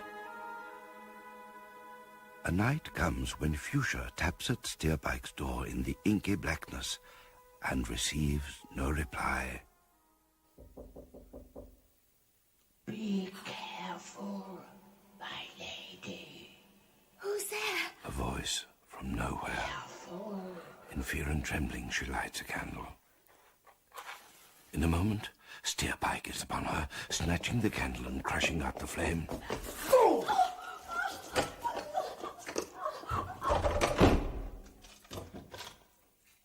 From a shelf of stone above the door, Mr. Flay lowers his scarecrow frame and drops to the ground. Fuchsia and Steerpike. What does it mean? Horror. Blasphemy. Within the room, Fuchsia leans trembling against the door, shocked and resentful. Fool. He had said fool. With that word, the world turned over. Everything changed. Let me out of here. All the lords of Gormenghast are at her shoulder. Do you hear? The room is flooded with golden lamplight, and upon the table, with its face cupped in its wrinkled hands, sits a little monkey, dressed in a costume of red and yellow diamonds. Fuchsia, allow me one moment, only one, in which to tell you of the danger from which we've just escaped. Her black eyes appear quite dead. There's no time to be lost. No, there could never be any excuse, and although I can never ask for forgiveness, yet you must allow me to explain. Her lips are drawn tightly closed. Fuchsia, it was for you. My violence was for you. My roughness was the roughness of love. I had no time to save you. Did you not hear the footsteps? She's just gone by. Who? Your mother. My mother? If she'd found you here. Fuchsia, you know the punishment. That is why our plans have been so secret, our rules so rigorous. Had I waited, then our lives might indeed have been ruined. For I love you, Fuchsia. You're all I've ever longed for. I called you fool, yes, but fool out of love for you. The monkey scratches its little head and yawns. Come on then, Satan. Come on, my wicked boy. and the vivid little creature jumps onto the high shoulder. Now, I will of course understand if you've no wish for Satan. Satan? Your monkey. I thought he would please you. I made his clothes myself. Oh, I don't know. I don't know. Everything's changed. I don't feel the same anymore. I want to go now. As you please. But I implore you, try and understand. I will never understand. It's no good, however much you talk. Grant me one favour, Fuchsia. What? Meet me tomorrow night so we can talk. Not about my faults, not about this terrible chasm between us, but about all the happy things. Will you? Oh, I don't know. I don't know. Oh, God, I suppose so. Well, thank you. Thank you. And then you can let me know if you've any use for Satan. Because he is yours, and you would like to know, wouldn't you, Satan, to whom you belong. Steerpike, I think you're going soft. The time has come, Satan, for me to act. I must draw together the final threads of my plan, and I must do it now. Mustn't I? Eh? Or else... Something, the merest intimation, steals upon him. It is as if the ground were slipping away beneath his feet. Tomorrow, I shall resolve it all. The castle is as silent as some pole-axed monster, inert, breathless, spread-eagled. Hurry, Lordship, hurry! In the darkness before a dawn that might never come, the 17-year-old Titus is scrambling into his clothes. What's wrong, Mr. Flay? Hurry, Lordship. Explain later. Hurry now. Out of the dormitory, down long, cold flights of stairs they run, to the cloisters with their arches full of night. Mr. Flay, why are we here? Look! In the middle of the quadrangle, leaning against the ragged silhouette of a thorn tree, is the richer blackness of... Steerpike! Why? What is he waiting for? Don't know, Lordship. We must find out. You must be witness. For who will believe the word of an exile against the master of ritual?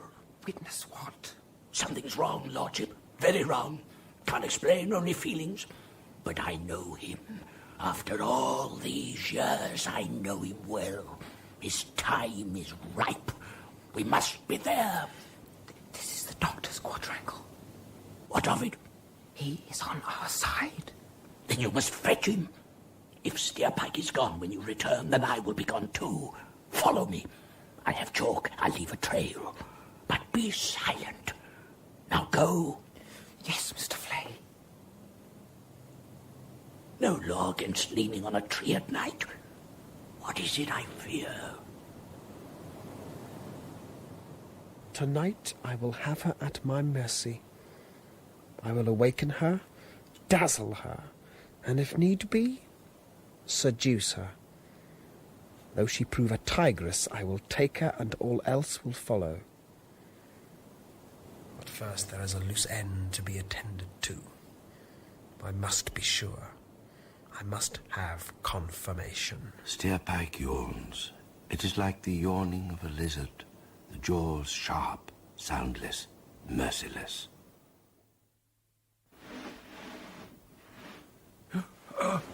Who the devil... What? Dr. Broom, it's me, Titus. Don't speak. Titus? I climbed the ivy. No, don't light the candle. We want your help. We? Flay is with me. What? Flay? Yes. He's come from exile. Out of concern for Fuchsia and me and the laws. Can you come? We're trailing Steerpike. He's just outside. I am flattered. Sliding into an elegant dressing gown and slippers. I am more than flattered. Lead on, dear boy, lead on. There is the thorn tree, An inky etching against the rising sun, but there is no steerpike and no Flay. Look for the chalk marks on the ground, Dr. Prune. There, Dr. Prune, there. Oh, to have young eyes. Come on, come on. So begins a series of dusky journeys through a new world, a world of twisting passageways, shallow flights of stairs, long treadless inclines, a maze of dawn-lit stone.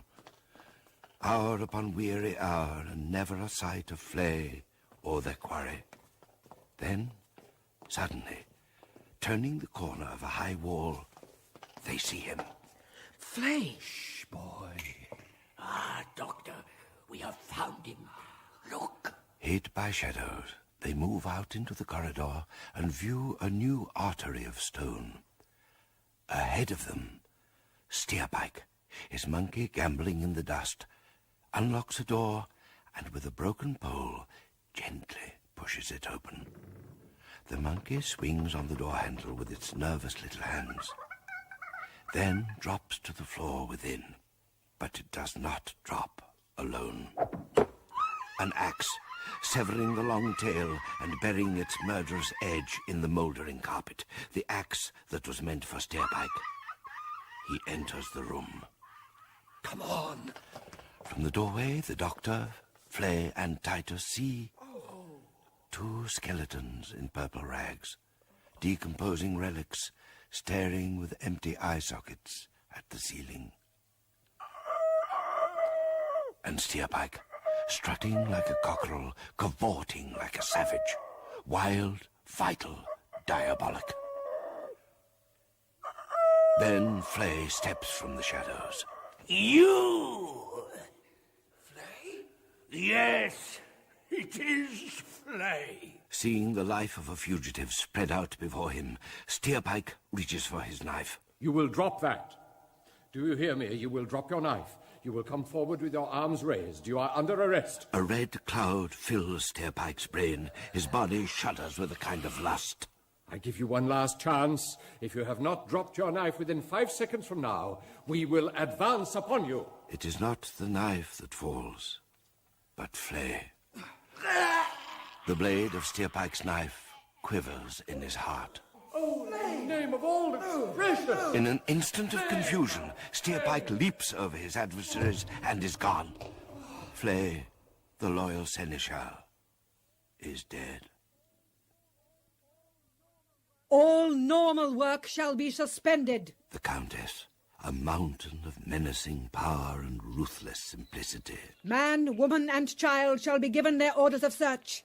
Every known spring and wellhead, every cistern, tank, and cashment shall have its sentry. No doubt the beast must drink. I shall outwit him. But the ceremonies must continue. Thank you for coming. But there's nothing we can talk about. Fuchsia, within her now a globe of pain, growing and growing.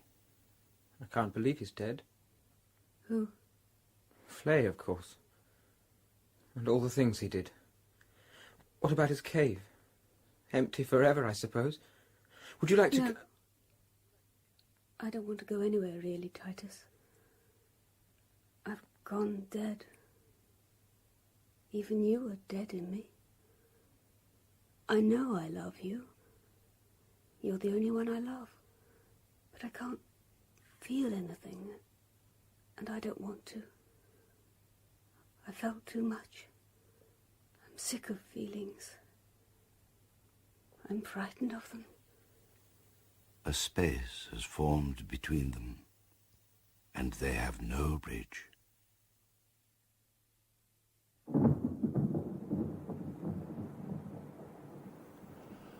Storm clouds yawn like hippopotami. Deep holes and funnels open and close mouth-like. Titus, the child of fate, forces his way through the trackless forest. Ritual and observance deserted, his place at the ceremony of bright carvings empty, he is a rebel like a lyric in green flight. The rains come. Ow. tepid water hammering him, streaming over his body as he runs, in search of the flying thing. He lusts to touch those floating limbs. She is freedom. She is romance.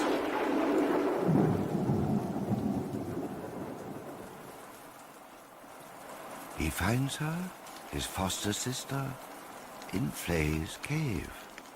Balancing upon her heels, swiveling a plucked bird on a spit above a small fire. All about her are feathers. Is this her? This naked, squatting thing? This... Frog. She is a frog. I thought she was a swallow. And then she turns and looks at him. She is joy. Startled, the sprite leaps, but Titus catches her, closes his arm around her, grips her with an angry strength, forces the full weight of his body across her. Body and imagination fuse in throbbing lust. Oh. And then he sees her face. So small. A robin's egg. His body weakens.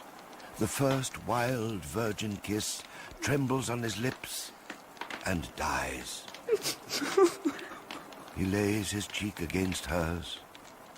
There will be no climax.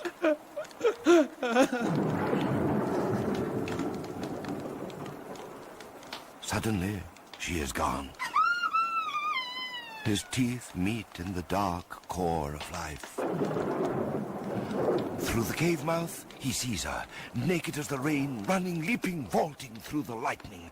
And as he watches, a searing flash of flame breaks loose, rips a path across the dazzled floods, and burns her up as if she were a dry leaf in its path. And in Titus, something burns away even as she has been burned away. Something has died as though it had never been. At 17, he has stepped into another country. He has become a man.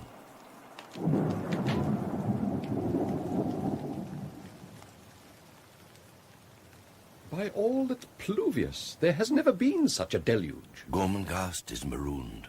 The fish of Gormenghast River swim out in every direction and in through the castle's lowest windows. Never in living memory. Never. The gaunt asylum has become an island. Water rises like terror, inch by clammy inch. The sacred laws must be preserved. Do you hear me? A million ancient volumes, 1,000 crates of sacrosanct and yellowing paper dragged to the attics from the swamp of pulp. The kitchens, livestock and supplies must be moved another floor up. Am I understood? We'll begin at once. Sooner!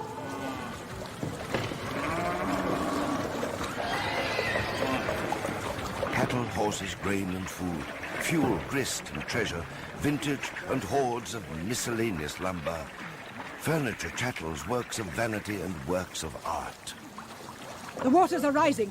In 6 hours' time, the flood will be at our feet. There is no possibility of the night being spent on this level. You have my order of priority, have you not? Certainly, your ladyship. And then, gentlemen, we shall begin. The mounting water draws us all together. Is that not so, gentlemen? We are driven up, are we not, into a confine? Tell me, gentlemen, can the traitor Steerpike live in air and feed on it? Can he chew the cloud, or swallow the thunder, or fill his belly with lightning? Or can he live beneath the water like the pike I see below me in the darkness? No, he is like us, gentlemen, like us.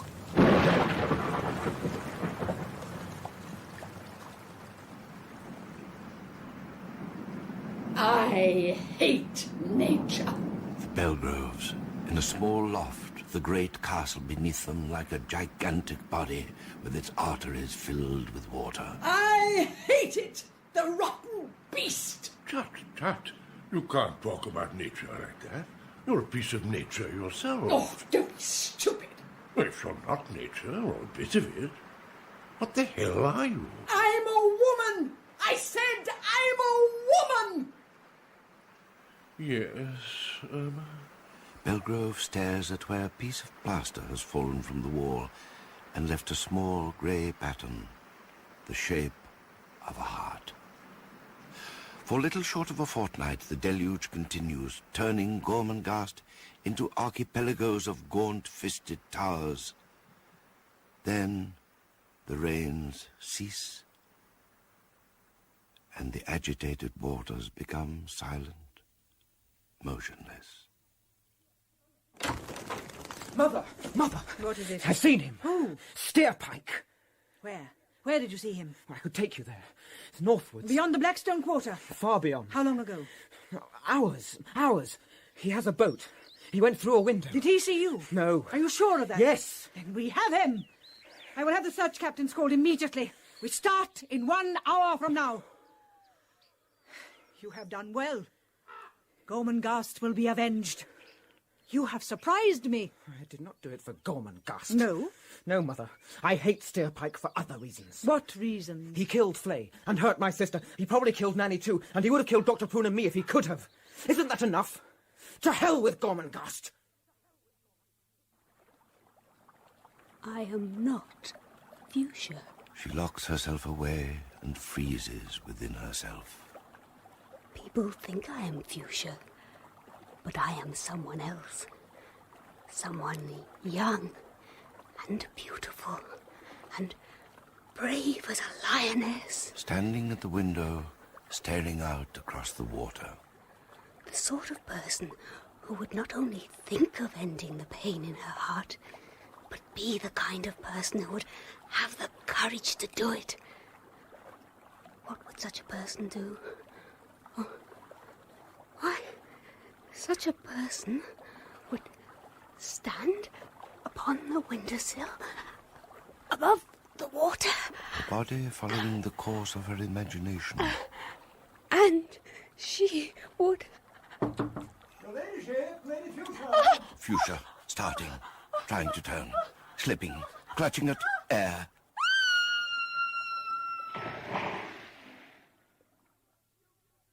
Not Fuchsia! Not Fuchsia! Oh, God in heaven, no, no, no, no, no!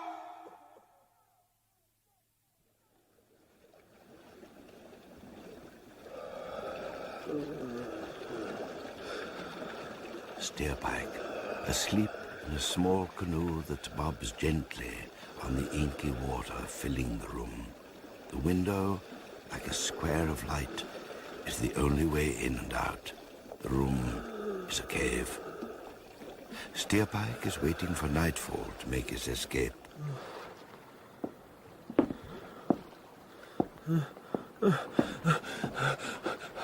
Blood shines behind the lenses of his eyes. His thin, colourless lips part like an open gash in a mask of wax. They've come for me. In the room above, Where is the carpenter? Here, your ladyship. You have your saw? Yes. Saw through the floor. The enemy is beneath our feet. My lady.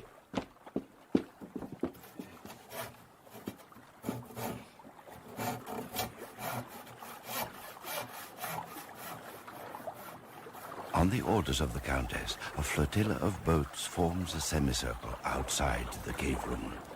One of the boats moves forwards, alone. Steering the skiff, a man in a broad-brimmed leather hat, blade in his mouth. A volunteer driving through the water towards the enemy of his people. The oarsman passes through the window. Faster, man! I'm almost through, my lady.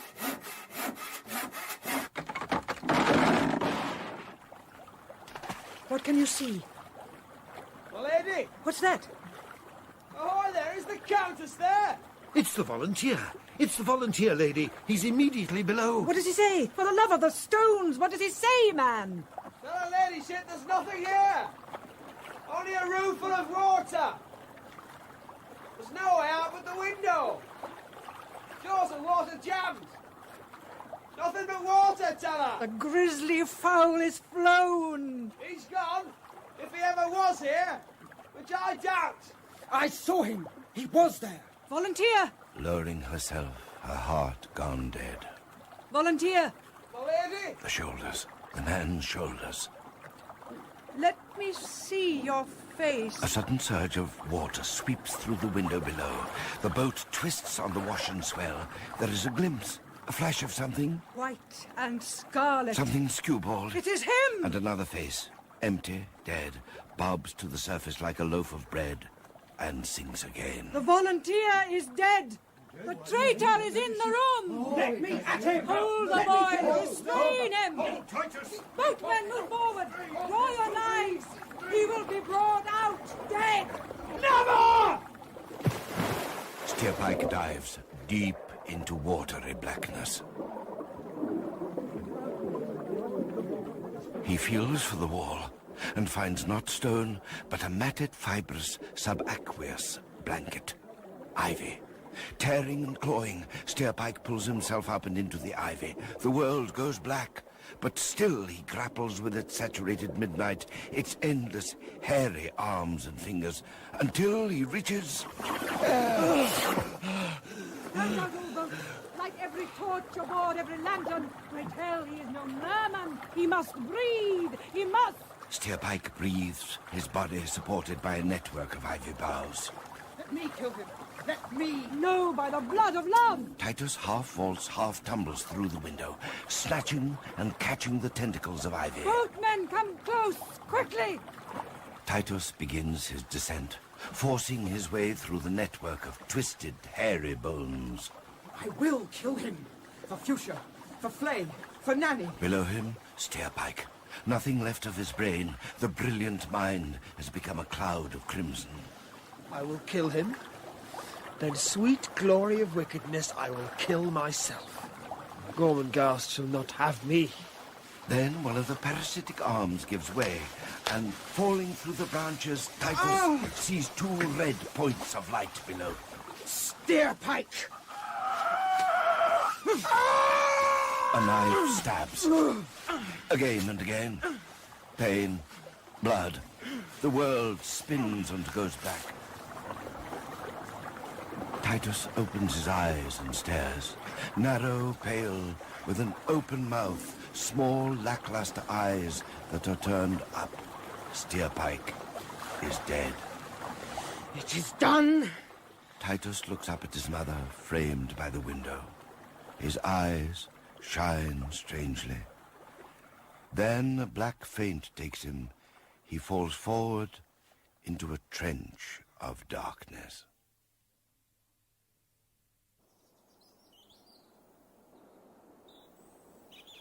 Moment by moment, hour by hour, day by day, month by month, the great flood waters fall. The washed air is indescribably sweet, and a tranquility swims through the realm. It is spring, an evening in late spring, the sky filled with a faint coral-colored light. Titus stands by the place on Gormenghast Mountain where they have buried his sister. I'm going, Fuchsia. His pale eyes, a stonish blue with a hint of dim and sullen purple. I must go. I must be free. Now is the time to go. He runs, in acknowledgement of a law as old as the laws of his home, the law of flesh and blood, the law of longing, the law of change, the law of youth. Find the master of the stables. Tell him to saddle the mare. He will know her. The grey mare with the white foot. He will bring her to the Tower of Flints. I will be there shortly. On again, out of key with normality. Suddenly, turning a corner, he encounters... Titus, my dear boy. My lord! How are you, young fellow? I cannot stop. Forgive me. Professor, Mrs. Belgrove. Dear Dr. Prune. Goodbye.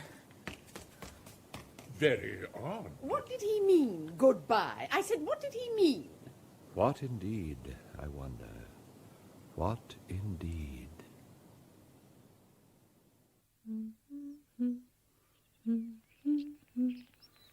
Gertrude, candlelit, gazing expressionlessly at a picture book.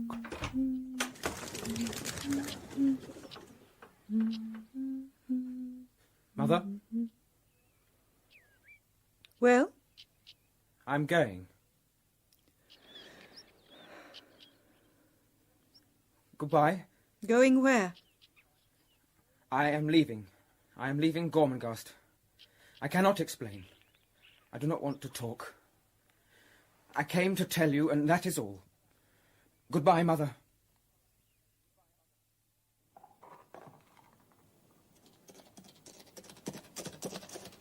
There is nowhere else. You will tread a circle, Titus Groan. At his back, the castle climbs into the night. Before him, a great terrain of moonlit wilderness. Fixing his eyes upon the blurred horizon, Titus rides out of his world. There is not a road, not a track, but it will lead you home. For everything comes to Gormenghast.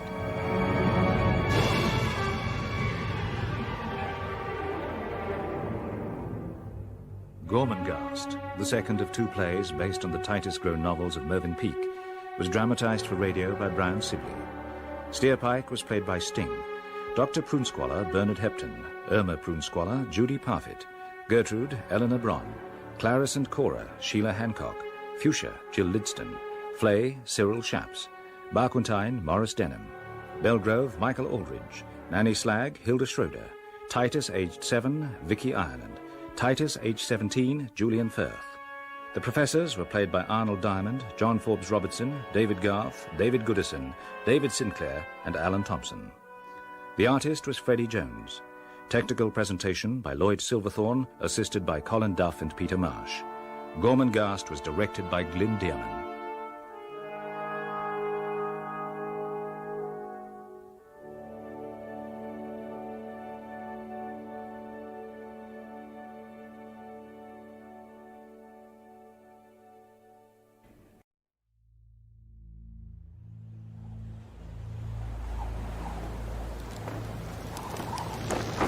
Our tale begins in the basket of a balloon, descending, plummeting into open ocean. We're falling still. The sea's less than 500 feet below. Hush, girl. Ditch everything. Food, tools, guns. But won't we need all that? We won't need anything if we drown. Toss it all. We gotta make that land. Empty your pockets. We're rising again. For now. But look up. Balloon's tearing even more. Nap, throw that knife. No, wait. I got an idea. We drop the basket. But how will we... Hang on to the ropes. Cyrus, gotta hold it top. I do. Take it easy, girl. It's all right. Hang on! We're gonna make it. No. Our line of descent's too steep. We'll fall short a mile at least. Nip, hold top. Cyrus, no! We need you! Good luck, my friend! Tom, no!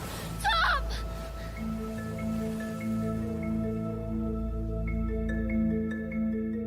3 days earlier, and very far away, in the city of Richmond, Virginia, capital of the Confederacy, under siege from the Union Army, Cyrus Harding, a military engineer, slinks along a quiet street with his faithful hound. You there, fella. Step out of the dog. Hey, little dog. You're breaking curfew. You should get off the streets. Come on, Top. Rebs shoot turncoats. What you talking about, boy? Turn that Confederate homespun inside out. I reckon we see true Union blue. You're all crazy. But keep that craziness to yourself now here. Name's Nebuchadnezzar. Neb to you. Cyrus Harding. What you want, Neb? Same as you. Quit this place before Johnny Reb strings me up. Why would he do that? Because I'm a Negro? Because I'm a freed man? Because when the Rebs conscript me, I mean to say no. Tough, but not my problem. I know a way out. Except I can't make it alone. There is no way out. Ulysses S. Grant's got Richmond sewn tight. Many men have tried to get through the lines. As far as I know, not a single one has made it. I don't plan to get through the lines. What the devil's a balloon doing here? Union officer had it made. Graybacks caught him before he could fly it out. So it's never been airborne.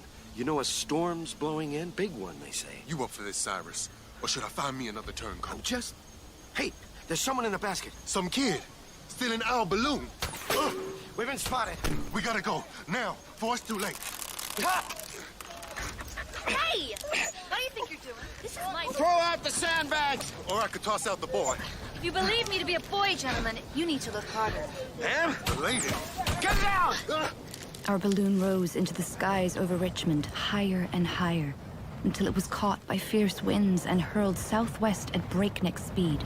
Since we shall be suspended beneath this bag of gas for the next hour at least, I guess introductions are in order. Captain Cyrus Harding, engineer with the Union Army. Miss Grace Spillett, reporter with the New York Herald. Nebuchadnezzar. Neb.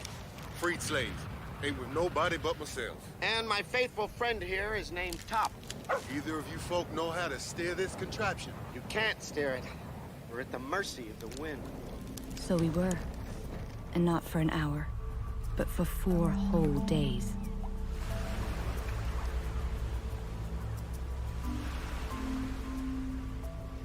Is this a dream? If it is, I guess I'm dreaming too. Broke any bones, Neb? No big ones. The balloon. When we tumbled out, it took off like a bird. Flew clear out to sea. You suppose Cyrus can swim? Engineer? Soldier? I should say so, yes. Top two? Yeah, all dogs can swim. Then they must have made it to shore. So we gotta go look for them. We do, but I don't know about you, Neb. I feel weak with hunger.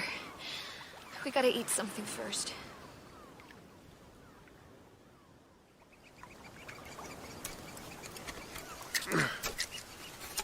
Got one off. Wanna try it? Thanks. Kind of clam? Limp it more like.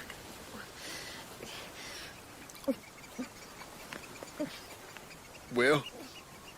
They say hunger is the best sauce. But this is truly the vilest thing I ever ate. Give me another one. You just said... Vile. Not inedible. Try one. Hmm? See? Beats starving. You think? Where you suppose we at? Lord knows. Shoo! Go catch your own dinner. I never seen birds so tame. Ain't never seen man before. Don't know how deadly we are.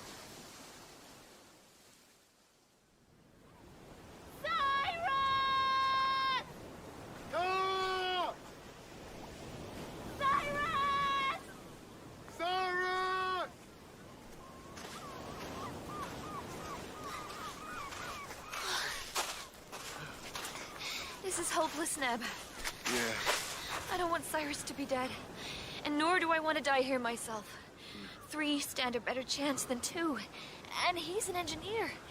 If he is alive, we have to find him. And we gotta do 2 things. One easy, one hard. Climb that old mountain there, see if we can spy any sign of Cyrus. Oh, please tell me that's the hard thing. Hard thing is, we need to light us a fire. Here, on the shore. In case Cyrus can see the smoke. That's easy. I kept hold of my matches. See? Watertight. Tragedy is, I got no damn tobacco.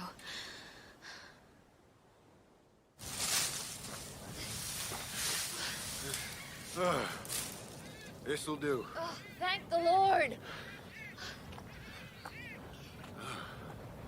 See clear along the shore from here. Any sign of our illustrious engineer and his canine companion?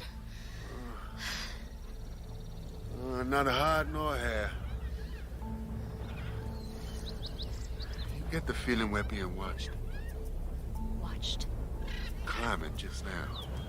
And down on the beach. Like somebody's spying on us. Like who? Dunno.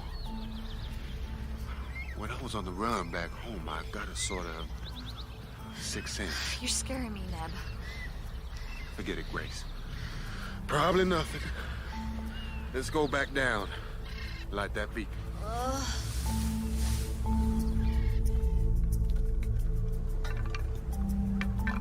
Looks like a storm's blowing in. Maybe you should light it inside the cave. How would Cyrus see the smoke? Lay the dry seaweed on top, so when it catches... Tarnation, Gracie. What'd I say? White folk been ordering me about my whole entire life. Now I'm here, stuck on an island in the middle of nowhere, and they still doing it. I'm not giving orders, Neb. I'm proffering advice. Proffer me a damn match. So huffy. I can't seem to... My tin! Neb, I don't have it anymore. You gotta have it. I must have dropped it on the mountain. Oh, we're done for. Surely we can light a fire without matches. How do Red Indians do it? Oh, wait there, I'll find one and ask him. Well, can't we rub two sticks together, or... You found your tin? Not my tin, no, but I feel a match. In the lining of my coat. Help me finagle it out. Hold still, woman. Careful, you'll rub off the phosphor. Got it. Oh, what's left of it. Now all I gotta do is strike it, light the fire, and make sure it never goes out. Careful.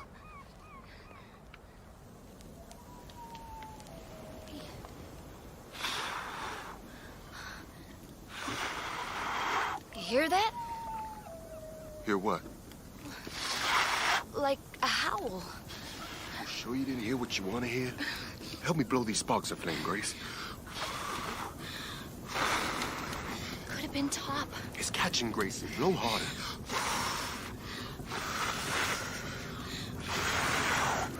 Hey, no more shellfish. I'll gather us some gull's eggs. Top! Top, girl. Are we glad to see you? Told you I heard her. What's she doing? Asking us to follow her. I reckon she'll lead us to Cyrus. Come on, Neb. We must hurry. But what about the fire? Throw on the rest of the wood. It'll be fine, Neb. Hurry up!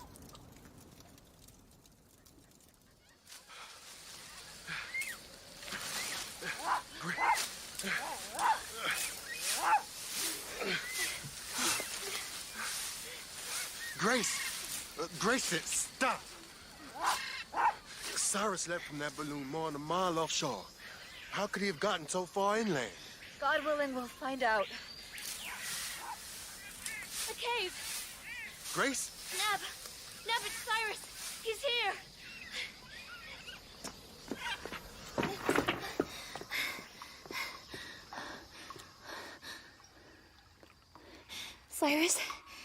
Cyrus, do you hear me? He breathing? Barely. Pulse is strong. Thank the Lord. Cyrus, wake up.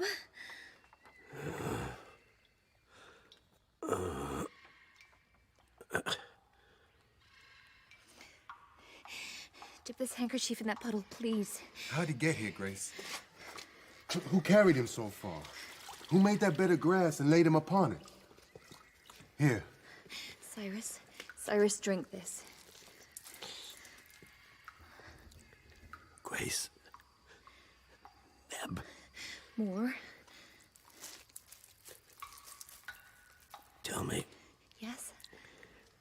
Island or mainland? Worry about that later. Just be glad you're alive. Did you bring me to this place? No. We found you here, Cyrus. So, how did it? You must have walked here. Swum to shore, then walked. It's the only way. I don't remember. We got us a fire, Cyrus. Huh? And a cave by the shore. We're gonna take you there. But by the time Cyrus was fit to be half carried back to our waterfront cave, the storm had blown through, the tide had risen, and we found our precious fire was nothing but cold, wet ashes. I said one of us should have stayed. Why didn't you then? You told me to come. I thought you didn't take orders. I don't. I was afraid you'd get lost. What, because I'm a woman? Do you mind? This isn't helping. Cyrus, no. You should rest. Why don't you two settle your differences and go out and catch something edible? Take Tom. By the time you get back... What? Grace, lend me your pocket watch.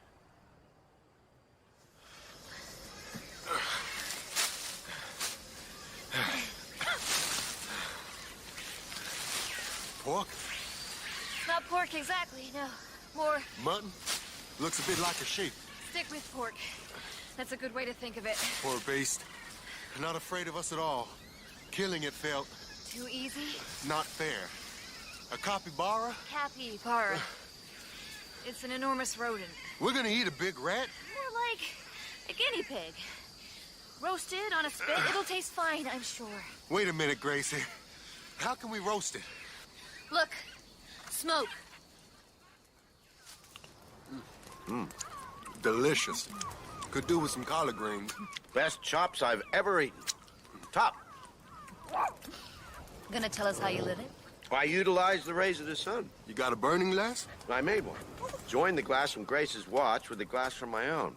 Filled the space between with water. Sealed it with clay. A presto. Ingenious. We're on an island. Looked like it from that mountain. You climbed it. Looking for you. Part way. Far as those black rocks. Care to climb it again? All the way to the top?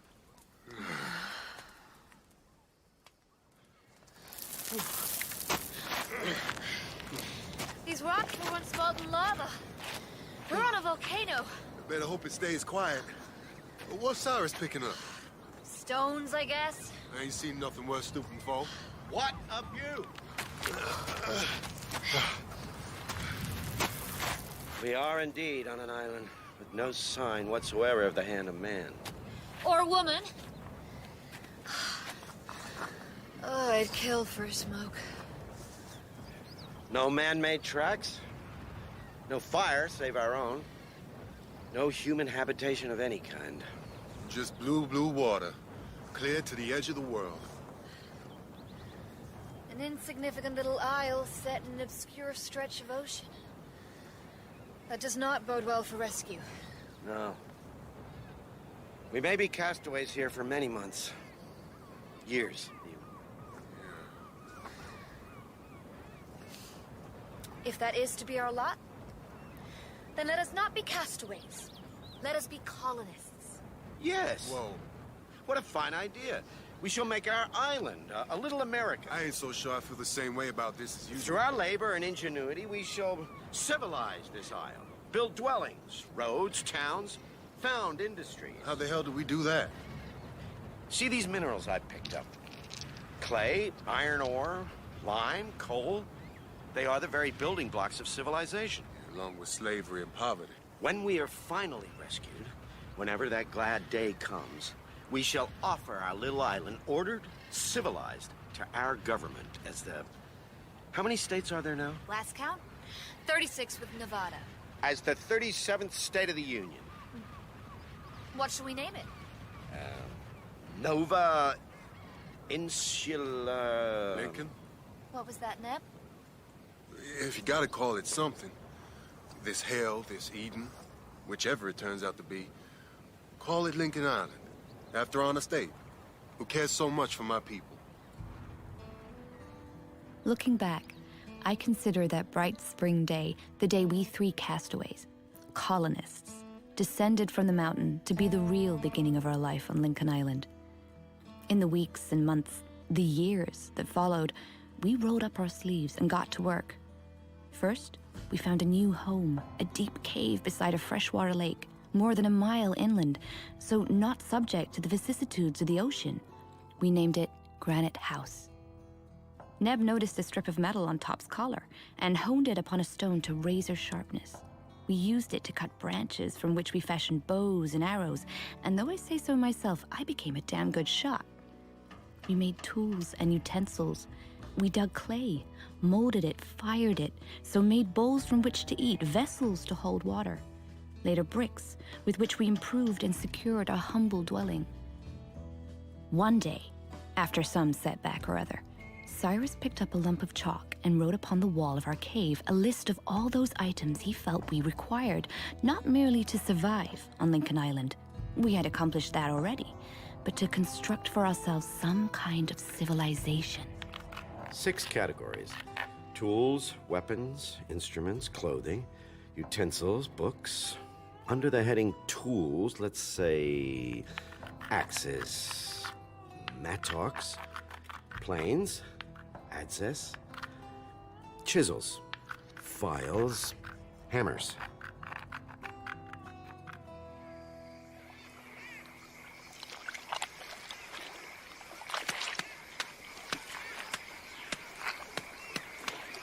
Enough?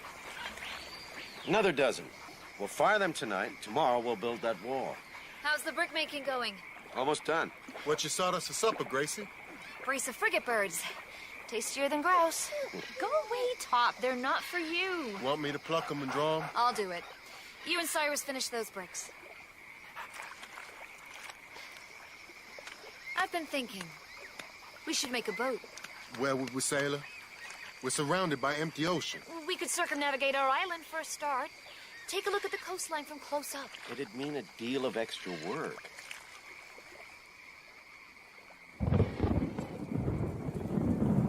Cyrus was right. It was a deal of work. We were still making that boat when summer cooled to autumn.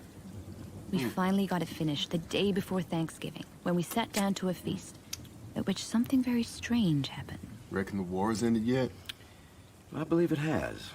And I believe the Union has triumphed, and Abraham Lincoln now presides over a better and happier nation. Amen to... Ow! What's wrong, Neb? Cracked a tooth on a pebble or... Damn! Neb, what is it? Ain't no pebble. A goddamn shotgun pellet. See?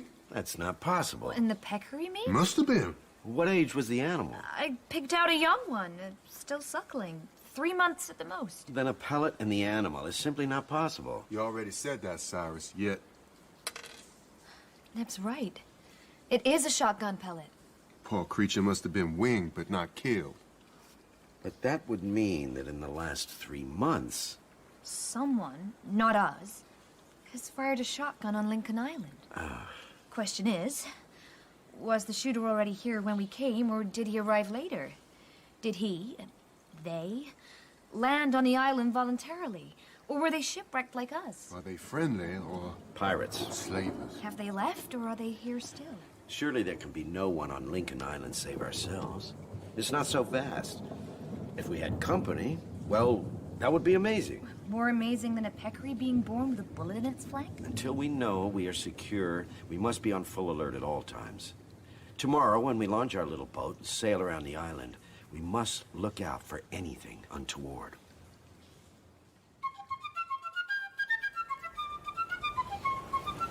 Sure you won't come too? One of us must stay here. I'll make the next trip. Bon voyage! See you in a few hours. Shall I unfurl the sail? Hold on. Let me get a hold of this stick thing. It's called the tiller, Neb. Okay. Go! God damn! Neb, it works! Oh, Gracie, I reckon we could sail... Around the world? The island. Let's settle for that. For today, at least.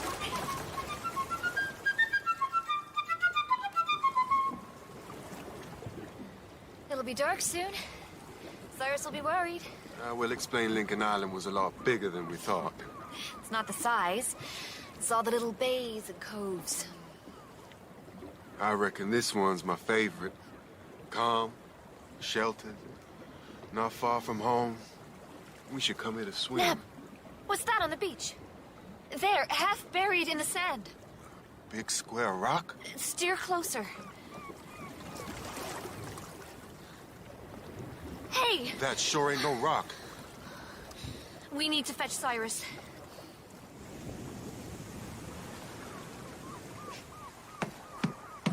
That's a mighty big chest. It's full of something. Sand, probably. Can we open it? Padlock's loose. Reckon I could prise it off. Try not to damage the chest itself. We can use it. I've lived in smaller shacks. I visited this cove when we were looking for somewhere to set up home 9 months ago. This chest wasn't here then. Step back.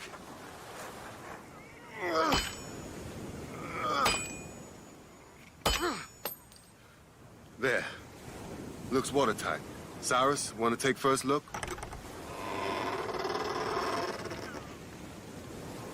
Oh, Lord. Well, what's in it? Oh, Lord, oh, Lord, oh, Lord. Cyrus, will you tell us what's in the damn chest? Everything. What do you mean, everything? Every damn thing we'll ever need. Hatchets, files, hammers. Remember that list? The inventory of essentials that Cyrus chalked on the wall of Granite House? That's what was in the chest. Every item, pretty much. Tools, weapons, instruments, clothing, books. And a copy of the Bible and the complete works of Shakespeare. What manner of person provides the necessities of life doesn't include one single goddamn ounce of tobacco? Bible's in English. There's page bookmarked. Verse underlined. Matthew 7:7. What's that? Didn't your mama teach you the Bible, Grace? Ask and it shall be given you. For everyone that asketh, receiveth. And a map inside the back cover. The Holy Land? No, this island, the ocean around, and another island named Tabor Island. A lot smaller than ours. Far away? Maybe 150 miles? We could go there. What? No, too far. Grace is right. With these tools, we can make our little boat more seaworthy. And with these instruments, the compass, the sextant, we can sail to Tabor Island in 48 hours. Why we want to do that? It's impolite not to visit your neighbors, Neb. Didn't your mama teach you manners? We set to work on our boat the next day, making it less likely to ship water on a lengthy voyage. We were working on it when Cyrus spied an object tossed by the surf. He waded in, fished it out. A bottle. Beer? Once, perhaps. Sadly, not anymore. Anything in it? Piece of folded paper. Oh, please. Not a message in a bottle. Gonna tell us what it says? Shipwreck. Tabor Island. With a map reference. Another castaway. We have to go there. As soon as possible. We're still fixing up the boat. And you don't think it's strange that in all this endless ocean that bottle washed up here? Not strange, Neb. Serendipitous. How do we know this castaway's still there anyhow? Might have tossed that bottle in the sea years ago. If it had been in the water long, the paper would be wet, yet it's bone dry. This is a cry for help from a fellow human being. Lost, like us. Probably alone. We have to heed it. Next day, Cyrus and I set sail, leaving Neb, still unhappy about our trip, with Top. I shall not trouble you here with a detailed account of our voyage. On our outward journey, 4 days at sea, twice as long as we had anticipated, we suffered several anxious moments. The first occurred soon after we lost sight of Lincoln Island. I believe it is something to do with the angle of the sun, is it not? You told me you knew how to use a sextant. I said a compass. The consequence of this was that for 48 hours, we sailed too far to the north. Fortunately, we also had a telescope, which any fool can use. Land ahoy! I see it! Tabor Island! I see it! It took us another 4 hours to reach land, by which time it was fast growing dark. We dragged our boat up the beach and settled down in its lee to sleep. When we awoke next morning, we saw that we were on an islet, a fraction the size of our own. We took up the implements we had brought, a mattock to hack through jungle, a shotgun for protection, and set off to explore Tabor Island and search for our mysterious castaway. It was 36 hours before Cyrus and I were back on our boat, shoving it out through the surf and setting sail. 48 hours after that, no navigational mishaps this time, though by then our little boat needed almost constant bailing. We spotted the fire that Neb had lit on the cliff top to guide us home, and soon afterwards made landfall on Lincoln Island. I don't believe I've ever been gladder to see anyone in my whole entire life. Hey, Neb. 8 days? I feared you lost at sea. Not lost. A little off course. Luckily, we saw your beacon. My beacon? The bonfire you lit on the cliff top. I didn't light no bonfire. I guess I should have done. Trick of the light, perhaps. Whatever. Sure is good to be home. Sorry your journey was wasted. Wasted? With no castaway. He's in the boat. He curled up in the bottom of the boat soon after we left Tabor Island. Hasn't moved since. You're joking, right? No, Neb, he's not. You better introduce us. What's the fella's name? Neb, wait. We don't know his name. Or how long he'd been on that island. Too long. He's barely a man anymore. What do you mean? When we first saw him lumbering towards us out of the I jungle... almost shot him. I thought he was some kind of ape. I'd like to make his acquaintance all the same. Of course.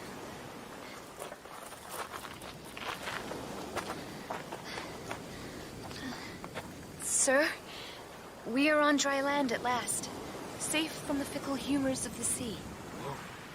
There's a man under all that hair? You may open your eyes now. My name's Nebuchadnezzar. Neb, if you prefer. Myself, Great here, and Cyrus, we'd like to welcome you to Lincoln Island. You must be famished. We have food. Let me help you out the boat. Yeah. Fine. Step out by yourself. Top! No! I forgot to mention Top. Most important one of all. Well, it seems Top has found a new friend. The castaway of Tabor Island, the stranger, as we called him at first, followed us to Granite House like a dutiful child. There he ate heartily, refused the bed we made up for him, walked out, and disappeared for 3 days. He would go off like that, into the forest for days at a time, or else he would stand, immobile, on the shore and gaze out to sea. At such times, I discerned the expressions that passed across his bearded, weather-beaten face to betoken anxiety, guilt, perhaps regret. It was impossible to be sure, though it was clear he was deeply troubled. Neb, Cyrus, and I observed him closely, watching for any spark of human understanding, any sound of coherent speech, any inkling of a soul, if I may be permitted that word. We found none. That is, until... Advocate. Hello, stranger. Hungry? Must be. Been gone 3 days. I'm cooking stew. Meat from some rabbits Gracie shot this morning. At least she told me they were rabbits. Say, you and your companions, are you English? Say, I asked if... No, not English. American. Cyrus! Grace, get in here, now! I like Americans. Indeed, I prefer them to my own countrymen. You're English? Could you not tell? You all right? What's going on? He just... What month is this? December. What year? 1866. 12 years. Oh. 12? Alone on the other island. Goodbye. Might I ask where you're going? To the sea. Sir, won't you tell us your name? Thomas Seddon.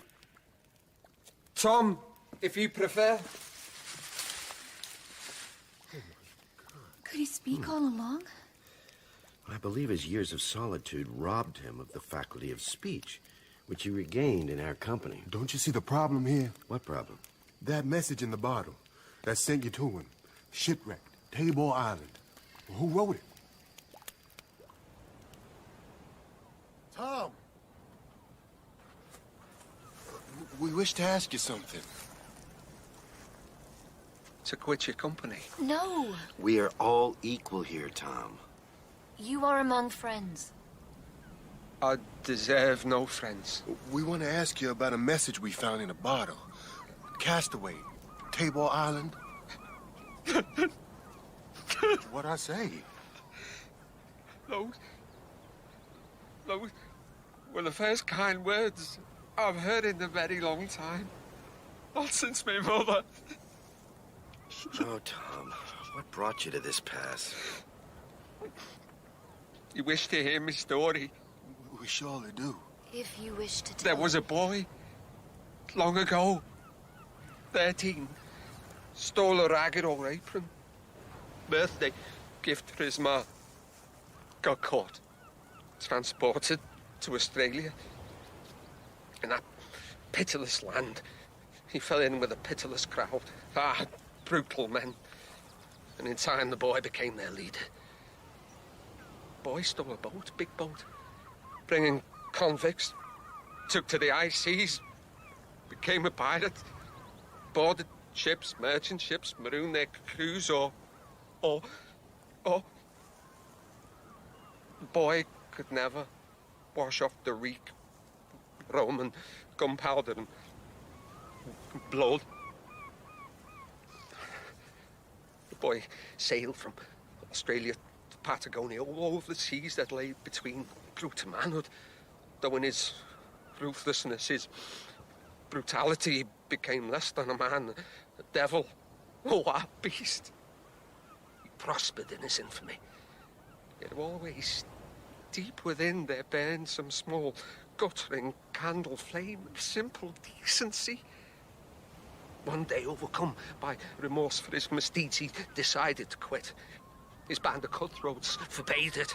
Only one way to leave the life, shrouded in sailcloth, weighted with a cannonball tipped into the drink. They grabbed him, bound him, and in a fit of charity, rather than slitting his throat as he had expected, as he deserved, they put him ashore on the remotest, smallest island they knew, with weapons and tools, leaving him there to live or to die, which was more kindness than he had ever shown his victims. On that island, he resolved to redeem himself through hard work and prayer. For 2-3 years he managed it, but the weight of his solitude slowly crushed him day by day. He felt himself turning from man to beast, till he became the wretched creature you see before you. You may have committed heinous crimes, but surely you have paid for it. No. Many times over. No. Come back to Granite House and live with us. Am I free? Of course. No slavery here. Then leave me be. Let me live among the wild beasts. It's all I deserve. Tom, please. Let him go. One last thing. That message in the bottle sending us to Tabor Island. Did you write it? How could I have written any message? I had no paper, no pen, and in those days, no words. Tom Ayrton absented himself from our lives for a long while after that. On occasion, we caught glimpses of him, deep in the forest or standing sentinel-like on the shore. But always, when he saw us, he turned away, as if fearful or ashamed, and disappeared. Then one day, a day which changed everything, Neb, Cyrus, and I were eating supper in Granite House. We must start laying in food for the winter. We'll need more salt for preserving. Tom! What is it? What's happened? What about Ash? A ship! If we don't let it beacon right now, it will sail on by. It's the only ship we've seen in 2 years. Tom's right. Before we alert the captain and crew to our presence, we must find out what manner of men they are. I see no flags. Here, Neb, you got sharp eyes. The ship ain't flying any flag. I see its name. Swift? You know it, Tom? No. We must signal. Wait. They're running up a flag now. British? French? American? I do hope it's American. What is it? Black. White markings. Pirates. Just dropped ink. Okay. Perhaps they won't come ashore. They will. That's why they're here. We can hole up in Granite House, defend it if we have to. What about everything outside? Our crops, our animals? They'll burn your crops, kill your animals, starve you out, then. Kill us too. I would. I did. Can you see how many there are? Not really. A ship like that could be a score or 100. I'll swim out. You can't. After dark, sneak aboard.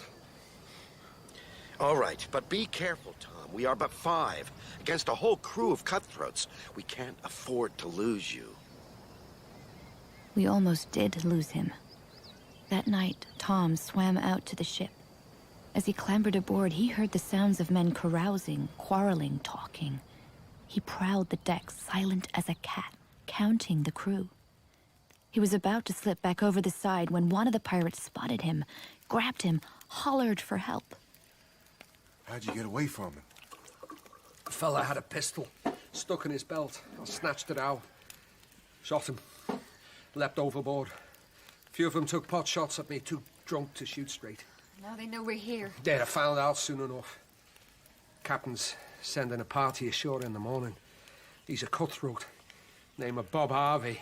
I know him by repute. Merciless, cruel. Kill you if you look at him wrong, and his crew know better. How many of them are there, all told? Oh, near 50. 50? Against 5. What do we do? Fight or hide? Hide. Hide in the forest. Wait for them to leave? My friends, please. I'm not only an engineer, I'm a soldier. I trained for this. The pirates have the advantage of numbers. Overwhelming. But we hold some trump cards, too. Like what?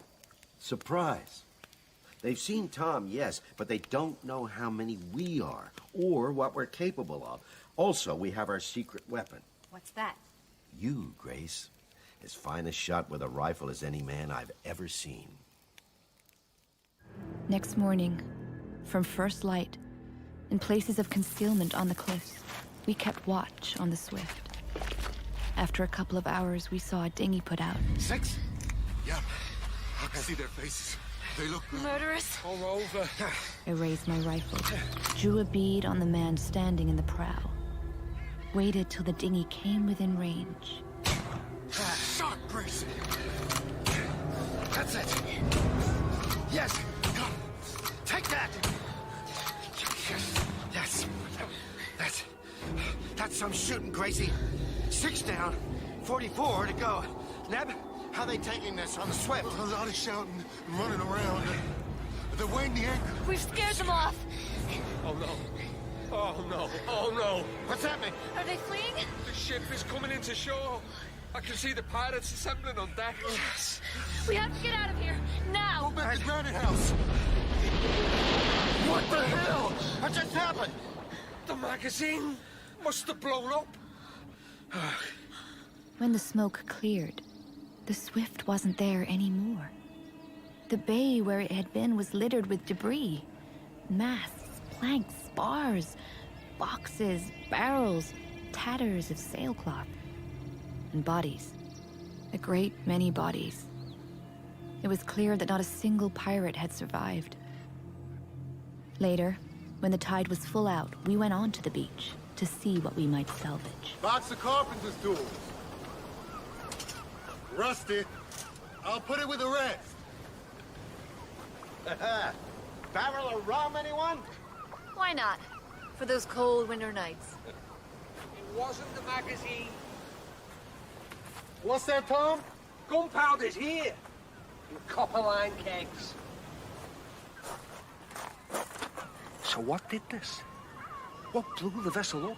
We got the answer a few days later, when a tropical storm scoured the beach.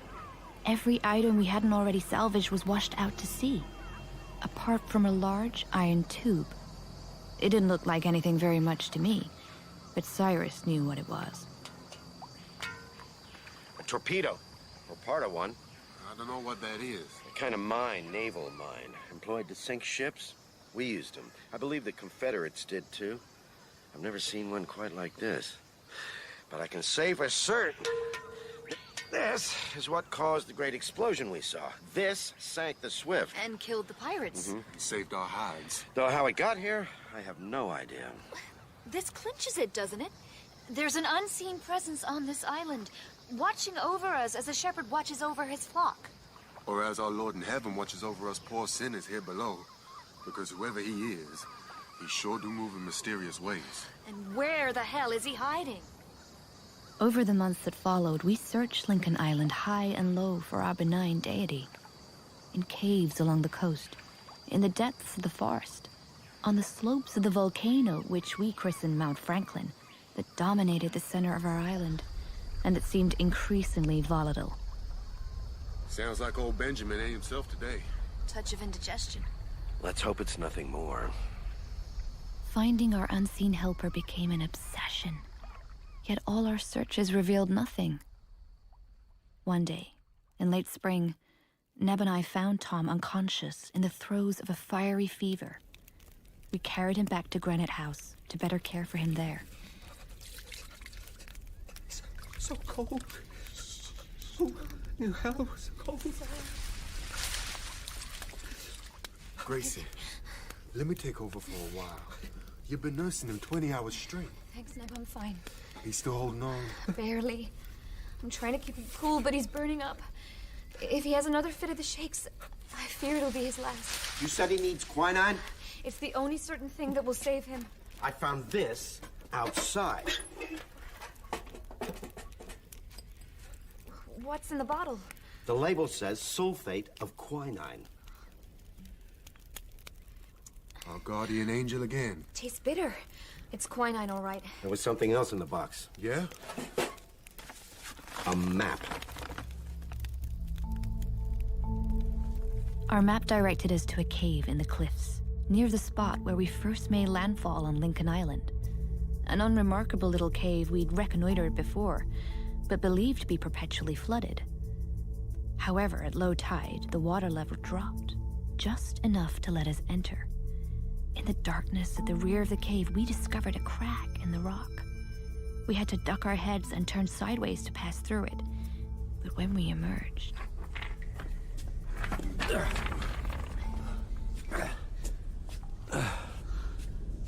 Oh, my. You believe what we're saying? Because I ain't sure I do. How can this be here? The entire cliff must be hollow, and a large area beneath. Hello! Neb. Don't tell me you didn't want to. Is this vast cavity natural or man-made? Both. A natural cavern that has been Hey, worked look, on. a lever. Neb, no. Oh, my. A surge of electric light, a phenomenon we had never before seen, illumined the vast chamber. Also, floating in a pool far below us, a strange cigar-shaped object, 250 feet in length, rising a dozen feet above the black mirror of the water. Neb and Cyrus were puzzled by it.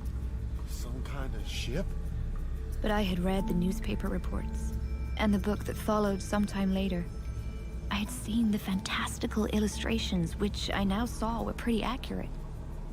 I knew immediately what I was looking at. Not like any ship I ever saw. The Nautilus. Grace? An iron ladder, set into the rock beside us, led down to a platform on the surface of the ship, where a hatch stood open. What should We should go down. We should enter the ship.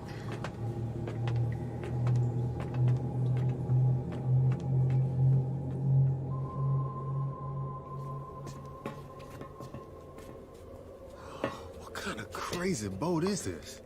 More like a library or a museum. These pictures. They look real old. They are. That one's a Holbein. Captain Nemo? How do you know his name?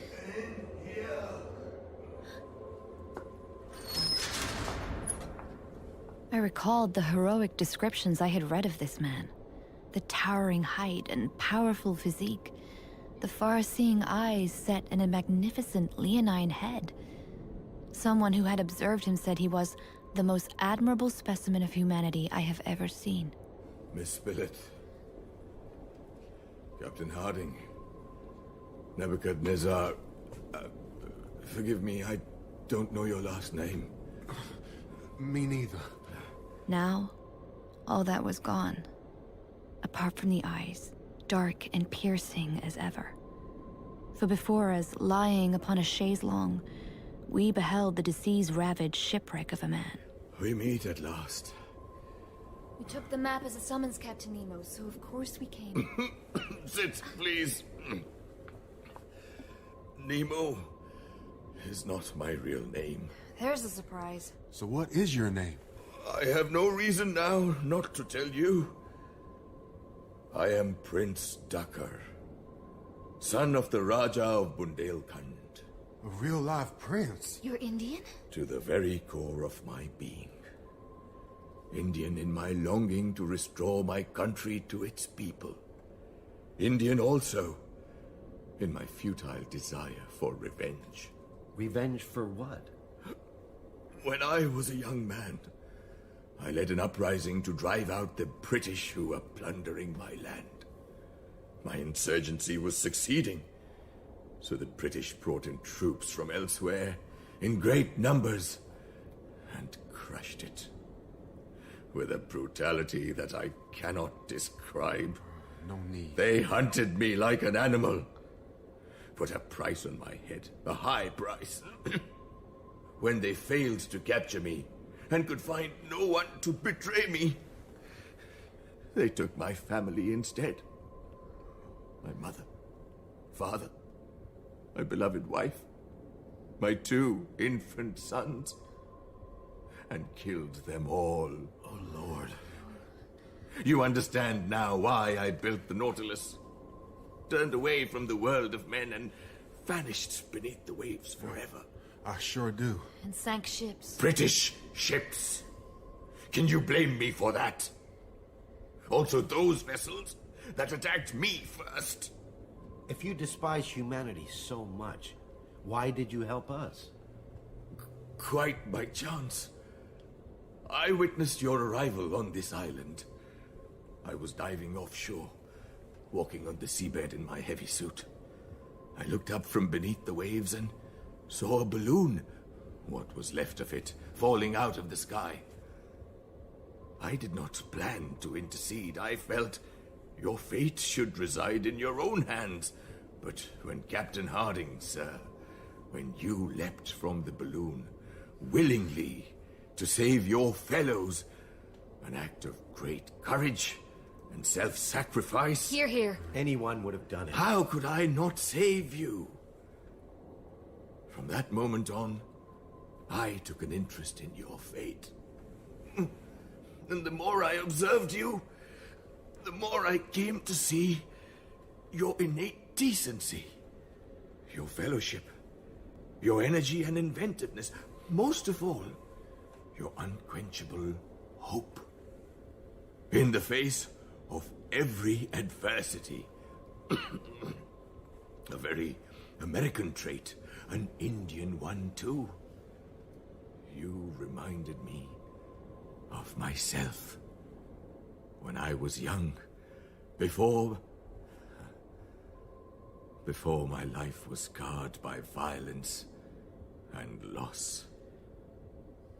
So when you stumbled, I was there to pick you up and dust you off. You did a lot more than that. You saved our lives. Several times over. Yes.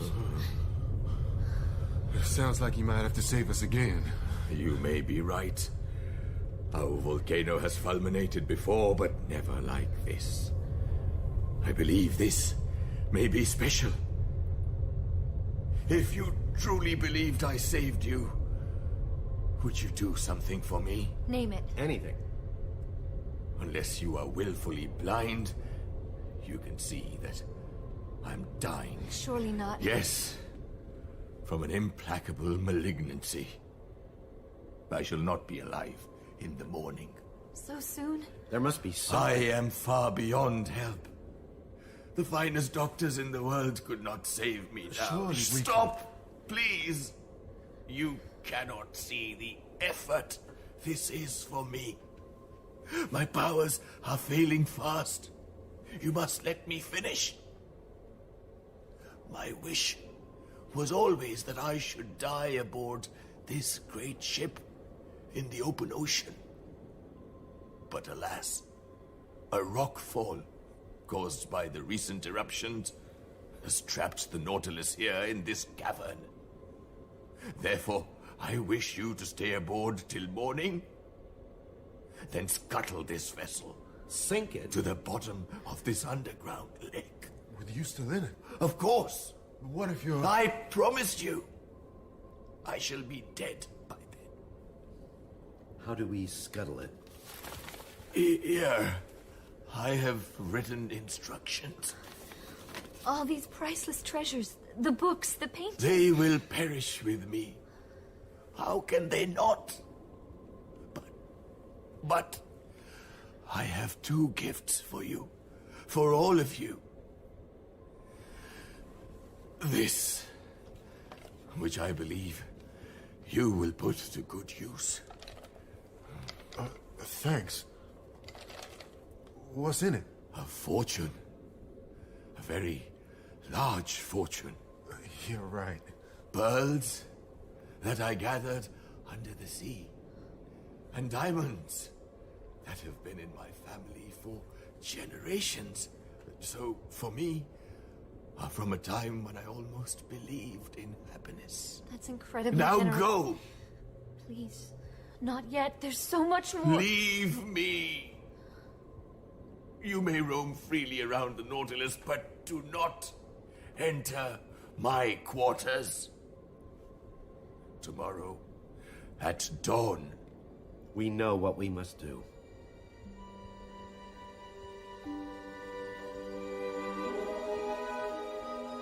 My last glimpse as we shut the door.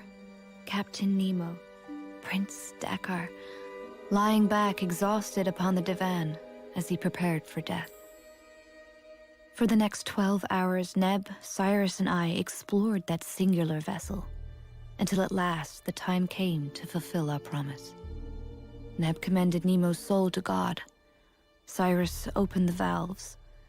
We stepped smartly from the ship's deck onto the iron ladder, as the Nautilus, its captain entombed within it, sank forever beneath the deep, dark water.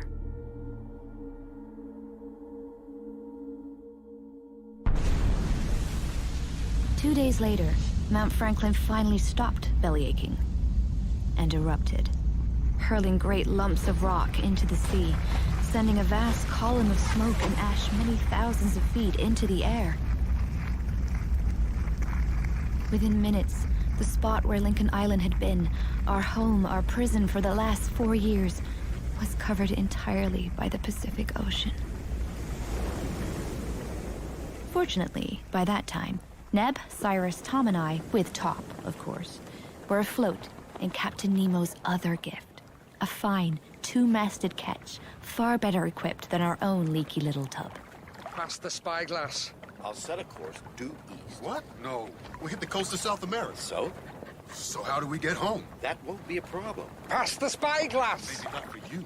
We're millionaires now. We sail north, obviously, to California. That's I see a ship. thousands of miles. We'd never make it, not even in this. Because you're a lousy navigator? Because it'd take weeks. We don't have the provisions. Hush now. There! Look! Sailing this way! Tom, what did you say? Big steamship! Flying the American flag! Here! Take a look!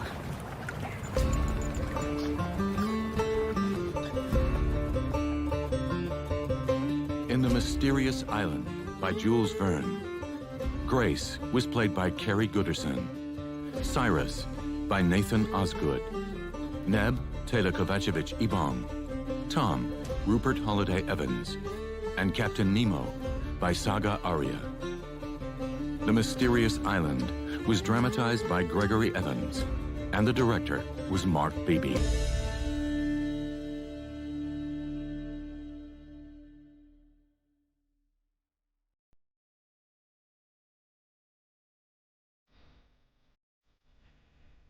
To the ends of the earth.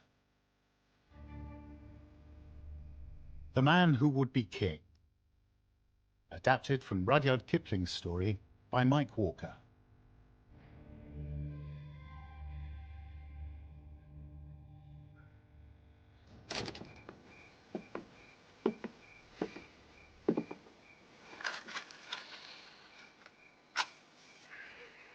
I once did a man a disservice.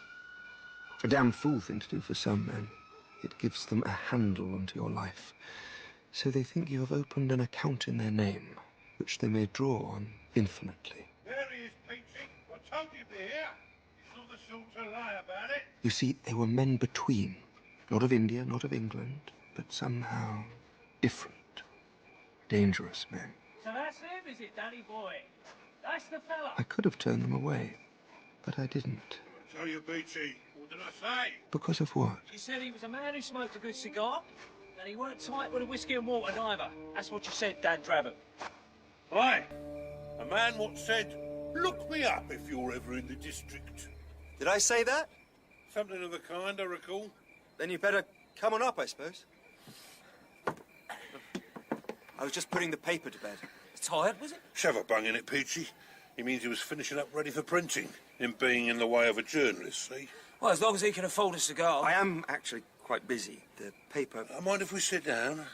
Just a moment or two. Take the weight off our film. You were saying the paper, the same you wrote that piece in, warning folk about a couple of fellows trying to make a penny or two.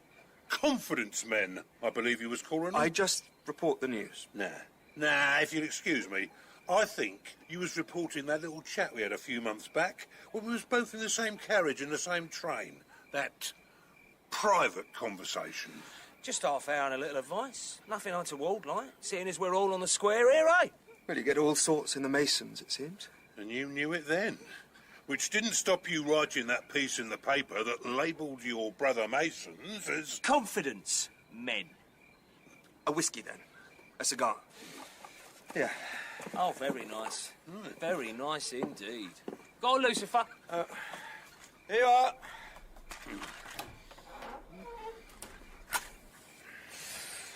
Where's he gone, then? Get a whiskey, what you think? Now, don't get on your high horse. The contract ain't started yet. Just so as we both know, when it does, you stick by it, Danny. Brothers both. Well? First things first. Introductions. Brother Peachy Conahan. At your service. Me, you know, if you remember. I'd hardly forget that red beard of yours. Dravot. Daniel Dravot. Soldiers, sailors... Tinkers, tailors, rich men, sometimes. Poor men, beggar men. I'll even admit to it sometimes. But never to yet thieves. Here. Water's warm, no ice. Your elf. Oh. Hot night, but then they're all hot nights. Let me talk now, Peachy. Go on, then. The thing is, this India ain't got room enough for such men as me and Peachy here. Oh, we've done this and that. That and this. But most everywhere we've been, there it is. The government. Queen and bloody country. The civil bloody service. Fellas like you, no disrespect, writing their bloody newspapers and leaving no room for fellas who've got a bit of ambition. Ambition for what? Why, to be kings in our own country.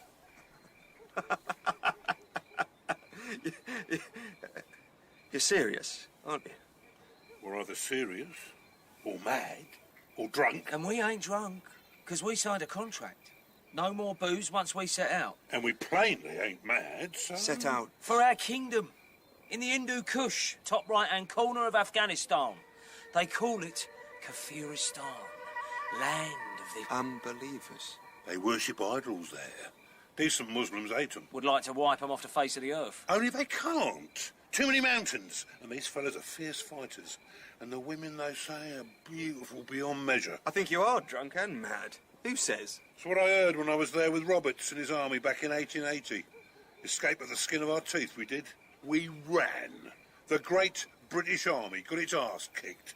And I swore one day I'll go back and see what kind of men could do that. And remember the contract, Danny. No booze and no women. You'll be cut to pieces before you're 50 miles across the border. You'll never reach your land of idols. He knows the roads, Dan does. Once we get far enough northwest. So what do you need me for? The books. Whatever you got in your newspaper library on them idol worshippers. And maps to get us to the mountains. The rest we could do. You can leave us overnight. We do our reading and be gone, and if you like, you can come and say goodbye at the Sarai tomorrow evening. No, you can trust us with your maps and books. We're all brothers in the craft here, and I ain't betrayed no confidences.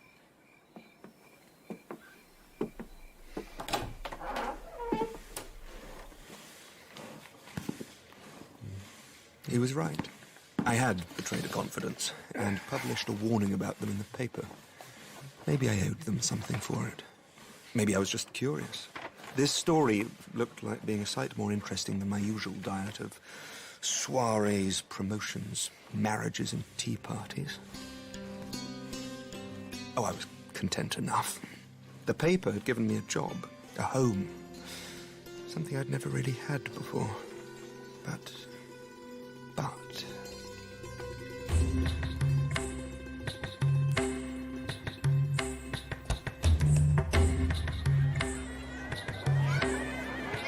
The Serai, the great sink of humanity where all the peoples of Central Asia meet, and you can buy ponies and rough diamonds and rubies and fat sheep. Man is blown by the breath of 100 devils! Arms for a pilgrim. See how the paper flowers dance. Nothing that can be had is not to be had in the Serai. And there I went to see if those two adventurers... Excuse me. Blessings upon you, Effendi, and upon the flowers you walk upon, and upon the alms you shower upon a poor pilgrim. Enough, Holy Father. I have other business here today.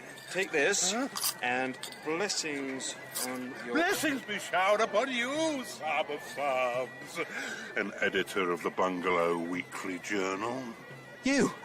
Is it you? And if the worthy Effendi, the great Saab, the sharp-eyed journalist, will come a little along the road, I will sell thee a charm such as will let an unworthy man see clear to paradise.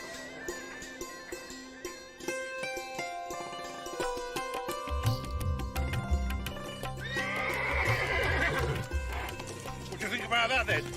I have to admit, you look the part, and more or less for a mad fellow. Sound it, too. Oh, don't he, though? What happened to the beard? Under my robes, isn't it? You see, Peachy never picked up the lingo as well as me.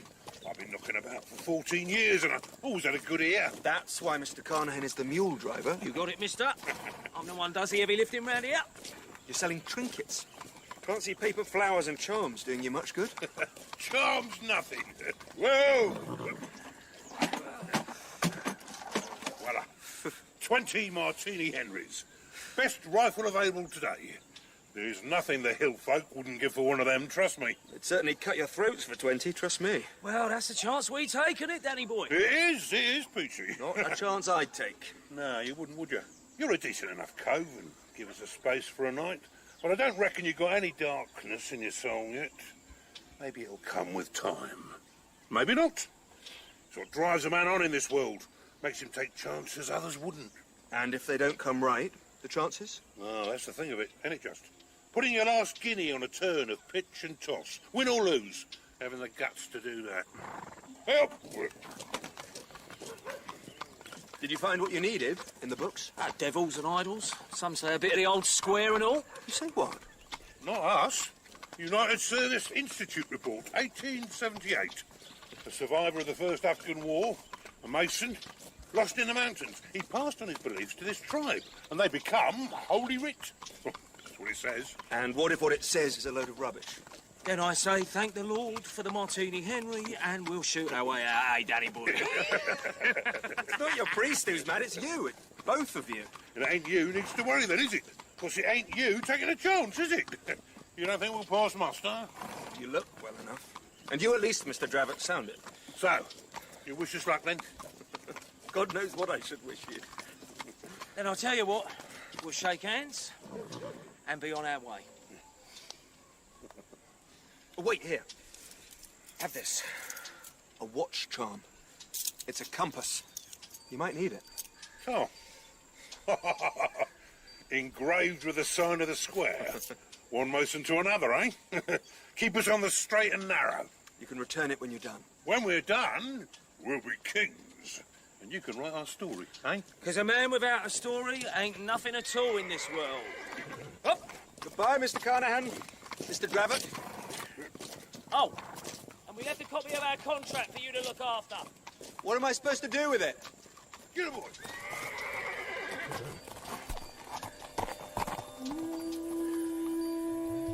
I stood there and watched them fade into the heat haze until they were lost entirely. And then I went back to my office and looked at the piles of old issues of the paper and thought of their adventures and my years ahead and the further piles that would be added as my life faded away like old ink in the Indian sun. The contract they left was a strange document. This contract between me and you, in the name of God, amen, and so forth. 1. We will settle this matter together, to be kings of Kafiristan. That while this matter's being settled, we will not look at any woman, black, white or brown. That we will not touch alcohol of any nature or kind. That we will, whatever the cost, stand by each other if any harm should fall. Signed by us this day, Peachy Tolliver Carnahan and Daniel Drevitt. Both gentlemen at large. I put it in a drawer and forgot about it for 2-3 years. I was busy with yet another report of an amusing incident at a hill station, or a visit by a nabob with barely space to write what I hoped I had within me. Though I didn't know it, I was just passing time.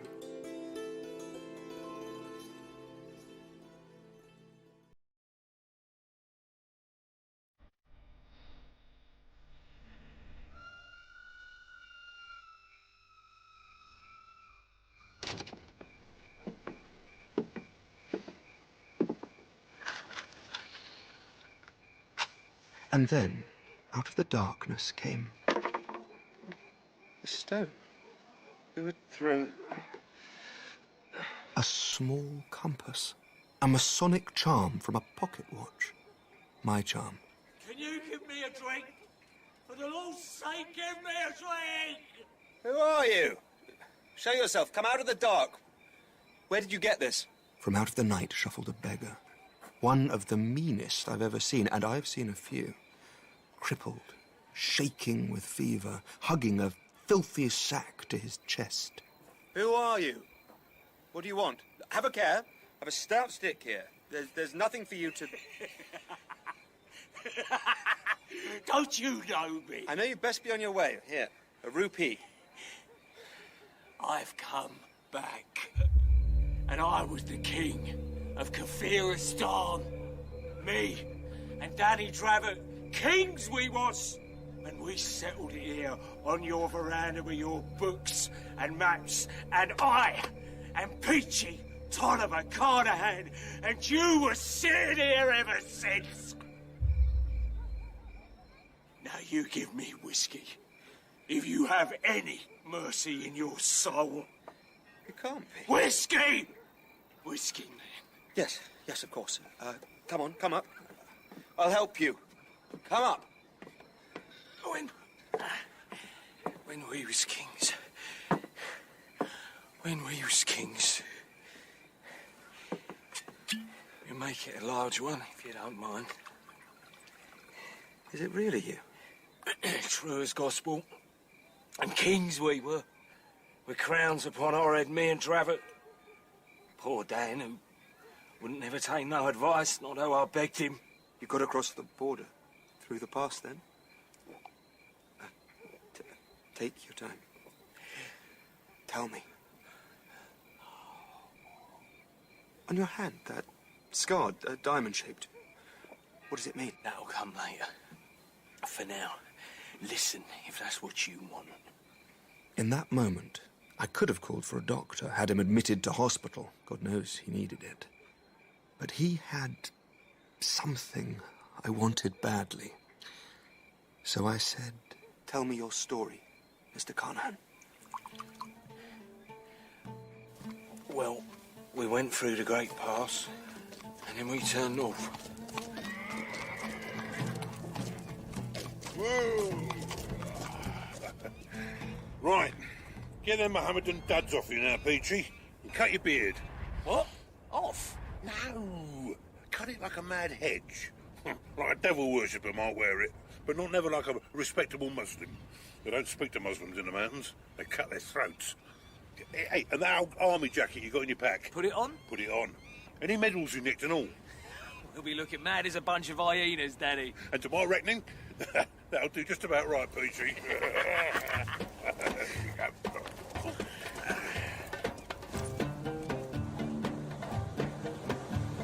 We went on for 2 days. into the mountains. Come on, damn you! Give me a bloody mules! Disobliging sods. Oh, here we go. Grab your rifle, Peachy. Get down. Outside. Hey? Anything? Nothing. But they're out there somewhere. It's bloody bows and arrows. Northeast, under the overhang, in the shadow. And across 10 yards where the gully begins. Hold on. Yeah, I got them. 4 men. Yeah, I'd say so. Any coming round behind us? No, they don't fight like that. Hold on. There's more up there. Ah, you seen that too, have you? 3, 4 fellas roped and tied. Prisoners? I'd say so. And from the look of them, they're all devil worshippers. What? So what's the plan, Danny boy? I reckon we saves them poor beggars what's tied up, Peachy, like a couple of good fellas. Right. Easy enough shots. Easy enough. They're running. Don't let them. Don't mean to.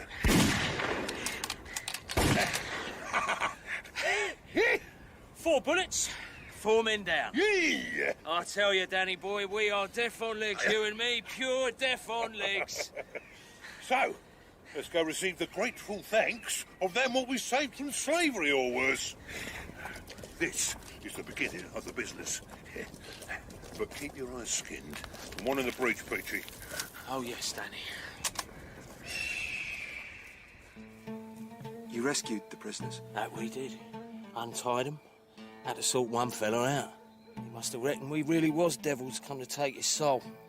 So Danny knocks him down, then lifts him up and pats him down. And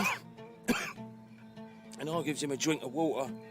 After drinking myself to show it ain't poison, and then we kicked the dead men a bit, and our new mates was pleased as punch.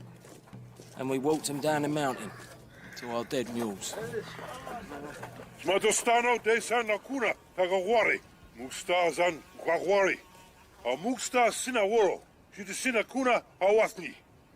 Show 'em, Peachy. Untie the boxes. Get them loaded on our new subjects. Subjects, Danny? Ain't you being a bit forward in your expectations here? A king without ambitions is no kind of king, to my way of thinking. Darawaklis, Madostono, and Mokortabuzi.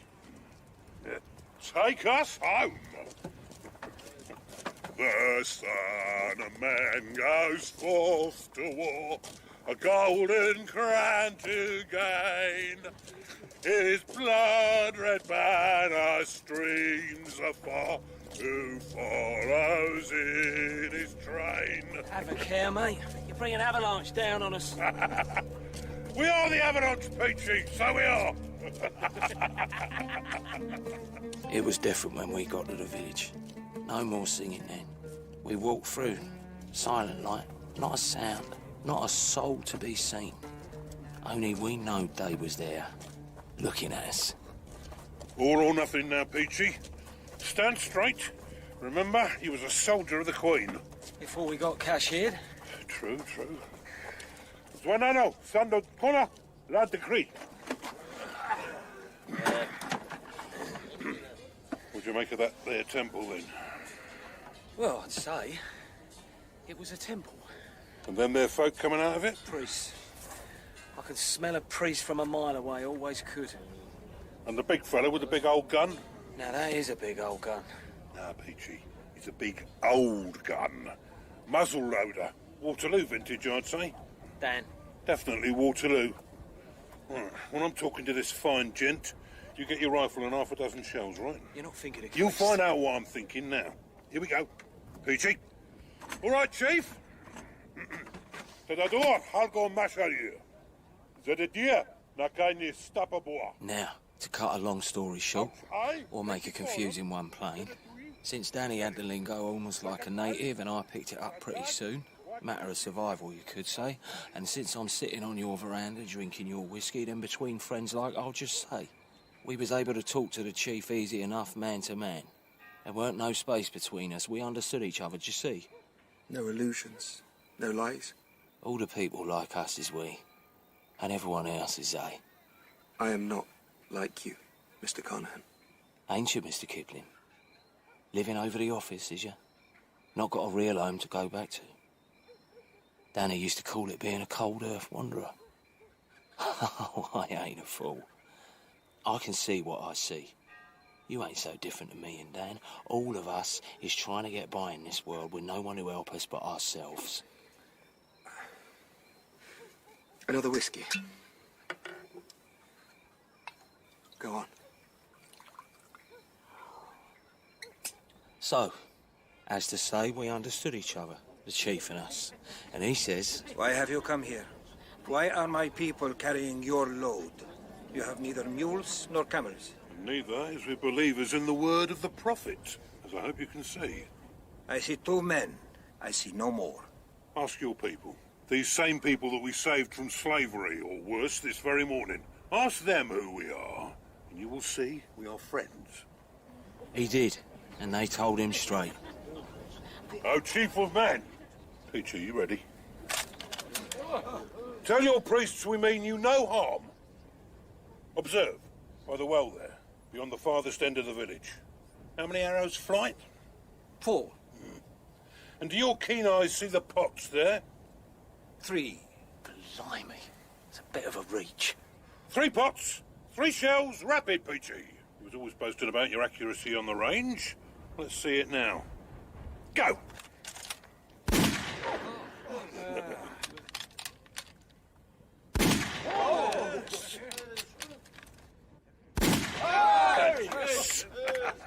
Outstanding, Mr. Carnahan. You could have warned me. I don't want to make you nervous. Now, sling me the rifle. I present this to you, O Chief of Men. With it, and its brothers, you shall become leader of a great many more men, as shall we. What do you say? I say the Martini Henry is indeed worthy of all that has been told of it. I shall tell them to bring you food and drink. Be damned to your food and drink. Danny, are you mad? I will eat no food that don't come from the hand of the chief of his people. Let him serve me. It was all or nothing. The way my heart was beating, I reckon it was nothing. Only I was wrong. Then I shall serve you. And we shall shake hands upon it like men do. Bloody hell, Dan. You shake hands, and I say go too. Dan, what is it? What's so funny? Everything. Every darn thing is peachy.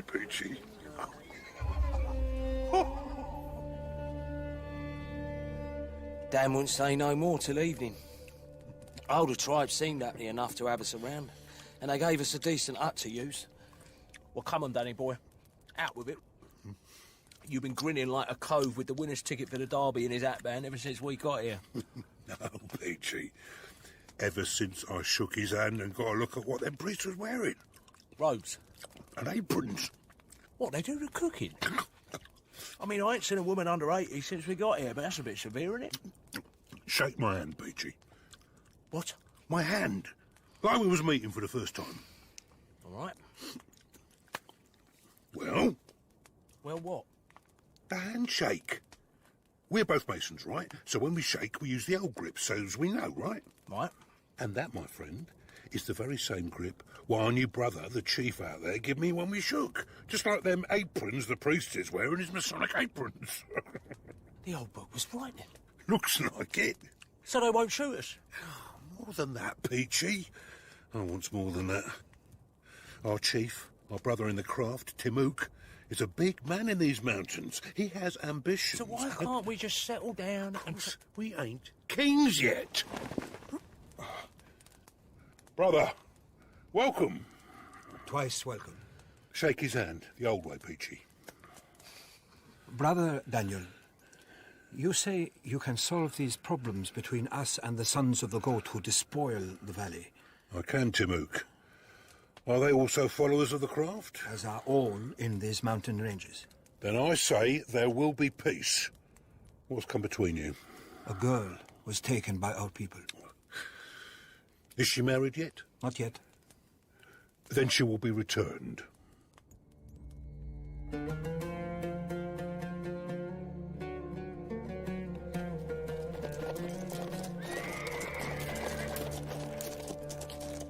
Next day we saddles up, with Tamook at the head of his people, the stolen girl well swathed, and me and Dan on either side of him, we rides out.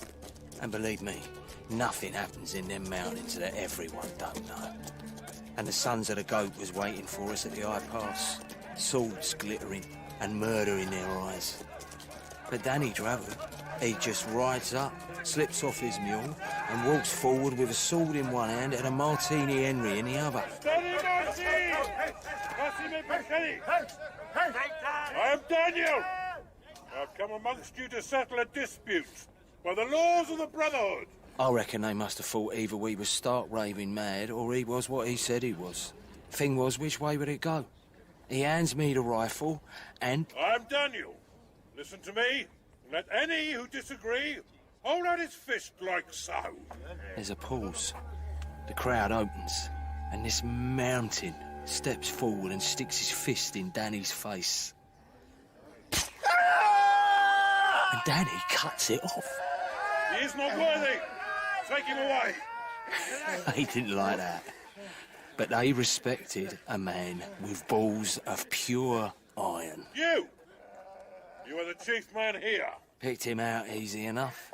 Fella was wearing a gold circlet round his head with a seal of Solomon on. He comes forward. I bow to you, and I shake your hand in the old way.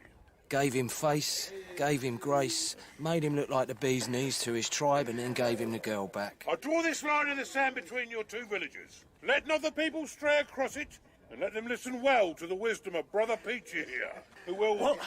Danny, what you saying? Train you in the use and deployment of these here 6 rifles. Is he still going on? Peachy! I have the power and the craft. If you stand by me, then I'll stand by you. And you, Chief, must judge your people fairly. If you do not, then... I raised his rifle to the sky. I will be angry.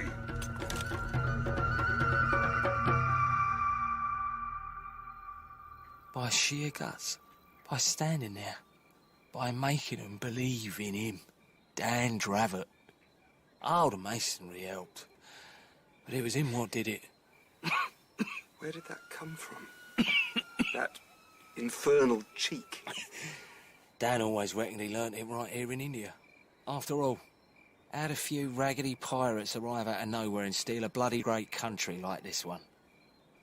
That's what he said, as he went off, leaving me there. Teach them how to march, how to defile, and stand, and fire, and drill. In any place they fight, a man who can do that will always be a king. You can't just leave me, mate. Kingdoms don't come for nothing, Peachy. Teach them. Don't never let them know you don't know. Confidence is all. We're making an army here. What, with 6 bloody rifles? Share them out. Let them all learn. And there will be more rifles, that I promise you. What you got up your sleeve, Danny boy? What ain't you telling me? Ain't we supposed to be partners? Good luck, Peachy Carnahan. Next time we meet, we'll be well on our ways to being king. Give them.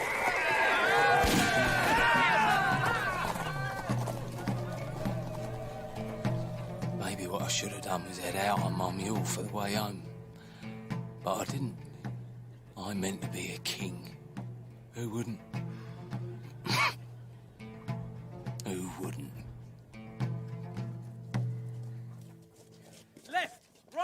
Left, right.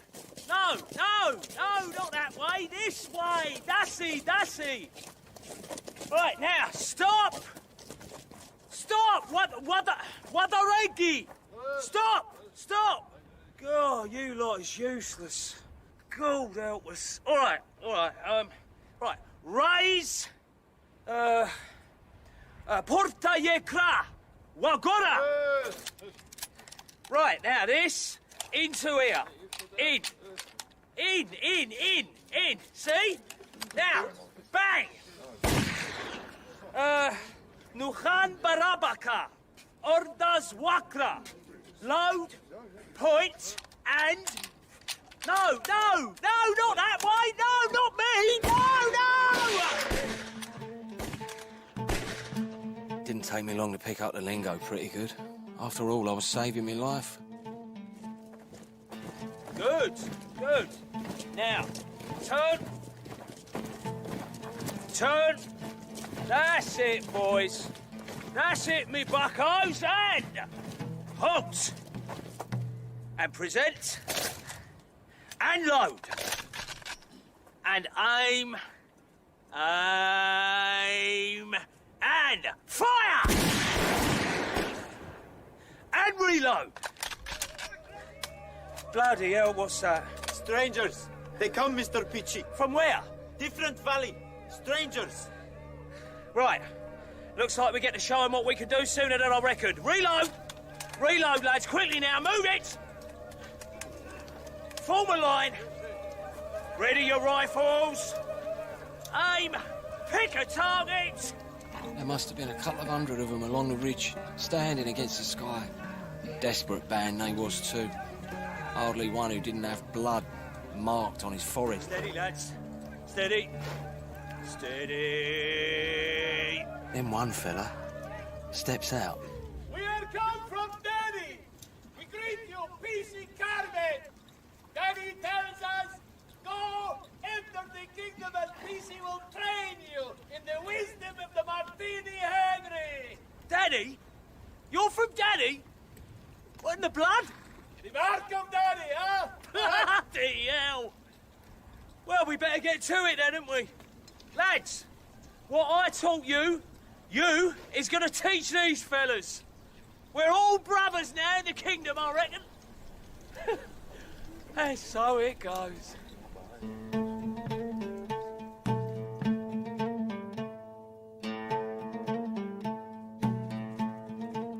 And so, after a couple of months, Peachy's army made the march across the pass to our old quarters in Tamook's village. Well, at least I thought it was an army till I saw what Dan Dravett had waiting for us. Danny never was a man to waste his time. Oops. When we arrived, the village was empty of men. We waited and waited. And there he was, a-coming down from the high pass, his red beard like, so help me, like fire. And behind him 1,000 men, maybe 2,000, I don't know. And they comes on and on, like the sunlight coming over the mountains at dawn. Unstoppable. Oh, magnificent. Peachy, my man, you done it. Nah, what I've got's an handful. What you've got's an army. You done your job, mate, and done it straight. This is Imshar, he's the chief, and my right-hand man. Imshar, I welcome you. I want to give you and your men a great gift to celebrate our friendship. Come, my friend, come. You too, Peachy. I want you to see this. Look, Danny, I train these lads of mine to shoot fast and accurate, but having to share 6 rifles between them... Didn't I tell you to trust me? I won't let you down. Kings need armies, Peachy, and we have ours. Yeah, and all armies need is Martini Henrys, which we... Have in their hundreds, Mr. Carnahan. All right now, lads. You can put them down. What's them in front of your eyes? Boxes. Full of rifles, my friend. Boxes full of beautiful rolled brass cartridges. You beauty! As we used to say in Rotherhithe, looks like Danny brought him the bacon, eh? Hey? Hey!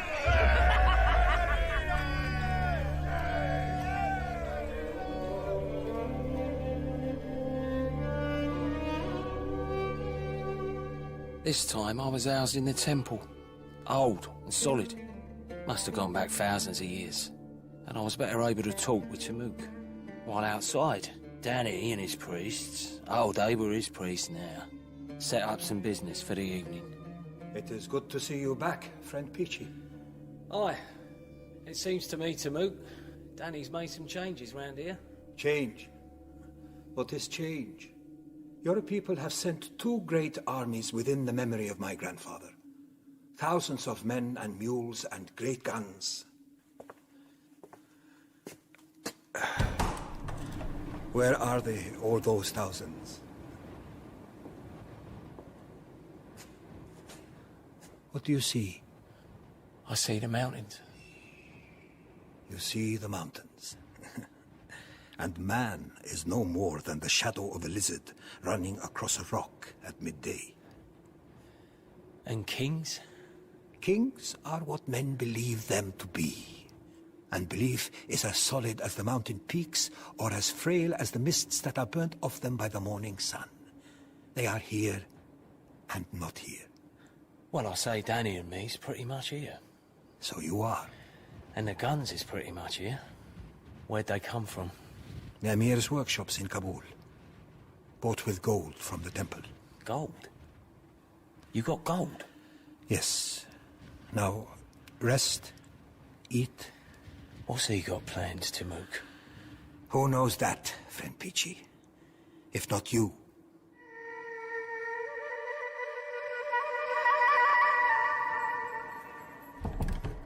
You got fed, did you, Peachy? I got fed, Dan, but I got a few questions. Well, I tell you, it's going to be tremendous, this king business. So you really is going to... Tonight will seal it.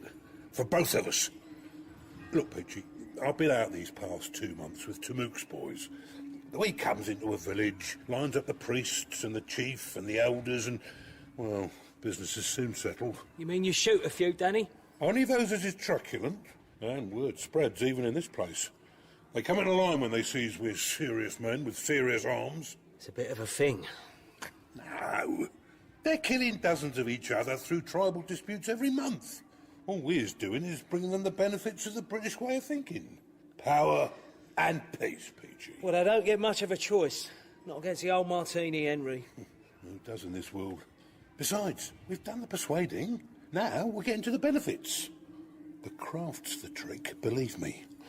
You can shoot a man, but that means nothing compared to persuading him you is their lawful ruler. And what are the benefits of peace for us, Dan? Gold. Garnets. I kicked them out of the sand. They even got gold coins with young Vicky's head on them from the First War. They got it all here, matey, and they got nothing to buy with it. Unlike us. Get these studs on. What are they? Aprons. Caps. The signs of the craft. You know it's against the law holding meetings of the craft without authority. And neither of us ever held any office at all. Haven't you twigged it yet, Peachy? Out here, we is the law. I've 40 chiefs who believe my word is it. Now get 'em on.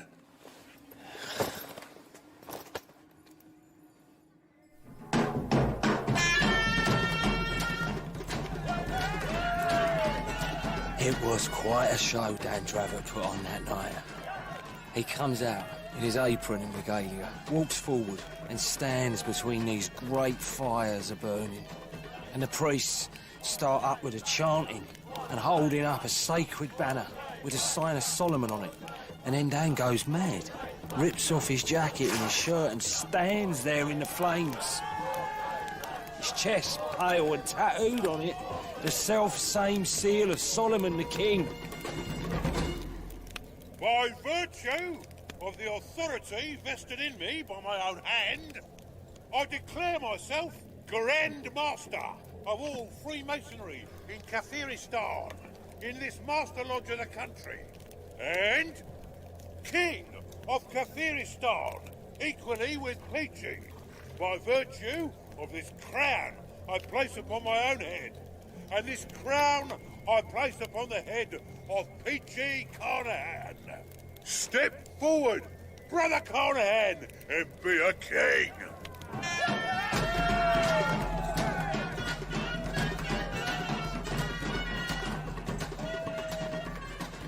He crowned himself, and he crowned you. He did it, and I saw it. Aye. And I felt the weight of that gold crown on my head. And mine was smaller than his, but I was a king.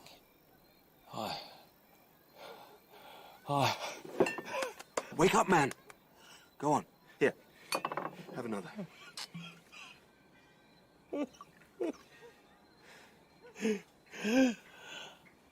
Your hand. I know you said that you'd tell me later, but... Nothing. Now, don't look at it. Just look at me, because this...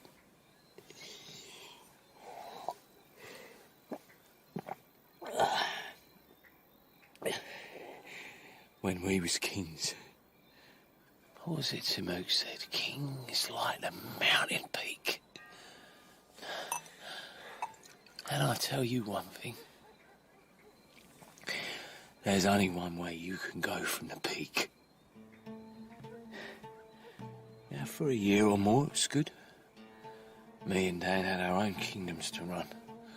Laws to oversee, disputes to settle. We'd meet up every few months, chat things over, hold a lodge meeting. Welcome new citizens of our growing nation. Oh, they respected me, but Dan they treated like a god. We've raised another 2 chiefs and half a dozen priests to junior wardens in the craft, and Timok to senior warden. What's the idea, Dan? I mean, so what? It's only words. We ain't got no real authority as masons. Tell the honest truth, I was only a tiler for a couple of weeks before they threw me out for... Well, they threw me out. Oh, you've got a black dog, Peachy. I can see that. You're missing home, are you? I've never had one to miss, Dan. You know that. You and me, we're family, aren't we? I mean, what about us cashing in? All that gold, them jewels... Because this isn't the end of our journey. We're not halfway yet. Look at Rajar Brook in Sarawak. He stole a country just like us. Yeah, and then he got it recognised by the government, and... Bloody hell, Dan Dravett. What have you got in mind? What one pirate can do, so can a couple of others. What we got here in these mountains is an empire. There's hundreds of villages, tribes, clans we ain't found yet, but we will, and we'll bring them in, we'll buy more rifles, drill them, train them up. We'll talk to the Viceroy. He'll talk to us, Peachy. We'll get a dispensation from the Grand Lodge. Have you lost your mind? This is us. No, it's you, Peachy. What can't see it?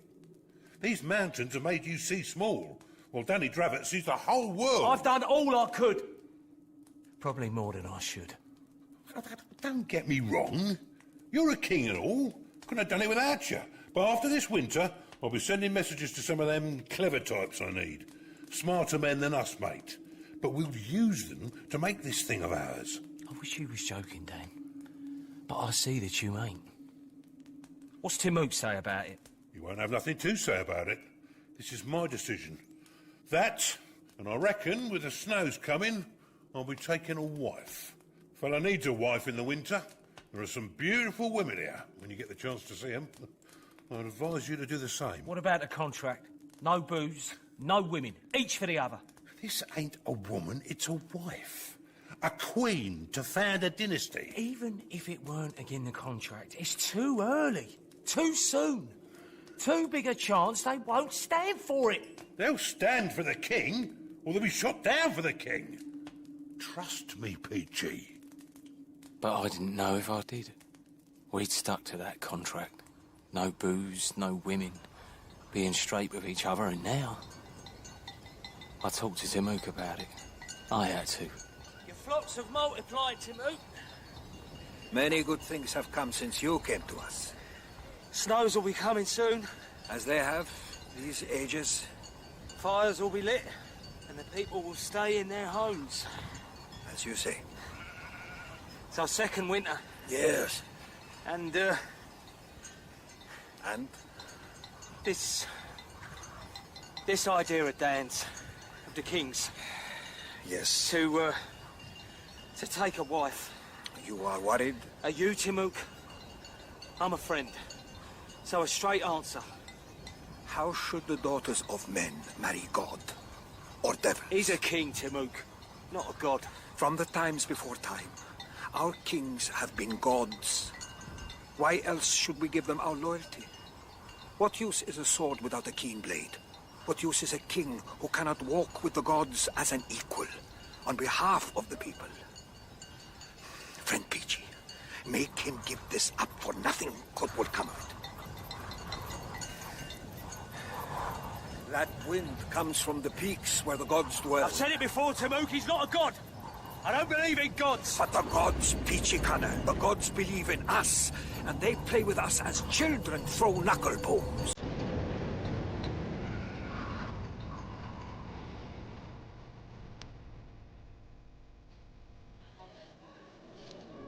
Let me by, Peachy. My people are waiting for me. It's time, Danny, drop it. Tamuk says there'll be trouble. Everyone says there'll be trouble. Don't you know? That's what kings do. They settle trouble. Let me by. My people are waiting. I have to see my queen. You haven't seen her? Chosen by lot.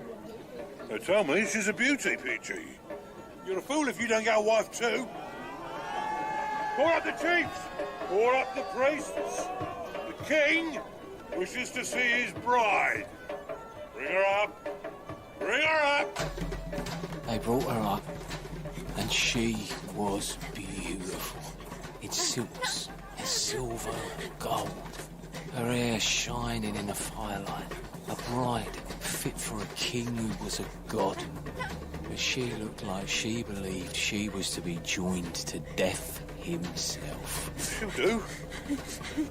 What's to be afraid of, lass? Come, kiss me. Kiss your king. He pulls her close. Eh? And... She bit me!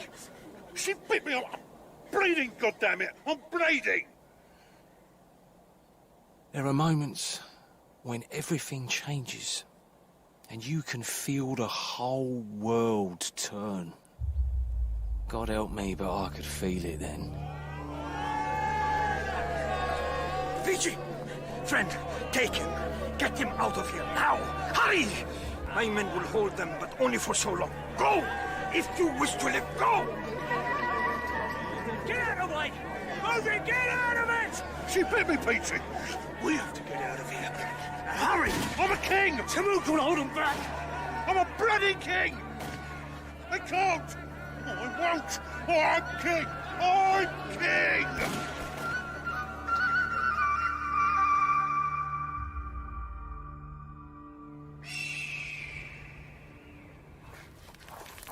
It's your fault, Peachy. We're not looking after your army better. Mutiny. It was mutiny, and you didn't know. You bloody layabout. You useless damn carcass. You never had the guts nor the brain to do nothing for yourself. I'm sorry, Dan. There's no accounting for how things turn out. She bit me, the bitch. Hold it. Someone's coming. God, I'd give for a martini, Henry, right now. No. Wait. Oh, it's Tamuk. Good. With his men, we can do something. We can take it all back. Shoot a few, knock a few heads, loosen a few teeth. I'll soon be back, so I will. So I will. Friend Dan. Friend Peachy. You got away, then? What about your men? In the defile, there. Out of the wind. Aye. It's damn cold. The sooner we get back to the village, the better. Tamuk? The girl was scared. She bit you. That's all. Maybe bleed a bit. Nothing worse than that. Gods don't bleed. Look, man, it's clotted. There's nothing. There's a story about a holy man who lives somewhere in the mountains. They say that he can lift a stone. Hold it up and take his hand away, and the stone will stay there in the air. So strong is his belief. But without belief, it's just a stone. The God King doesn't bleed. You did. So, just a man. It's over, Dan Dravot. Well then, Tamuk, are you with us? I'm with my people. With the mountains. Just the two of us then, Danny boy. Against the world. Like it always was. Stand down, Peachy. This ain't your fight anymore. We got an agreement. Aye, and I broke it, and you stood by it. Drop the rock, mate. Drop it, Peachy.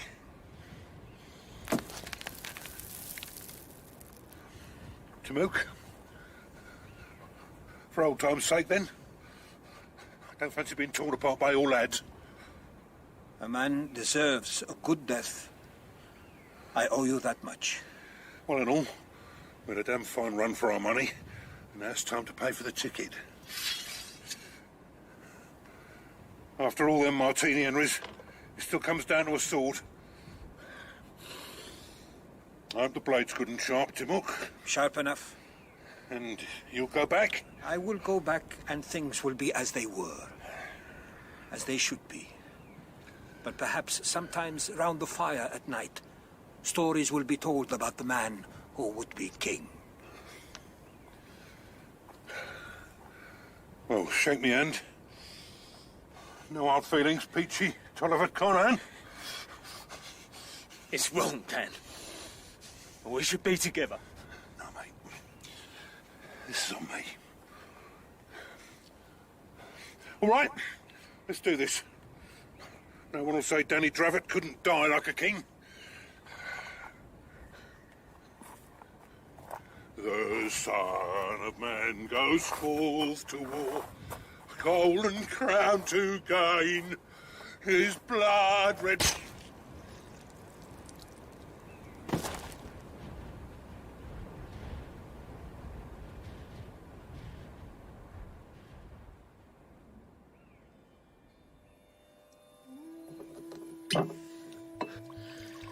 That's the last of it.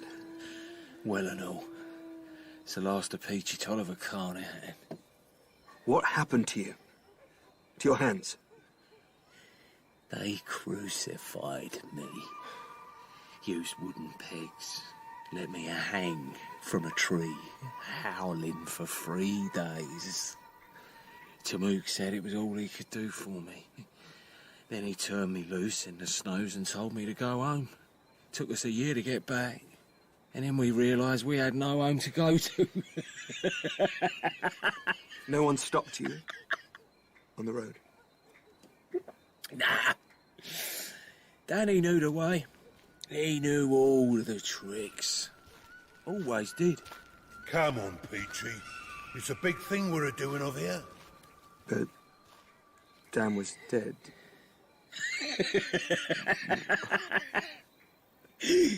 Danny Dravett dead? Nah. Why, him and me, we have roads to travel, yeah. You want to see him? The God King? In his golden crown? God in heaven, man. Tamook give it me. After he cut it off. After all, we was mates, eh? Oh, Tamook come out of it all right. Reckon he knew he would from the start. Chief of the old bloody valley, I heard. Now, me and Dan, we've a way to go, the two of us. Wait. No. I told my story. We was kings once, we was, eh, Danny?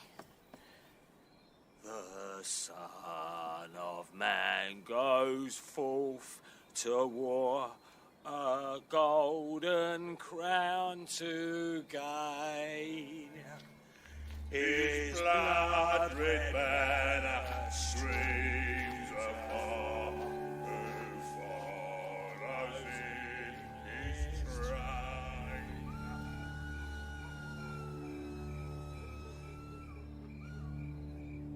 He was right. There was no reason to stay. He told his story, and he was done. I watched him go into the pale light of dawn and vanish like a ghost. And me? Like Dan and Peachy, I was a man between, not of India, not of England. I had come to a mooring at the paper, but I wanted something more. Did I have the courage to risk my last guinea on one turn of pitch and toss, win or lose, to take the chance and throw it all up and write what I knew was within me to write? What's a man without a story in this world? And by God, this was one of the best I ever heard.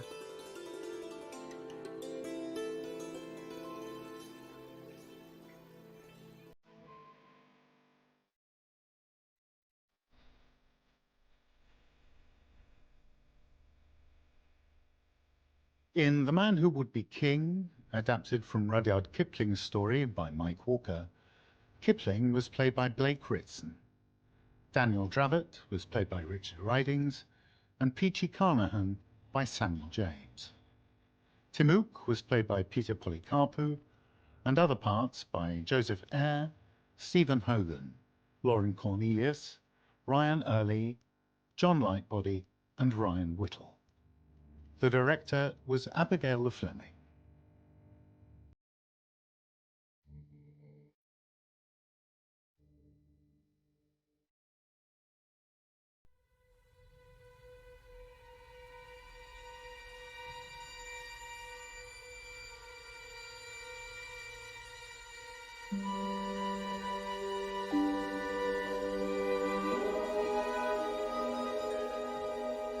The extraordinary events I'm about to relate happened many years ago.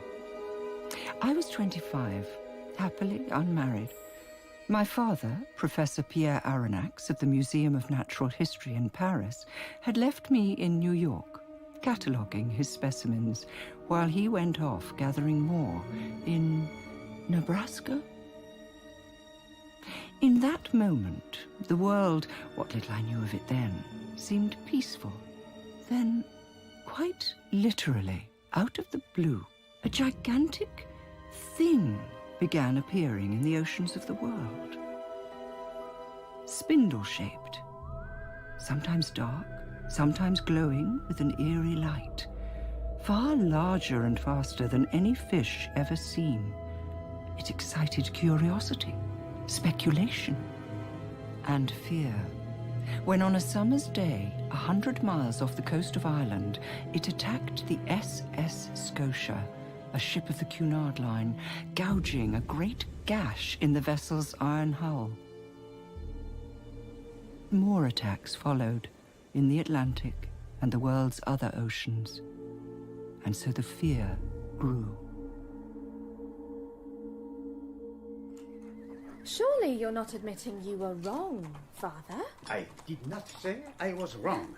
You said it would be impossible for a sperm whale... A cachalot, Connie. The proper name, please. The French name. You said a cachalot could never penetrate the iron plates of a steamship. My cachalot theory was formulated on the basis of the available evidence. Now the non-facts have changed. I have adapted my theory. I now know the creature to be a narwhal. A narwhal? Monodon monoceros, the unicorn of the seas. I know what a narwhal is. The trilobites go on the arthropod shelf. Pay attention, Connie, please. According to reports, whatever's attacking shipping is at least 10 times the size of the largest narwhal. Ichthyology has a myriad unsolved mysteries still. The sunless depths of our oceans are as little known to us as the dark side of the moon. We have no idea what fantastical creatures may dwell in those unfathomable depths. Papa, kindly do not address me as if I were a lecture hall full of your students. Oh, I believe it's a boat. A what? Some sort of underwater boat. A submarine vessel. Have you been reading novels again? You are utterly mistaken, Connie, about it being a so-called submarine. I shall prove you are mistaken. Shall you, Papa? How? I received this letter yesterday from the Secretary of the Navy requesting my presence. Here, you had better read it yourself.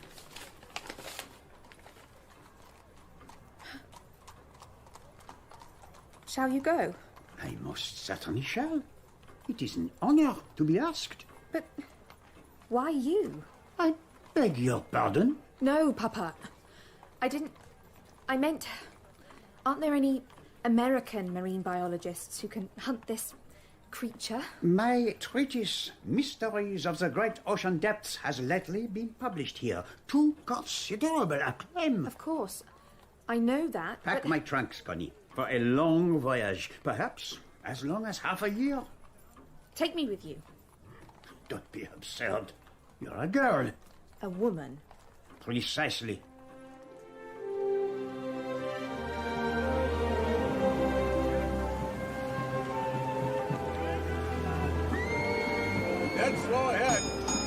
up to half speed when we make the East River. Let's give those crowds something to cheer.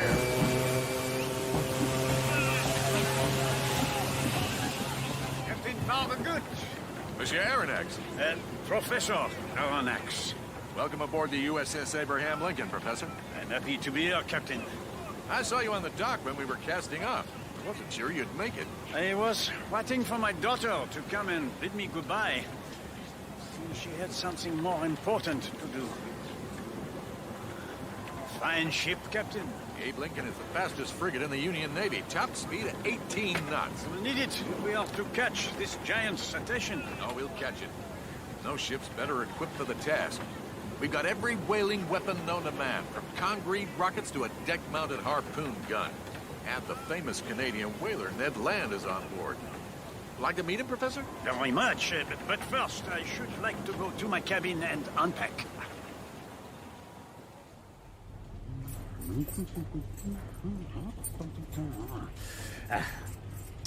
Where did that silly girl put my almanac? What? What? What on earth? Connie! What kept me so long? I was suffocating in there. No, this cannot be. Connie, you will go back to New York immediately. I shall tell Captain Farragut to turn the ship around. I fear that's impossible, Professor. We've already dropped the pilot. Miss Aronnax, I presume. Call me Connie, please. Captain. Farragut. In 20 years at the helm, you're my first stowaway. Surely we can drop her somewhere, Captain. Put her off in a skiff. We just passed the coast of Long Island, Professor. We're at full steam. Heading out into the Atlantic.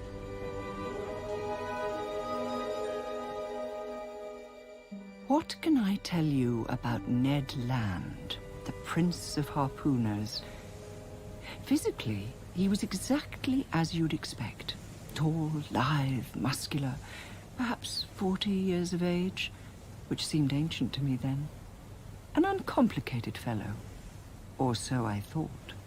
A man's man, who didn't care to be challenged or mocked, which was a challenge in itself. A woman?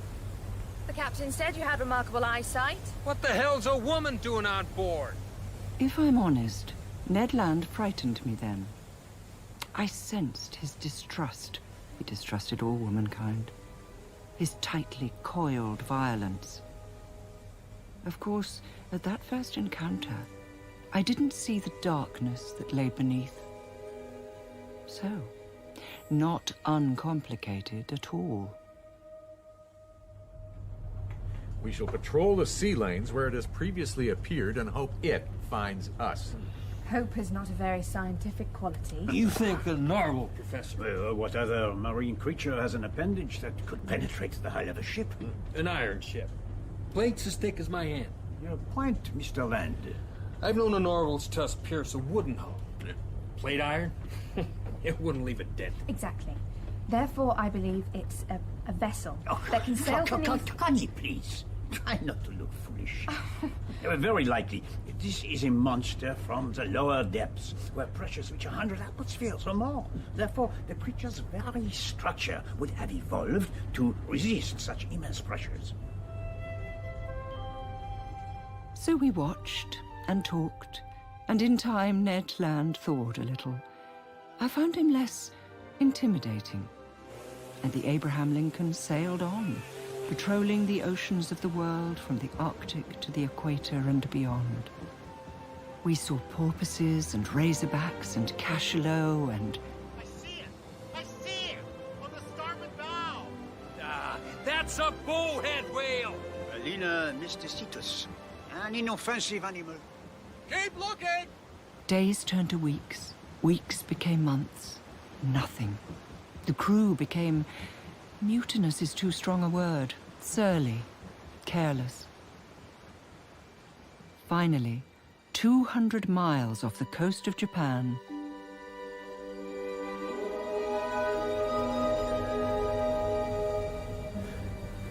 A million stars out tonight. Foreign stars. Quite different from the stars over France. Sorry you came now, Connie. Not sorry, Papa. Disappointed. One we return to Paris, I shall be a laughingstock. You must try not to mind. Monster ahoy!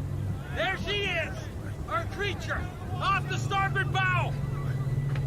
Where? There. See? Oh, it is even greater than I imagined. Papa, it's glowing. Phosphorescence? No, too strong. It's an electrical brightness. Fast, too. Full steam! What are we looking at, Professor? A giant narwhal. Ned, can you kill it? You bet. Seaman! That's my harpoon! You there! Hold the forecastle gun! Our quarry kept to starboard, a cable's length away. For a long while, we sped along side by side, slicing through the dark ocean, the creature apparently without effort. The Abe Lincoln straining. Have on more steam! Masts shuddering like pines in a gale, funnels belching smoke. Sometimes the creature swerved closer, as if to get a better look at us. When it did... Firing! Stand clear! Did you hit it, Ned? I did. I swear I did. The shot bounced off. At last, as a pale moon rose over the inky sea... It's slowing down. He must be flagging. Half steam! Slow ahead! It's gone dark. What's it doing? Is it wounded? I'm not sure I like this. It's turning! It is coming this way. Coming here. Heading towards us! Full astern! Reverse engines! The creature bore down on us at a tremendous speed. It was 20 feet away when I saw Ned hurl his harpoon. Ready!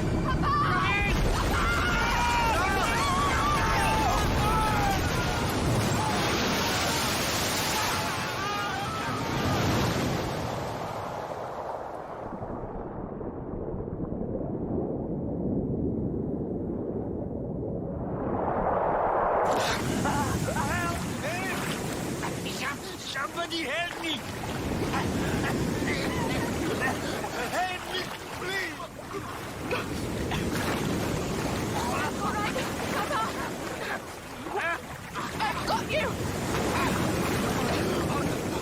Stop struggling. Or I shall have to hit you.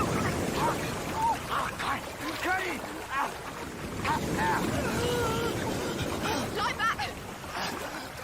Let the water hold you up. What shall we do? We shall float, Papa. And call for help. And we shall hope. Hey! Help!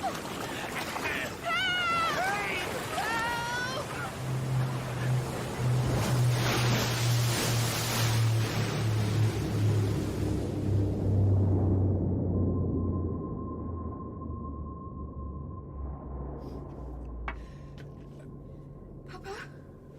Connie? Where are you? Stay there. I'll come and find you. My head. Head? You're here too. Bastards took me by surprise. Let them try it again. Ned, calm down. Don't tell me to calm down. Losing your temper won't help us. Oh, Connie. We must feel our way around the walls.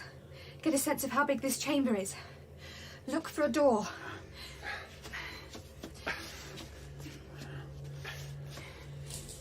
Good afternoon. What? Who's this? You are wet, hungry, and tired. Who are you, sir? We have a right to know. You have no rights.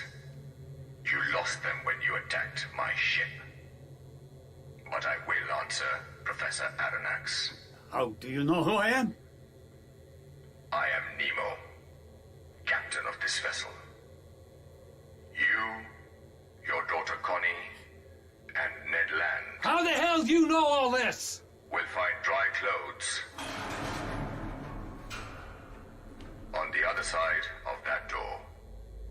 Food, couches upon which you may sleep. Eat and rest. Then we shall talk.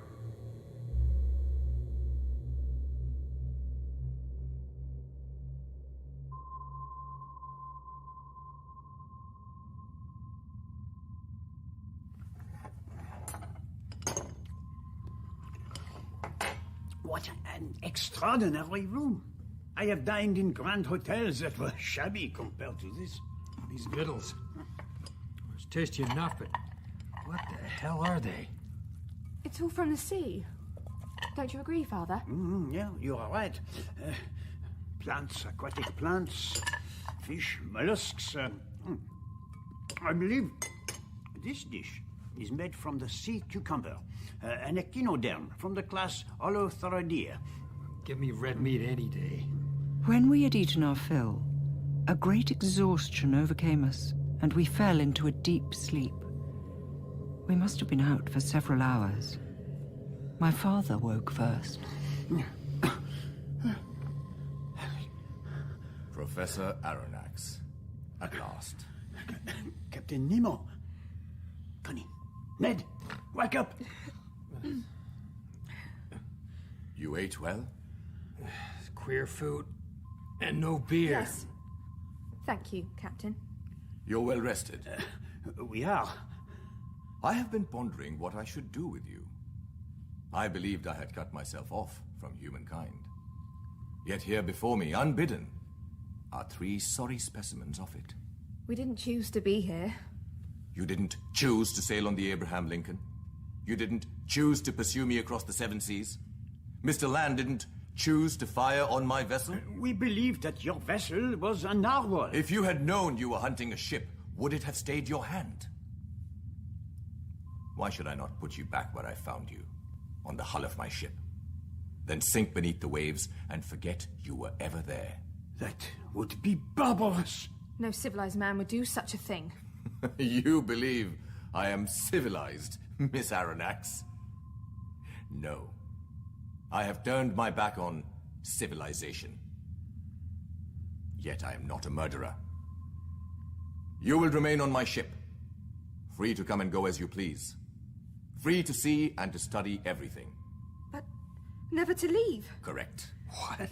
Never to see home, friends, family ever again.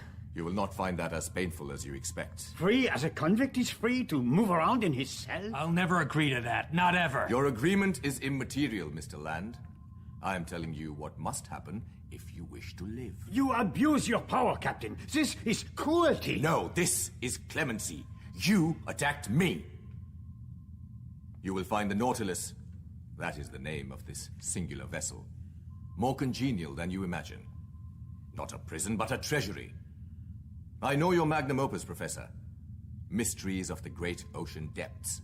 You do? But for all your knowledge of the underwater world, I guarantee you will be constantly astonished. Not bored for an instant. You too, Miss Aronnax. Alas, I cannot speak for Mr. Land. You sure as hell cannot. On land, despots unleash every earthly horror. But here, a mere 10 fathoms down, they have no sway. Here, you may find peace. Here, and only here, I am free. Which is why I never leave. I saw my father's eyes light up when he heard Nemo's words, and I was worried. Come. Let me show you the Nautilus.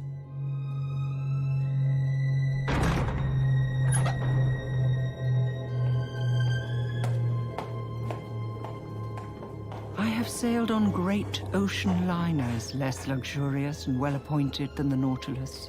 My library. 12,000 volumes. Homer to Victor Hugo. Xenophon to Georges Sand. Unsurprisingly, you will find the oceanography section particularly comprehensive. Professor? You have all of my books. Of course. Next, a long gallery hung with paintings, old masters by Correggio, Titian, Holbein, modern works by Delacroix, Ingres. Pretty lady. That's the Virgin Mary, Mr. Land, by Murillo. At the far end, a great pipe organ, a score by Bach, open above the manual. Do you play, Captain? When the mood takes me. You're welcome to use it at any time. You say you've turned your back on civilization. It seems to me you've brought civilization into the Nautilus. Oh, can this be an imperial spondyle? It can, Professor. I found it in the Gulf of Mexico. I have never seen one before. I have many rare shells. How many men on this ship? I will not tell you that, Mr. Land. Well, what makes it go? I hear engines, but they don't sound like steam engines. The Nautilus is powered by electricity. The ocean gives the Nautilus heat, light, movement. In a word, life itself. I could see it was all very clever. My father and Ned were enthralled. But I confess, my own attention wandered. Now, gentlemen, and lady, I shall show you what may be the most remarkable feature of all. This way.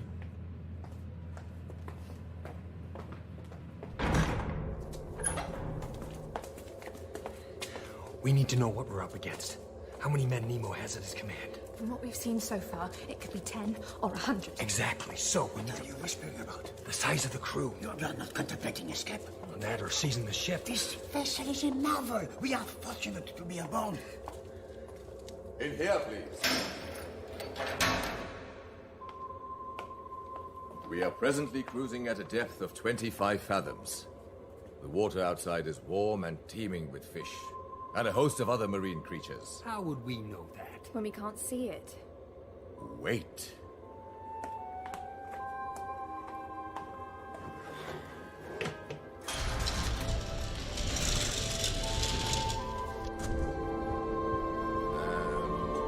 Light. I never dreamed. This is truly the most marvelous sight I've ever seen. 25 fathoms, eh? Are these windows secure? Crystal glass, 3 inches thick. Safe at 4 times this depth. Oh, my dear. What's a torpedo mama water doing in these waters? Connie, where is my notebook? It was in your pocket when you were washed overboard, Papa. I can supply you with a replacement, Professor. I have to admit, Captain, it's worth being here just to see this. I knew you'd see sense. Even you, Mr. Land. Captain Nemo did not appear for many days after that, though members of his crew, silent and impassive, anticipated our every need. As Nemo had promised, we moved about the Nautilus freely, though we encountered several locked doors. While Ned and I explored the ship, my father remained in the saloon, transfixed by the ever-changing view of the undersea world with all its strange and flamboyant denizens. Bruni, behold, Sargocentron speniferum. From time to time, the air on the Nautilus turned stale and thin. Then the ship rose to the surface, hatches were opened, and we were allowed to step out and stand upon a small railed platform above the gently curving deck. No land in sight. Never is when we surface. You notice that? I have. I don't imagine it's fortuitous. You all right, Ned? Oh, fine and dandy. You look What? on edge. I don't do well in confined spaces. Never have. That's why I ran away to sea. I need sun on my face, wind in my hair. And now here I am stuck in this damn underwater oubliette. I gotta get out, Connie. Before my black dog starts howling. You're black. You mean melancholia? I mean madness. Ah, there you are. We won't talk of this now. Not with your father. I just saw Nemo. Still alive, then? I started to wonder. He invited us to go hunting with him tomorrow. Hunting? He said hunting, not fishing. Yeah, I think so. I was rather preoccupied by a spider lamprey, the largest I have ever seen. Nemo said we would be hunting in his forests on the island of Crespo. Crespo? Never heard of it. Have you? I don't believe I have. Terra firma at last. This could be our chance, Connie. You said you never left the sea. I did. Silly, I suppose. I took you literally. Not silly at all, Miss Aronnax. You say you got forests on this island? I have. Though no monkeys climb trees or big cats link between them. The roving room. Pressurized. With a hatch that opens to the outside of the ship. They are underwater, are they not? These forests. That makes no sense. How can you hunt underwater? Step inside, Mr. Land, and find out.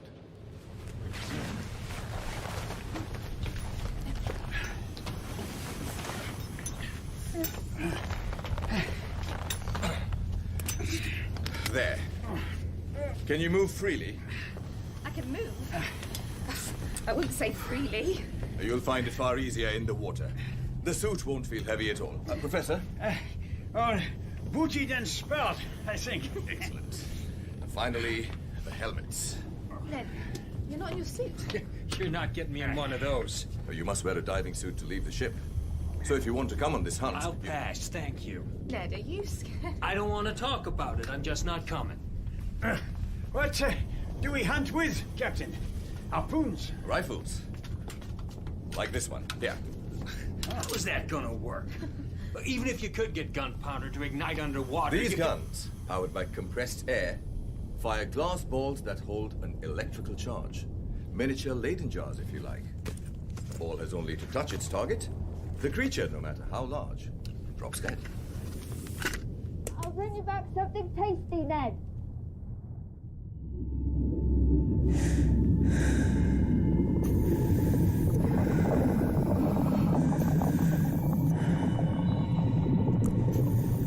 I shall never forget the subaquatic stroll across the savannah of the seabed. But how can words convey such a wonder? Captain Nemo walked ahead. My father and I followed a few paces behind. I was surprised to see that the sun's rays, piercing the undulating silver ceiling high above our heads, still retained their power at that depth, so we could see clearly for 100 meters or more. Fish swam about us, singly and in shoals. I could see my father mentally classifying them as he walked. Above, multicolored jellyfish floated and pulsed, their frond-like tentacles swaying as we passed. After walking for 2 hours, we attained our hunting ground. Nemo's forest on the edge of Crespo Island, a tract of lofty perpendicular plants, dense as any jungle on Earth, and as in a terrestrial jungle, mortal dangers lurked. When my father and I stopped to examine a scarlet ceramium, a genus of red algae, I saw Nemo turn, raise his rifle and fire. A hideous sea spider, a meter across, fell writhing at our feet. We moved on, leaving the forest's dark depths to a gently rising stretch of white sand that a mile further on became one of Crespo's beaches.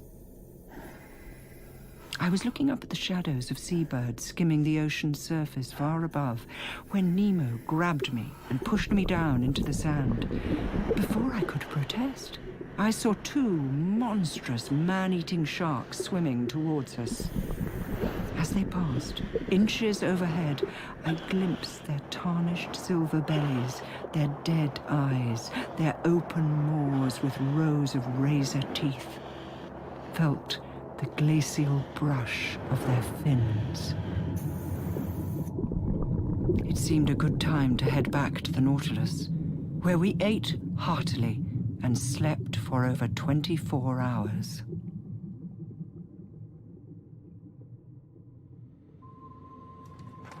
From these charts, place that inkwell on the corner there, Ned. And from what Captain Nemo said about heading toward the Indian Ocean, I believe we are here. The Torres Strait. We are traveling at considerable speed, would you not say? We seem to be, yeah. Which makes me fearful. Why? The Torres Strait is an infamously treacherous channel, full of shallows, currents, rocks. It's notorious for shipwrecks. Well, there you are. Good morning, Connie. Morning. Good morning. You should be wishing me a happy new year. Today is January the 1st. Oh, are you sure? Positive. Well, we better start making scratches on the wall like inmates of the Bastille. Mark off the days. Another year over. What a strange year it's been. Who knows what the next will bring? Well, the end of our incarceration, I hope. Because if I'm forced to spend another month... Whoa! What's going on? Are you all right, Papa? I am.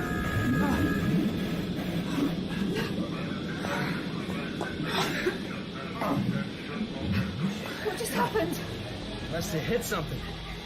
Seems like your fears were justified, Professor.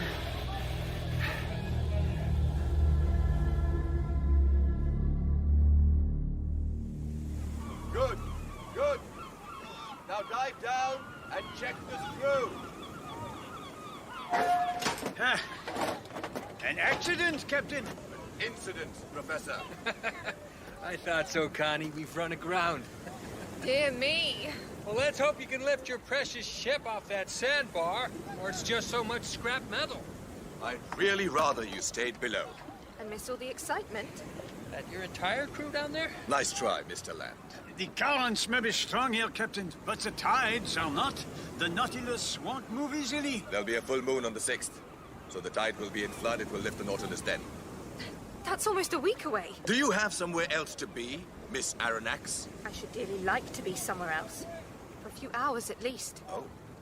Where? Oh. That island. Over there.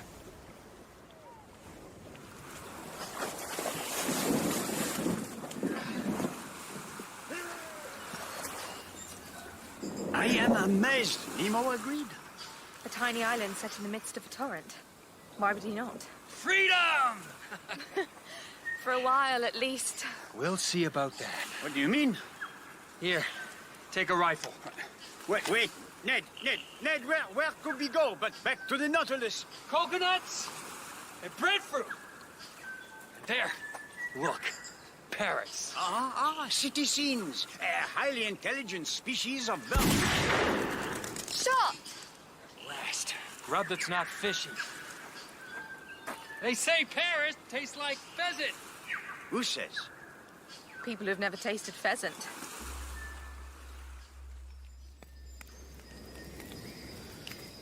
A singular culinary experience, Ned. Not terribly like pheasant, more like... Old boots? I noticed you ate it. I was famished. And the toasted breadfruit was delicious. Night falls fast in these climes. Time to head home. Home? If we're back on the Nautilus by dusk, as we agreed, Nemo may let us return to the island tomorrow. I'm not returning to the Nautilus. Ned? One more day in that tub, I'll run mad. Kill Nemo or one of his creepy crewmen, or myself. Have you taken leave of your senses, Ned? Did you not hear me, Professor? I am trying desperately to keep a hold of my senses, trying to fend off the black dog. You believe you can survive on parrot and breadfruit because no one will rescue you? The closest shipping lane is 1,000 miles away. Papa, let me talk to you. You will die here. Better here than in that tin-plate Bastille. The Nautilus is a miracle of modern science. Papa, stop. What, Connie? Wait for us by the boat. Please. I feel exactly as you do, Ned. Incarcerated. That's so. Feeling more desperate by the day. You don't show it. Perhaps because I'm blessed with something that you lack. Yeah? What's that? Why are you taking so long? Oh, look! A distraction. But Papa's right. Remain on this island, and you'll be fleeing from one prison cell into another. I would have liked air. Come back to the Nautilus, Ned. The chance of escape will come. I'm sure of it. It hasn't so far. Not even close. It must. In time. A year? 10? 20? You could become an old maid on the Nautilus, Connie. You thought of that? Oh, yes. My father and I can never escape without you, Ned. So please, do not abandon us now. I knew you were trouble when I first set eyes on you. Let's get back.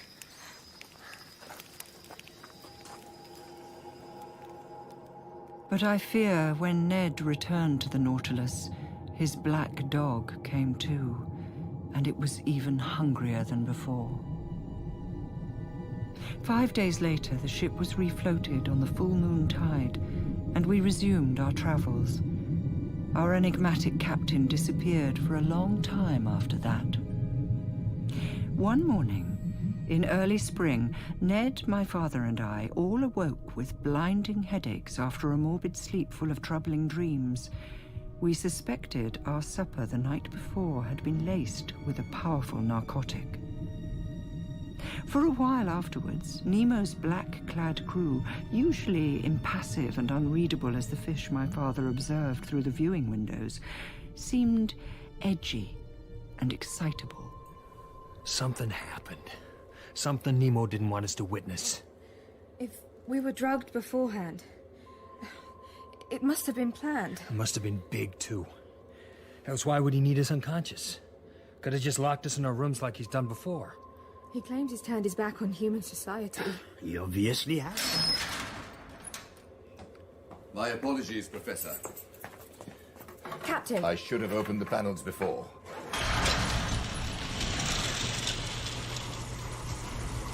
Scorpionopsis oxycephala, a tasseled scorpionfish. Connie, my notebook? Your pocket, Papa. We were wondering where we are, Captain. We have just entered the Gulf of Suez. Tomorrow I shall take the Nautilus to the surface. You may go out, take the air. About time. And enjoy the sights of the Mediterranean. The Nautilus is a remarkable vessel, Captain. But unless she can circumnavigate the continent of Africa in 24 hours... Or they finished digging the Suez Canal, which I doubt. The Mediterranean, Captain? Really? I shall let you in on a secret, as you will never be able to divulge it to anyone off the ship. There is a natural tunnel, 50 meters down, connecting the two seas, the Arabian and the Mediterranean. It runs from Suez to the Bay of Pelusium. Sure there is. You don't believe me? Wait until tomorrow.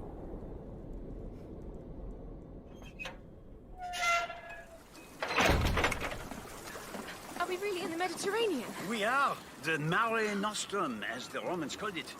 Enjoy it while you can. I mean to be in the North Atlantic in 48 hours.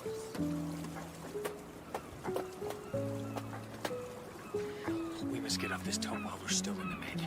Before Nemo can drag us to the North Pole or some other godforsaken spot. I agree. Father? We are prisoners, of course. I know that, but the Nautilus provides me with opportunities to observe the wonders of the deep bestowed upon no other man. What are you saying?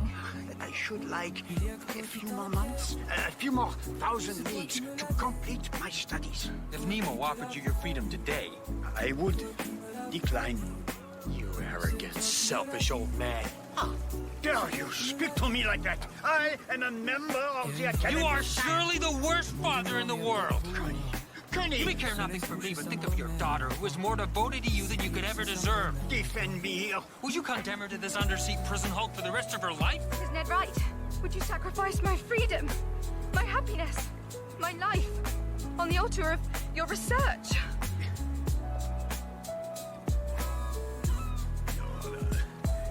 Of course not. Connie, Ned, forgive me. Should a chance of escape present itself, we must seize it. And we need to be on the surface, not too far from some stretchy European coast. Then you would swim? I would. I would risk drowning. So would I.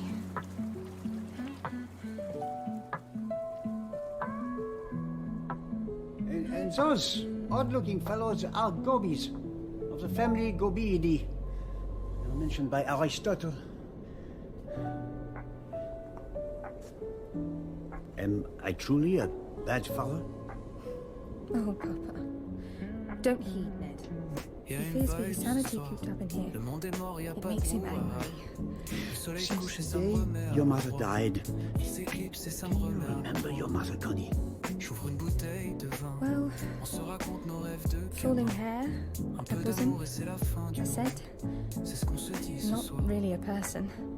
Since that sad day, in all my dealings with you, I have tried to imagine what your dear mother would do. I never knew that. And I always fall short.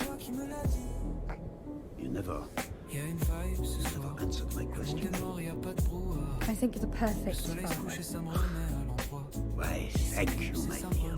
Preoccupied, absent-minded, often absent entirely. Oh, Connie, no. Which has always suited me fine. That chance we spoke of. Yes.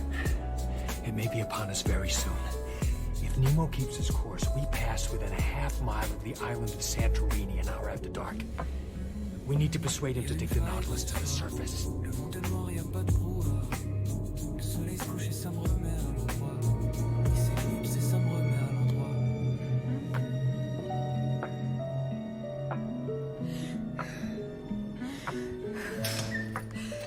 She is in here. Your father tells me you're indisposed. I'm finding it difficult to breathe. As if I were suffocating. It's this big tin cough. The gal needs fresh air. You wish me to take the Nautilus to the surface? For a while. If you could. I believe it might help. Please, Captain. We'd lose time. But if it would ease your distress, I believe it would. I'll give the order.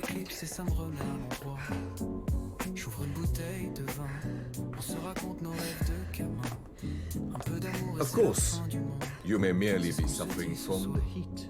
What heat? Well, you can barely feel it yet, though even now, if you place your hand upon the viewing glass, warm already. Soon it will be too hot to touch as we enter the caldera. No. The what? The undersea volcanoes around Santorini. When they're active as they are now, the sea around the island buoyant. All marine life dies. Anything, anyone going into that water would perish instantly. No, perhaps it is better we keep moving and stay submerged. If that's what you think, I hope you recover soon, Miss Arrogax. I swear, I'm going to tear him limb from limb! My father claimed to share our disappointment, though I could see his real frustration was that we crossed the Mediterranean so quickly, he saw as little of the undersea world as a passenger on an express train sees of the country he hurtles through. Over the months that followed, the Nautilus traveled an immense distance, rising to the surface almost daily, though never once in sight of land. We did see extraordinary sights. Icebergs bigger than Notre Dame, shipwrecks galore, and most memorable of all, There, Homocante Dollies. I was with my father in the saloon, watching a pageant of vivid emerald fish swim by. I was worrying about Ned, with whom I'd exchanged barely 10 words in the last month. And if I'm honest, I was also feeling a little sorry for myself. So lustrous, as if they were wearing velvet gowns, like a crowd of young ladies going to a ball. I wish I could go to a ball. Oh, Connie, I'm sorry. I didn't think I would... Close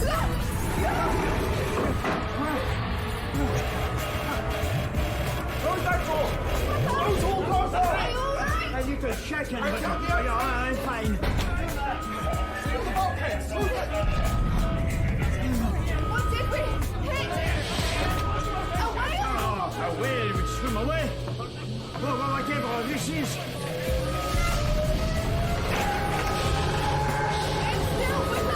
Are you all right? It's mayhem out there. Amos, I'm trying to surface, but something's dragging us down. Oh, no! No!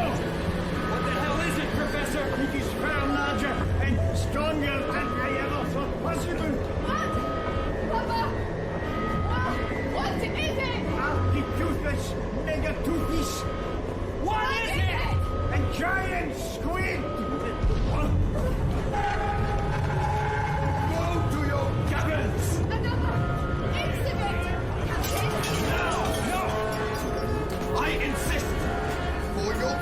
Can you take us to the surface? I'm trying!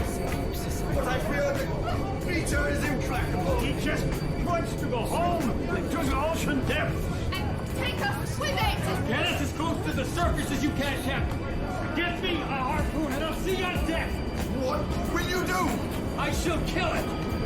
Mr. Land, I really don't think... I've killed whales far larger than this. Well, don't just stand there. Come on!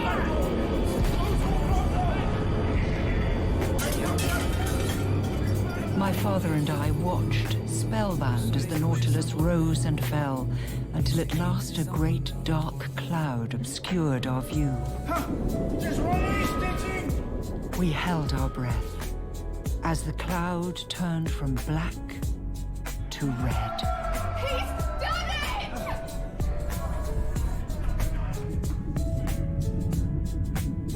it! Ned saved the Nautilus that day. Saved Nemo and the crew. Saved us. And I believe saved his sanity in the process. Ned and I hatched a plan to free the skiff from its housing on the deck of the Nautilus and use it as a vehicle for our escape. We purloined tools to accomplish the task and bided our time.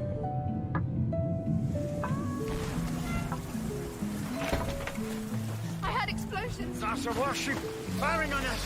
What? Getting closer all the time. Come on, lads! What nationality? I can't tell down those flying colors. If they come closer, I'm swimming over to them. You should do the same. You think they know we are a ship? We don't look like a ship. Maybe they think we are a whale. They know exactly what we are. Because they've been sent to sink us. That ship is the successor to the Abraham Lincoln. Come on, lads! You can do better than that! Stop that!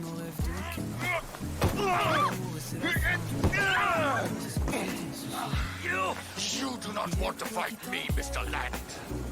Get below. All three of you. Now! You mean to attack that ship? I mean to sink it. Captain, I beg you don't. It would be murder. Why not vanish beneath the waves and slip away? Don't presume to judge me. Here, I am the Lord. I am judge, jury, and executioner. Those are the words of a tyrant. Whoever sent that ship is the tyrant. I am the revived, the dispossessed. Thanks to them and their kind, I lost everything I ever loved. My wife and children, father and mother, even my homeland. Now either go below or drown.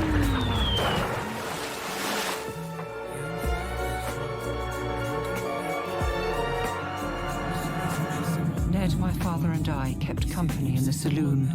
The panels that shuttered the viewing windows were closed, so we could see nothing of the tumult raging outside, though we felt every last blow.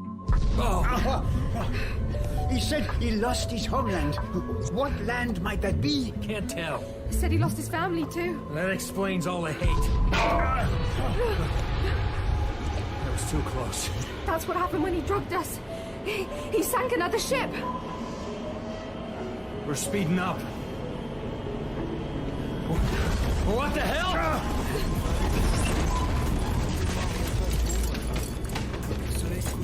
Still moving?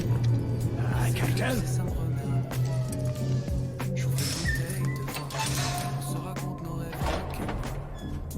It's over. What do you mean? You wish me to show you?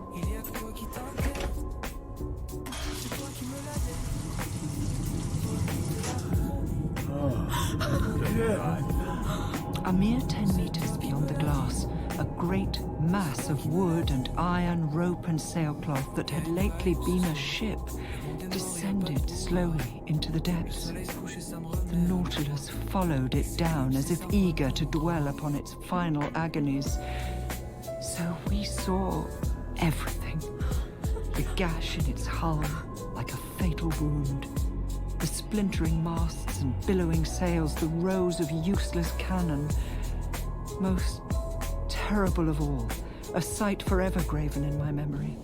The frantic, shadowy figures trapped between the decks, twisting in the shrouds, drifting away until they were lost forever in the dark. Satisfied? Captain? Connie! I followed Nemo, the remorseless avenger, through the ship to his quarters.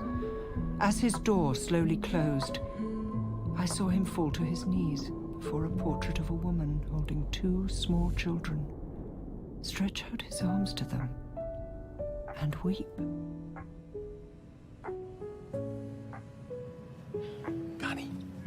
Connie, wake up. We're getting out tonight.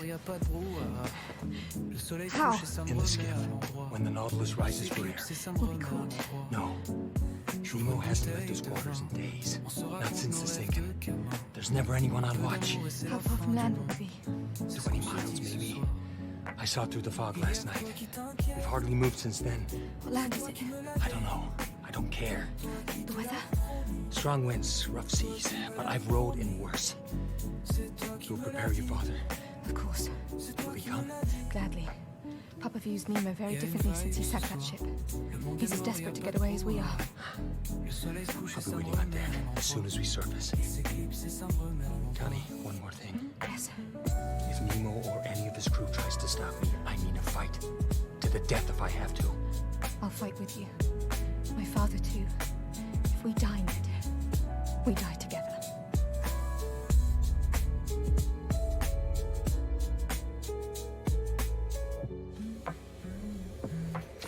You have to admit, it's been an amazing voyage. We must have traveled at least 20,000 leagues. Papa! Shh!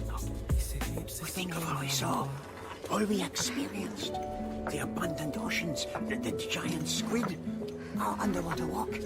Nemo himself, a tyrant, yes, but a most remarkable man. A true spirit of the seas. Now, what have you got in this bag? Bricks? My notebooks, all my studies and observations. Oh no! What? Nemo's in the gallery. Isn't there another way out? You know there's not. We'll have to sneak past him. You really don't think... We'll be fine. As long as he doesn't stop playing. It's pitch dark in there. All the better for us. Just don't bump into anything. Come on.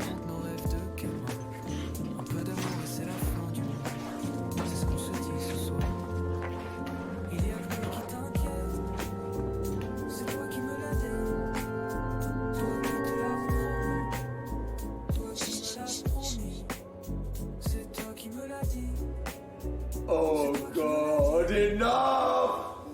Il y a une vibe ce soir. Le monde est mort, il n'y a pas de brouhaha. Le soleil se couche et ça me remet à l'endroit. C'est ça me remet à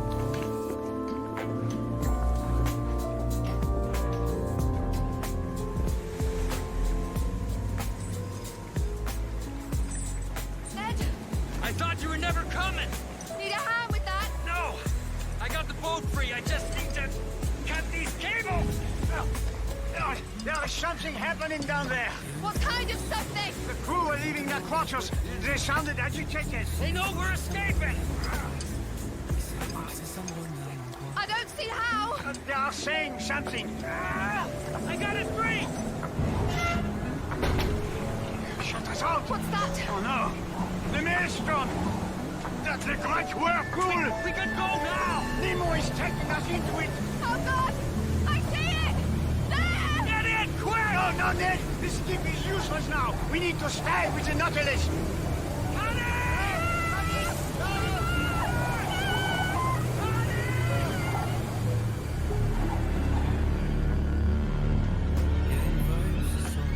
Le monde est mort, y a pas de brouhaha. Le soleil se couche et ça me remet à l'endroit. Il s'éclipse et ça me remet à l'endroit. J'ouvre une bouteille de vin. On se raconte nos rêves de gamin. Connie. Un peu d'amour et c'est la fin du monde. Oh, Papa! I feared you would never wake up. Il y a de quoi qui t'inquiète.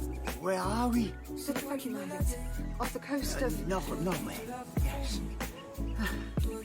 There are orcas here. Orcinus orca. How did we survive? By a miracle. No. Oh, poor Ned. Poor Ned's right here, Professor. Ned. Can't you smell my baccy? Oh, thank goodness. Connie's a strong swimmer. She bore you up. I helped her. Not really a miracle. Thank you. Let me shake your hand.